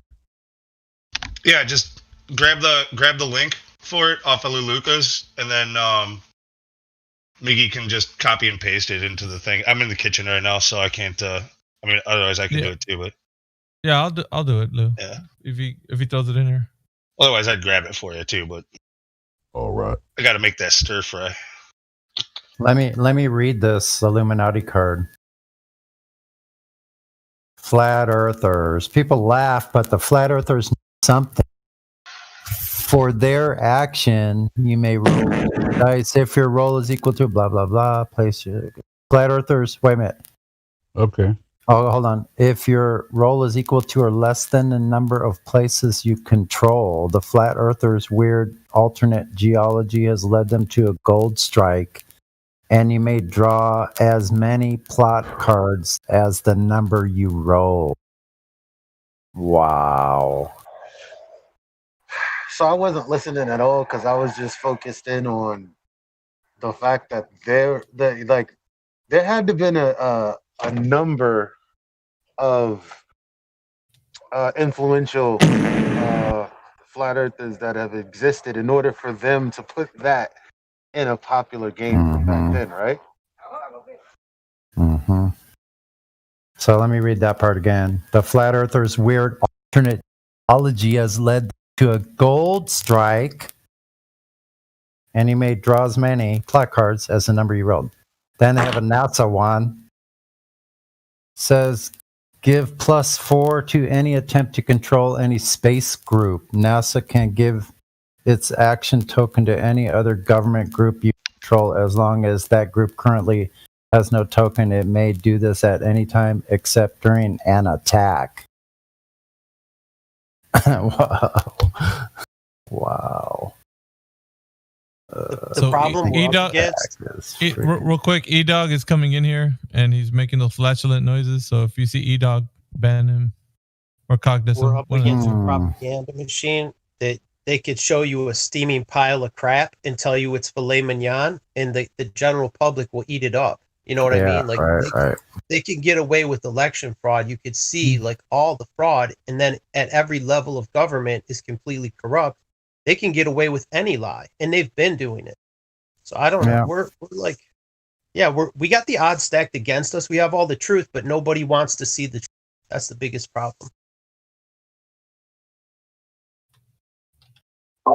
And that actually perpetuates their power, because in the spiritual realm and the nature of spiritual law is that if the people are shown and they refuse it, that actually condemns the people even more, because they're refusing the truth, and so the evil gets even more spiritual power, even by God's law, I believe, because they've performed that ritual by telling people what it is. People refuse it, then they just become more powerful. You know that the biggest thing is the normalcy bias. Anything that goes against the official narrative, people do not like anything that's uncomfortable, going against society norms. And the people that control the media, they shift the norm. What was not normal 20 years ago, it was not normal, like this open transgenderism and pushing it on children. It's still not normal, but they're trying to normalize the obscene, and they've been successful. You look at the last 50 years, how far the country has degenerated and the whole world. Yeah. Somebody alive 50 years ago wouldn't believe this. If you put them in a time capsule and you told them, yes, in the year 2020, this, and this will happen, they'd say you're full of shit. They wouldn't believe you. Yeah. Because it has a CDC code. It says as its action, the CDC can supply relief to one devastated location each turn. If the CDC makes a direct attack to destroy a place, it can use biological warfare and get a +15 to its attack. If the attack fails, if the attack fails, the CDC is automatically destroyed by the owner of the place that it attacked. You mean the Center for Disease Control? Is that the CDC you're talking about? Yeah, it's in the Illuminati card deck. And then the next one, subliminals. The secret mind-altering messages are hidden everywhere. The number of media groups you control is added to the power and global power of the subliminals, whatever the hell that means. What's the power level? Pardon? This Illuminati What's the- pack. When was it printed? Let me double check that date. Check the power level too, like which one is the most powerful spell. I think this Corona one was the most powerful spell so far. The spell? What do you mean the spell? Well, like their bullshit false flag they're gonna pull on the world. It might be second to the globe, but it's definitely a second for me. Definitely. Well, the globe would wake people up to let everyone know that the world is ultimately corrupt. Like everything that these officials in power that people have trusted are completely corrupt. But to get there is such a huge leap. People have gotten past the corona hoax. A lot of people woke up and they're pushing back. But the globe one is so hard for people to swallow. It's so hard to, like, I don't know. Like, look how long we've been trying. And look how much success we've had. One mind at a They have a time. lot of success until they started effing with the algorithms, and it's like, okay, boohoo, cry me a river, right? Because that's just our reality. That's what we're up against. But the thing is, like, people, like, there are actually doctors, lawyers, business owners.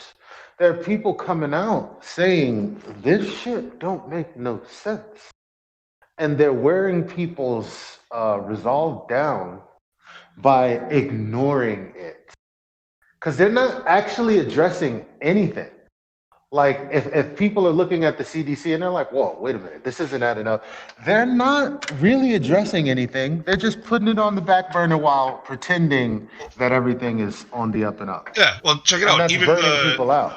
Even the World Health Organization came out a few months back and said that lockdowns are pretty much the most terrible thing that you can do. Like about this, that we shouldn't be doing lockdowns. They were begging basically world leaders to not use lockdowns as a way to try to control this.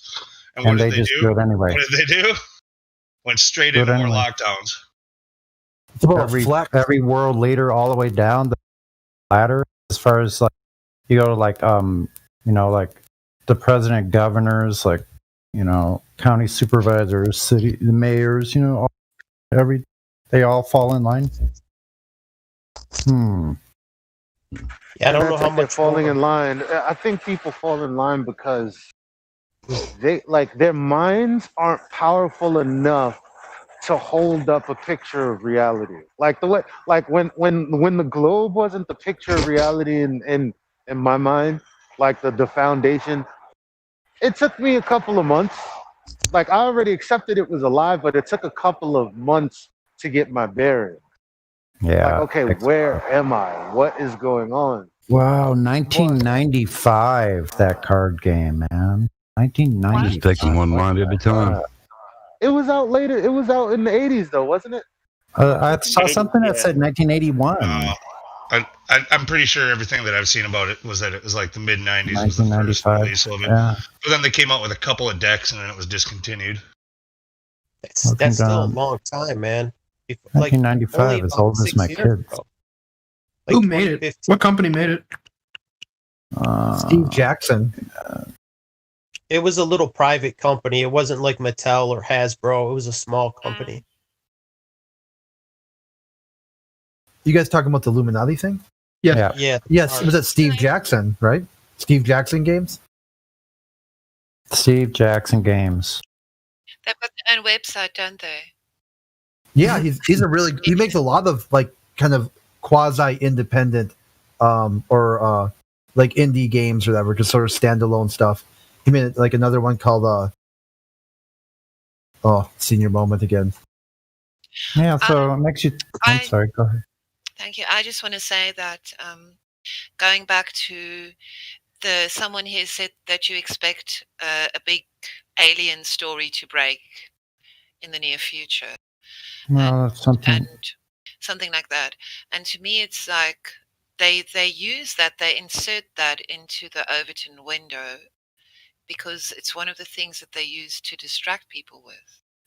Some people can be distracted by stories of, oh, something Mars rover, and some people have to be distracted by sporting events, big sports, and that's not as popular at the moment because you can't be an audience in a big stadium and watch sport.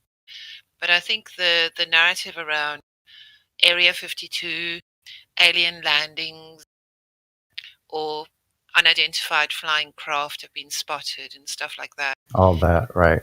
It's because governments use the media and insert those things.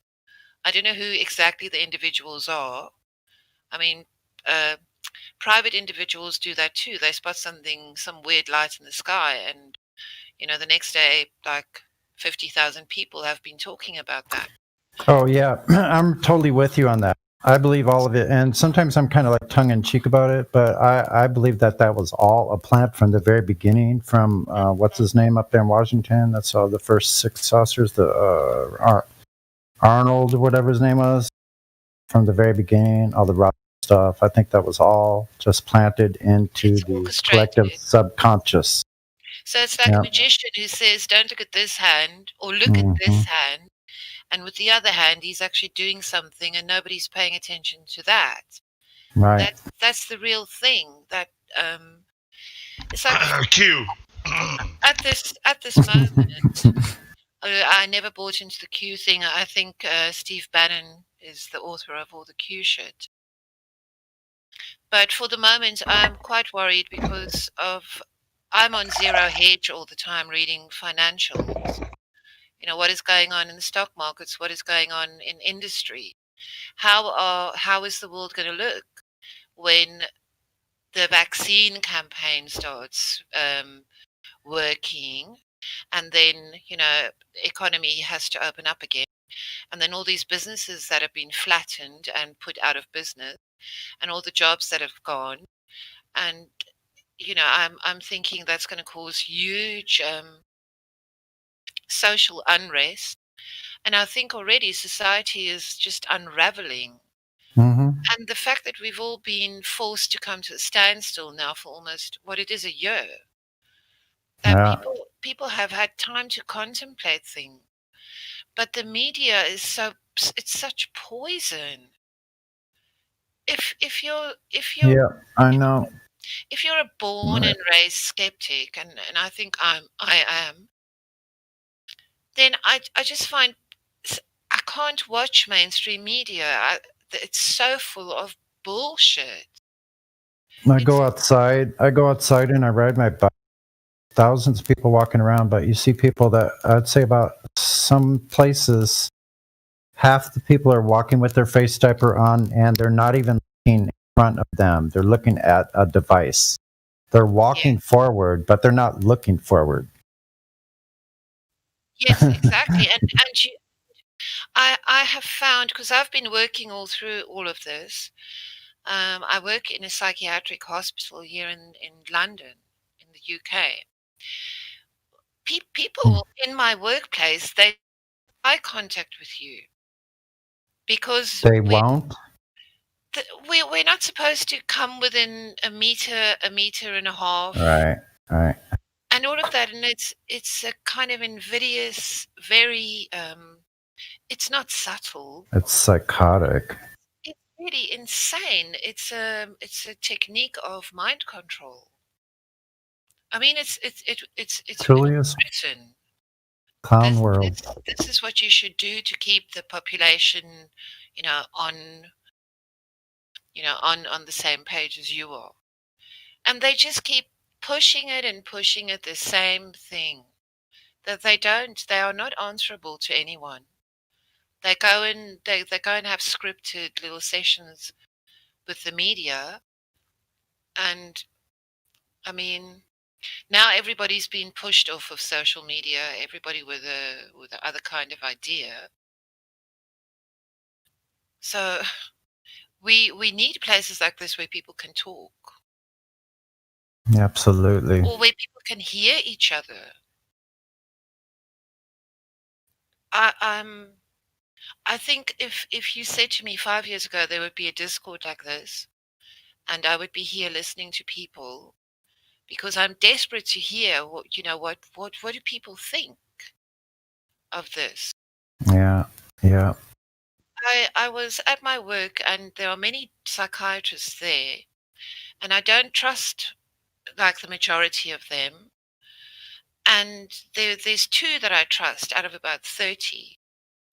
And at the beginning of this, one of them came into my office, and I did say to him, "So, are you buying the hype around this pandemic?"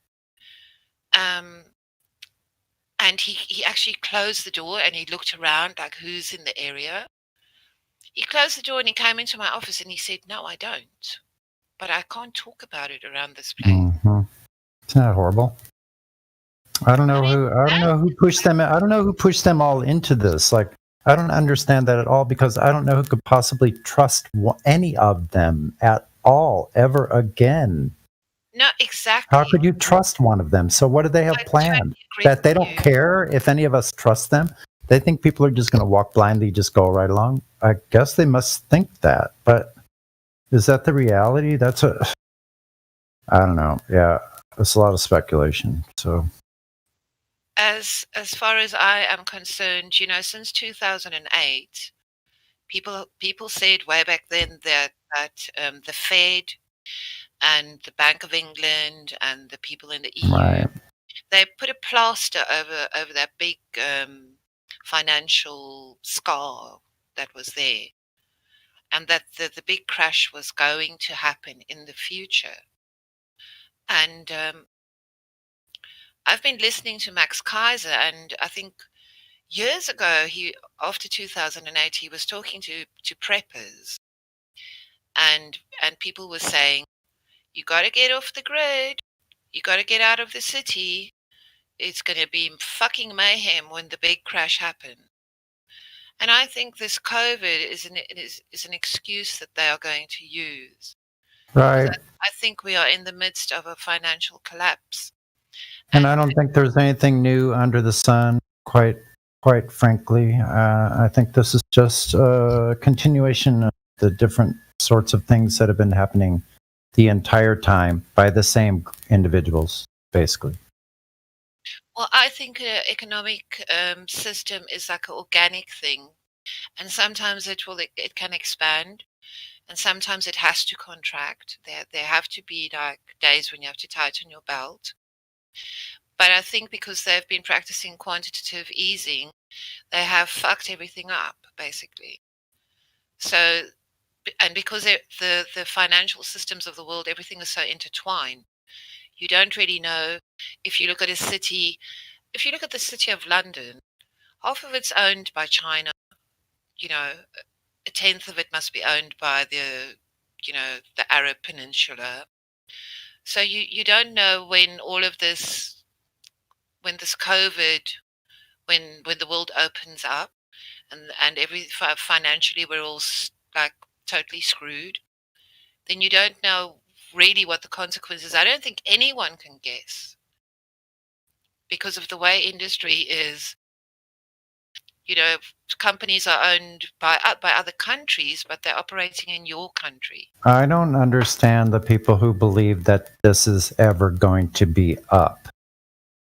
Hey, I just want to point out something. You mentioned Max Kaiser, and I just wanted to point out that, he was kind of right to tell people to invest in Bitcoin over the last couple months, because I put a little bit in, and I've almost got a whole 100% return as far as increase in value. I hope you sold it recently.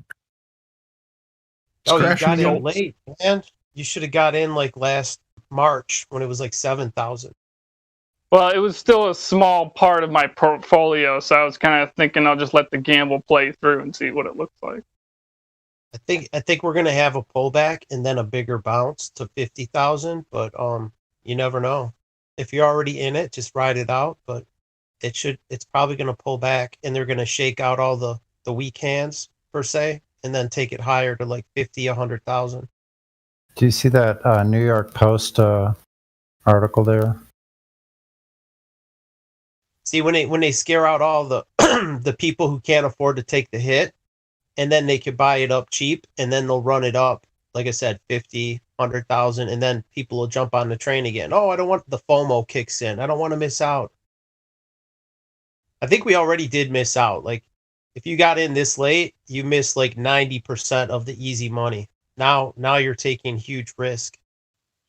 Because there's other things, like already the Bank of Europe, the European Central Bank, they're basically the Federal Reserve of Europe, is going after it. I think it's HSBC. There's a bank in England that won't accept any credit card payments to Bitcoin, any place where you buy the exchanges. So you won't be able to buy in from that particular bank. And I think more banks will start signing on and make it more difficult to use, which will hurt the utility of the coin. There's tons of altcoins, but I mean, they're coming after it. They're going to want their Federal Reserve Fed coin. That's the only coin they're going to want. So they're going to try and kill off like Bitcoin, Ethereum, Litecoin, all these other coins. But you can make money before they come after it, I think. I still think it's going to run further, but there's probably going to be a shakeout sometime soon. It could go down 50% or it could double. It's like a really sketchy time to be just, not watching it.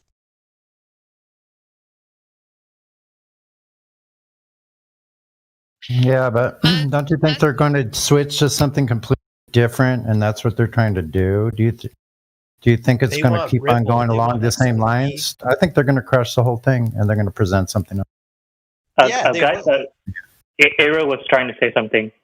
Ariel, go ahead. Sorry, Ariel. Well, they want to move towards a cashless society where they can regulate and control. So, at the moment, the big banks and the billionaires have been hoovering up everything because so many businesses have been going out of business, bankruptcies. In the UK, you can go on the government website and see all the bankruptcies that have been declared because they have to be published. And it's been at a phenomenal rate. So in the near future, I was telling a friend the other day, and I was being quite I was making a joke of it.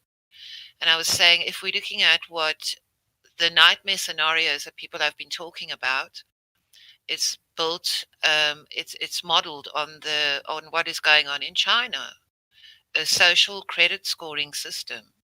So we, the peasants, we will be in different levels. So say we use primary colors, for example. So if you a peasant with not many tertiary qualifications, you will go into the yellow group.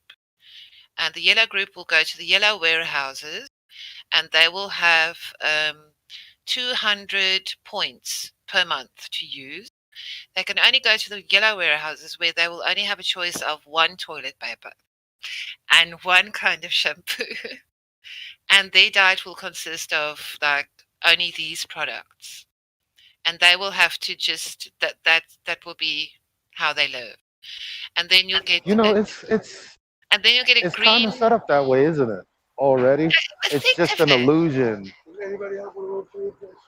You know how we're set up in our neighborhoods and what we choose to buy based on marketing. It seems like an illusion, but what you're describing seems to relate to that, if you ask me. Well, the World Economic Forum had this promo video on Twitter in 2016, and they've removed it now because people were starting to point to it and say, well, look at this, and the whole ID 2020 agenda. So basically, there was a young person on there, like a millennial, and this person said, I own nothing, but I'm happy. So your life will be structured to such a degree where they will tell you this is your job, you go there, you don't have contact with people, you go to a cubicle, you perform a menial job. You shouldn't expect to get any satisfaction from it. You have this many credits points to spend in a month. You can only spend it at this place. You don't even own the clothes on your back because it's being given to you basically. So free enterprise, and the people want to be creative. they want to start a business. That is all going to be, you won't be able to make a decision like that on your own. You won't be able to make a decision about traveling somewhere, you know. It's nightmarish. And it is Ariel, a plan, yes. I wanted to ask you a question. Do you have negative interest rates in England? No, we don't, but the interest rate, you can't live on your savings now, and you couldn't do that since, I mean, before 2008. Oh, well, my point is I was trying to get at the negative rates in like Germany and other parts of Europe where they actually say you keep your money in the bank, they deduct. It's going to be a big grab. Deduct. Yes. It goes in. Not only do they not pay interest, but they subtract, and that's why they want to go to a Fed coin, so it's on a crypto wallet, and they will just deduct. If you don't spend it, they will subtract 2% a year or 3% or whatever they want. And on the It's upper bad middle, enough. yeah, exactly. I do agree with you. They are going to put a wealth ceiling on as well for people who they will allow to retain some of their wealth. This, sorry to jump in, but see, Ron, this is where I kind of disagree with you. I don't think that buying crypto is so much trying to be a financial move anymore, where it's almost a safeguard. It's almost better to have at least a few thousand just in case in Bitcoin. Maybe other coins, spread them out, because like if one gets hit, you don't lose your whole saving. Yeah, your entire portfolio, right? But go into it having the frame of mind that you may and probably will lose it in the long run. Who knows, right? Because nothing is just like anonymous or crypto. It can't be.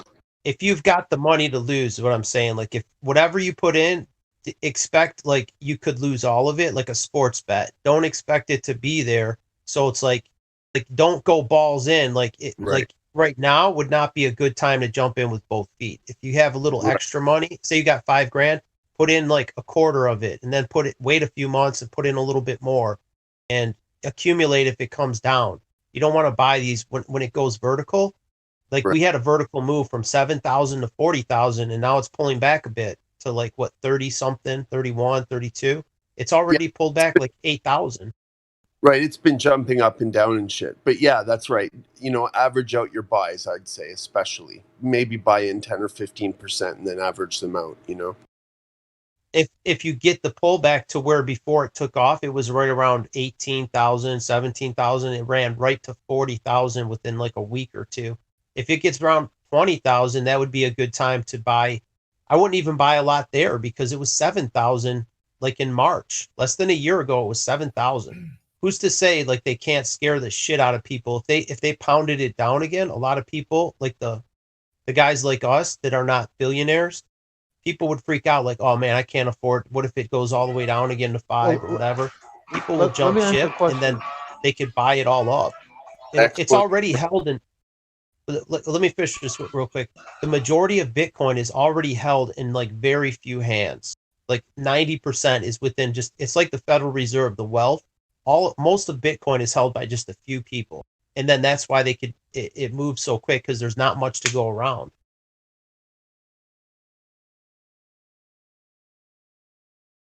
So if we're going to move to this Green New Deal, everything, no more coal, no more oil, then what is going to happen to countries in the Middle East where their entire economy is based around that one product, that one thing that they have, that nobody, I mean, in the UK. Yeah. So my question is like, the way we invest a lot of time into understanding this global system and the inner workings of it to kind of debunk it, could we in the same sense figure out what's going on, like us as individuals, not the people as a whole, because they're just going to follow whatever, but like, since this is just going to be turned from one system to another, there's still going to be goods and services, right? Is there do you think there will always be a way that we can get our knowledge up to a position where we can benefit? Yeah, can I answer firstly, Ariel, and then I'll answer you, Elijah, if I may. Ariel, firstly, with your question about the countries, yeah, a good example is Malaysia. So Malaysia has obviously, Petronas, the sponsor of the F1 team.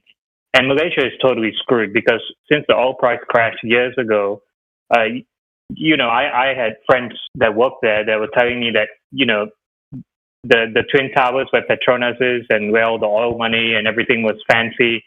Inside they say the offices need renovation. You got to put in requests just to buy a pen or something like that. So yeah. Alternatively, Saudi Arabia has been trying to open up. That's why Saudi Arabia in the past 5 and 10 years has been having a lot of different things because they've been warned by the U.S. And that's why they have wrestling events and slowly trying to open up the women and all that. And Elijah, to your question. A simple example is just look at all the delivery stuff, the no contact, quote unquote, delivery, work from home. You look at all the companies, video conferencing, a lot of the tech equipment, even because I work in IT, just basic IT stuff, but just trying to buy screens and computers is so difficult because everybody's working from home. So there's a big rush for it and the delivery companies can't really keep up. So that would be my very quick answers to the 2 questions. Thank you. I've heard that Amazon deliveries are going to be drone. Drones will deliver things. Well, then they would have to deal with the problem of the battery life of the drones, right? They already did a couple of years ago. They had a few test markets where they did it in, and that was kind of an issue. They can't carry a huge payload, so they can only do lighter things with it, and they can't travel terribly far. But they have lots and lots of these drones. They just, one goes out and comes back, and then it charges, but others are there to take its place. They just keep sending them out. You got a ton of them charging and a ton of them delivering. They take a long time to charge up. Yeah, the issue with some of the automation, whether it's drones or something, is that they still have to figure out what to do with people. So part of the whole lockdown the past year, I believe, is also an experiment to see how much people can tolerate. Definitely, Australia has been a use case for that, with one of the second largest state going through, almost 3 months. So the thing is that they know that once the automation comes in and most people are just sitting at home doing nothing, like most of us, for a long time. Like Vlad was saying, I was sitting at home doing nothing for 2 months getting paid. Essentially, they have to have the people do something. So they have to solve that problem alongside the automation, because if too many people are sitting on their hands doing nothing, they'll go crazy and then they'll have another problem as well. Do you think that these people who presided over, don't be fooled. The banks when banks were first thought of, it was to extend credit to people so that they could get ahead in life. It was everybody put their money together in a bank, and then somebody comes up and says, "I want this. I need this much money. I don't have it. Will you loan it to me? And then I will pay it back to you." But instead, banks have become like casinos where they take your money and they gamble with it. And this is what what has happened to the banking system. So do you think that these people who presided over this, excuse my French, major fuck up, do you think they have what it takes to redesign everything so that it works? And how much is society, and people, are people going to have to suffer before they get it right? Are they capable? Just looking at the politicians' faces, I'm fascinated. I look at the men's faces and I try to get a clue of, how much do you know? What are your secrets? All the stuff that we can find out on the internet if we look, if we bother. You know, it's very worrying.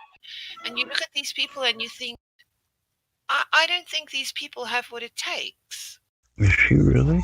It sounds, Well, it sounds, oh, we have to build back better. We have to rethink everything. We have to care for the planet more.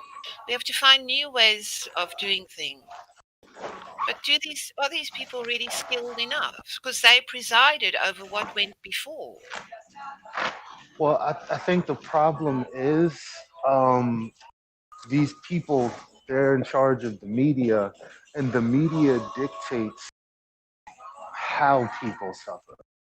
Because people fall for why they should be suffering, they fall for the narrative. So as long as they have control over that, they can control how much people can stand. Because they're telling people how much people can stand inadvertently. And they agree.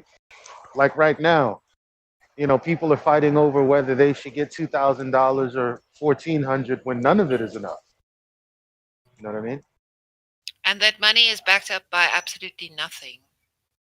So they're going to come to a point where they're going to turn around and say, well, we saved your lives, and this is what the tab is, and now you're going to have to pay. No, we are all in this together. We all have to pay up all this debt now. So this is how it's going to be.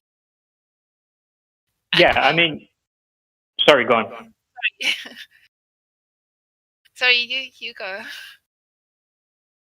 Yeah, so I mean, this whole situation the last year is actually already part of the reset that is happening, because that is why they had to take so drastic action. So they had to shut down a lot of international travel. They had to restrict a lot of trade. They had to shut down entire industries. Like in Australia, for example, where a lot of states are very dependent on tourism, they decided they're going to support the banks, they're going to support online businesses, certain things like manufacturing, major retail, but then minor retail and tourism, they just annihilated that for months and months. But then they subsidized that as well. And then basically about, I don't know, I think 1/3 maybe of the population was subsidized by the government for a long time as well. So they're really doing the reset, and they've been taking that opportunity. So I think something big was really going to happen, whether it was they were controlling too much, there was too much debt, it was going to implode, it was going to explode, whatever, with the financial system. So they're already using this as a restructuring step. But yes, the worst, unfortunately, is yet to come. What do you think their goal is? The goal is simply more control, more dehumanization. To basically, if we look at the modern technocratic cyberpunk fantasy, that's what they want to be. They want people to be in very tightly controlled spaces. They want them to be in this cyberpunk dystopia. I mean, that's just a means to an end, right? That's not the ends. That's just a means to an end. So what do you think the ends are? Because I don't think any of us can see that far down. What do you think the ends are? To prolong. It's to continue. So I guess what I mean is, so this has happened before. And it keeps happening over and over and over. Where you have like a single world empire that runs everything. It collapses. Another world empire that runs everything. It collapses. So is it just hubris? Is it just human hubris? Or does it perceive? Does it perceive to collapse, even though the collapse is a orchestrated thing, so that the controlling power can just eat up the rest of pennies on the dollar, everything else, and that the control? You know what I mean? I'll tell you what I think. I used to think like, oh, everything's controlled, and now I think the big conspiracy is that there is no plan. That it's just hubris, over and over. It's how humans are. Yeah, but there is definitely a control grid in place. Well, you know what? I agree with Meme. I brought up this movie a couple of months ago where these people woke up in like this cube. I think it's called The Cube. And there's a line where the woman is like, sounding like I know what you're talking about. Conspiracy theorist. And the guy just comes out and say, "You think this about is planned?" a way to phrase this? I do believe that they want control. and that it's their habit over and over to strive for control. I don't think they've ever really had it. And every time this happens, it's always at the end of. It's like their ultimate goal is control for no other reason than it's just hubris. And then, right after they achieve it, everything collapses. It's what happens every single time. Well, I mean, what is? Well, It's almost as if the system is a symptom of the collapse of some human system every time it happens. It's always rebuilding. So it's almost itself. like it's just inevitable that we have to play the same game over and over and over. Yeah, but like when I see the New York stock, the you know, Because like the if you read Depression. Socrates and you read Aristotle and all these guys, they're complaining about the same stuff back then as we all complain about today. That's exactly the thing. Yeah, same with the 8. You go back, and that's the thing. Yeah, they're always complaining about the same stuff, which means that, to me, in a way, it's like nothing new under the sun.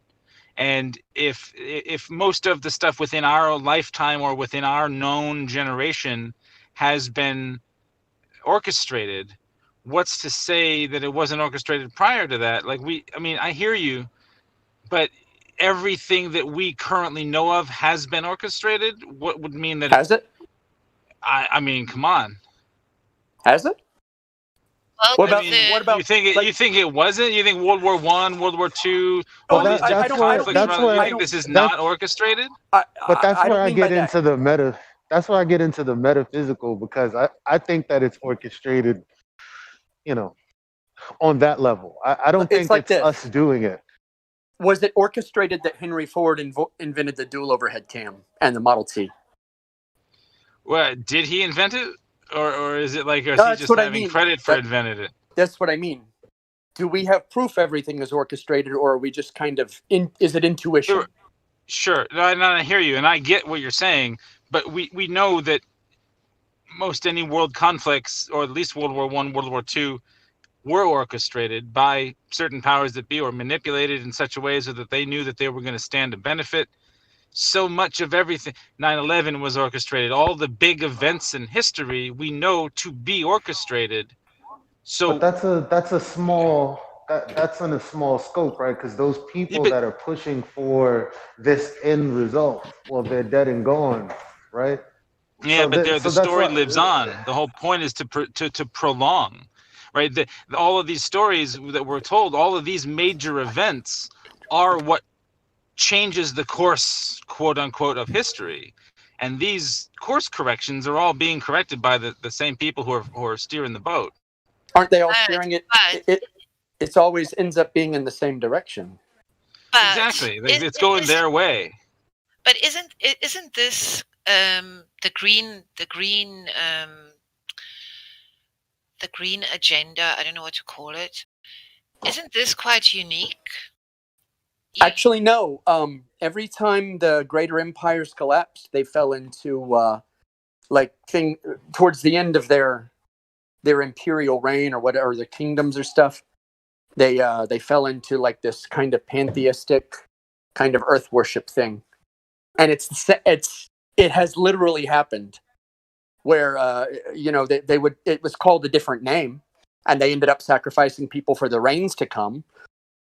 But now it's like you're having too many people, or you're having too many children, and it's hurting the weather, So it's literally the same thing. So the big message that we can take away today is we are diseased, and not only are we are contagious, we are dangerous to each other. We need the medical industrial complex to save us.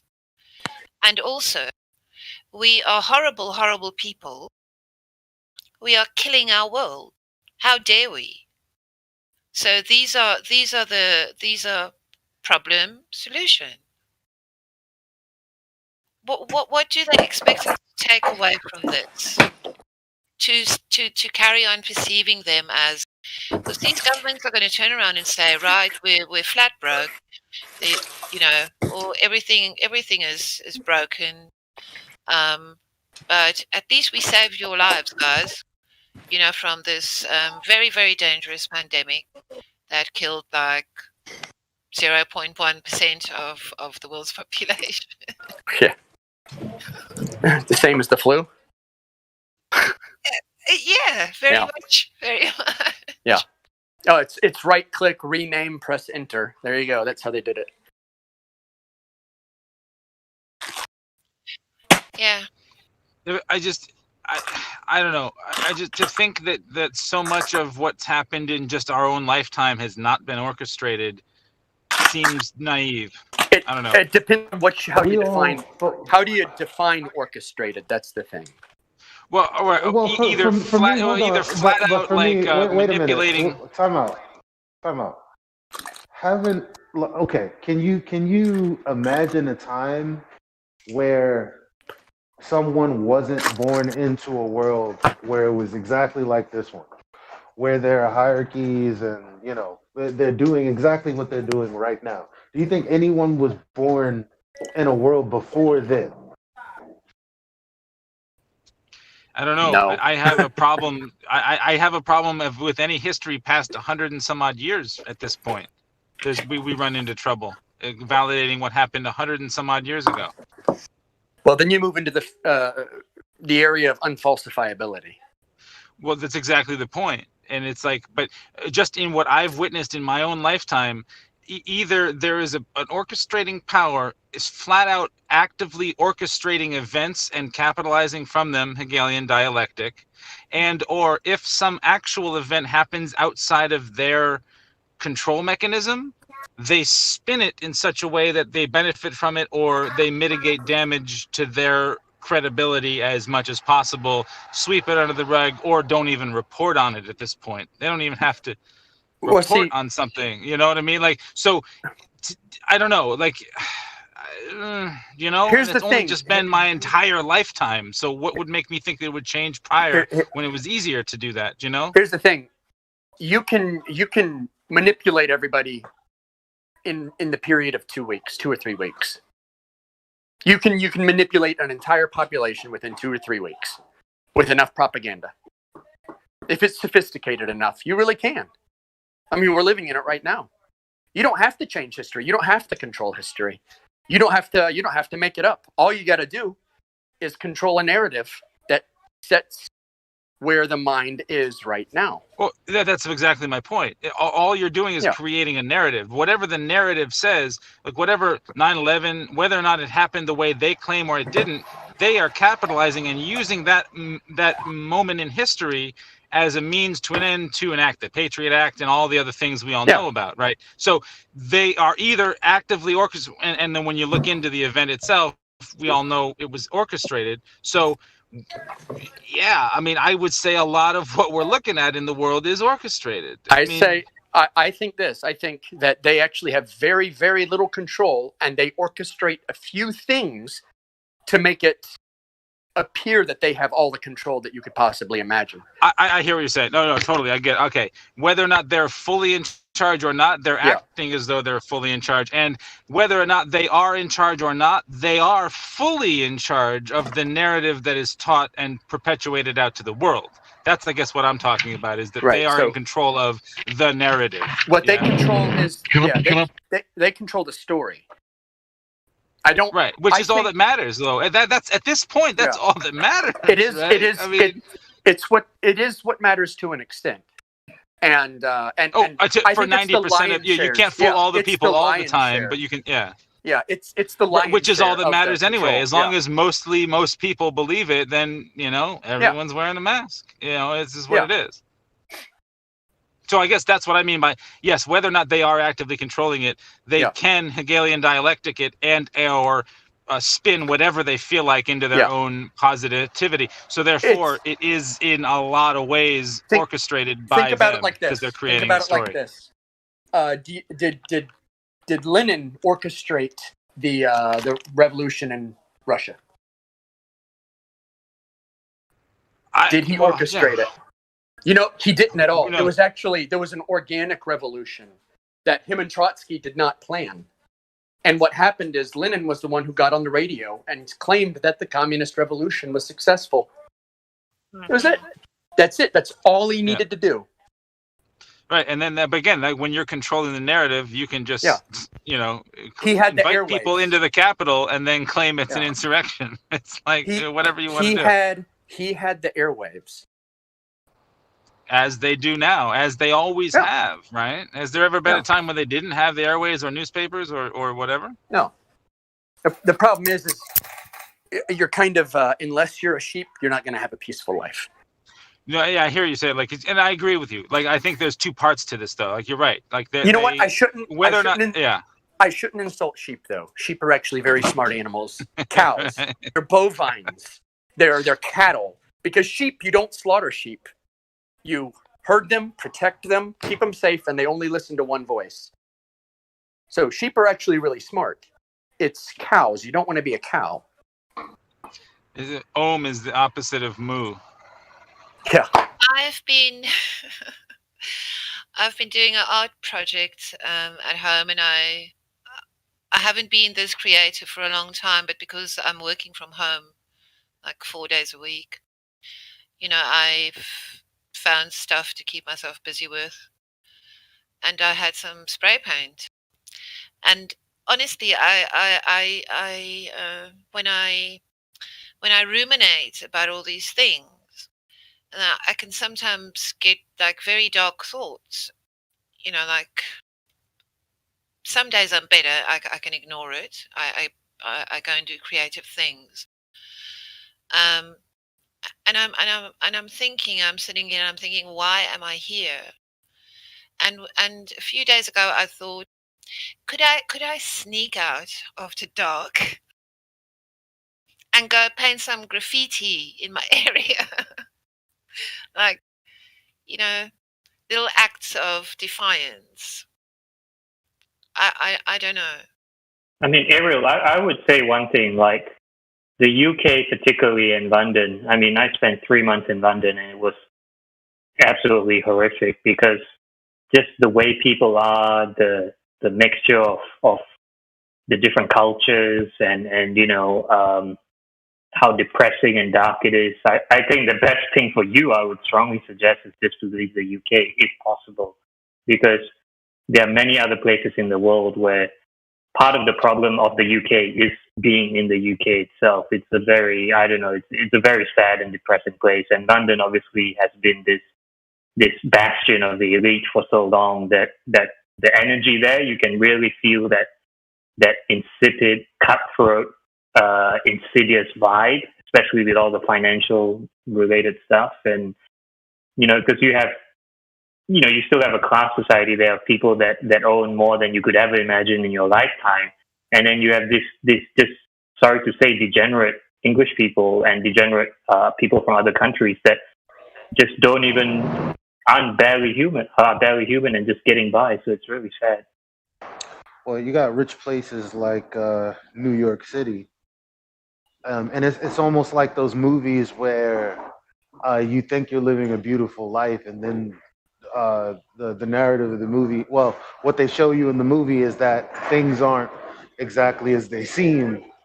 What movie can I don't have a movie offhand right now, but there's so many homeless people just laying out on 42nd Street, and that's one of the richest areas. You got people littered in Central Park and throughout, and it's crazy because you got all these rich people that step over them. There's so many of them, you ignore it, but they do.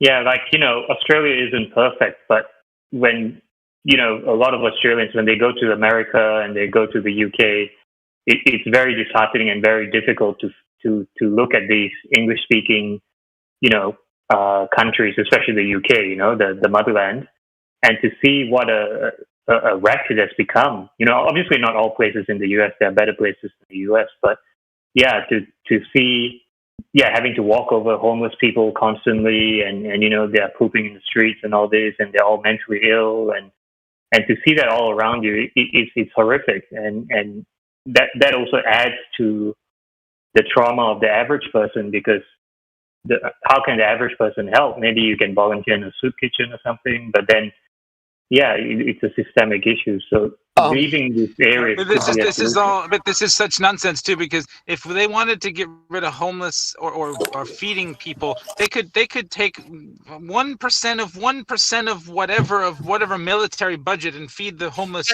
for years. Oh yeah. This is a problem that they themselves create. So that we can feel bad for stepping over them. If you're going to use those spray paint cans, you should use the spray paint cans to write 24/7 Flat Earth Discord 2.0. No. The Earth is flat and stationary. Yeah, don't do that. I was going to Don't do say that.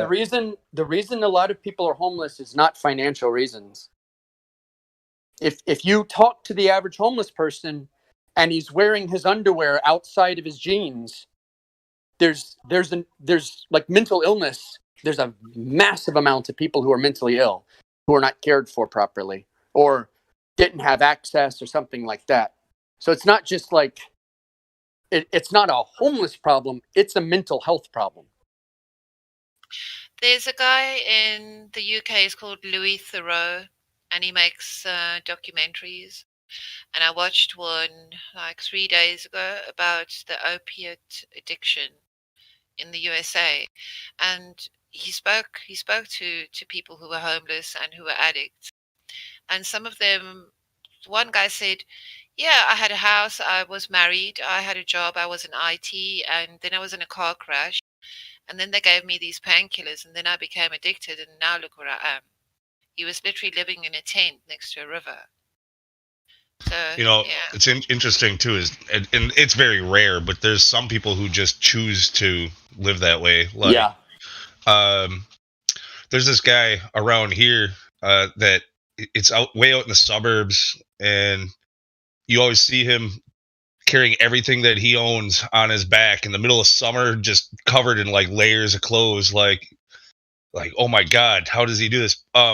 But rumor has it though that this guy's actually a millionaire, and he's just Lou. When they come to take everybody's stuff, guess who's not going to be sad? Yeah, he's already been living it. Yeah, it's amazing what you can live without. That's how I feel about not owning a storefront at this age in my life. Like, I would have been extremely depressed right now. Like, I'd have probably had to get institutionalized. Like, if, everything that I put in, all of my savings and all of my hard work and my 20s just went down the drain. I would have been. We thought about opening up a hobby store, like comics and hobbies and models and stuff like that. That would have been in the dumps now. That would have been gone. That would have been the first ones to go. Those kind of stores are gone.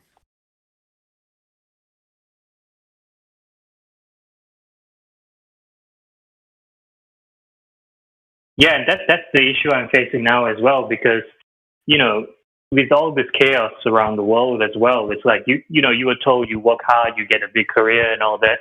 Sure, in certain specialized IT areas, maybe you could, have that. But then the next big quote unquote disruption, then, you'd be out of a job because of this and that. And then, how are we supposed to determine now the direction for our lives? Because what's always good is construction, because every time there's a crash, there's always somebody who comes out on top who needs something built. You know what Henry Ford really did in the Depression? He took care of a lot of people. I know that. He started the conveyor belt system. And he went to the banks and he said, give me money, I need to build this, and we can churn out these Model T Fords. And they said to him, now, how are you going to do that? Because it takes like this much time and these many man hours to put one of these cars together. And he said, I can take a man off the street and I can have him be productive, because he's going to stand in one spot and he's only going to do one little thing. He doesn't have to know what the guy next to him is doing, because that guy's doing something different. So he literally did that. That's what for me That's what Henry Ford always when I want to use that as an example.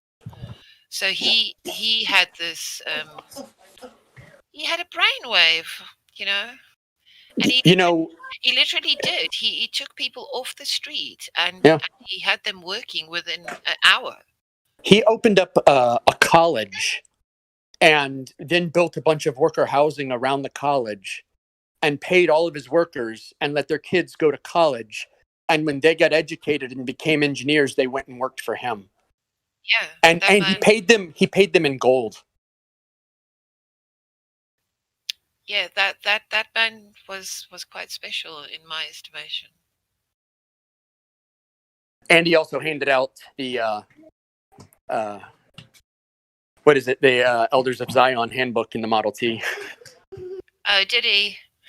Yes, you got one with the car when you first bought it. I need to go and do a little bit of research. I didn't know that. It's 1:30 in the morning here. It's lovely, lovely, lovely to hear everybody's ideas. It's wonderful. I hope that this Discord remains a safe space. Not that I need a safe space, but you know what I mean. An open space where it's really safe. Where it's really safe because good ideas are easy to argue. Where they can't control the narrative. Right. Hey, Meme, have you heard Kai's advertisement that we've been playing? No. Yeah. I see Miggy just posted it, but he didn't do it through the bot. Here we go. You've been listening to 24/7 Flat Earth Discord 2.0. We hope you're having a fantastic day on this flat and stationary plane. If you too would like to join the debate, please click the link below. We'll see you there. Sounds very cyberpunkish. Like dystopian. I like it. Like Yeah, wait till you hear it sounded like something I'd see in a RoboCop commercial. Play the other one. Yeah, wait till you hear this one. You're tuning into Mickey's 24/7 live stream, broadcasting you a play-by-play of the latest Flat Earth debate. You know how it goes. If they don't bring the facts, wigs get snatched. Enjoy the show. Yeah, those are both really good. Who made those? Hi, it's Kai. Nice. They're really nice. I approve. We've got the best commercials. Really? No kidding, man. Yeah, I was like, wow, like that morning, first one. yeah. That first one sounded like it sounded like something from who's the guy who directed RoboCop? What was his name? He does a lot of dystopian views, like Total Recall. Like I could imagine someone standing in like some dystopian future watching the television, and a commercial sounds just like that. That's instantly what I like imagine in my head. It makes me think of late 70s.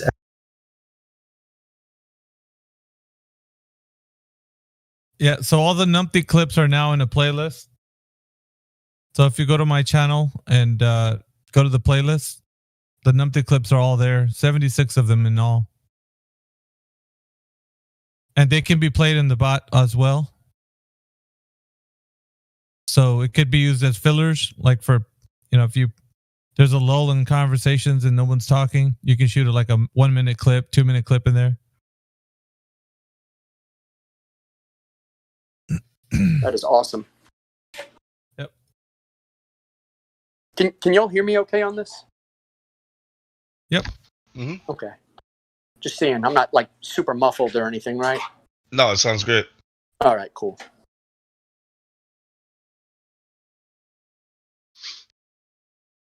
We could play QE's Ballers.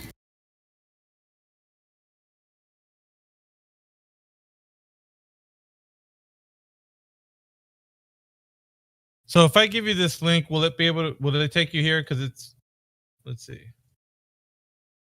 I don't know if it'll let you go to the Numpty clips. If you click on that, will it take you to the Numpty clip playlist or no?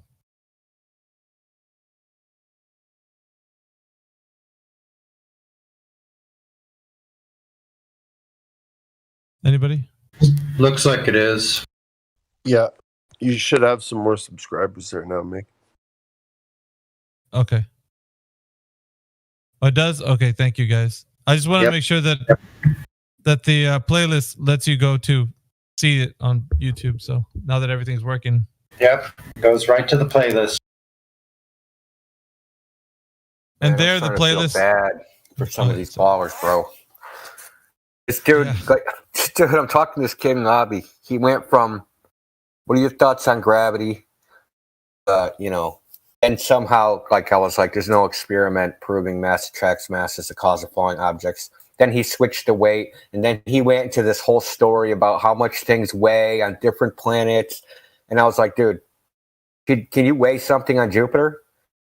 He was like, we haven't landed there yet, but yeah. I said, I thought it was a gas planet. How are you going to weigh something on Jupiter? Dude, they're so into their stories, man. Like, they literally just believe this crap without ever thinking about it. It amazes me. I pity them. Bro, you don't know about Jupiter? There's God. But dude, like he hand waved the first part, the mass attracts mass part. He just ignored the fact that he can't approve the foundation, and then he built this entire fucking fairy tale on top of it. And I was Hey, like, dude. dude. I'm surprised nobody tells you, hey, bro, you know Jupiter? Yeah, you know Jupiter. Oh, did you see that Dave Weiss shit? You should have asked him how much does Jupiter weigh, because like you can Google that shit and it'll tell you exactly how much Jupiter weighs. Should be able to tell you what it smells like too. Don't go sniffing around Uranus. There's a hint of methane. The Uranus claim is smells like farts. That is so outlandish, man. That is beyond. Okay, so their claim was that they detected hydrogen sulfide at 3 parts per million through a telescope or whatever they used from 16 million miles away. 3 parts per million, right? Check this out.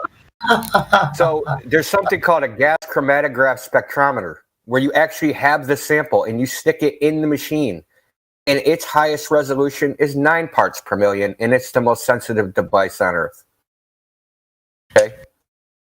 So somehow astronomers can do what like forensic scientists can't do through a telescope from 16 million miles away. It's amazing the ridiculousness of their claims. It's so beyond belief. I was going to say that I make clotted silver on my kitchen table, right? With distilled water, pure silver, and pure glass, and 9 volts. And it's pretty amazing to me that, I can't really detect like 3 parts per million with my eyes, but the machine can. The parts per million detector, I don't know what they're called, but yeah, I have one of those, right? But once it gets to like 10 and 20, then you can start to see it. And that's silver. What does methane look like? You got me. Dude, but listen, what you need to do is you need to go stand in Hawaii and tell you how many parts per million there is in that glass. Surgical telescopes.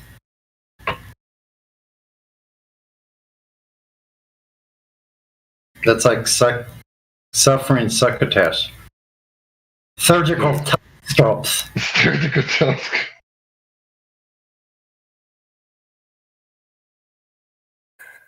Oh my God, we got to get this dude in here. This dude, caution, I can't take it anymore. Get a trampoline, put a large ball in the center of a trampoline, put a smaller ball next to it. This is how mass at work, a more massive object. Dude, spandex proves gravity. Oh my God. 13 years is long enough to completely brainwash a kid.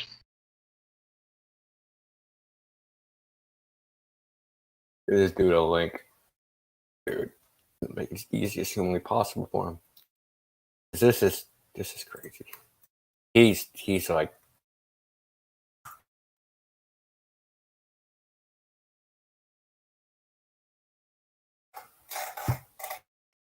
These are the ones we need to reach, man. These are the ones that are so indoctrinated. They're like, wow.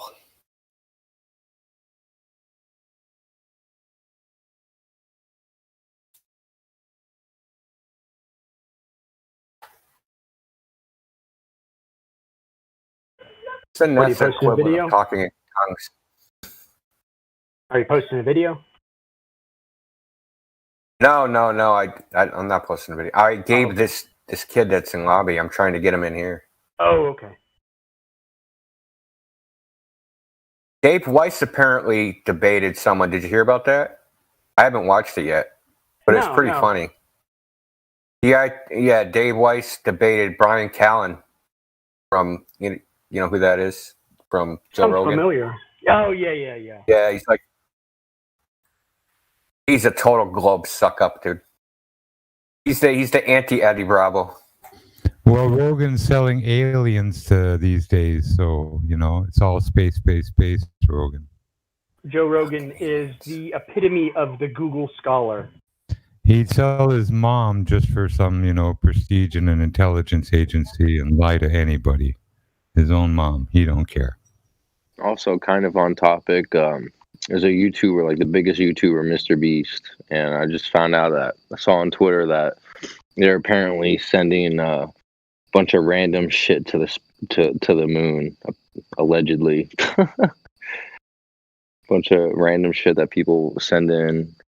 They're gonna apparently he paid NASA a whole bunch of money to be able to send an SSD up to the moon with them. I'm gonna send some cannabis seeds to the moon, bro. I'd want to send Jimi Hendrix's $1 million petrified poop that was sold on eBay to the moon. Now that'd be worth I think they just sent it to the dump and charged these stupid people money. Yeah, exactly. Just like the rest of the space program. Well, people go to NASA and their little museum and at a moon rock. Joined. Welcome. Caution. Well, is it Caution or Landy the Sexy Bambi? Which one were you trying to get to join? Caution. Oh, Caution. Landy's on the fencer. Oh, okay.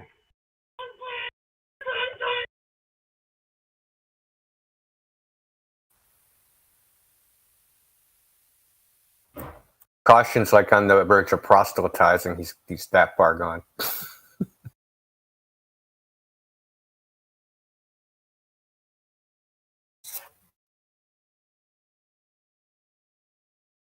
I'll see if I can cajole him. Oh, use your Me More Bet charm. I will. Or I'll ban you. Yeah. I like the big bang way of creating life. You get a partner or a lady friend, you strap each other together and blow yourselves up to reproduce. That's So how big earlier bang this works. guy was talking about, how the world is and the United States government and politics and all that stuff. And he said that he thinks the answer right now is we need to colonize space. I was like, bro, you know what you just said? He's like, what? He said, I think the answer for the world's problems is we need to go to heaven. He fucking lost his shit and was like, damn, you're right. That's what I just said.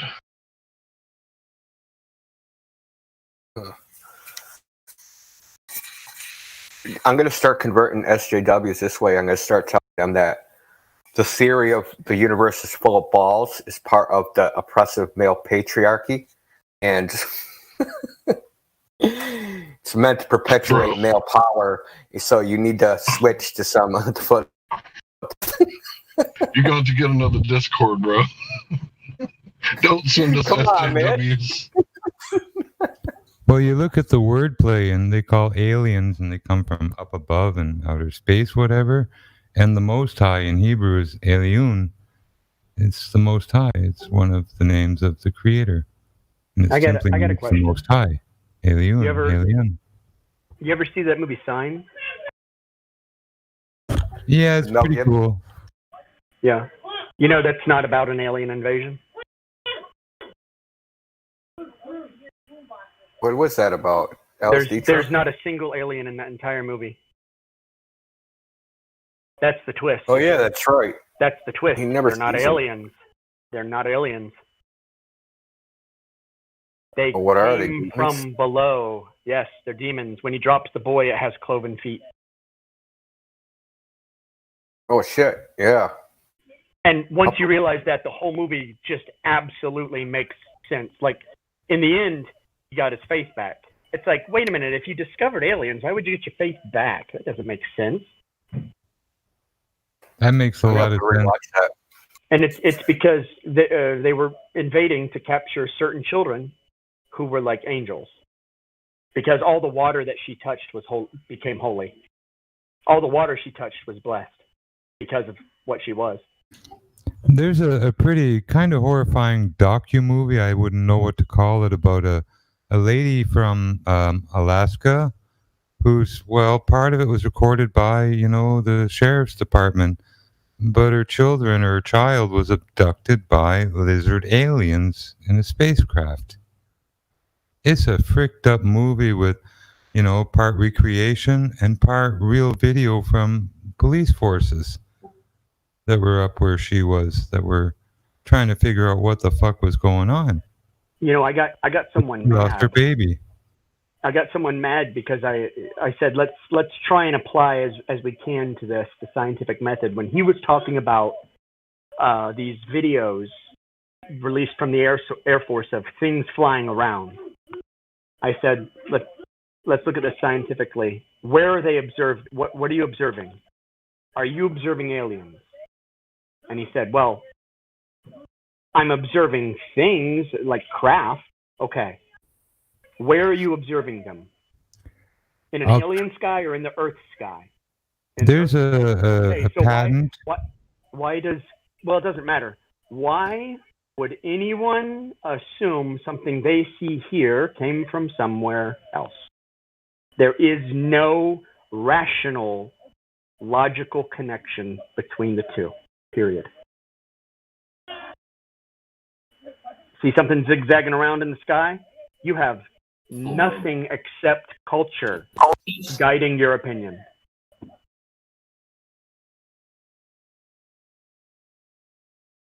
Yeah, and that culture is going to be like, Aleister Crowley's mom, right? The little gray alien with the big head and the big eyes. Yeah, Lamb.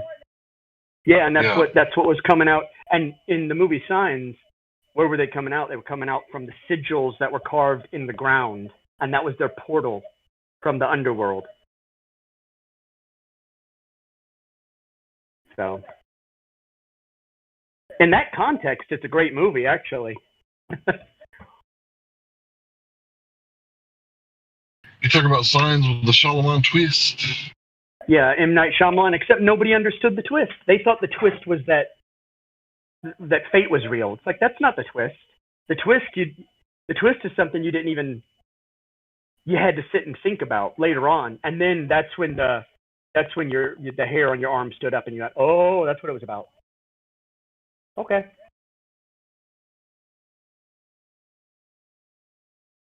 Hey, Jimbo, how do you spell that Hebrew word for alien? Which movie was that? Signs. The M. Night Shyamalan film. Yeah, Signs, right. Yeah, it's a great movie, but it's not about aliens. Swing away, Meryl. Yep. What does the name Meryl mean?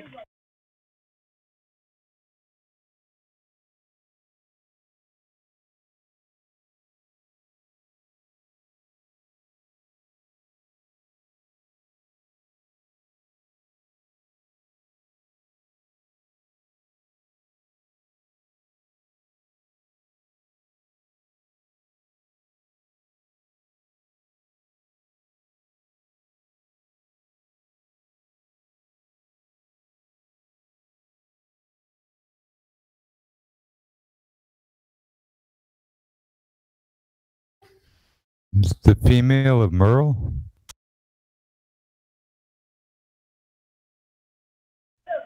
Yeah, like if you watch his movie, everyone's name, everything has like some context.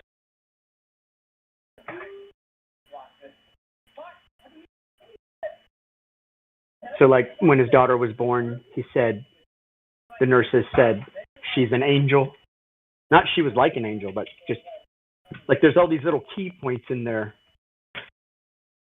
Like, why did these aliens come and they don't have spacesuits? They don't have laser guns? And they're walking around in the middle of the day? None of it makes sense.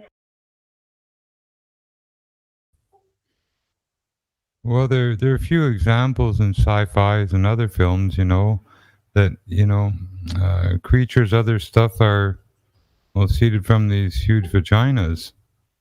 One example is in Aliens, when they go into that one kind of like thing.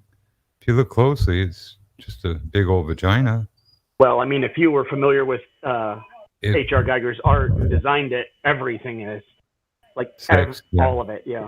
In Beowulf, the Robert Zemeckis version, in the end, when I guess it's Wycliffe and Beowulf go to, the cave of the Water Witch and stuff, and he's about to enter, if you look at that cave, it's a vagina. And you go into it, and there's all the ribs and everything inside, rib cage, whatever. They're inside a creature.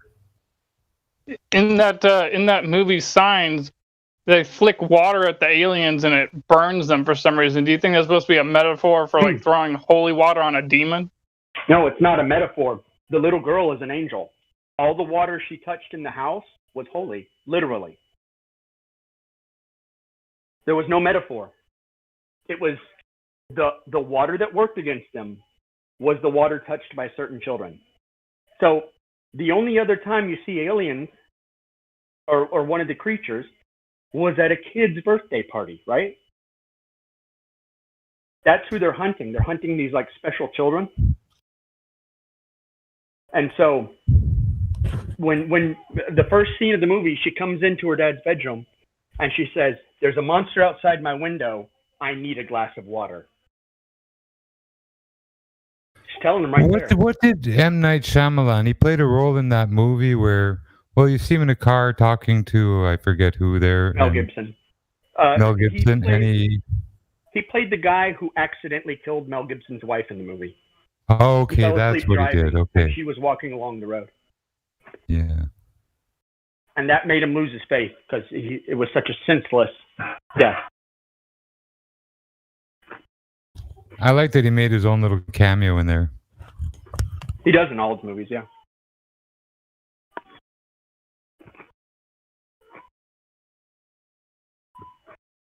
It's funny too. If you watch that movie, The Happening, have you all seen The Happening? Anyone seen The Happening? Nobody? I may have, but it just doesn't register in my... The one with Mark Wahlberg. I saw him in the Monkey movies and a few others, but not that one. Okay. Well, in The Happening, everyone thinks it's like... You had to have seen it. It was that weird movie where everybody was suiciding themselves. It turned out to be the plants. Well, the trees. You think it's the plant. You think it's the plants, but there's actually no context to show that it is actually the plants causing it. It's almost like that's just the explanation they come up with. Yeah, like it's energetic or. That makes sense because all they do is show you the rippling of like the trees and blades of grass, but that's not to say. Yeah. It's if you watch it and if you carefully watch it, everyone who is extremely emotionally distressed, super angry with negative emotions, super angry or very afraid, they're the ones who suicide. People who stay calm don't. Go back and watch it. There's something about fear spreading to every single person. Like this person, it starts at the very beginning. The girl stabs herself. She's reading a horror novel and is creeped out by it. And her friend reacts horrifically to it. And then other people around them get afraid while it's happening. And then it starts spreading out from there. And as people see all these suicidings happening, they become afraid. And so what I like about it is that the media just comes up with some explanation, or like people in general. It's the plants. Must be in the plants. It's like this never explicitly stated anywhere. So the ones that survive are the flat earthers. Basically, yeah.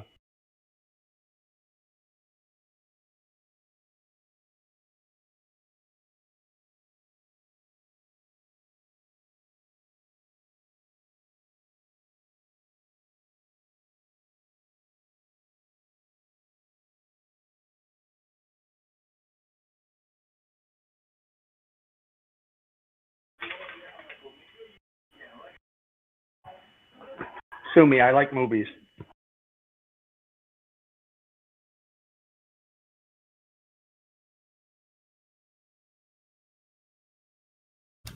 Some are masterpieces.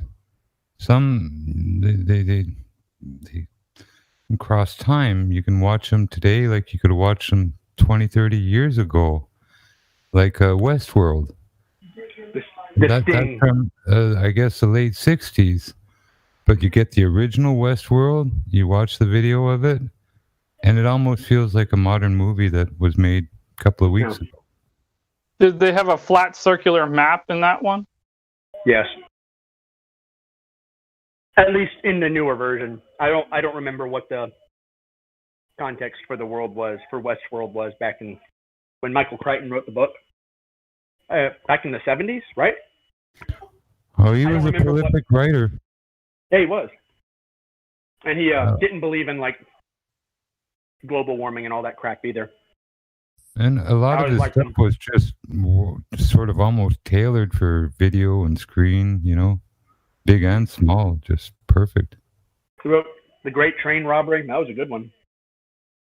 Hey, are you familiar with all the subliminal messages about the Earth being flat in the original Toy Story movie? Oh, yeah. Yeah. Well, I think the guy who, one of the lead animators on that, had made some animation about this snowman in a snow globe trying to reach an edge. So there may be something about that too.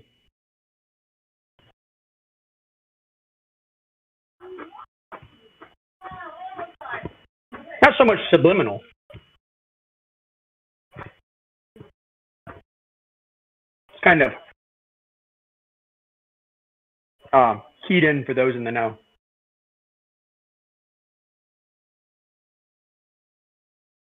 Oh no, it is subliminal because that's the way that particular type of subliminal message works. There's various types, but the way this one is supposed to function is I tell you something like a fact about how the Earth is flat, and then you say, "Oh, you're crazy. That sounds like something from a movie."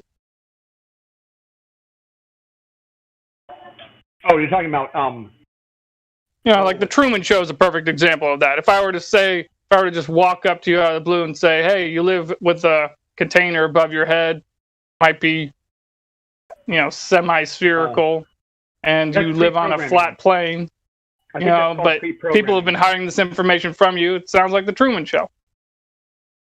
No, that's pre-programming. I think Gods of Egypt was a very flat Earth film. No. Hauling the sun around in these chariots, gods fighting. Great movie, great story, great everything about it.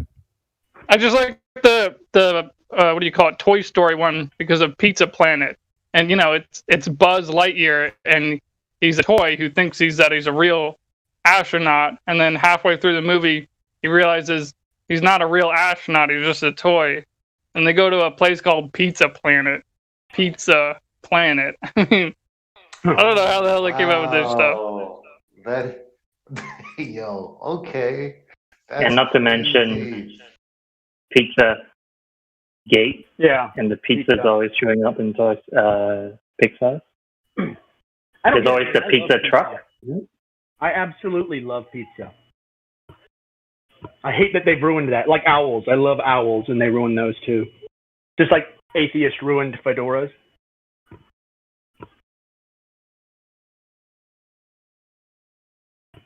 Actually, they wear trilbies, not fedoras.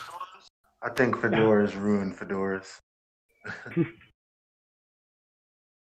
Well, the age changed.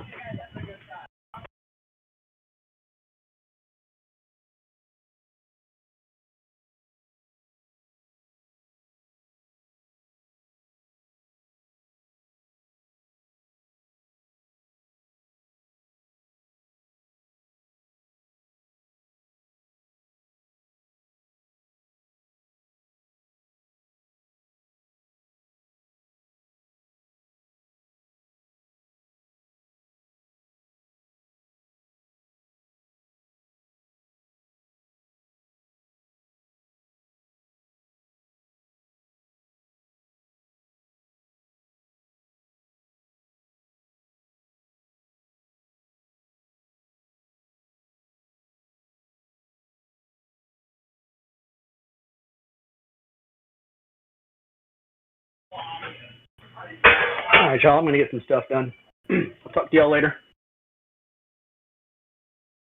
Since I guess no one's gonna come in for a fight. Oh well.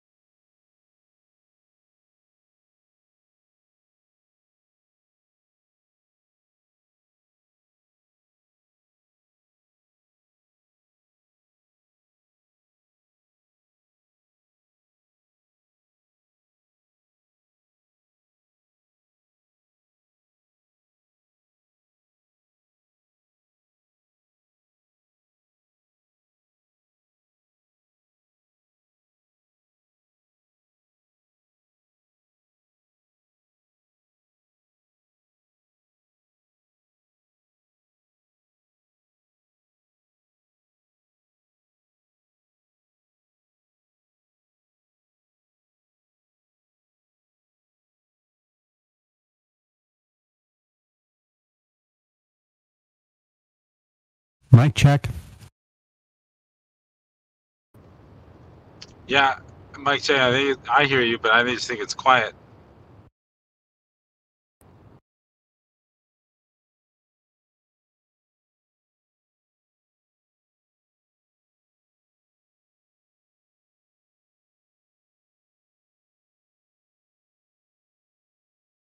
Okay, cool. Thank you.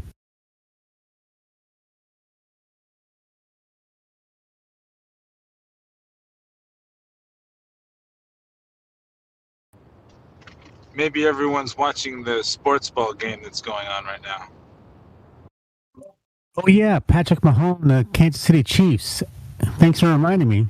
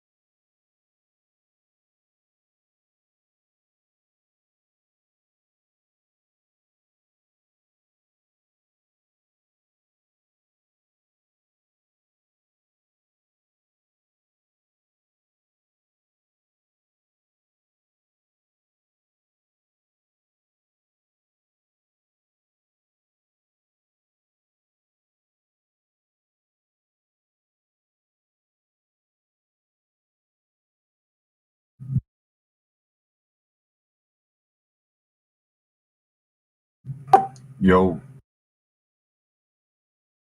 Yo.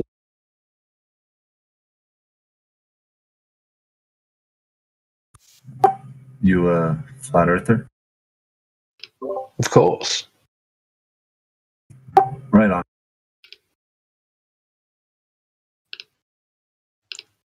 I assume you are as well. Why is no one talking? What's going on here?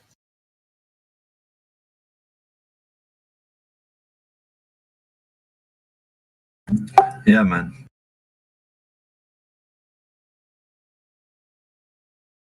I'm going to hold Sergeant Nugget personally responsible for the lack of talking.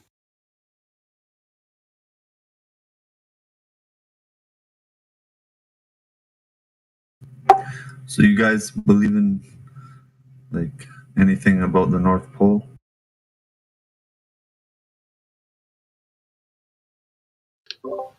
I don't understand what that question means.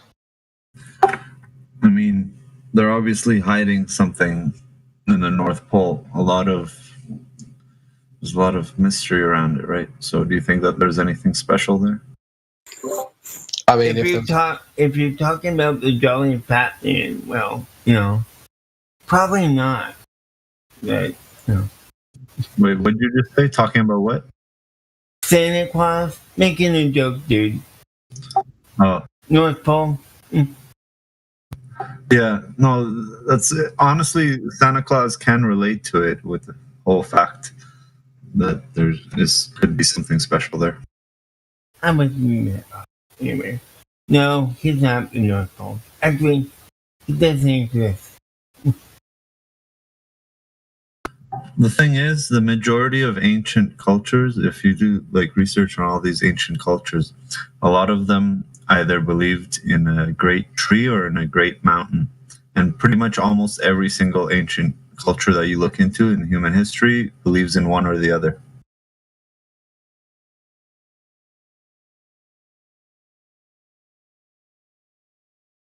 And that has to do with the North Pole how? That's where it's located. In the Buddhist theology, they believe that there's a great mountain that the sun and the moon circle around. Okay. I mean, if you ask me, I think part of the possibility of even inventing the notion of Santa Claus is to hide what's going on up to the North Pole. It's any notion of trying to go there, people are like, oh, what do you want, Santa Claus? It just kind of instantly becomes a joke. It preoccupies our minds. You're right about that.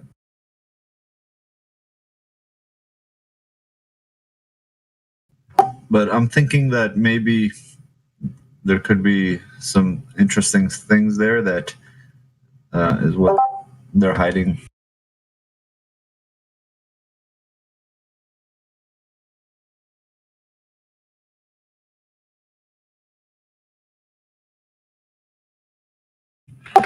Like, the thing is, they all gave us the measurements, like the longitude, latitude, that's all been decided by all the governments in 1957 during the geophysical year.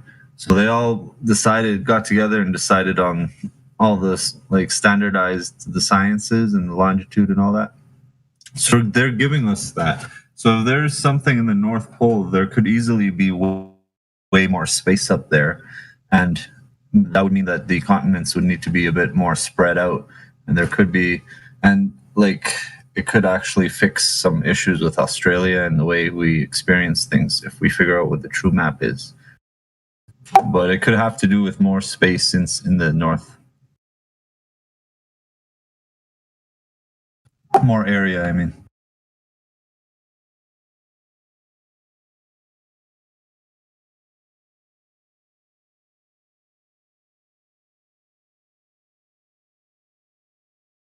Like, the Buddhists believe that there was a mountain there that's 600 miles high, so.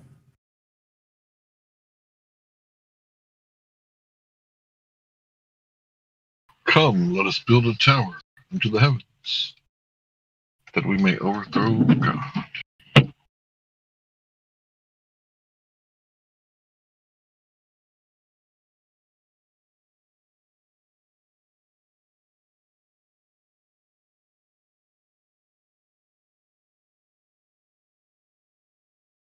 I got you a tower and I raise you a mountain.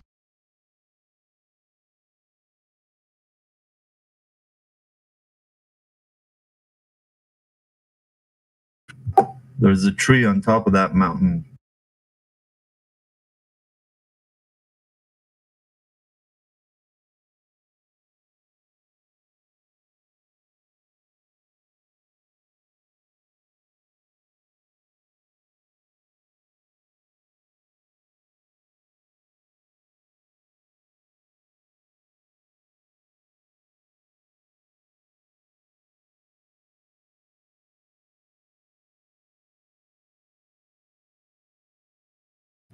I hope that no flat earthers here believe in the virus.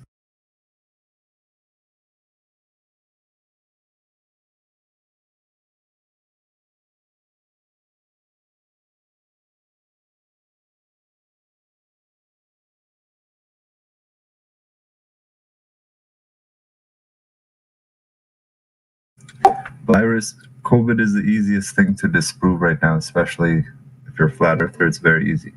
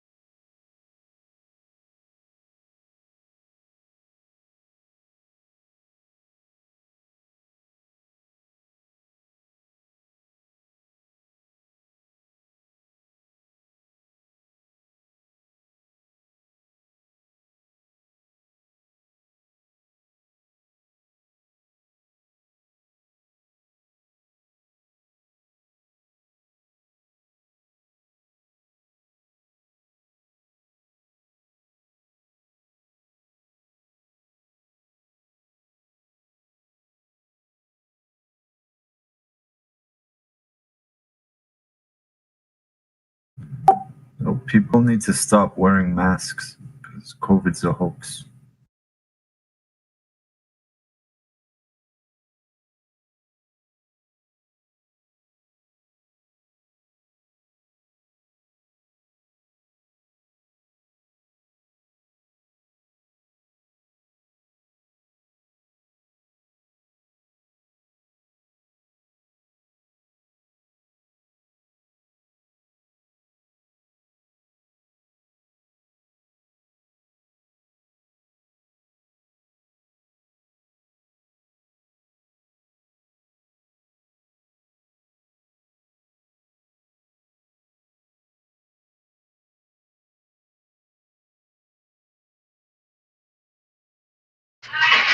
You must really hate the server, bro. Why do you hate the server so much? You can't be putting fake news out there like that. This channel doesn't condone fake news. You need to go read the 48 Laws of Power. Are you talking about me? Yeah, bro. One of the laws is think what you want, but act and speak like everyone else. Right? Want me to prove it to you right now? No, bro. I'm on your side. I'm just trying to protect the channel. I'm just saying that it's the whole thing is very easily provable in literally two clicks. I can tell you what to do in 2 clicks. You'll find out It's all fake. Yeah, I'm on your side, but you got to be on the side of, the server. You got to be on our side too, right? I understand. I've been around here for a long time, so I understand.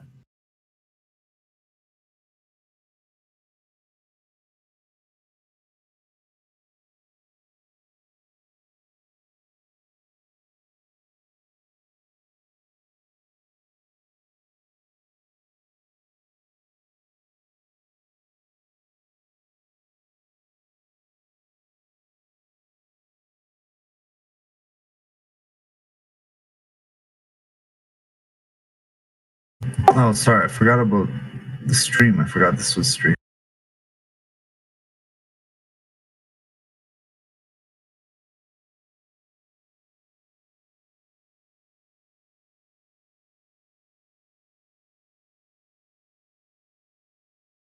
That's what happens when you smoke too much weed.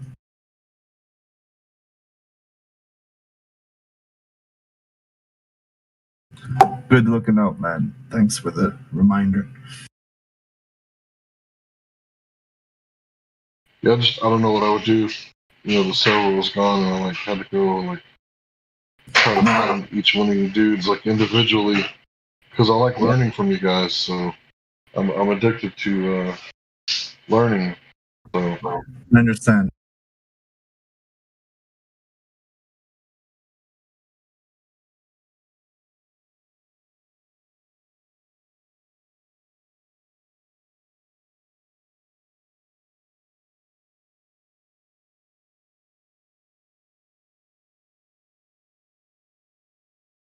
May explain it without using the keywords.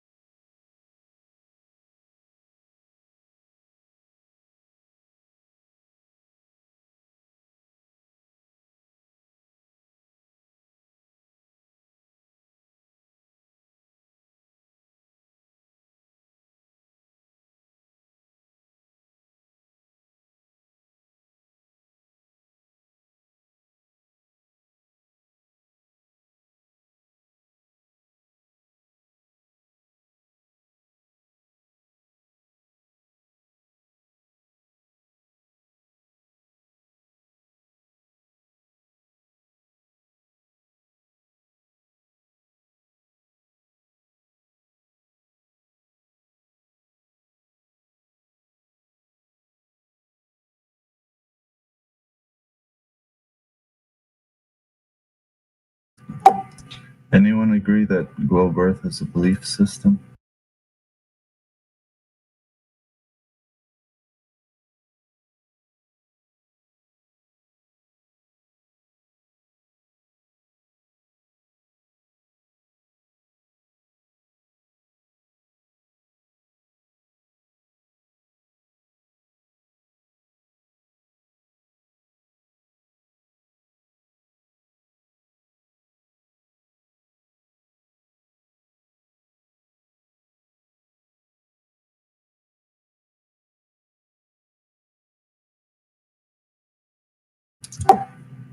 The globe Earth is a belief system, but it doesn't really affect people's lives, like whether they believe it's flat or globe. To a great extent, it doesn't so much, but there are other things that I think we also believe in that are part of a belief system that do affect our lives on a day-to-day. We've got to break free of those beliefs too.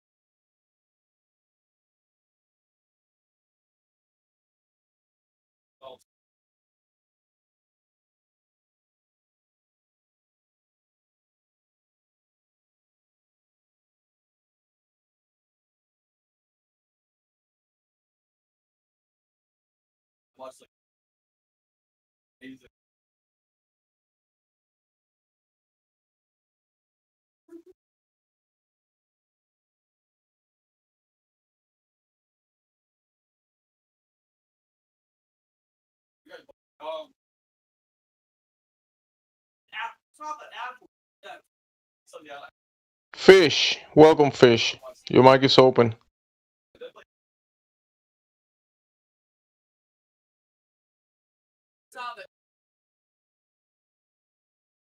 Are you there, Fish?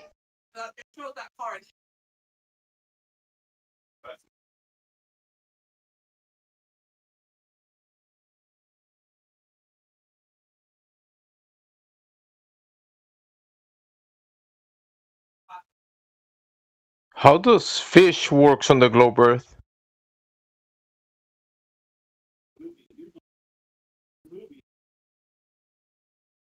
Let's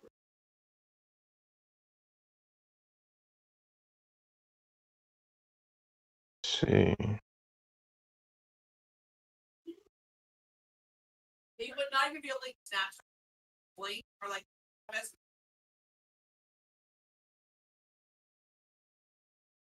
okay, so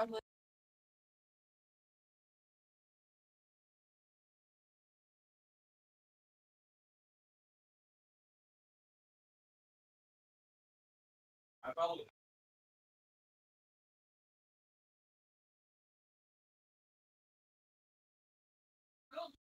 it's our it's barely not like barely not. Alright, let's mute him for now. Oopsie. I muted him, but not myself.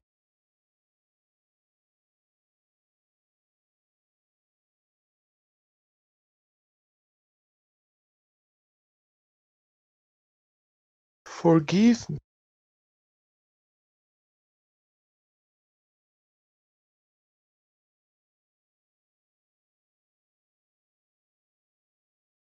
You guys are so quiet. Where's the Globers? That's what we get when our Boricuas server banning all the Globers. Silence.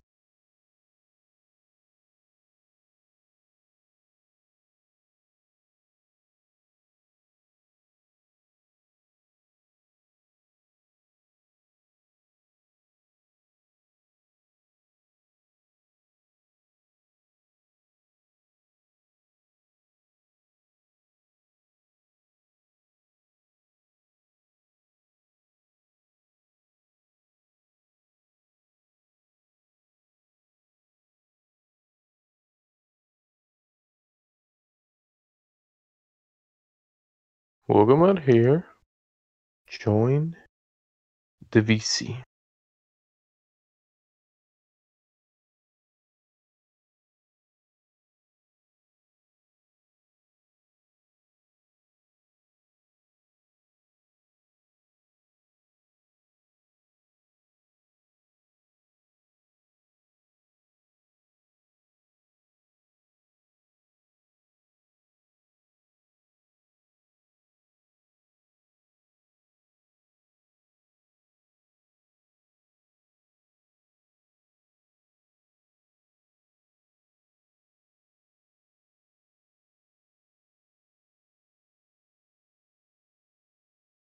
Fish. Fish. Fish. Now he knows. He muted himself. Fishy fishy fish, fishy fish, fishy fish.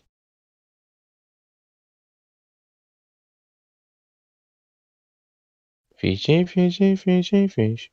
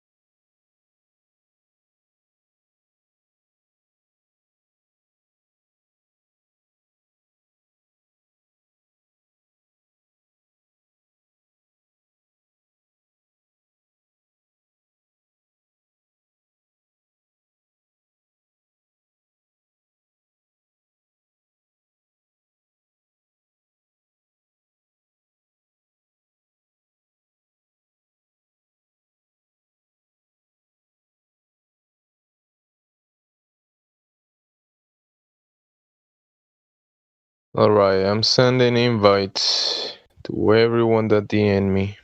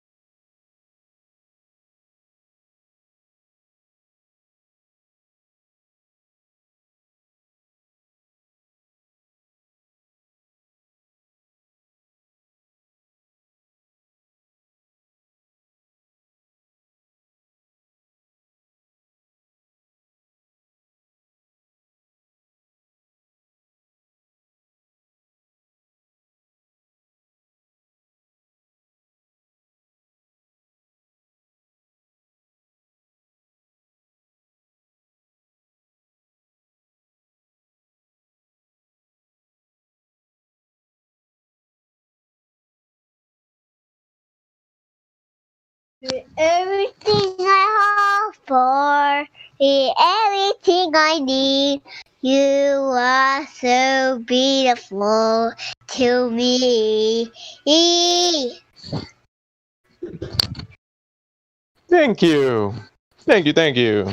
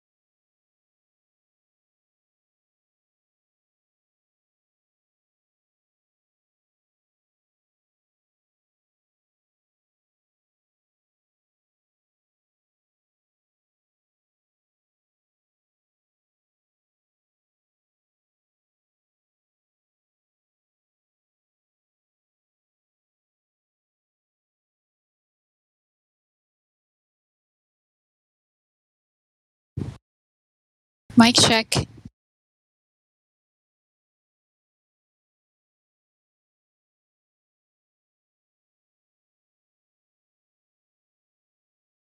Ready home?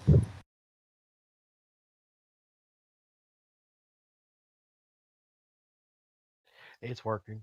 Just quiet. Hello?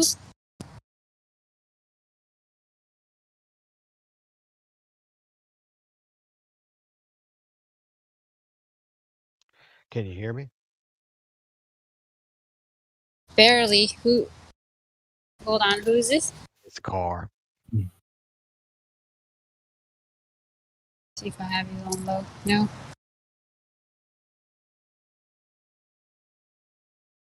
Kinda hear you. What's up, man? Not much. It's just a bit quiet in here, that's for sure. Yeah, I thought I was disconnected, but it was just nobody's talking. How's your night or day? Oh, I've had a nice day.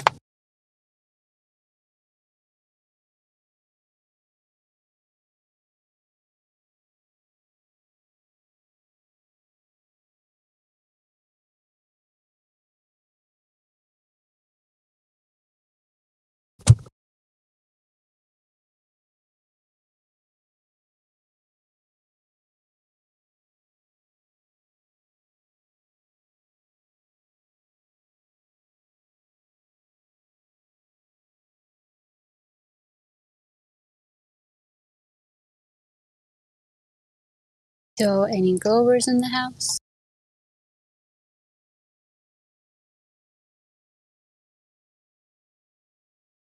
Glovers in the house.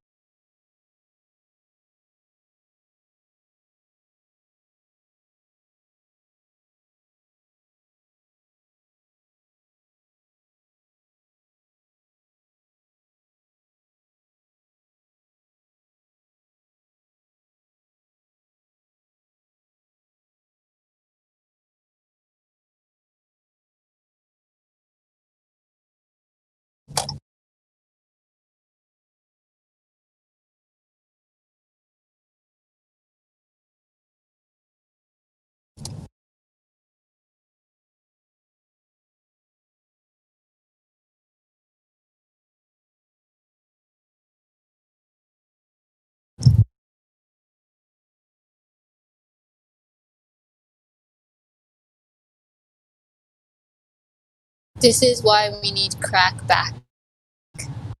He would have monologued the silence away.